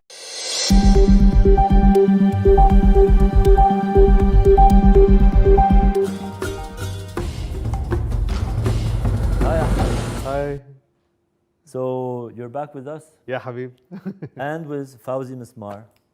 I'm excited for this talk. I heard a lot of good things about Fawzi, and I'm excited to get to learn more about him. Fawzi, he fits the profile of these sessions that we are actually doing, which are success stories from the Arab world that made it internationally. Fawzi has worked for King. He's currently working for DICE EA, and I think he's going to be presenting a few slides that can tell us more about him. Hi, Fawzi. Hello. Hey, guys. Hey. Fawzi, you are in Sweden, right? I'm in Sweden right now. Yes, indeed. Yeah. It's so cold there. It's so cold. It's very nice now. The sun is out and it's like 24 degrees. It's good weather. Nice. Well, last time I was in Sweden, it was in December.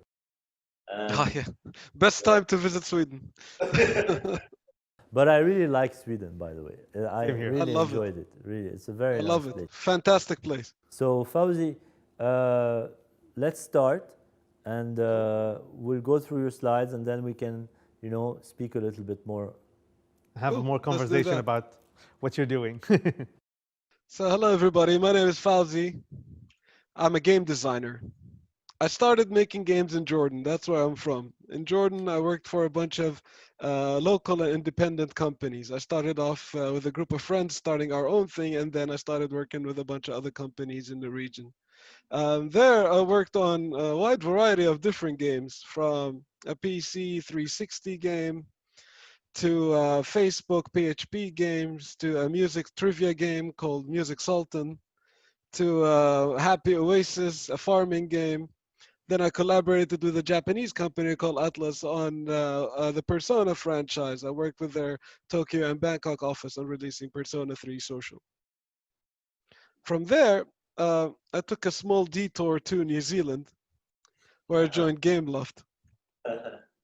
This is a picture of myself with the My Little Pony team and the Prime Minister of New Zealand at the time, Mr. John Key. I was the principal game designer of the studio at the time, overlooking the design and the development of many IP-related projects. My Little Pony at the time was one of the biggest successes for Gameloft that year and one of the top grossing games in New Zealand. This is one of the reasons why the Prime Minister wanted to come over for a visit to see where all that money came from.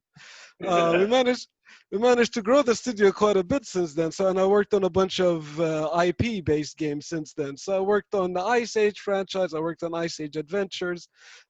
This is a picture of me with a bunch of penguins in an advertisement we shot to promote the game at the time. Worked on Littlest Pet Shop, Pastry Paradise. I worked on the game tie-in for The Amazing Spider-Man 2. And then I collaborated with our studios in Spain to release Minion Rush, which is a game based on Despicable Me 2.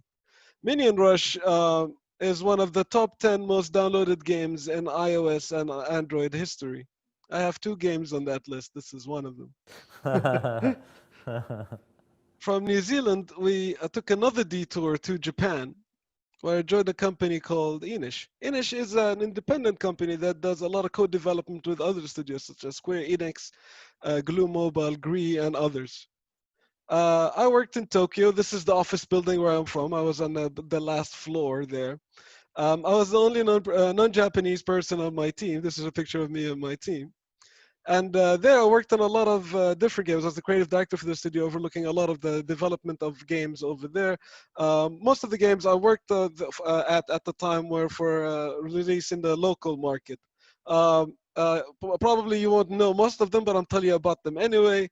Sennin no Kyoshin is one of them, 12 Odins, Yurokami, and Crouton, and a bunch of other anime tie-in and manga tie-in games that I worked in over there. From Japan, I took another detour to Germany, where I joined King.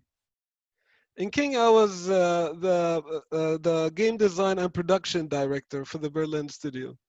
We were also known with the studio that has the slide, in which was our favorite method of transportation between floor.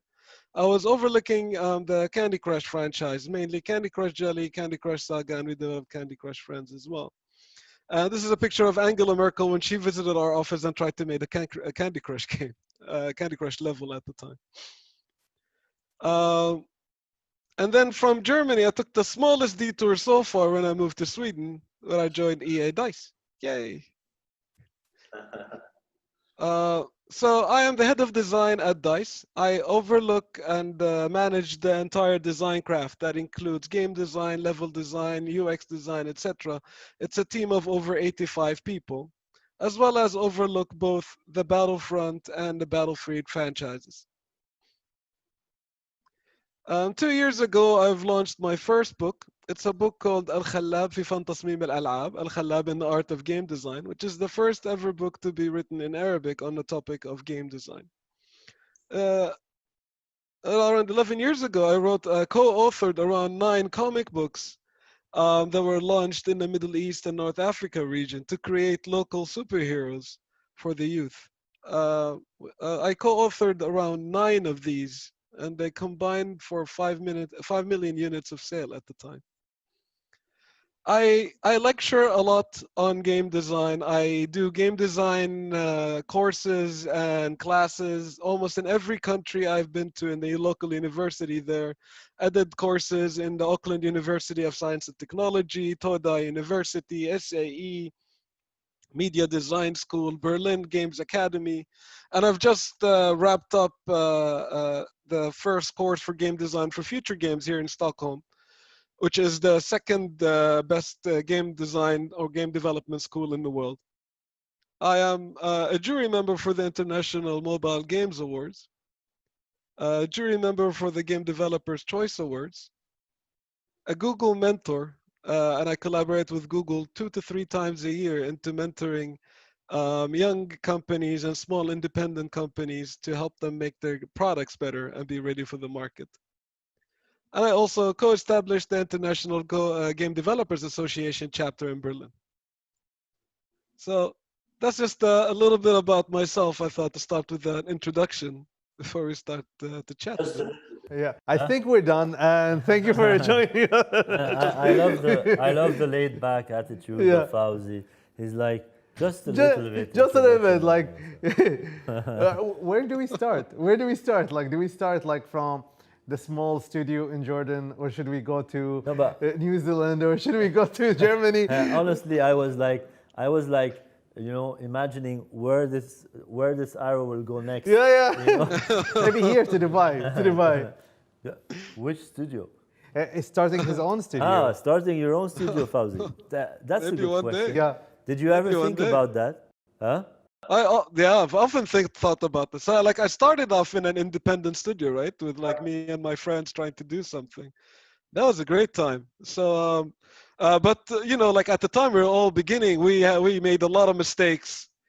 We had to learn the hard way, right? So, I've always wanted to see how I measured up with like experienced game developers. Like, you know, I was in doubt the entire time because like everything I learned through making a lot of mistakes, right? So I was like, am I actually a good game developer? I had no idea. And I really wanted to see how I measure up against, you know, people who have been doing this professionally.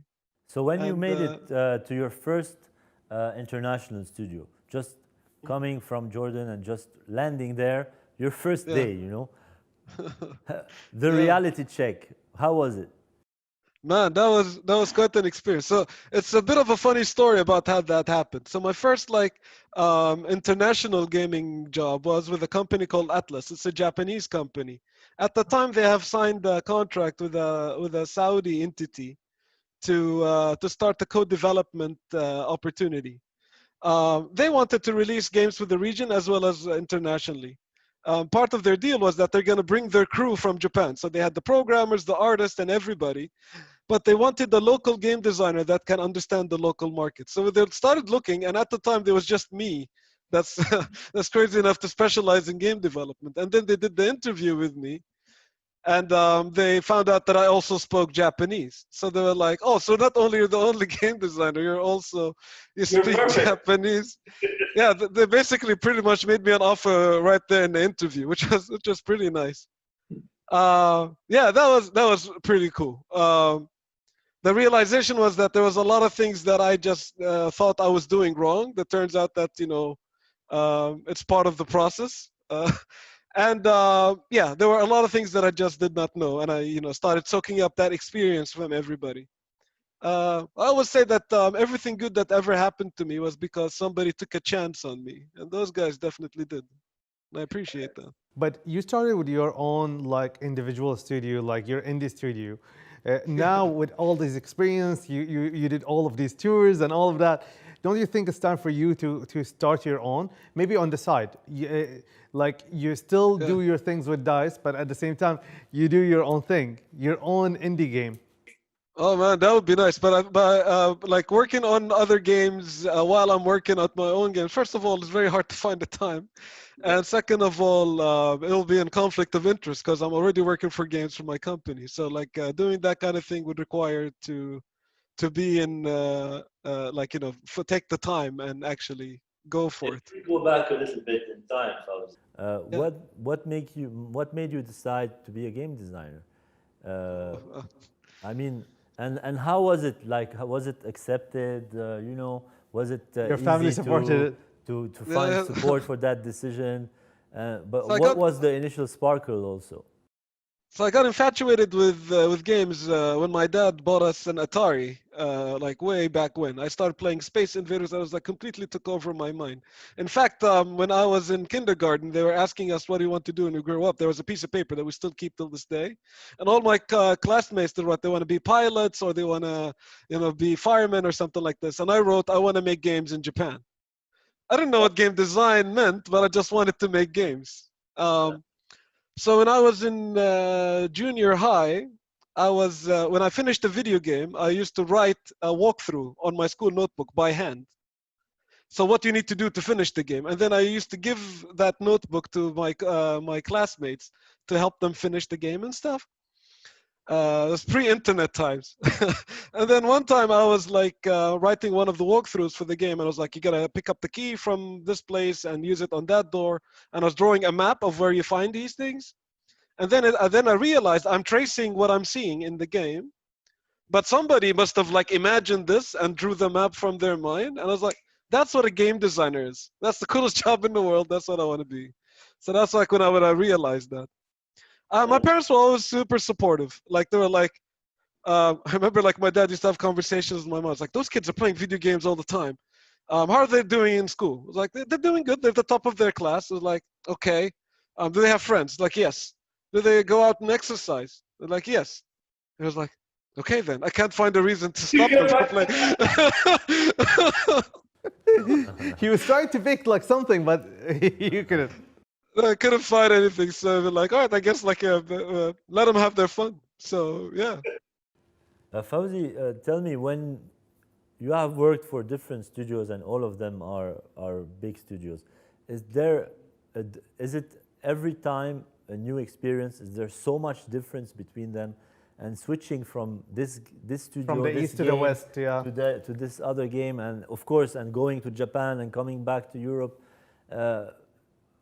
How did you cope with all this? Yeah. So that's something I enjoy quite a bit, which is like the learning experience. So that not only am I like every single culture has this different way of making games. I've worked on different types of games as well throughout my career. So like from handheld to web-based games to like small games of 12 people to now like working on games with hundreds to thousands of people that work on developing a single title. So the difference in scale, the difference of approach, and as you saw like through the games I worked on a pony game and I'm working on a military shooter game. So there's quite a different subject matter. So like the learning experience, first of all, learning how different cultures work together, how different cultures approach different things, but also how different games are being thought of depending on the IP, on the style of play, on the console that you made on. It's just like, more stuff to learn. And I can't get enough of the learning experience, so to speak. So I always want to soak it up. I mean, honestly, I have to say this. Yeah. I wouldn't imagine you sitting and designing a pony game. Honestly, I don't know. But that's the beauty about game design, that you create things that might not match you, but it will be for the broad audience. But this is why I was asking this question as well. Is that, Fawzi, is it normal to adapt from this style to that other style to be that versatile when you are a game designer, or is it you especially that like to change, discover new environment, make your creativity go and where it shouldn't, for example? Yeah. It's a little bit difficult for me to say anything in self-praise, to be honest. So I'm a bit uncomfortable doing that. But Yeah, I wouldn't say it's like most people like to specialize, I'd say. And that's why, like, you know, when somebody specializes, they become really good at that particular style of games. For me, I prefer to get a breadth instead of depth in my knowledge, and that's why later on in my career, I found a lot more interest and more excitement in managing design teams. So I know how games are made, but I don't necessarily know military games to the same depth as like one of my weapons designers, for example. Like I'll never be able to make a machine gun in the same way that those guys can. But I have a general understanding about how different types of games work. So I rely on their expertise, but I also lend them mine, and we complete each other, so to say. You worked on two different games that are kind of similar, but they are different. Like you worked on Star Wars and Battlefield. Like, how is it different to work, to jump between these two big games? I mean, you have guns in both of them, but it's totally No, you have lightsaber in the other one. So first of all, I'm surrounded by a very talented team. Like so many talented individuals in the studio is crazy. So like my contributions always pale in comparison to the talent of my team. So like all the credit goes to them always. But I like context switching. It's something I enjoy. So like my day is always a little bit like that. Every 30 minutes, I'm like, my day is like usually back-to-back meetings, and it's 30 minutes less. Like, what are you talking about now? Tanks. Okay. What now? What? Lightsabers. Okay. What are we talking about now? Staffing. What are we talking about now? Contracts. So like I'm jumping from one thing to the other, and I like that. It keeps me on my toes. I enjoy doing that quite a bit. It resembles a little bit our day during this DGC live, right? Jumping between between one conversation to the other every 30 minutes. Trying to adapt into that challenge of 36 hours we put. Fawzi, about your day, and you know all of these developers watching us now, and they can relate to you, you know, and maybe they can think that they will also be able one day to be, let's say, in your seat somehow, or living working that with you, collaborating, or working with you, or collaborating. Like if you would, I'm sure they would. What is a day in a AAA studio working on a game? How would it? How does it start?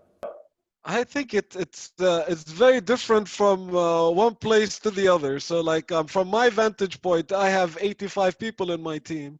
So a lot of my day is spent on making sure everybody gets the direction on what they want to do, on what they should be doing on a day-to-day basis. So like review the tasks, review the general direction, review documents.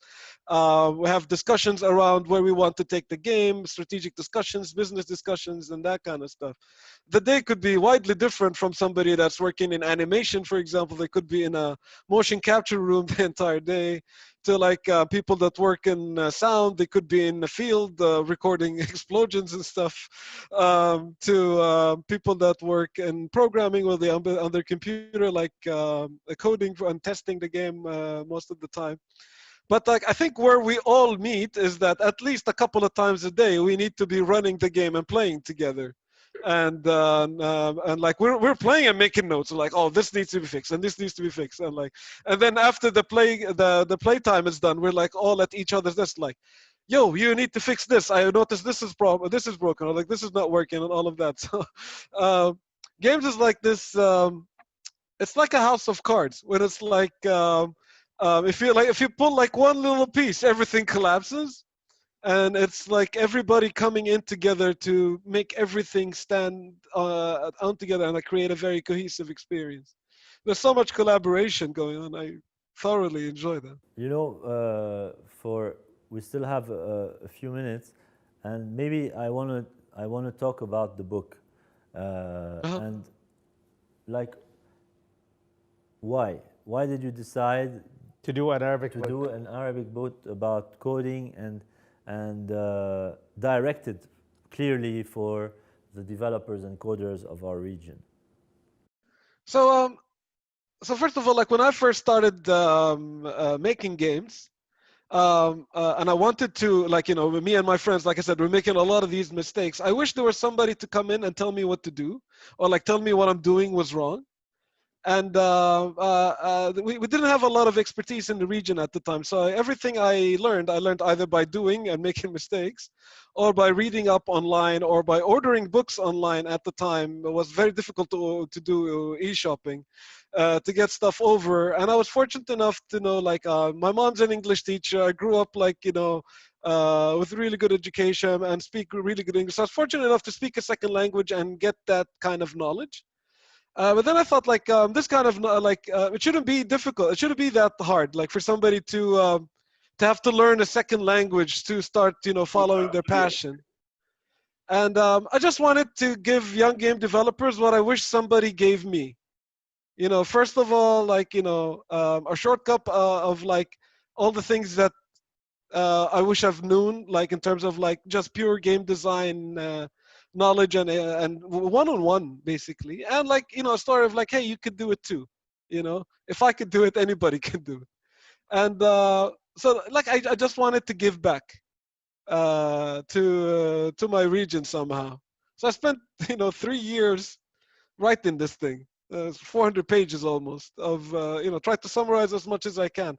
A lot of the stuff that's in it, like, I don't want to claim that I'm, like, invented something amazing here. A lot of that stuff that's, this knowledge is available in English or in other languages.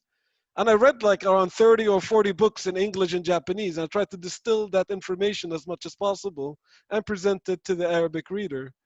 So yeah, so that's the motivation. Coding, there's a lot of coding stuff out there. I studied computer science, but the game design aspect is not there. So often, like, even when I meet Arab game developers, they're often talking about the how. Like, how do I develop this? What the game engine? But very few times they're thinking about the what. And the whys. What is the game we're trying to make? Why are we making it this way? What's the themes? What's the philosophy behind this game? So I tried to write a book to kind of, like, help people think about design in a different way. You said that you mentored a lot of people and you worked with Google and other companies. Did you get the chance to collaborate with other Arab game developers? And did you see the whole industry here in our region grow, or we were still at the same level when you started?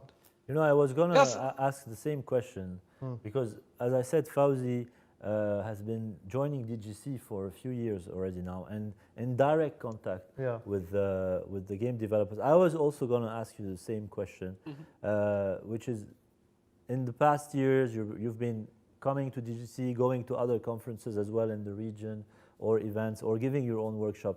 How do you evaluate today like Ahmed mentioned, the level of the developers here in the region?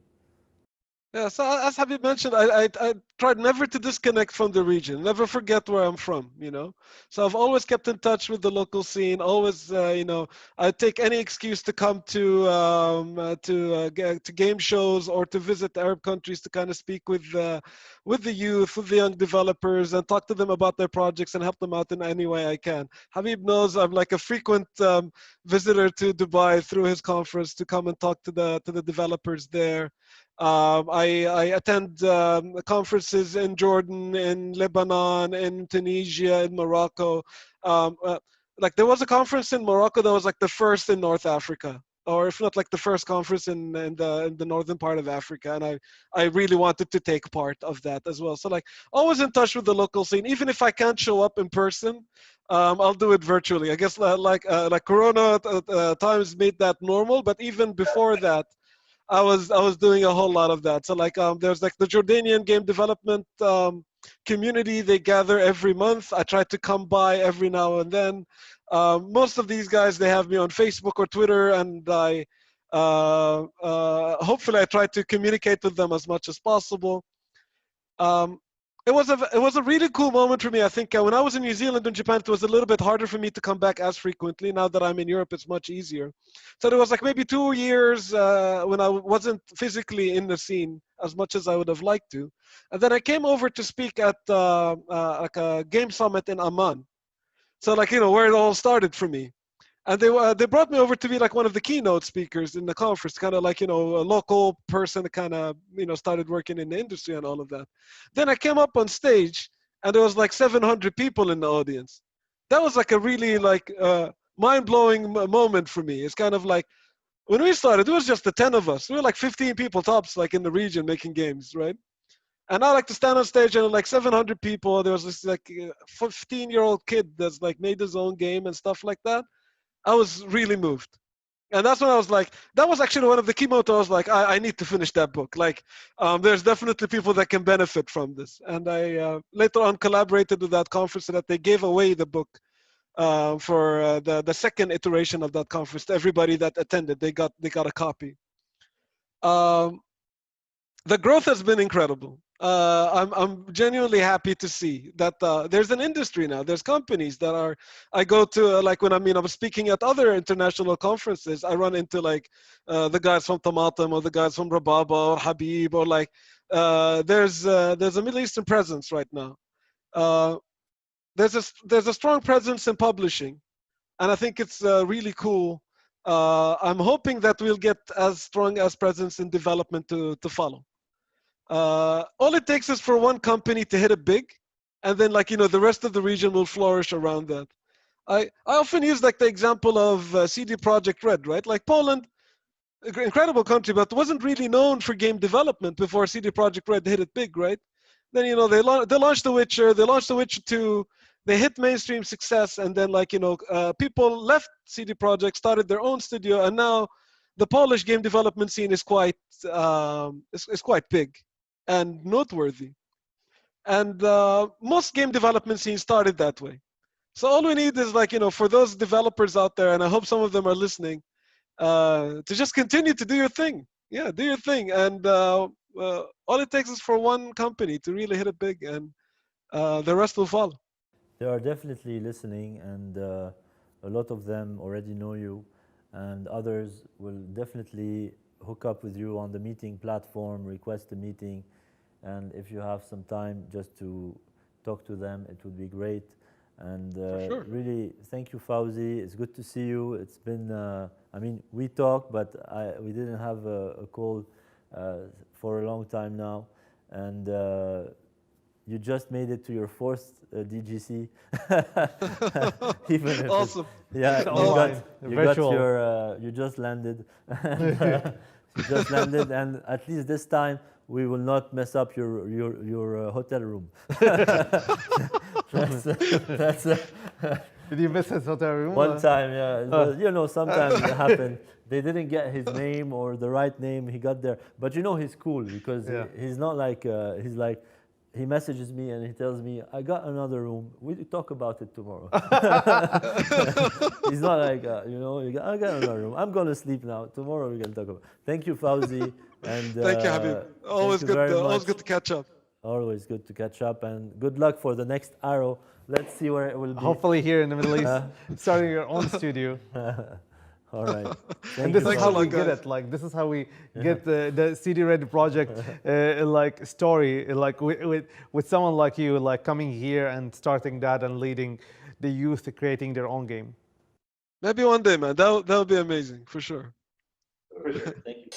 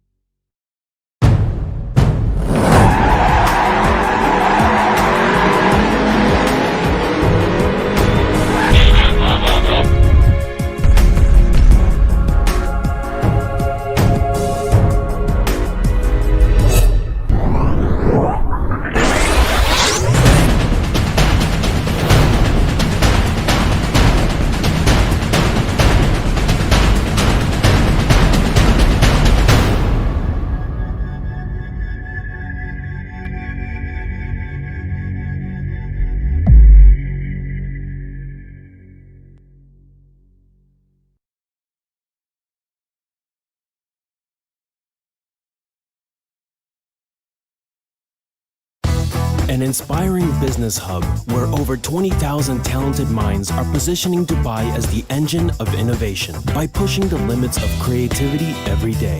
Home to over 2,000 media companies from around the globe, Dubai Media City is a vibrant community offering business, entertainment, and lifestyle, enabling our partners to lead with creativity that resonates.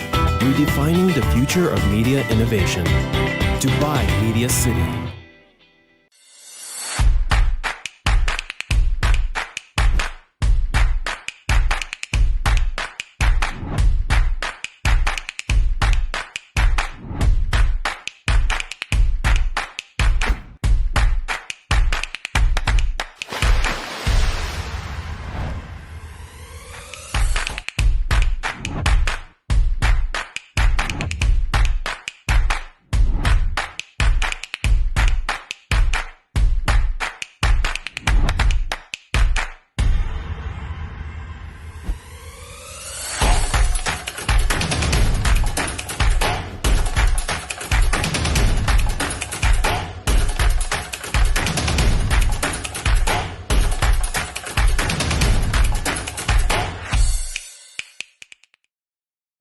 In today's mobile world, attracting users is becoming increasingly challenging. To better bridge the gap between brands and consumers, TikTok pioneered a new and unique way to engage users: Branded Hashtag Challenge. The Branded Hashtag Challenge taps into users' passion for creation and expression by inviting them to join in on a collective movement. TikTok empowers users to become co-creators while interacting with branded content. The Branded Hashtag Challenge is a fun and easy way for brands to collaborate and seamlessly integrate within TikTok community.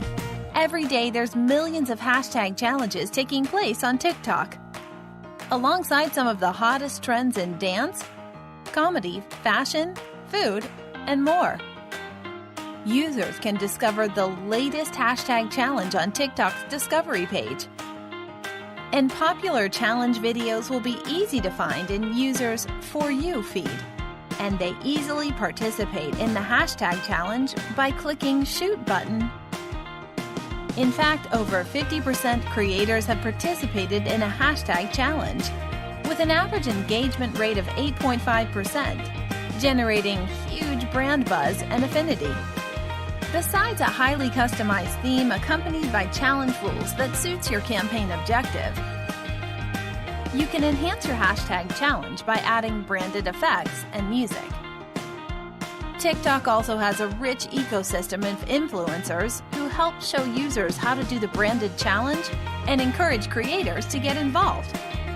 The Branded Hashtag Challenge can lead to different landing pages and drive conversions. We encourage you to support your challenge with brand takeovers and in-feed ads. These placements serve as full-screen traffic drivers to boost the awareness of your challenge and maximize the number of people who click into the challenge page. How to measure effectiveness? Instead of measuring campaign exposure and engagements simply through members, you can access brand metrics through our Brand Lift study. And the Branded Hashtag Challenges have shown to help brands deliver higher engagement rates and drive brand metrics, such as ad recall, brand awareness, favorability, association, and purchase intent. So what are you waiting for? Join in the conversation today.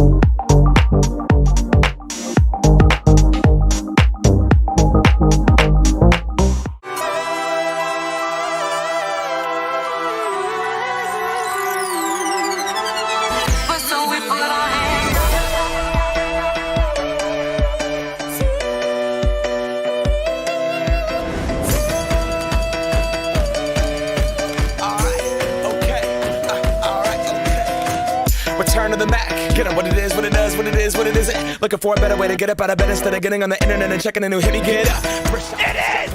No last breath available. The same of it is the choke. And Tekken Master advances. That Tekken Master has. And Tekken Master going up 1-0.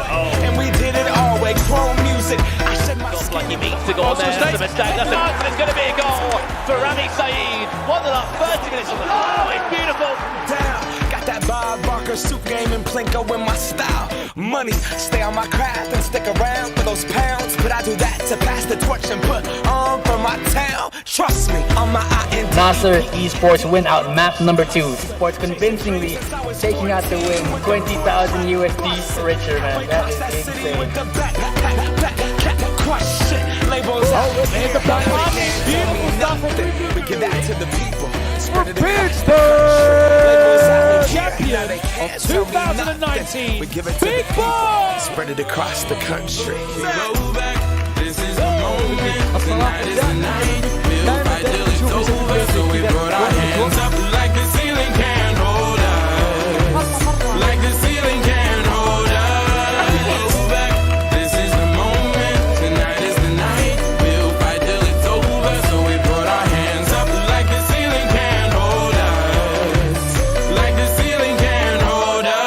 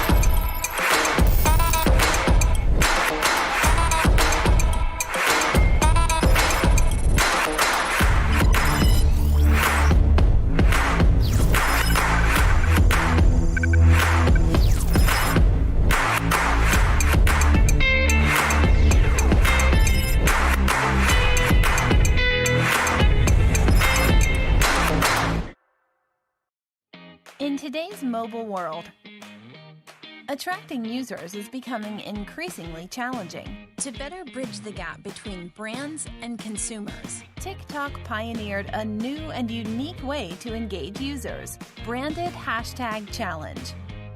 The Branded Hashtag Challenge taps into users' passion for creation and expression by inviting them to join in on a collective movement. TikTok empowers users to become co-creators while interacting with branded content. The Branded Hashtag Challenge is a fun and easy way for brands to collaborate and seamlessly integrate within TikTok community. Every day there's millions of hashtag challenges taking place on TikTok. Alongside some of the hottest trends in dance, comedy, fashion, food, and more. Users can discover the latest hashtag challenge on TikTok's discovery page. And popular challenge videos will be easy to find in users' For You feed. And they easily participate in the hashtag challenge by clicking Shoot button. In fact, over 50% creators have participated in a hashtag challenge, with an average engagement rate of 8.5%, generating huge brand buzz and affinity. Besides a highly customized theme accompanied by challenge rules that suits your campaign objective, you can enhance your hashtag challenge by adding branded effects and music. TikTok also has a rich ecosystem of influencers who help show users how to do the branded challenge and encourage creators to get involved.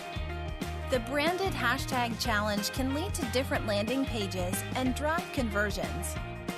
We encourage you to support your challenge with brand takeovers and in-feed ads. These placements serve as full-screen traffic drivers to boost the awareness of your challenge and maximize the number of people who click into the challenge page. How to measure effectiveness? Instead of measuring campaign exposure and engagements simply through members, you can access brand metrics through our brand lift study. And the branded hashtag challenges have shown to help brands deliver higher engagement rates and drive brand metrics, such as ad recall, brand awareness, favorability, association, and purchase intent. So what are you waiting for? Join in the conversation today.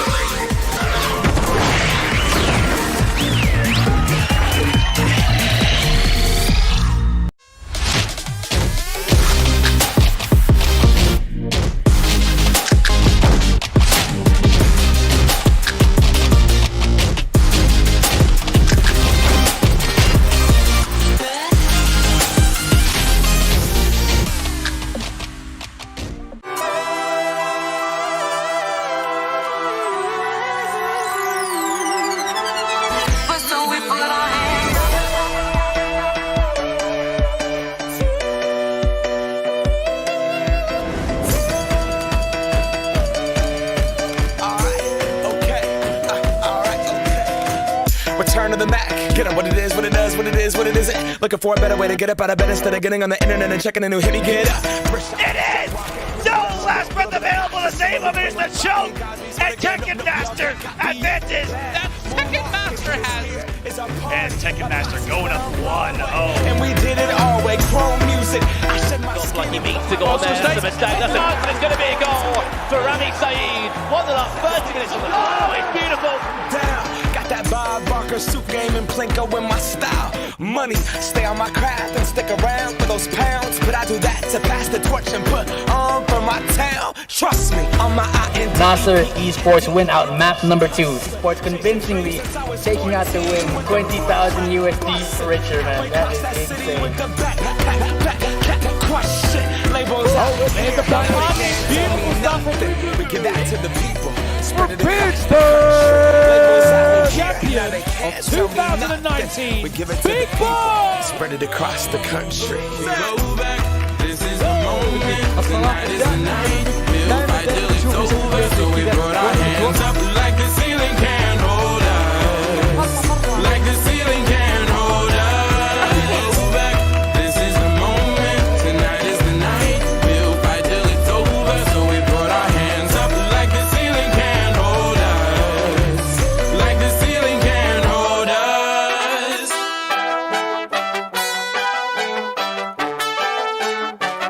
So we put our hands up.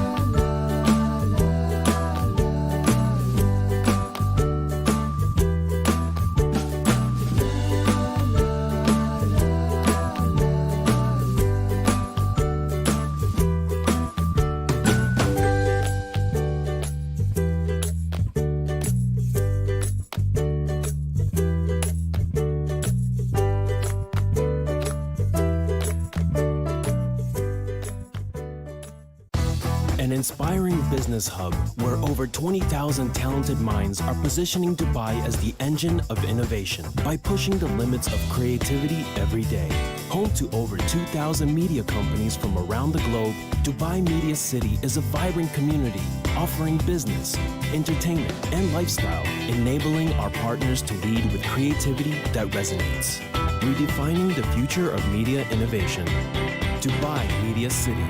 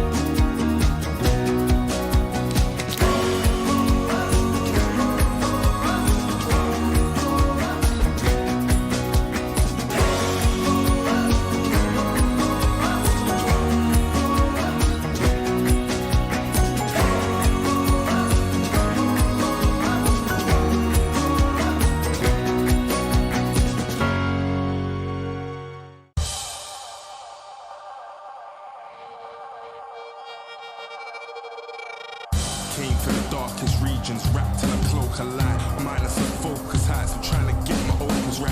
Throw my doubts aside, I climb the mountainside. And when I reach the peak, the view will see where I'll be flying. Feel the pressure, but it's relative to the man I measured. No time for hesitation, finally time to step up. And when you're feeling deep in your bones and it's on you're fed up, you're close to the glass ceiling, keep your head up. See your dreams as a goal, that's how I'm seeing mine. Achieve my full potential, let all of the demons pre my shine.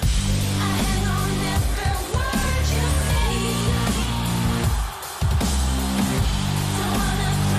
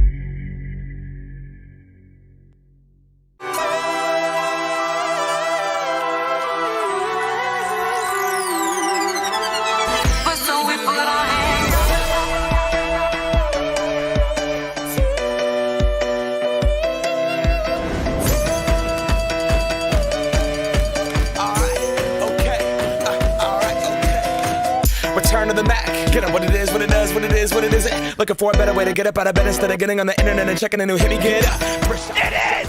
No last breath available. The same of it is the choke. And Tekken Master advances. That Tekken Master has. And Tekken Master going up 1-0. And we did it all with chrome music. I said my lucky meat to go on there. That's a mistake. That's it's going to be a goal for Rami Saeed. What the last 30 minutes of the oh, it's beautiful. Down. Got that Bob Barker soup game and Plinko in my style. Money, stay on my craft and stick around for those pounds. But I do that to pass the torch and put on for my town. Trust me, on my INT. Nasser Esports win out map number 2. Esports convincingly taking out the win. 20,000 USD richer, man. That is insane. There's a beautiful stuff from we give that to the people.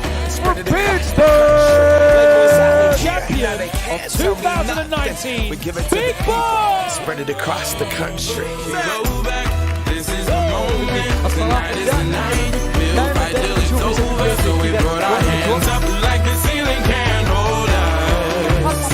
Like the ceiling can't hold us. Go back, this is the moment. Tonight is the night. We'll fight till it's over. So we put our hands up like the ceiling can't hold us. Like the ceiling can't hold us.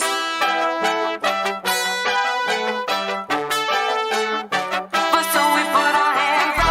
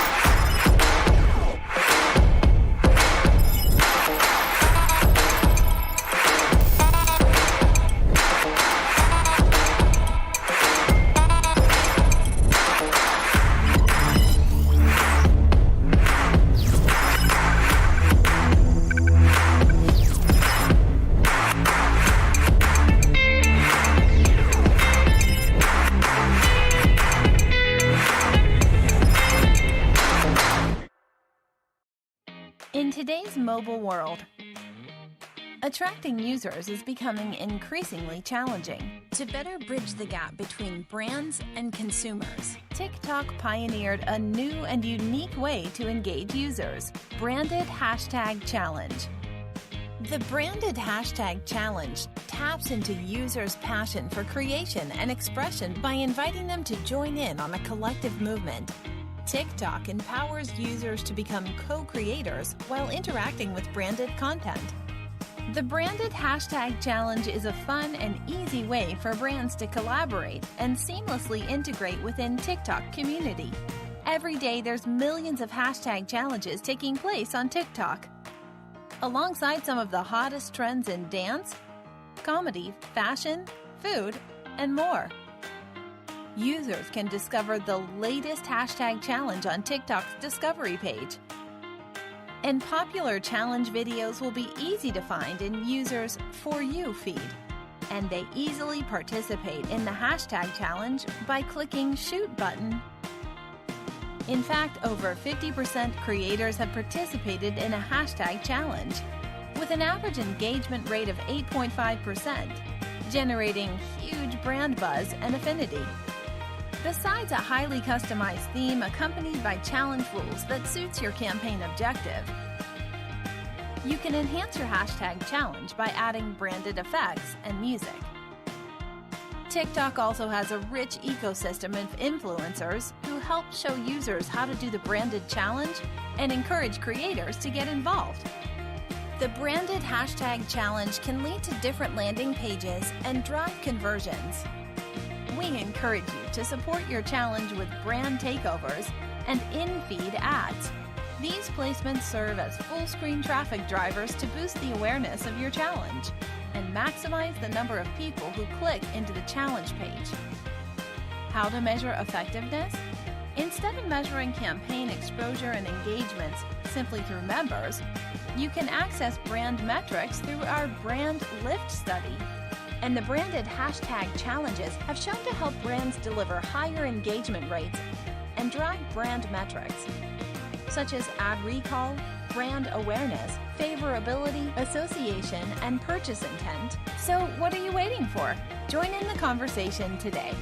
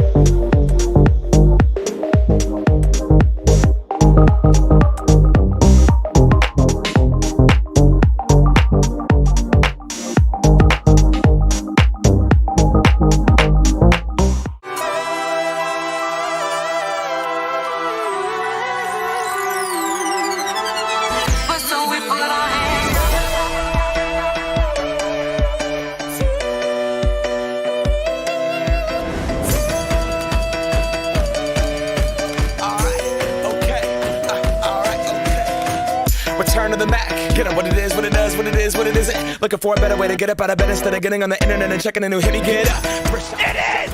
No last breath available. The same of it is the choke. And Tekken Master advances. That Tekken Master has. And Tekken Master going up 1-0. And we did it all with chrome music. I said my looks like he means to go on there. That's a mistake. That's it's going to be a goal for Rami Saeed. Won the last 30 minutes. Oh, it's beautiful. Down.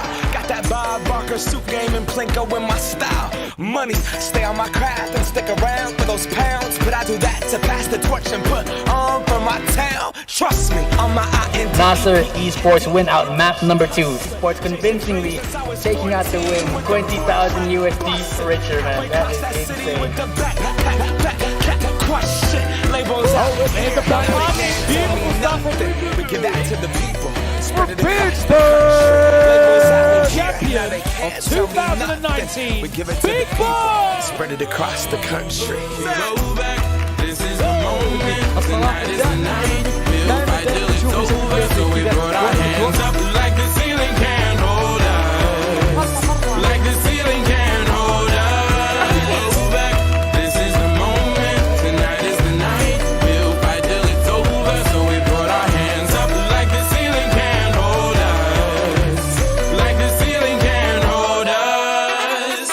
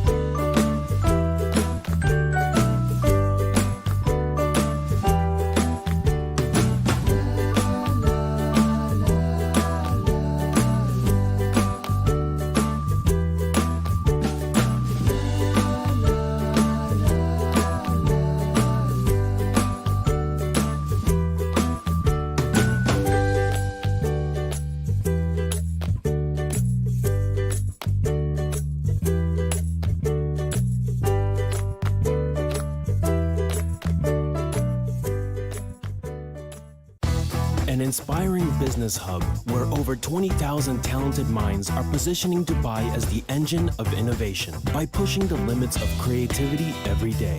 Home to over 2,000 media companies from around the globe, Dubai Media City is a vibrant community offering business, entertainment, and lifestyle, enabling our partners to lead with creativity that resonates. Redefining the future of media innovation. Dubai Media City.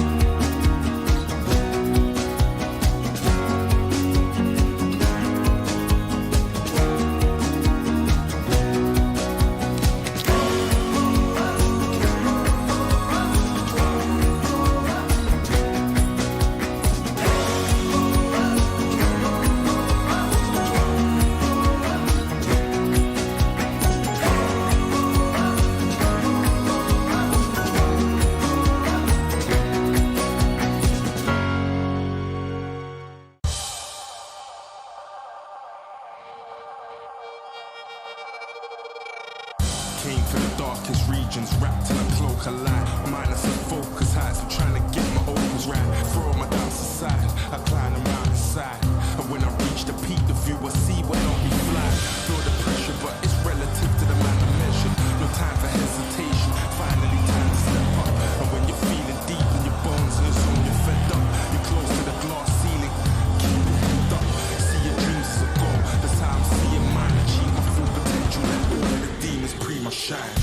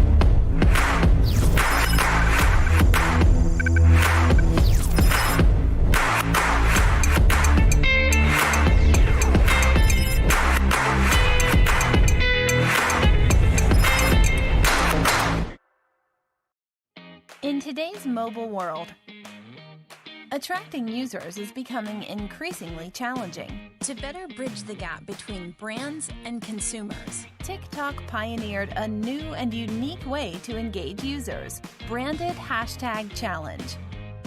The Branded Hashtag Challenge taps into users' passion for creation and expression by inviting them to join in on a collective movement. TikTok empowers users to become co-creators while interacting with branded content. The Branded Hashtag Challenge is a fun and easy way for brands to collaborate and seamlessly integrate within TikTok community. Every day there's millions of hashtag challenges taking place on TikTok. Alongside some of the hottest trends in dance, comedy, fashion, food, and more. Users can discover the latest hashtag challenge on TikTok's discovery page. And popular challenge videos will be easy to find in users' For You feed. And they easily participate in the hashtag challenge by clicking Shoot button.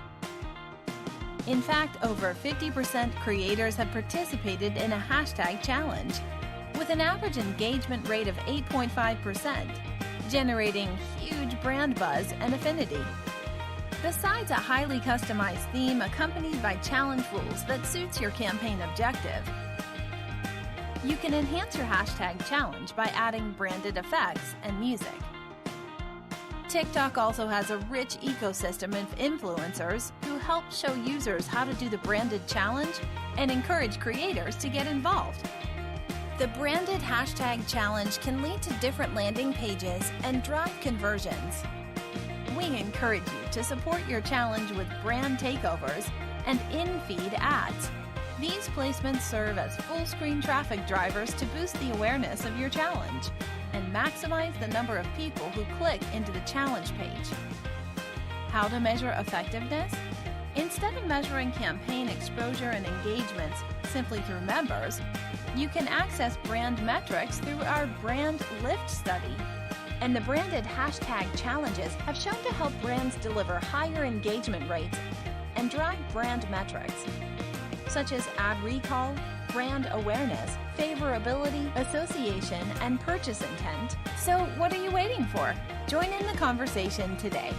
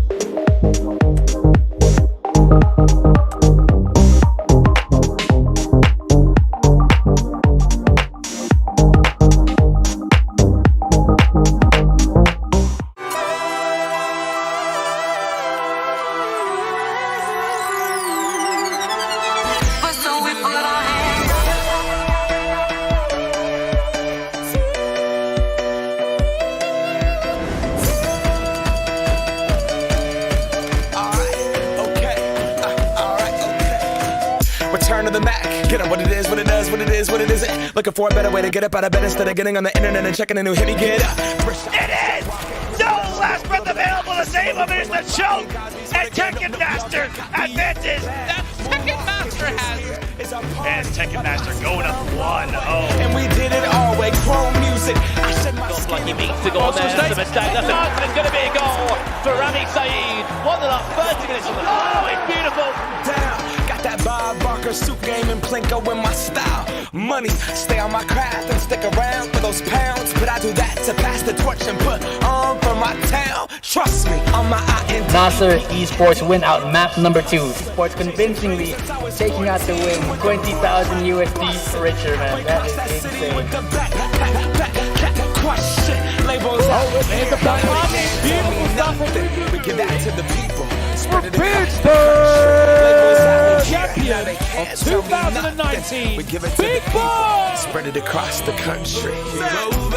This is the moment, tonight is the night. We'll fight till it's over, so we put our hands up like the ceiling can't hold us. Like the ceiling can't hold us. This is the moment, tonight is the night. We'll fight till it's over, so we put our hands up like the ceiling can't hold us. Like the ceiling can't hold us.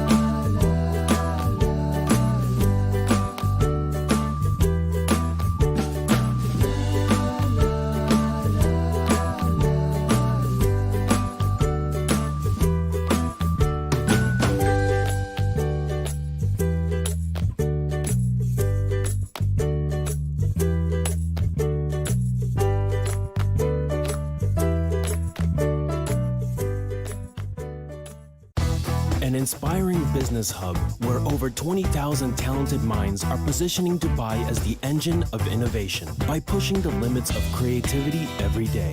Home to over 2,000 media companies from around the globe, Dubai Media City is a vibrant community offering business, entertainment, and lifestyle, enabling our partners to lead with creativity that resonates. Redefining the future of media innovation. Dubai Media City.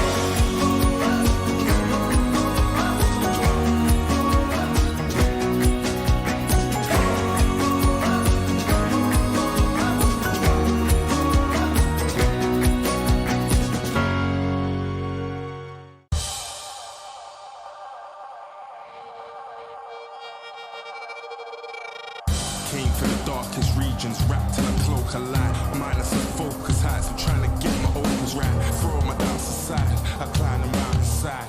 And when I reach the peak, the view will see where I'll be flying. Feel the pressure, but it's relative to the man I measured. No time for hesitation, finally time to step up. And when you're feeling deep in your bones and it's on you're fed up, you're close to the glass ceiling, keep it hooked up.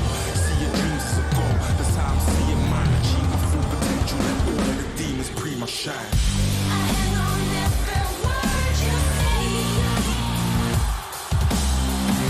Don't wanna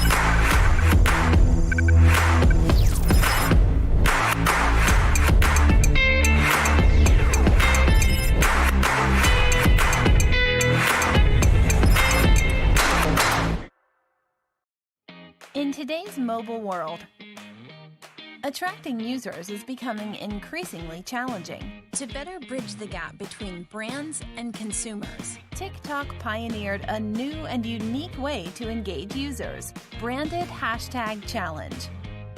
The Branded Hashtag Challenge taps into users' passion for creation and expression by inviting them to join in on a collective movement. TikTok empowers users to become co-creators while interacting with branded content. The Branded Hashtag Challenge is a fun and easy way for brands to collaborate and seamlessly integrate within TikTok community. Every day there's millions of hashtag challenges taking place on TikTok. Alongside some of the hottest trends in dance, comedy, fashion, food, and more. Users can discover the latest hashtag challenge on TikTok's discovery page. And popular challenge videos will be easy to find in users' For You feed. And they easily participate in the hashtag challenge by clicking Shoot button. In fact, over 50% creators have participated in a hashtag challenge, with an average engagement rate of 8.5%, generating huge brand buzz and affinity. Besides a highly customized theme accompanied by challenge rules that suits your campaign objective, you can enhance your hashtag challenge by adding branded effects and music. TikTok also has a rich ecosystem of influencers who help show users how to do the branded challenge and encourage creators to get involved. The Branded Hashtag Challenge can lead to different landing pages and drive conversions. We encourage you to support your challenge with brand takeovers and in-feed ads. These placements serve as full-screen traffic drivers to boost the awareness of your challenge and maximize the number of people who click into the challenge page. How to measure effectiveness? Instead of measuring campaign exposure and engagements simply through members, you can access brand metrics through our Brand Lift study. And the Branded Hashtag Challenges have shown to help brands deliver higher engagement rates and drive brand metrics, such as ad recall, brand awareness, favorability, association, and purchase intent. So what are you waiting for? Join in the conversation today.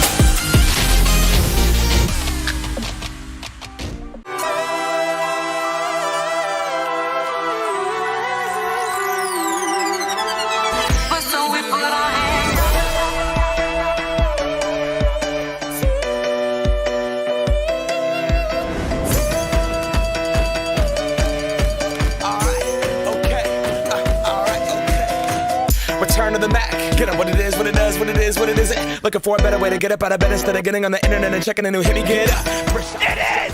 No last breath available. The same woman is the choke. And Tekken Master advances. That Tekken Master has. And Tekken Master going up 1-0. And we did it all way. Chrome music. I said my lucky means to go on there. That's a mistake. That's a but it's going to be a goal for Rami Saeed. 1-0, 30 minutes. Oh, it's beautiful. Down. Got that Bob Barker soup game and Plinko in my style. Money, stay on my craft and stick around for those pounds. But I do that to pass the torch and put on for my town. Trust me, on my INT. Nasser Esports win out map number 2. Sports convincingly taking out the win. 20,000 USD richer, man. That is insane. There's the back pocket. Beautiful stuff from we give that to the people. For Pittsburgh, champion of 2019, Big Boy! Spread it across the country. Go back, this is the moment, tonight is the night. We'll fight till it's over, so we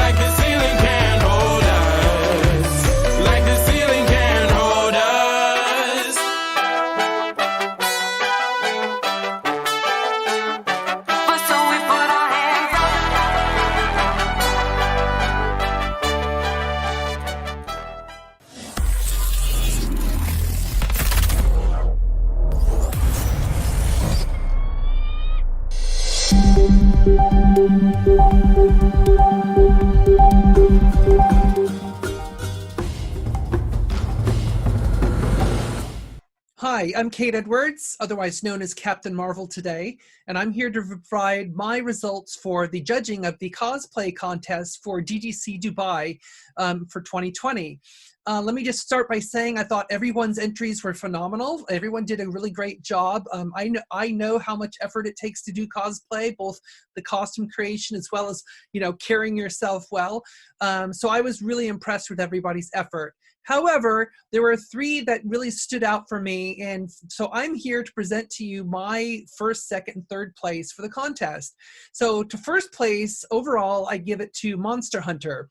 I thought this costume creation was pretty remarkable, the overall build of the costume, but I also thought that their video did a great job in basically presenting who this character is. Similarly, second place goes to Maki Nishikino because for the same reason, the costume was very well made, but also you wore it really well, you carried yourself like the character, and your video was really fun to watch, and it was just very well done. And then third place goes to Galaxy Slayer Z. Again, really amazing armor construction and build. Those kind of costumes are really not easy to do. And I thought you did a fantastic job with the effects and everything on the costume. And yeah, so good work, all 3 of you. And to everyone else, again, you did a fantastic job too. So I really appreciate the chance to cosplay together, even over a distance here. And I wish you the best. So thank you very much. Bye-bye.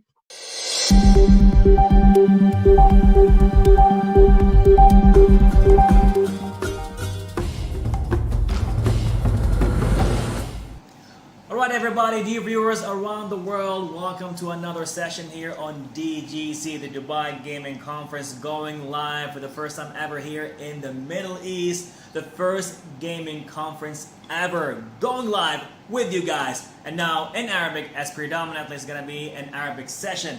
فأعزائي المشاهدين نرحب بكم معنا بمقابلة حصرية خاصة مع راشد الجودر هني بأول مؤتمر إلكتروني لدبي جيمنج كونفرنس. راشد الجودر صانع محتوى، انفلونسر ويدير مواهب. فرحب فيك يا راشد، كيف حالك؟ هلا والله راش، اخبارك شلونك؟ وانا جدا سعيد اني انا موجود اليوم في هاي الحلقه. صراحه انا جدا متحمس انه صار المعارض الحين والايفنتات صارت اونلاين ومره شيء وايد عجيب. انا متحمس حق ذي الشيء، انا من قبل احب هاي المواضيع دي بس.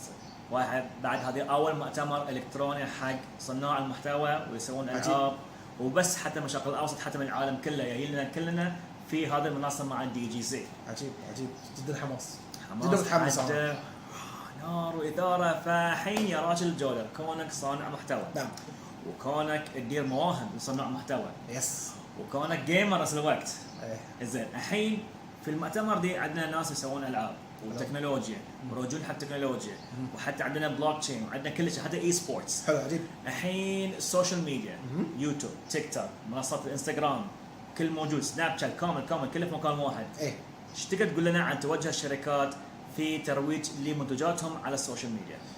زين يبكي وايد اشي حطيته في سؤال واحد واول سؤال لي يعني تفجرني.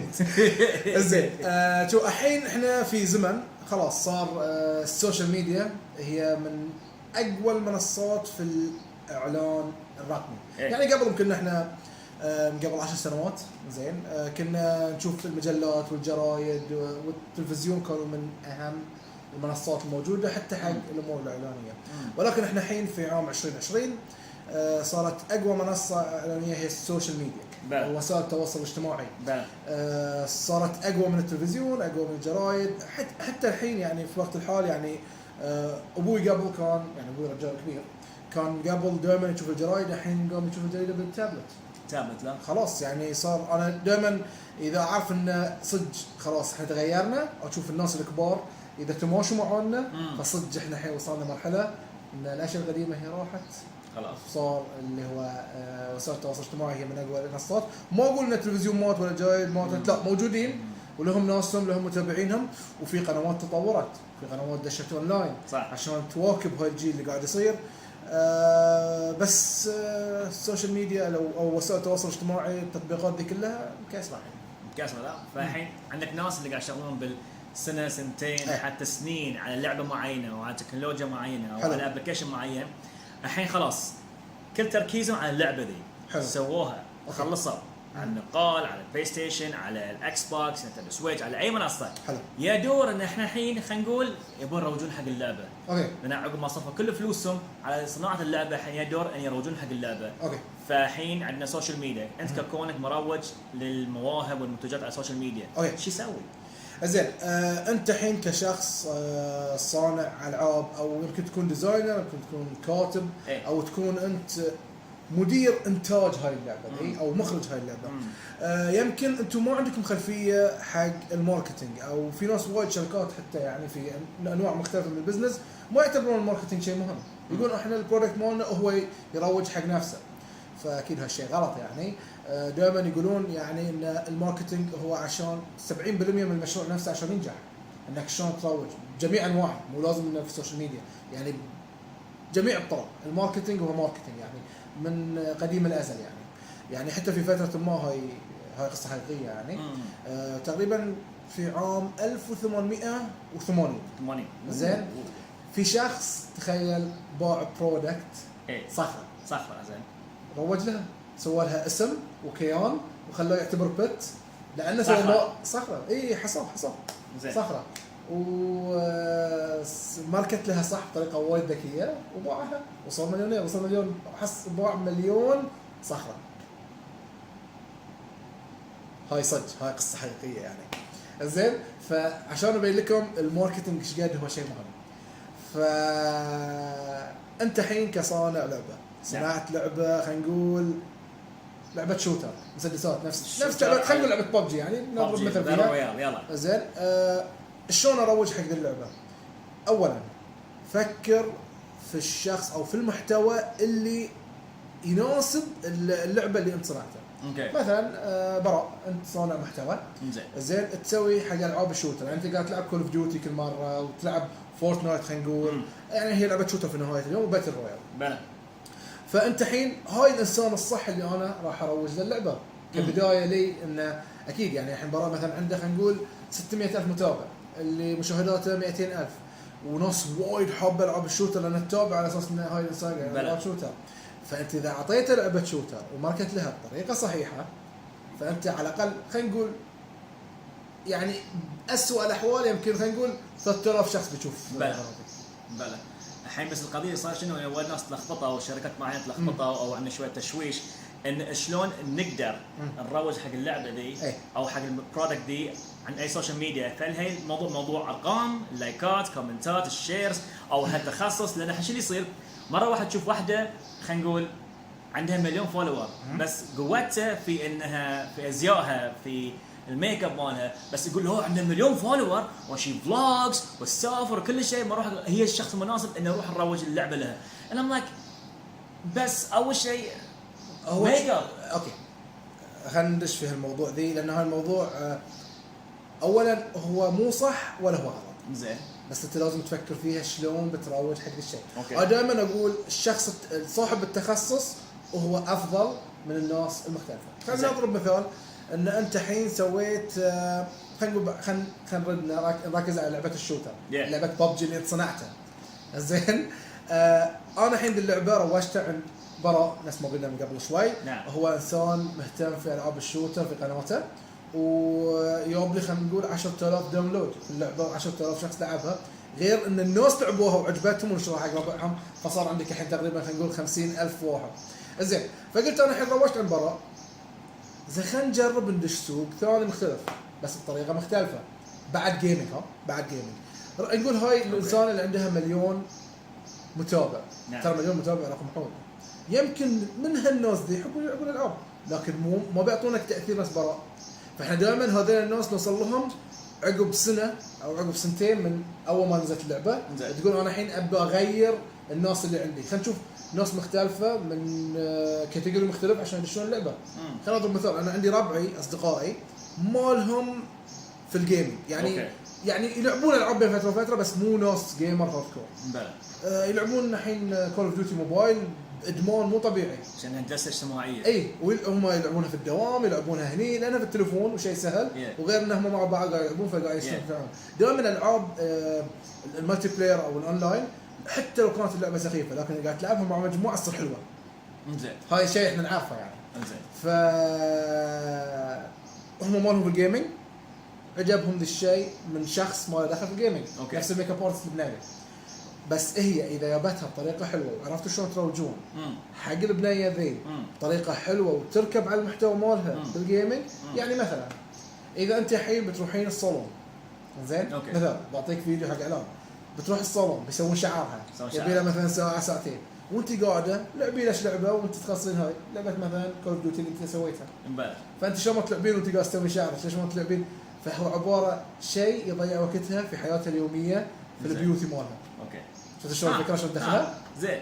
بس القضيه يعني معناته شوف صار شنو قبل، انه قبل الحين عندك المروجين او عندك اللي عندهم مكان خاص، يما يسوون لك فيديو او يسوون لك نوع المجله او يحطون لك مقطع معين من في السينما او في التلفزيون، كل شيء الحين السوشيال ميديا صار انه مو موضوع براندنج، صار موضوع انه شخصيات. فالحين انا كمروج انا الحين عندي لعبه ابي احطها في منصه معينه، عرفني اروح منين؟ زين هاي الشيء انا اذا انت ما عندك خلفيه او ما عندك صديق عنده خلفيه في الماركتينج، اللي تقدر تسويه انه تروح حق الشركات اللي مختصه في هالشيء. الشركات وايد موجوده في السوق، لكن الشركات اللي اسمهم قوي ومعروفين انتم بتعرفونهم يعني.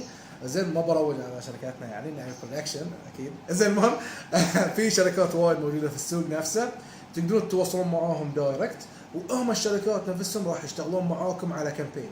انت كشخص يوم تقول لنا شنو الهدف من الكامبين مالك، راح يريحنا تقريبا 70 الى 80% حق صناعه الكامبين مالك بشكل وايد حلو. مثلا يجيب لك يعني مثلا البادجت، خلينا نقول البادجت مالك مثلا 5000 10000 دينار، فتقول لي والله انا اقدر اجيب لك من هالبادجت مثلا 5 يوتيوبر، من هاليوتيوبر بيسوون لك 1 2 3 زين شنو نوعيه الاعلان اللي تبيه. اذا انت قلت لي ابدع، انا هنا استانس خلاص. انا راح ابدع لك شلون طريقه صناعه المحتوى وشلون اقدر اجيب لك الناس في اللعبه مالتك. ودائما خلوا اليوتيوبر يبدع، لان اليوتيوبر هو يعرف جمهوره اكثر منك انت. حتى لو كان شنو اعلانك بتقول انا والله عندي خبره 100 سنه في هالمجال، لا ما دخل. ترى اليوتيوبر نفسه يعرف جمهوره، وترى جيل الحين غير عن جيل قبل، نوعيه الماركتينج الحين غير عن الماركتينج قبل. صح. مثلا انا في يوم اول ما نزل التيك توك كنت انتقده، عيب قاعد افكر انا انسان في هالمجال ذي، شلون انتقد شيء زين قبل يوم نزل الانستغرام كانوا الاكبر مني ينتقدوني. فناس ما تقول قعدت كبرت عقلي، قاعد اقول كل جيل له ناسه، له ستايله، له اسلوبه. التيك توك يقولون لا كل الناس ترقص، كل من قاعد يسوي لبسك. لا الحين التيك توك في ناس طلعت تقول معلومات. صح. الناس الحين قاعد تطلع جماليات في الفيديو. صح. في محتوى قاعد يطلع. بغض النظر اذا شفتوا اللي قاعد يرقصون ولا ذا قاعد يسوون شيء غلط، انا اعتبره هاي الجيل هاي الحين الترند ماله، وبيجي الغيره وغيره وغيره وغيره. بس احنا لازم نتقبل اللي قاعد يصير، وانتم كشركات لازم تعرفون شلون تقدروا تعلنون مع هاي الجيل، بغض النظر لو كان جيكم قبل. في النهايه الناس قاعد تكبر وتتغير ولازم نمشي. القضيه الحين قاعد تحكي بشكل عام، تعرف اللي صار شنو؟ ان كل منصه في خلينا نقول الالجوريثم الخاص مالها. بالضبط. زين. ولازم كل منصه نعرف شلون نعلن فيها. يعني الحين التيك توك ما تقدر تسوي اعلان تقليدي فيه. ما تقدر يعني ما تقدر تحط فيديو على تيك توك تقول خلاص ابو علينا هاللون. لان لازم تمشي على الموسيقى وطريقه الترند اللي قاعد يصير عشان يتماشى مع اللي قاعد يصير. لان الشخصيات اللي قاعد تطلع في التيك توك الحين هي مو عن الحساب مالها في كل شيء، ينشهرون بالتشالنج نفسه بالترند. بس تبغى اقول لك شيء. شنو؟ الشركه الوحيده اللي انا اشوفها، الشركه العالميه الوحيده اللي في التيك توك، او خلينا نقول ثلاث شركتين. زين. ما بكثر من الشركات، اكثر شركات عارفين شلون يعملون في التيك توك هم ماكدونالدز. اي أيوة. وشركه هواوي وماكدونالدز عارفين شلون قاعد يسوون في تيك توك. اي طريقه اعلاناتهم نفس المود مال التيك توك، عرفوا يستخدمون المشهور زين في الاعلان نفسه، وقاموا يصورون بهاي كواليتي اعلان بالستايل والترند اللي قاعد يصير في التيك توك. فانا حبيت ذي الشيء. هاي الشركات هي اللي تماشت مع الجيل الجديد مع الترند، يعني ناس ما تقول غيروا جلدهم معاهم. يعني هي ما صارت تحديات شوي في الموضوع دي، لان تعرف احنا خلينا نقول انا الحين سويت لعبه. سويت اللعبه خلاص ابى انزلها على جوجل بلاي على الاندرويد. حلو. زين فلوسي كلها خلصت. اوكي. يعني النسافت يعني يمكن عندي بس يمكن $2000 حلو عشان اعلن عن حق لعبتي. اي فانا الحين باخذ $2000 دي وبعلن فيها عن لعبتي. عندي الحين خلينا نقول انستغرام، اوكي، عندي سبونسر اد، وطبعا عندي المختصين في الالعاب، القنوات الخاصه في الالعاب وكل شيء. ففي الحاله دي هل اروح حق سبونسر اد ولا حق المختصين بالمبلغ المحدود اللي عندي اياه؟ اذا حاب يعني مبلغ جدا قليل عندك اياه، خلينا نقول $2000. زين، اولا التعب على اسم شركتك او الماركتينج الخاص فيك. عندك انت منصاتك الانستغرام، يوتيوب، السوشيال ميديا الخاص فيك انت كلعبه، تعب على هالشيء. روج لها عن طريق الجوجل اد بالمنصه مالتك بدل ما تروح اي. بس بعد انت لازم تفكر في وايد امور ثانيه اللي هي مثال، خلينا نضرب مثال من نوعيه الماركتينج. في وايد يوتيوبر ما يحبون هالشيء، لكن في يوتيوبر عادي ما عندهم مشكله. اذا لعبتك فيها شيء الناس تقدر تشتري، تقدر تسوي افيلييت في اللعبه نفسها. يعني مثلا اروح حق اليوتيوبر نفسه اقول له روج حق اللعبه دي، مثلا في كذا نوع من الافيلييت. مثلا يقول لك كل ما تنزل، كل ما شخص ينزل من صوبك راح تحصل $1 من عندي انا لك. او ان اي واحد يشتري بس بكود معين نفس ما قاعد يسوي فورتنايت الحين، راح اعطيك نسبه من هاي البيعه اللي تصير. ترى فورتنايت هاليوم قاعد تمشي مع اليوتيوبر، يعني قاعد يعطونهم بيزات، فالواحد شوي يعطي من قلبه لانه راح يمشي له معاش من اللعبه بالاساس. وانت في النهايه مستفيد لانك ما دفعت ولا فلس حق الماركتينج. الماركتينج مالك راح يصير حق الماركتينج، بيصير اوتوماتيك منهم هم. اوكي فسموا فيه ففي اكثر من طريقه يعني. بس اللي صار شنو ان الحين المروجين او خلينا نقول شركات الماركتينج الايجنسيز يستخدمون السوشيال ميديا عشان يروجون حق منتجاتكم. صار ان كل منصه وكل شخصيه لها دراسه خاصه فيه. هو انت شلون بتفكر حق الشيء؟ ودائما يا اصحاب الشركات او اصحاب الالعاب لا تطمعون من البدايه، لا تقول انا الحين هاي لعبتي اللي بحصل فيها $1 مليون. لا حبيبي، انطر، خذ الموضوع بهداوه. اوكي، يمكن مو اللعبه هاي مالتك اللي بتكسر الدنيا، لكن هاي اللعبه اللي بتخليك تكون ستيبل، عشان اللعبه الثانيه والثالثه والرابعه هي الالعاب اللي بتكون ناجحه. انت احنا شوف، في صناعه الالعاب انا قعدت مع وايد ناس، عندي ربعي يسوون هالشيء. دائما اللي يصنع لعبه عندنا هني، زين، مو الكل اكيد، هو اللي على قولتهم الون مان شو، هو اللي يسوي الديزاين، هو اللي يسوي كل شيء، البرمجه، كل شيء، هو الماركتينج، هو مدير الشركه، هو كل شيء. نشوفه خير شاء. زين، فدائما انا اقول اللعبه ذي اللي بتسويها الاولى، اذا ما كنت عندك خبره تعلم منها. تعلم وين غلط، وين انا احتاج حق اللعبه الثانيه مالتي ان شلون بستفيد منها. وهاي اللعبه يمكن تكون هي اللعبه الناجحه لك، بس لا تطمع. دائما اقول حق الناس يبتدون من البدايه لا تطمع. اعتبر هاي اكسبيرينس، التعب ذي والمجهود والوقت والفلوس اللي دفعتها هاي خبره لك حق المستقبل قدام. انا دائما اقول حق كل من ذا الشيء عشان الواحد يقدر يستمر. يمكن مو اللعبه ذي اللي بتناجحك، لكن اللعبه الثانيه هي اللي بتكسر الدنيا، بتوصل عالميه. هاي الحلو في الالعاب، انت الحين في عالم اللعبه يوم تنزلها ترى بتكون حق العالم كلها، حق كل اللغات، حق كل الجنسيات. صح. فهاي الشيء الحلو، لان اللعبه اللي انت بتسويها يمكن بتسويها باللغه الانجليزيه او باللغه العربيه، بس لو قلت بتسويها باللغه الانجليزيه يعني خلاص هي لغه عالميه، كل من يلعبها الالعاب ذي. زين، فالحين اختصار مفيد انه ما في شيء غلط وما في شيء صح، كل شيء يمكن صح وكل شيء بالضبط. كل شيء يمكن يكون غلط، حتى يعتمد على التوجه مالك. فإن لازم ندرس كل منصه ما هي. اذا احنا مركزين على الانستغرام، تعلم منصه الانستغرام كالجوريثم، الشيء اللي ينفع معاه. اليوتيوب غير، تيك توك غير، سناب شات غير. هو شوف، احنا يمكن انا من الناس اللي هاي شغلي، هاي تركيزي، هاي اللي قاعد اشوفه، اقرا دراسات معينه، اشوف ناس قاعد يسوون، اقعد مع ناس اخذ خبرات اللي عندهم خبرات اكثر مني.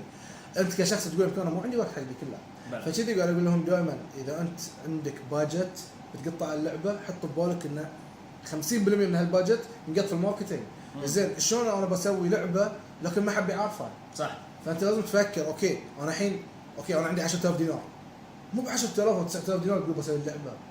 لازم تحط ببالك على الاقل، قول انا 3,000 دينار بقطع اللعبه، مثال ارنا يمكن هالمبلغ جدا قليل، بس اقول لكم 3,000 دينار بقطع اللعبه، 7,000 دينار بقطع الماركتينج. لازم، لان زين انا الحين اسوي لعبه حدا حلوه لكن ما حد يشوفها. صح. بس بتندثر، ما حد خلاص. صح. ما حد يلعبها. صح. فانت لازم تروج حق لعبتك، لازم تلمعها كأنك ماخذ سياره زين بس مغابره. ما حد يقعد يشوفها انها وايد حلوه. اوكي. تخيل انك تجيب شخص يغسل سيارتك او انت تغسلها وتطقها بوليس وتلمع، الناس الحين هني بيشوفونها بيقولوا اوه صدق سياره حلوه، بس اذا مغابره ما حد يكتب فيها. صح. صار بعد الحين لو نتكلم عن حتى ترويج حق الالعاب الموجوده وشلون نروجها، خلينا نقول كسبونسر اد نقدر نختار الدوله، المكان، النقاط، حتى الاعمار، بس لما نوصل حتى حق شخصيات الحين لاحظت ان مثلا اذا بنروج حق لعبه في مصر كنا بس حق مصر. أوكي. خلاص اذا بنروج حق السعوديه نوعا ما السعوديه بالعدد اللي فيه بتطق الترند ماله بوسط الخليج كله. اذا ما اعرف بعد عندك الكويت اي شيء يصير قوي ترندك في الكويت ينتشر في الخليج كله، بس اذا في مصر يظل بس في مصر. فيعني هل هاي كله ياثر على القرارات؟ شوف بقول لك خلينا نقول احنا كوطن العربي في مثلا كناس مشاهير في السوشيال ميديا من كل الوطن العربي يتابعونا. من العراق، من السعوديه، من الكويت، خلينا نقول دول الخليج دائما يتابعون اكثر شيء من دول الخليج، واحنا يتابعونا ناس مثلا من مصر، من ليبيا، من تونس، من المغرب يتابعونا. بس بعدهم لهم مشاهيرهم ولهم صح. في الفيسبوك هم يمكن اكثر من اليوتيوب في المتابعه. فيسبوك فانت لازم تعرف يوم بتنشر حق مصر او شرق افريقيا اعتقد يسمونهم زين، شمال افريقيا، شمال افريقيا اعتقد يسمونهم صح؟ نورث افريقيا. اي اعتقد لهم الفيسبوك عندهم اقوى من اليوتيوب. اما في الخليج عندنا والعراق كامل من فوق لتحت اليوتيوب هو اقوى منصه موجوده. زين بعطيك مثال، البحرين ترى مو اليوتيوب اقوى منصه، لان انستغرام اقوى من اليوتيوب في البحرين. في البحرين الانستغرام اقوى من اليوتيوب. اي في الكويت بعد اعتقد نفس الشيء، انستغرام قوي كلش. بس في السعوديه اليوتيوب اقوى من الانستغرام والسناب شات. فكذي قاعد اقول لكم لازم تعرف انت الجمهور مالك وين تبي يكون، شلون بتعلن له، شلون بتسوي له. بس انا اقول لكم دائما اخذوا الموضوع حبه حبه، شوفوا الاسهل لكم، ابتدوا مع الاسهل. يوم اللعبه راح تدخل لكم فلوس اكثر روحوا اكبر واكبر واكبر من ناحيه الاعلانات وشوفوا وين بتوصلون فيها. يعني الحين صاروا كالكل خلينا نقول صناع المحتوى، بس عندك المحتوى صنعته بس في وايد ناس يعيسون لان المحتوى ما حد قاعد يعطيه وجه، او خلينا نقول ما حد قاعد يعرف عنه. فالحين عندك تصنع المحتوى شيء واحد، بس ان تروج حق المحتوى نفسه، لان في وايد ناس الحين شو يسوون؟ انا بس بحطه في قناتي. زين زين قصدك يعني كشركه؟ مو بس كشركه، حتى في وايد شركات عندهم محتوى، عندهم برودكت، في وايد ناس خلينا نقول يوتيوبرز وممثلين قواي في حرفتهم، اذا ممثل او مغني او فويس اوفر، وعندهم مهارات في اشياء معينه، صنعوا المحتوى جدا قوي، حطوه في الصفحه، استخدموا الهاشتاجز، الموضوع وقف مرات فشو يسوون؟ شو يقدرون يسوون هني؟ خلينا نقول ما يقدرون يوصلون حق واحد نفس راشد الجولة، لان انت ولا عليك ضغط، او حق انفلونسرز. زين مو سهل واحد يوصل حق انفلونسر. الحين اذا واحد بروح بس قاعد يبي يروج حق شغله، شو يسوي؟ بدون بادجت. قلت لك هالشيء، قلت لك من ساعه تكلمنا عن الموضوع، قلت لك ان اذا اللعبه مالته يقدر يسويها افلييت، يعني انا راح اتواصل افلييشن اي مو فيها، ما في ولا شيء من هالاشياء ذي، بدش اللي عنده. بس انا بعد بقول لك الشخص نفسه هو غلطان بيعتبر. انت الحين كم قطيت حق اللعبه؟ زين انت لازم تحط في بالك انا قبل ما اسوي مشروع اسوي دراسه حق المشروع نفسه، صح؟ انت ما بتحط ورقه وقلم وبتكتب وبتسوي اللعبه والمشروع دي. زين انا سويت اللعبه حاجه حلوه، ما فكرت في الماركتينج اللي فيها. انت لازم تشوف الموضوع من اكثر من جانب. انت بتشوف الحين الموسيقى والديزاين والكودينج وهالسوالف. زين انا الحين سويت اللعبه، بعدين لازم يكون في ماركتينج. زين انت بتقول لي هو ما عنده ولا فلس حق الماركتينج. المشكله هاي يعني اذا حظه حلو والله يحبه وايد. زين في يمكن مشهور بيتبنى اللعبه اذا شافها مثلا في ستيم او شافها في البلاي ستور بالغلط، اذا حتى هو ما بيقدر يتواصل معه، لان انا متاكد المشاهير دائما هم الحين قاعد يسوونه يعتبر شغلهم الشاغل. اذا هو ما عنده كونكشن ولا واحد من ربعه مشهور ولا واحد من اللي عنده حواليه انه مشهور يعرفه، وحط ببالك الحين تخيل خلينا نقول المشاهير، انا الحين ادير اعمالهم والايميلات تبطل عندي، يوميون لي 50 ايميل، تجي شركات راح تدفع لي فلوس ويل الناس اللي ما بيدفعون فلوس. وين بروح اكثر؟ اذا احنا شركه وفي موظفين عندنا ونبي ندخل بزنس حق شركاتنا، صح؟ زين اكيد بروح حق الشركات الدارسه الموضوع مالهم كامل ويعرفون مش قد الماركتينج له قيمه. اذا انت ما اعطيتني انا قيمه شلون انا بقدر اعطيك قيمه؟ صح، كأنا كانفلونسر. فدائما لازم تفكرون يا جماعه، اذا انا نزلت اللعبه لازم افكر في البادجت الماركتينج مالي، الا اذا بتقول انا بسوي المحتوى بروحي وبحطه في حساباتي. مشكلة ترى حتى اذا هو حط اللعبه في حساباته، زين اللعبه اولا مو معروفه، من بيشوفها من بيتابعها ايش كثر يبي لك عشان انت تصير مشهور في لعبه غير معروفه. هاي انسى الموضوع كذي. دائما الواحد لازم يقعد يفكر يخطط شلون راح يروج حق اللعبه نفسها. سوي ديل مع شخص قاعد مع الانفلونسر نفسهم. انا عندي لعبه سوي برزنتيشن مجنون اقنع الانفلونسر بيع. اذا تقدر تبيع انا اقول لك الانفلونسر بتيجي قاعد معاي بتشرح لي ايش قد قطيت في اللعبه وايش قد اعطتني شغف في هاللعبه ذي زين وايش قد احنا بنستفيد. انا اعطيك مثال شيء صار معاك ابسط شيء يا جماعه. قبل ما اصنع اللعبه اكلم الشركه اللي هي مثلا انا تكلمني راشد انا الصراحه صانع انا عندي لعبه ابى اسويها وابي الانفلونسر معاكم ندش 50% انا 50%. زين هذه فكره راح تصير. احنا كلنا بنشتغل على هذا الموضوع ان مع شركه خاصه لبرمجه الالعاب واحنا كانفلونسر يلا نص بالنص. انا بصنع لكم لعبه ما شفتوها في حياتكم. انت عطني شنو الداتا شنو الجمهور اللي يحبونه عندكم. انا بصنع اللعبه نفس اللي انتم تبونها. يعني خذ المعلومات من عندي احطها عندك انت تصنع اللعبه يلا ون يوم بتدخل من عندي فلوس ونجحت معاي هني اصنع لعبه احلامك وعيش الشيء اللي تبي تسويه. فانا هاي وجهه نظري وفكره طلعت حلوه. فالفكره كلها ان شو تسوون على نصيحتك ان اول شيء تفكر انك توقف على ريلك صح من ناحيه التسويق ومن الناحيه الماديه. بعدين تقدر تسوي اشياء تبي تسويها شخصيا بعدين من ناحيه شلون الالعاب اللي تسوق لها. مثلا الحين عندك ناس من الصين نفسها قاعد يسوون العاب مو معربه العاب عربيه ككونتنت فهموا السوق شنو يبي صح. فيون الوطن العربي يسوون اللعبه ويروجونها حق الوطن العربي نفسه. فهموا البلاتفورم نفسه فهموا على الجوجل بلاي فهموا على المنصات قاعد يروحون حق يوتيوبرز قاعد يروحون حق سوشيال ميديا انفلونسرز قاعد يفهمون ان شلون قاعد يروجون حق هم الصينيين ما سووا شيء عندنا الا عندهم دراسات وعندهم ارقام ان الوطن العربي الناس يلعبون بشكل جدا كبير. ترى احنا ننافس يعني يوم تحكي كوطن العربي كامل ترى احنا ننافس اوروبا ننافس امريكا ننافس حتى الصين ترى لان احنا دول وايد بلغه واحده. يعني احنا ترى نطوف احنا اكثر من 200 300 مليون ترى اذا مصر بروحها 80 مليون ف اي والسعوديه كم 40 50 مليون. فانت تتخيل انا ابي من هذول الملايين بس 3 مليون كفايه اي صدق. فيدرون ان السوق مالنا قوي. فكذي احنا كناس عرب مبرمجين عرب خلينا نسوي العاب. انا صدق انا جدا ابي اشوف مصممين عرب احنا بندعمهم صدق احنا بندعمهم ترى. وبقول لك في شيء وايد حلو في اليوتيوب العرب ولاحظته اذا واحد عربي سوى لعبه يدعمونهم كلهم. يعني شيء مو بالنادر بس شيء يعني حلو على اذا كان اللعبه اللي نزلت لنفس جي تي اي بس اعتقد شخص سعودي سواها. لا ما سعودي هي من الاردن شو اسمها؟ هجوله خل هجوله. وفي لعبه ثانيه نفس جي تي اي صايره مسوينها واحد سعودي اي سعودي خشم خشم اسمها خشم شو اسمها؟ شنو خشم شيء نسيت في لعبه بعد كانت على البلاي ستيشن نزلت. اي نزلت على البلاي ستيشن واحد خشم ولا عنده ضاب وعلى ستيم. اي بالضبط هاي اللعبه ترى وايد سووا لها سبورت العرب ومشاهدات اللعبه ذي في اشوف اليوتيوبر نزلوه صارت ترند ملايين. فكذي ترى حتى اليوتيوبر ترى يبون يدعمون العرب المبرمجين بس انتوا تحرك على روحكم بالضبط خلاص تحرك على روحكم.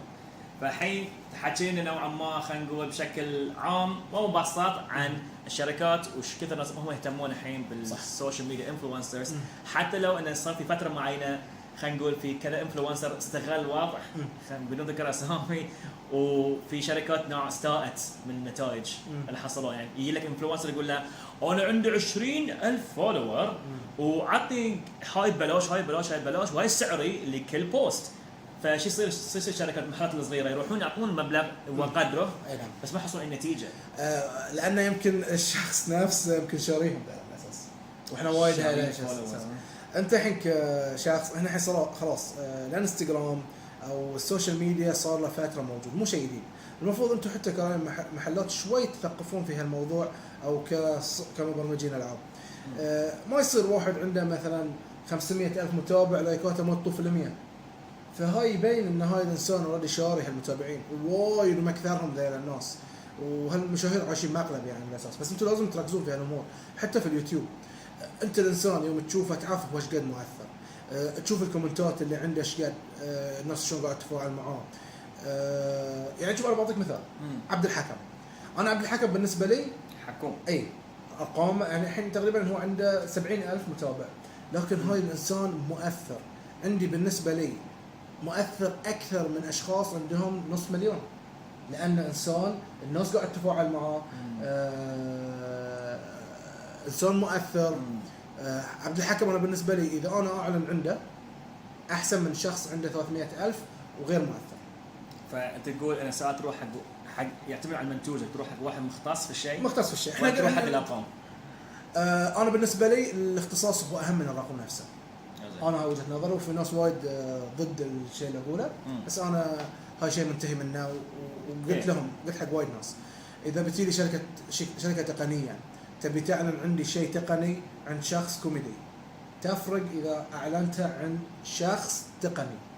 لان انا كشخص لو اتابع ذي الكوميدي وما اتابع التقني، لكن يوم ابي ابحث عن الجزئيه التقنيه راح اكتب في يوتيوب، لان يوتيوب هي جوجل وجوجل هي يوتيوب. نعم. فهي محرك بحث بس نعم. للفيديو، فببحث عن الشيء التقني ذي وبشوف قناته وبشوف الشرح اللي قاعد يعطيني بكل شغف، غير عن الشخص الكوميدي اللي بيسوي لك سكتش مو تاخذ المميزات كامله.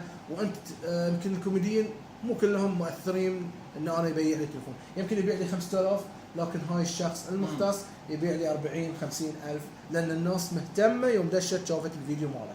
ممتاز. وترى بعد انا بعد ابي اوصل حق نقطه، حتى الاشخاص اللي مو مختصين اذا استخدمناهم استخدام صحيح في طريقه الاعلان راح يروج حق التليفون اكثر. نفس ما قلنا اذا واحد مثلا شلون واحده ميك اب ارتست راح تروج لعبه عندها ببجي، نفس ما قلنا سالفه ان الواحد مثلا هي قاعده تسوي ميك اب وتسوي شيء قاعده تلعب لك ببجي. مثلا اذا واحد ترافل فلوجر وهو تليفون، فالتصوير بالنسبه حق ترافل فلوجر هو من جماليات الشيء اللي طالعه. فشلون اقدر استخدم الصفر في التليفون الجديد؟ مثلا انا كجيمر شلون اقدر استخدم تليفوني بالجيمنج اللي اسويه، وغيره وغيره وغيره وغيره من الناس المشاهير، شلون تقدر تستخدم ذي الاعلان.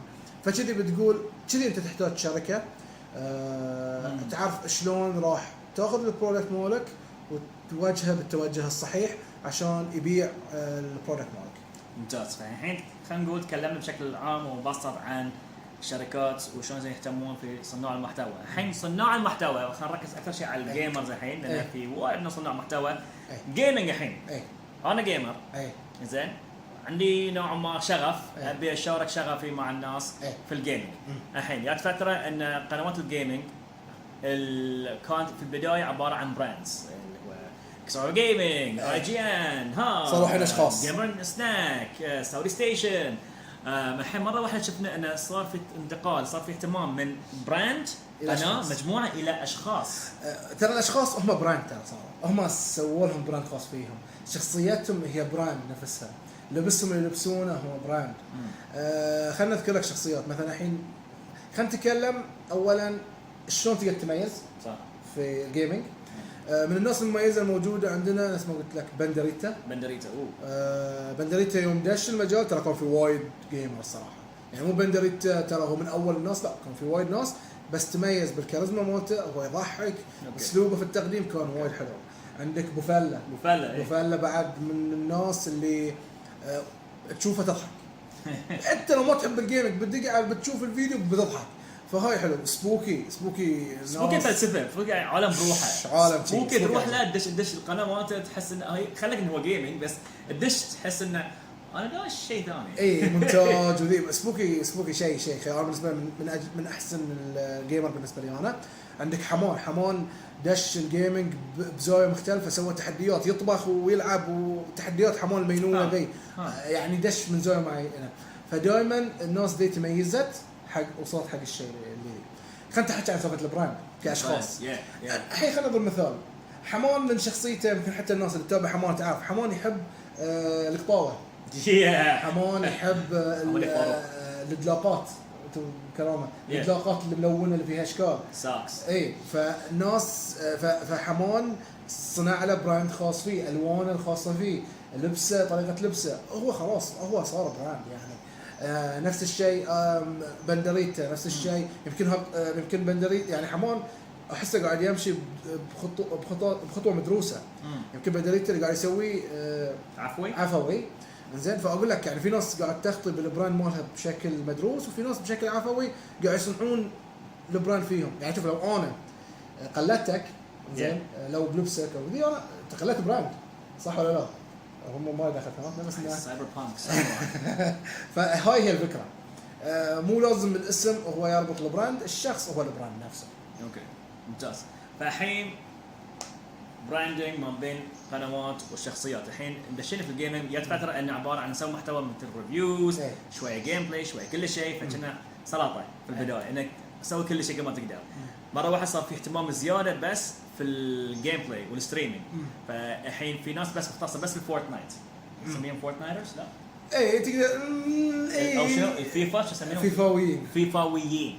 ترى الناس اللي تتابع تعرفها في كلمات تطلع يعني حق هالشيء. فعندك ناس بس حق فورتنايت. الحين ماينكرافت رجع مره ثانيه كان له قوه رجع مره ثانيه ماينكرافت. اي لان شوف ليش الالعاب القديمه ترد؟ اذا يجيك يوتيوبر قوي ومخضرم ياخذ اللعبه ويحطها باسلوب حلو يرد الترند كامل. عالم اليوتيوب في ناس يصنعون الترند وفي ناس يقلدون الترند. اوكي اللي يصنع الترند هاي مالك بيه زين وناس معينه انا ما بذكر اسامي حق الشيء يصنع الترند زين. انا اقدر اخلي لعبه في الحضيض بس لاني سويتها بطريقه حلوه اخليها في التوب والناس تشتريها وهاي قاعد يصير صح. سوق الالعاب اسهم مع الماركتينج الصح يرفعه فوق ويطيحه تحت بكلمه شخص في السوشيال ميديا وانت تعرف هالشيء. السوشيال ميديا ترى سلاح ذو حدين. ممتاز. ما عندك الحين ما بين جيم بلاي عقب مره واحد صار حق جامب سكيرز اللي مع العاب الرعب. اي شوف العاب الرعب دائما تكون تضرب وتخف يعني العاب الرعب حتى لو لعبت لعبه قديمه لان عشان ابين لك انه مو اللعبه هي اللي تنجح الفيديو، الشخص اللي يلعب اللعبه. فالحين اذا ملخص الموضوع كله في القعده دي عباره عن ان صار موضوع ان اليوتيوب والسوشيال ميديا عباره عن اشخاص. الموضوع كله انك شلون تبرز روحك. صح. تكتشف روحك. بالضبط. وشوف مو غلط انك تبتدي قناتك انك تقلد شخص. شوف دائما احنا نقول هو التقليد مو دائما غلط. انت توك بادي ما تعرف فانا بمشي على اللي قاعد يسويه وراح ابرز في الستايل بعدين راح تعرف هويتك بعدين. وهاي ما تعتبر غلط. وفي نهايه اليوم انت اسمك براء. لو قلدت 1 مليون الواتشر انت براء. لك نبرتك لك اسلوبك البادي لانجوج مختلف عني لو وش بتسوي ما راح تقلدني فت زين الا اذا كان في كني يعني شيء ثاني زين. فابتدي عقب ابدع اعرف شنو تبي. هاي دائما انا اقول حق كل من وهاي الشيء مو غلط وكبار اليوتيوب كلهم يقولون لك يعني انه عادي انك تقلد شخص متميز. انا بقلد شخص ناجح صح. اذا بقلد الفاشل المشكله قلد الانسان الناجح وعقب ابدع بروحك شوف هويتك وين. وترى كل اليوتيوبر بدأوا الصغار قلدوا ناس الا في ناس معينين زين بدأوا بشخصياتهم لكن في كل الناس بدأوا بشخص معين وعقب تشوفهم ما شاء الله عليهم الحين كمالين السوق كله. ممتاز. فايش حاب تقوله حق مشاهدينا اللي يتابعونا هنا على DGC Live 2020؟ زين اولا اقول حق صناع المحتوى حبايبي واحبكم كلكم زين يا جماعه ضاعت افكاري زين صدق يا صناع المحتوى ابتدوا ما عليكم من الناس اللي حواليكم ابتدوا شوفوا انتم وين بتوصلون. دائما عط ثقه في نفسك انك انت تقدر وان شاء الله بتقدر. زين الاستمرار دائما اهم نصيحه. الاستمرار. عبد الله النعيمي سوى فيديو ياب تقريبا 50 يوتيوبر او 40 يوتيوبر ناجح فوق المليون كلهم قالوا كلمه واحده استمر لا توقف. الاستمرار هو اهم شيء عشان انك تكون انسان ناجح في هالمجال انك تتعلم وايد اشياء. الشيء الثاني حق الناس اللي يصنعون او اصحاب الشركات اللي يسوون العاب اللي عندهم برودكت اصحاب الشركات روحوا حق شركات مختصه زين وخذوا رايهم شلون تقدروا تروجون المنتج مالكم. انتم يوم بتقعدون معاهم بتعرفون ايش قد هم زينين ولا لا انت بتعرف. ما يبي له شيء يعني. ودائما يوم بتسوون البرودكت مالكم او اللعبه مالكم حطوا في بالكم 40 الى 50% من المبلغ ذي حطوا حق الماركتينج مال اللعبه او حق البرودكت. هاي الشيء اللي راح يمشي البرودكت مالك حق السنوات القادمه كلها. فدائما فكروا بهالشيئين وصراحه شكرا على الاستضافه، انا جدا سعيد انه انا صرت جزء من هالايفنت. ووايد حماس. لا احنا قاعدين نصنع تاريخ هنا، we're making history. اول مره مؤتمر مختص في صناعه الجيمنج، او خلينا نقول في صناعه الجيمنج بس، او the gaming industry من ناحيه تسويق، من ناحيه صناعه، من ناحيه محتوى. اول مره تصير على منصه الكترونيه اللي هو DGC لايف. اتمنى اني انا فت المتابعين، واتمنى اني فت ناس بيكونون صناع محتوى مستقبليين، واتمنى حق اصحاب الشركات وصانعي الالعاب اللي قاعد يتابعونا ان لو كلمه واحده او جمله واحده قلتها وفتك، انا صراحه بكون جدا سعيد. ما قصرت، يعطيك العافيه. اعزائي المشاهدين كان معنا راشد الجودر، صانع محتوى مختص، مستشار في السوشيال ميديا خلينا نقول. اوكي كلمه واحده بس حبيت. شكرا يعني. ويدير بعد مواهب مع منصه the Nuaimi Production. And now, ladies and gentlemen, pretty much we're gonna end this session as we had Rashid Al-Jawda, who is a content creator, an influencer himself, and a talent manager from Nuaimi Production, all taking place right here. Thank you so much for watching us here at DGC Live 2020. First time ever here in the Middle East to do this amazing conference live right here to you. And don't go away. Stay tuned as there are more coming up here with DGC Live 2020. See you later. Ending day 2, and you were right this morning when you said that day 2 would be even more exciting than day 1. I'm not often right in my predictions. That's a little bit of a secret, but today I actually was. My big highlight was actually learning all about esports. Talking to Team Singularity, talking to team managers. I never knew how similar they were to actual traditional sports, but actually they surpassed them. That was a real highlight for me.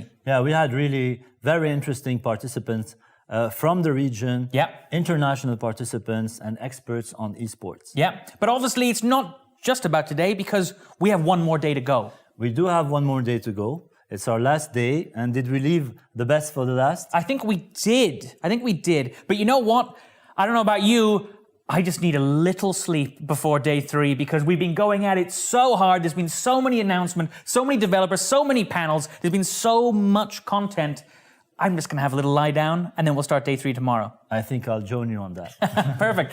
We will see you guys tomorrow for, 11 a.m. DGC Live, last day. We can still register on the B2B meeting platform, and the program tomorrow is going to be amazing as well. Well, that's a good point. The B2B developers should definitely make sure they book their slots because you've never had a better chance to talk to some of the world's biggest developers, the biggest names in gaming. So make sure you do that, and then we'll see you guys tomorrow.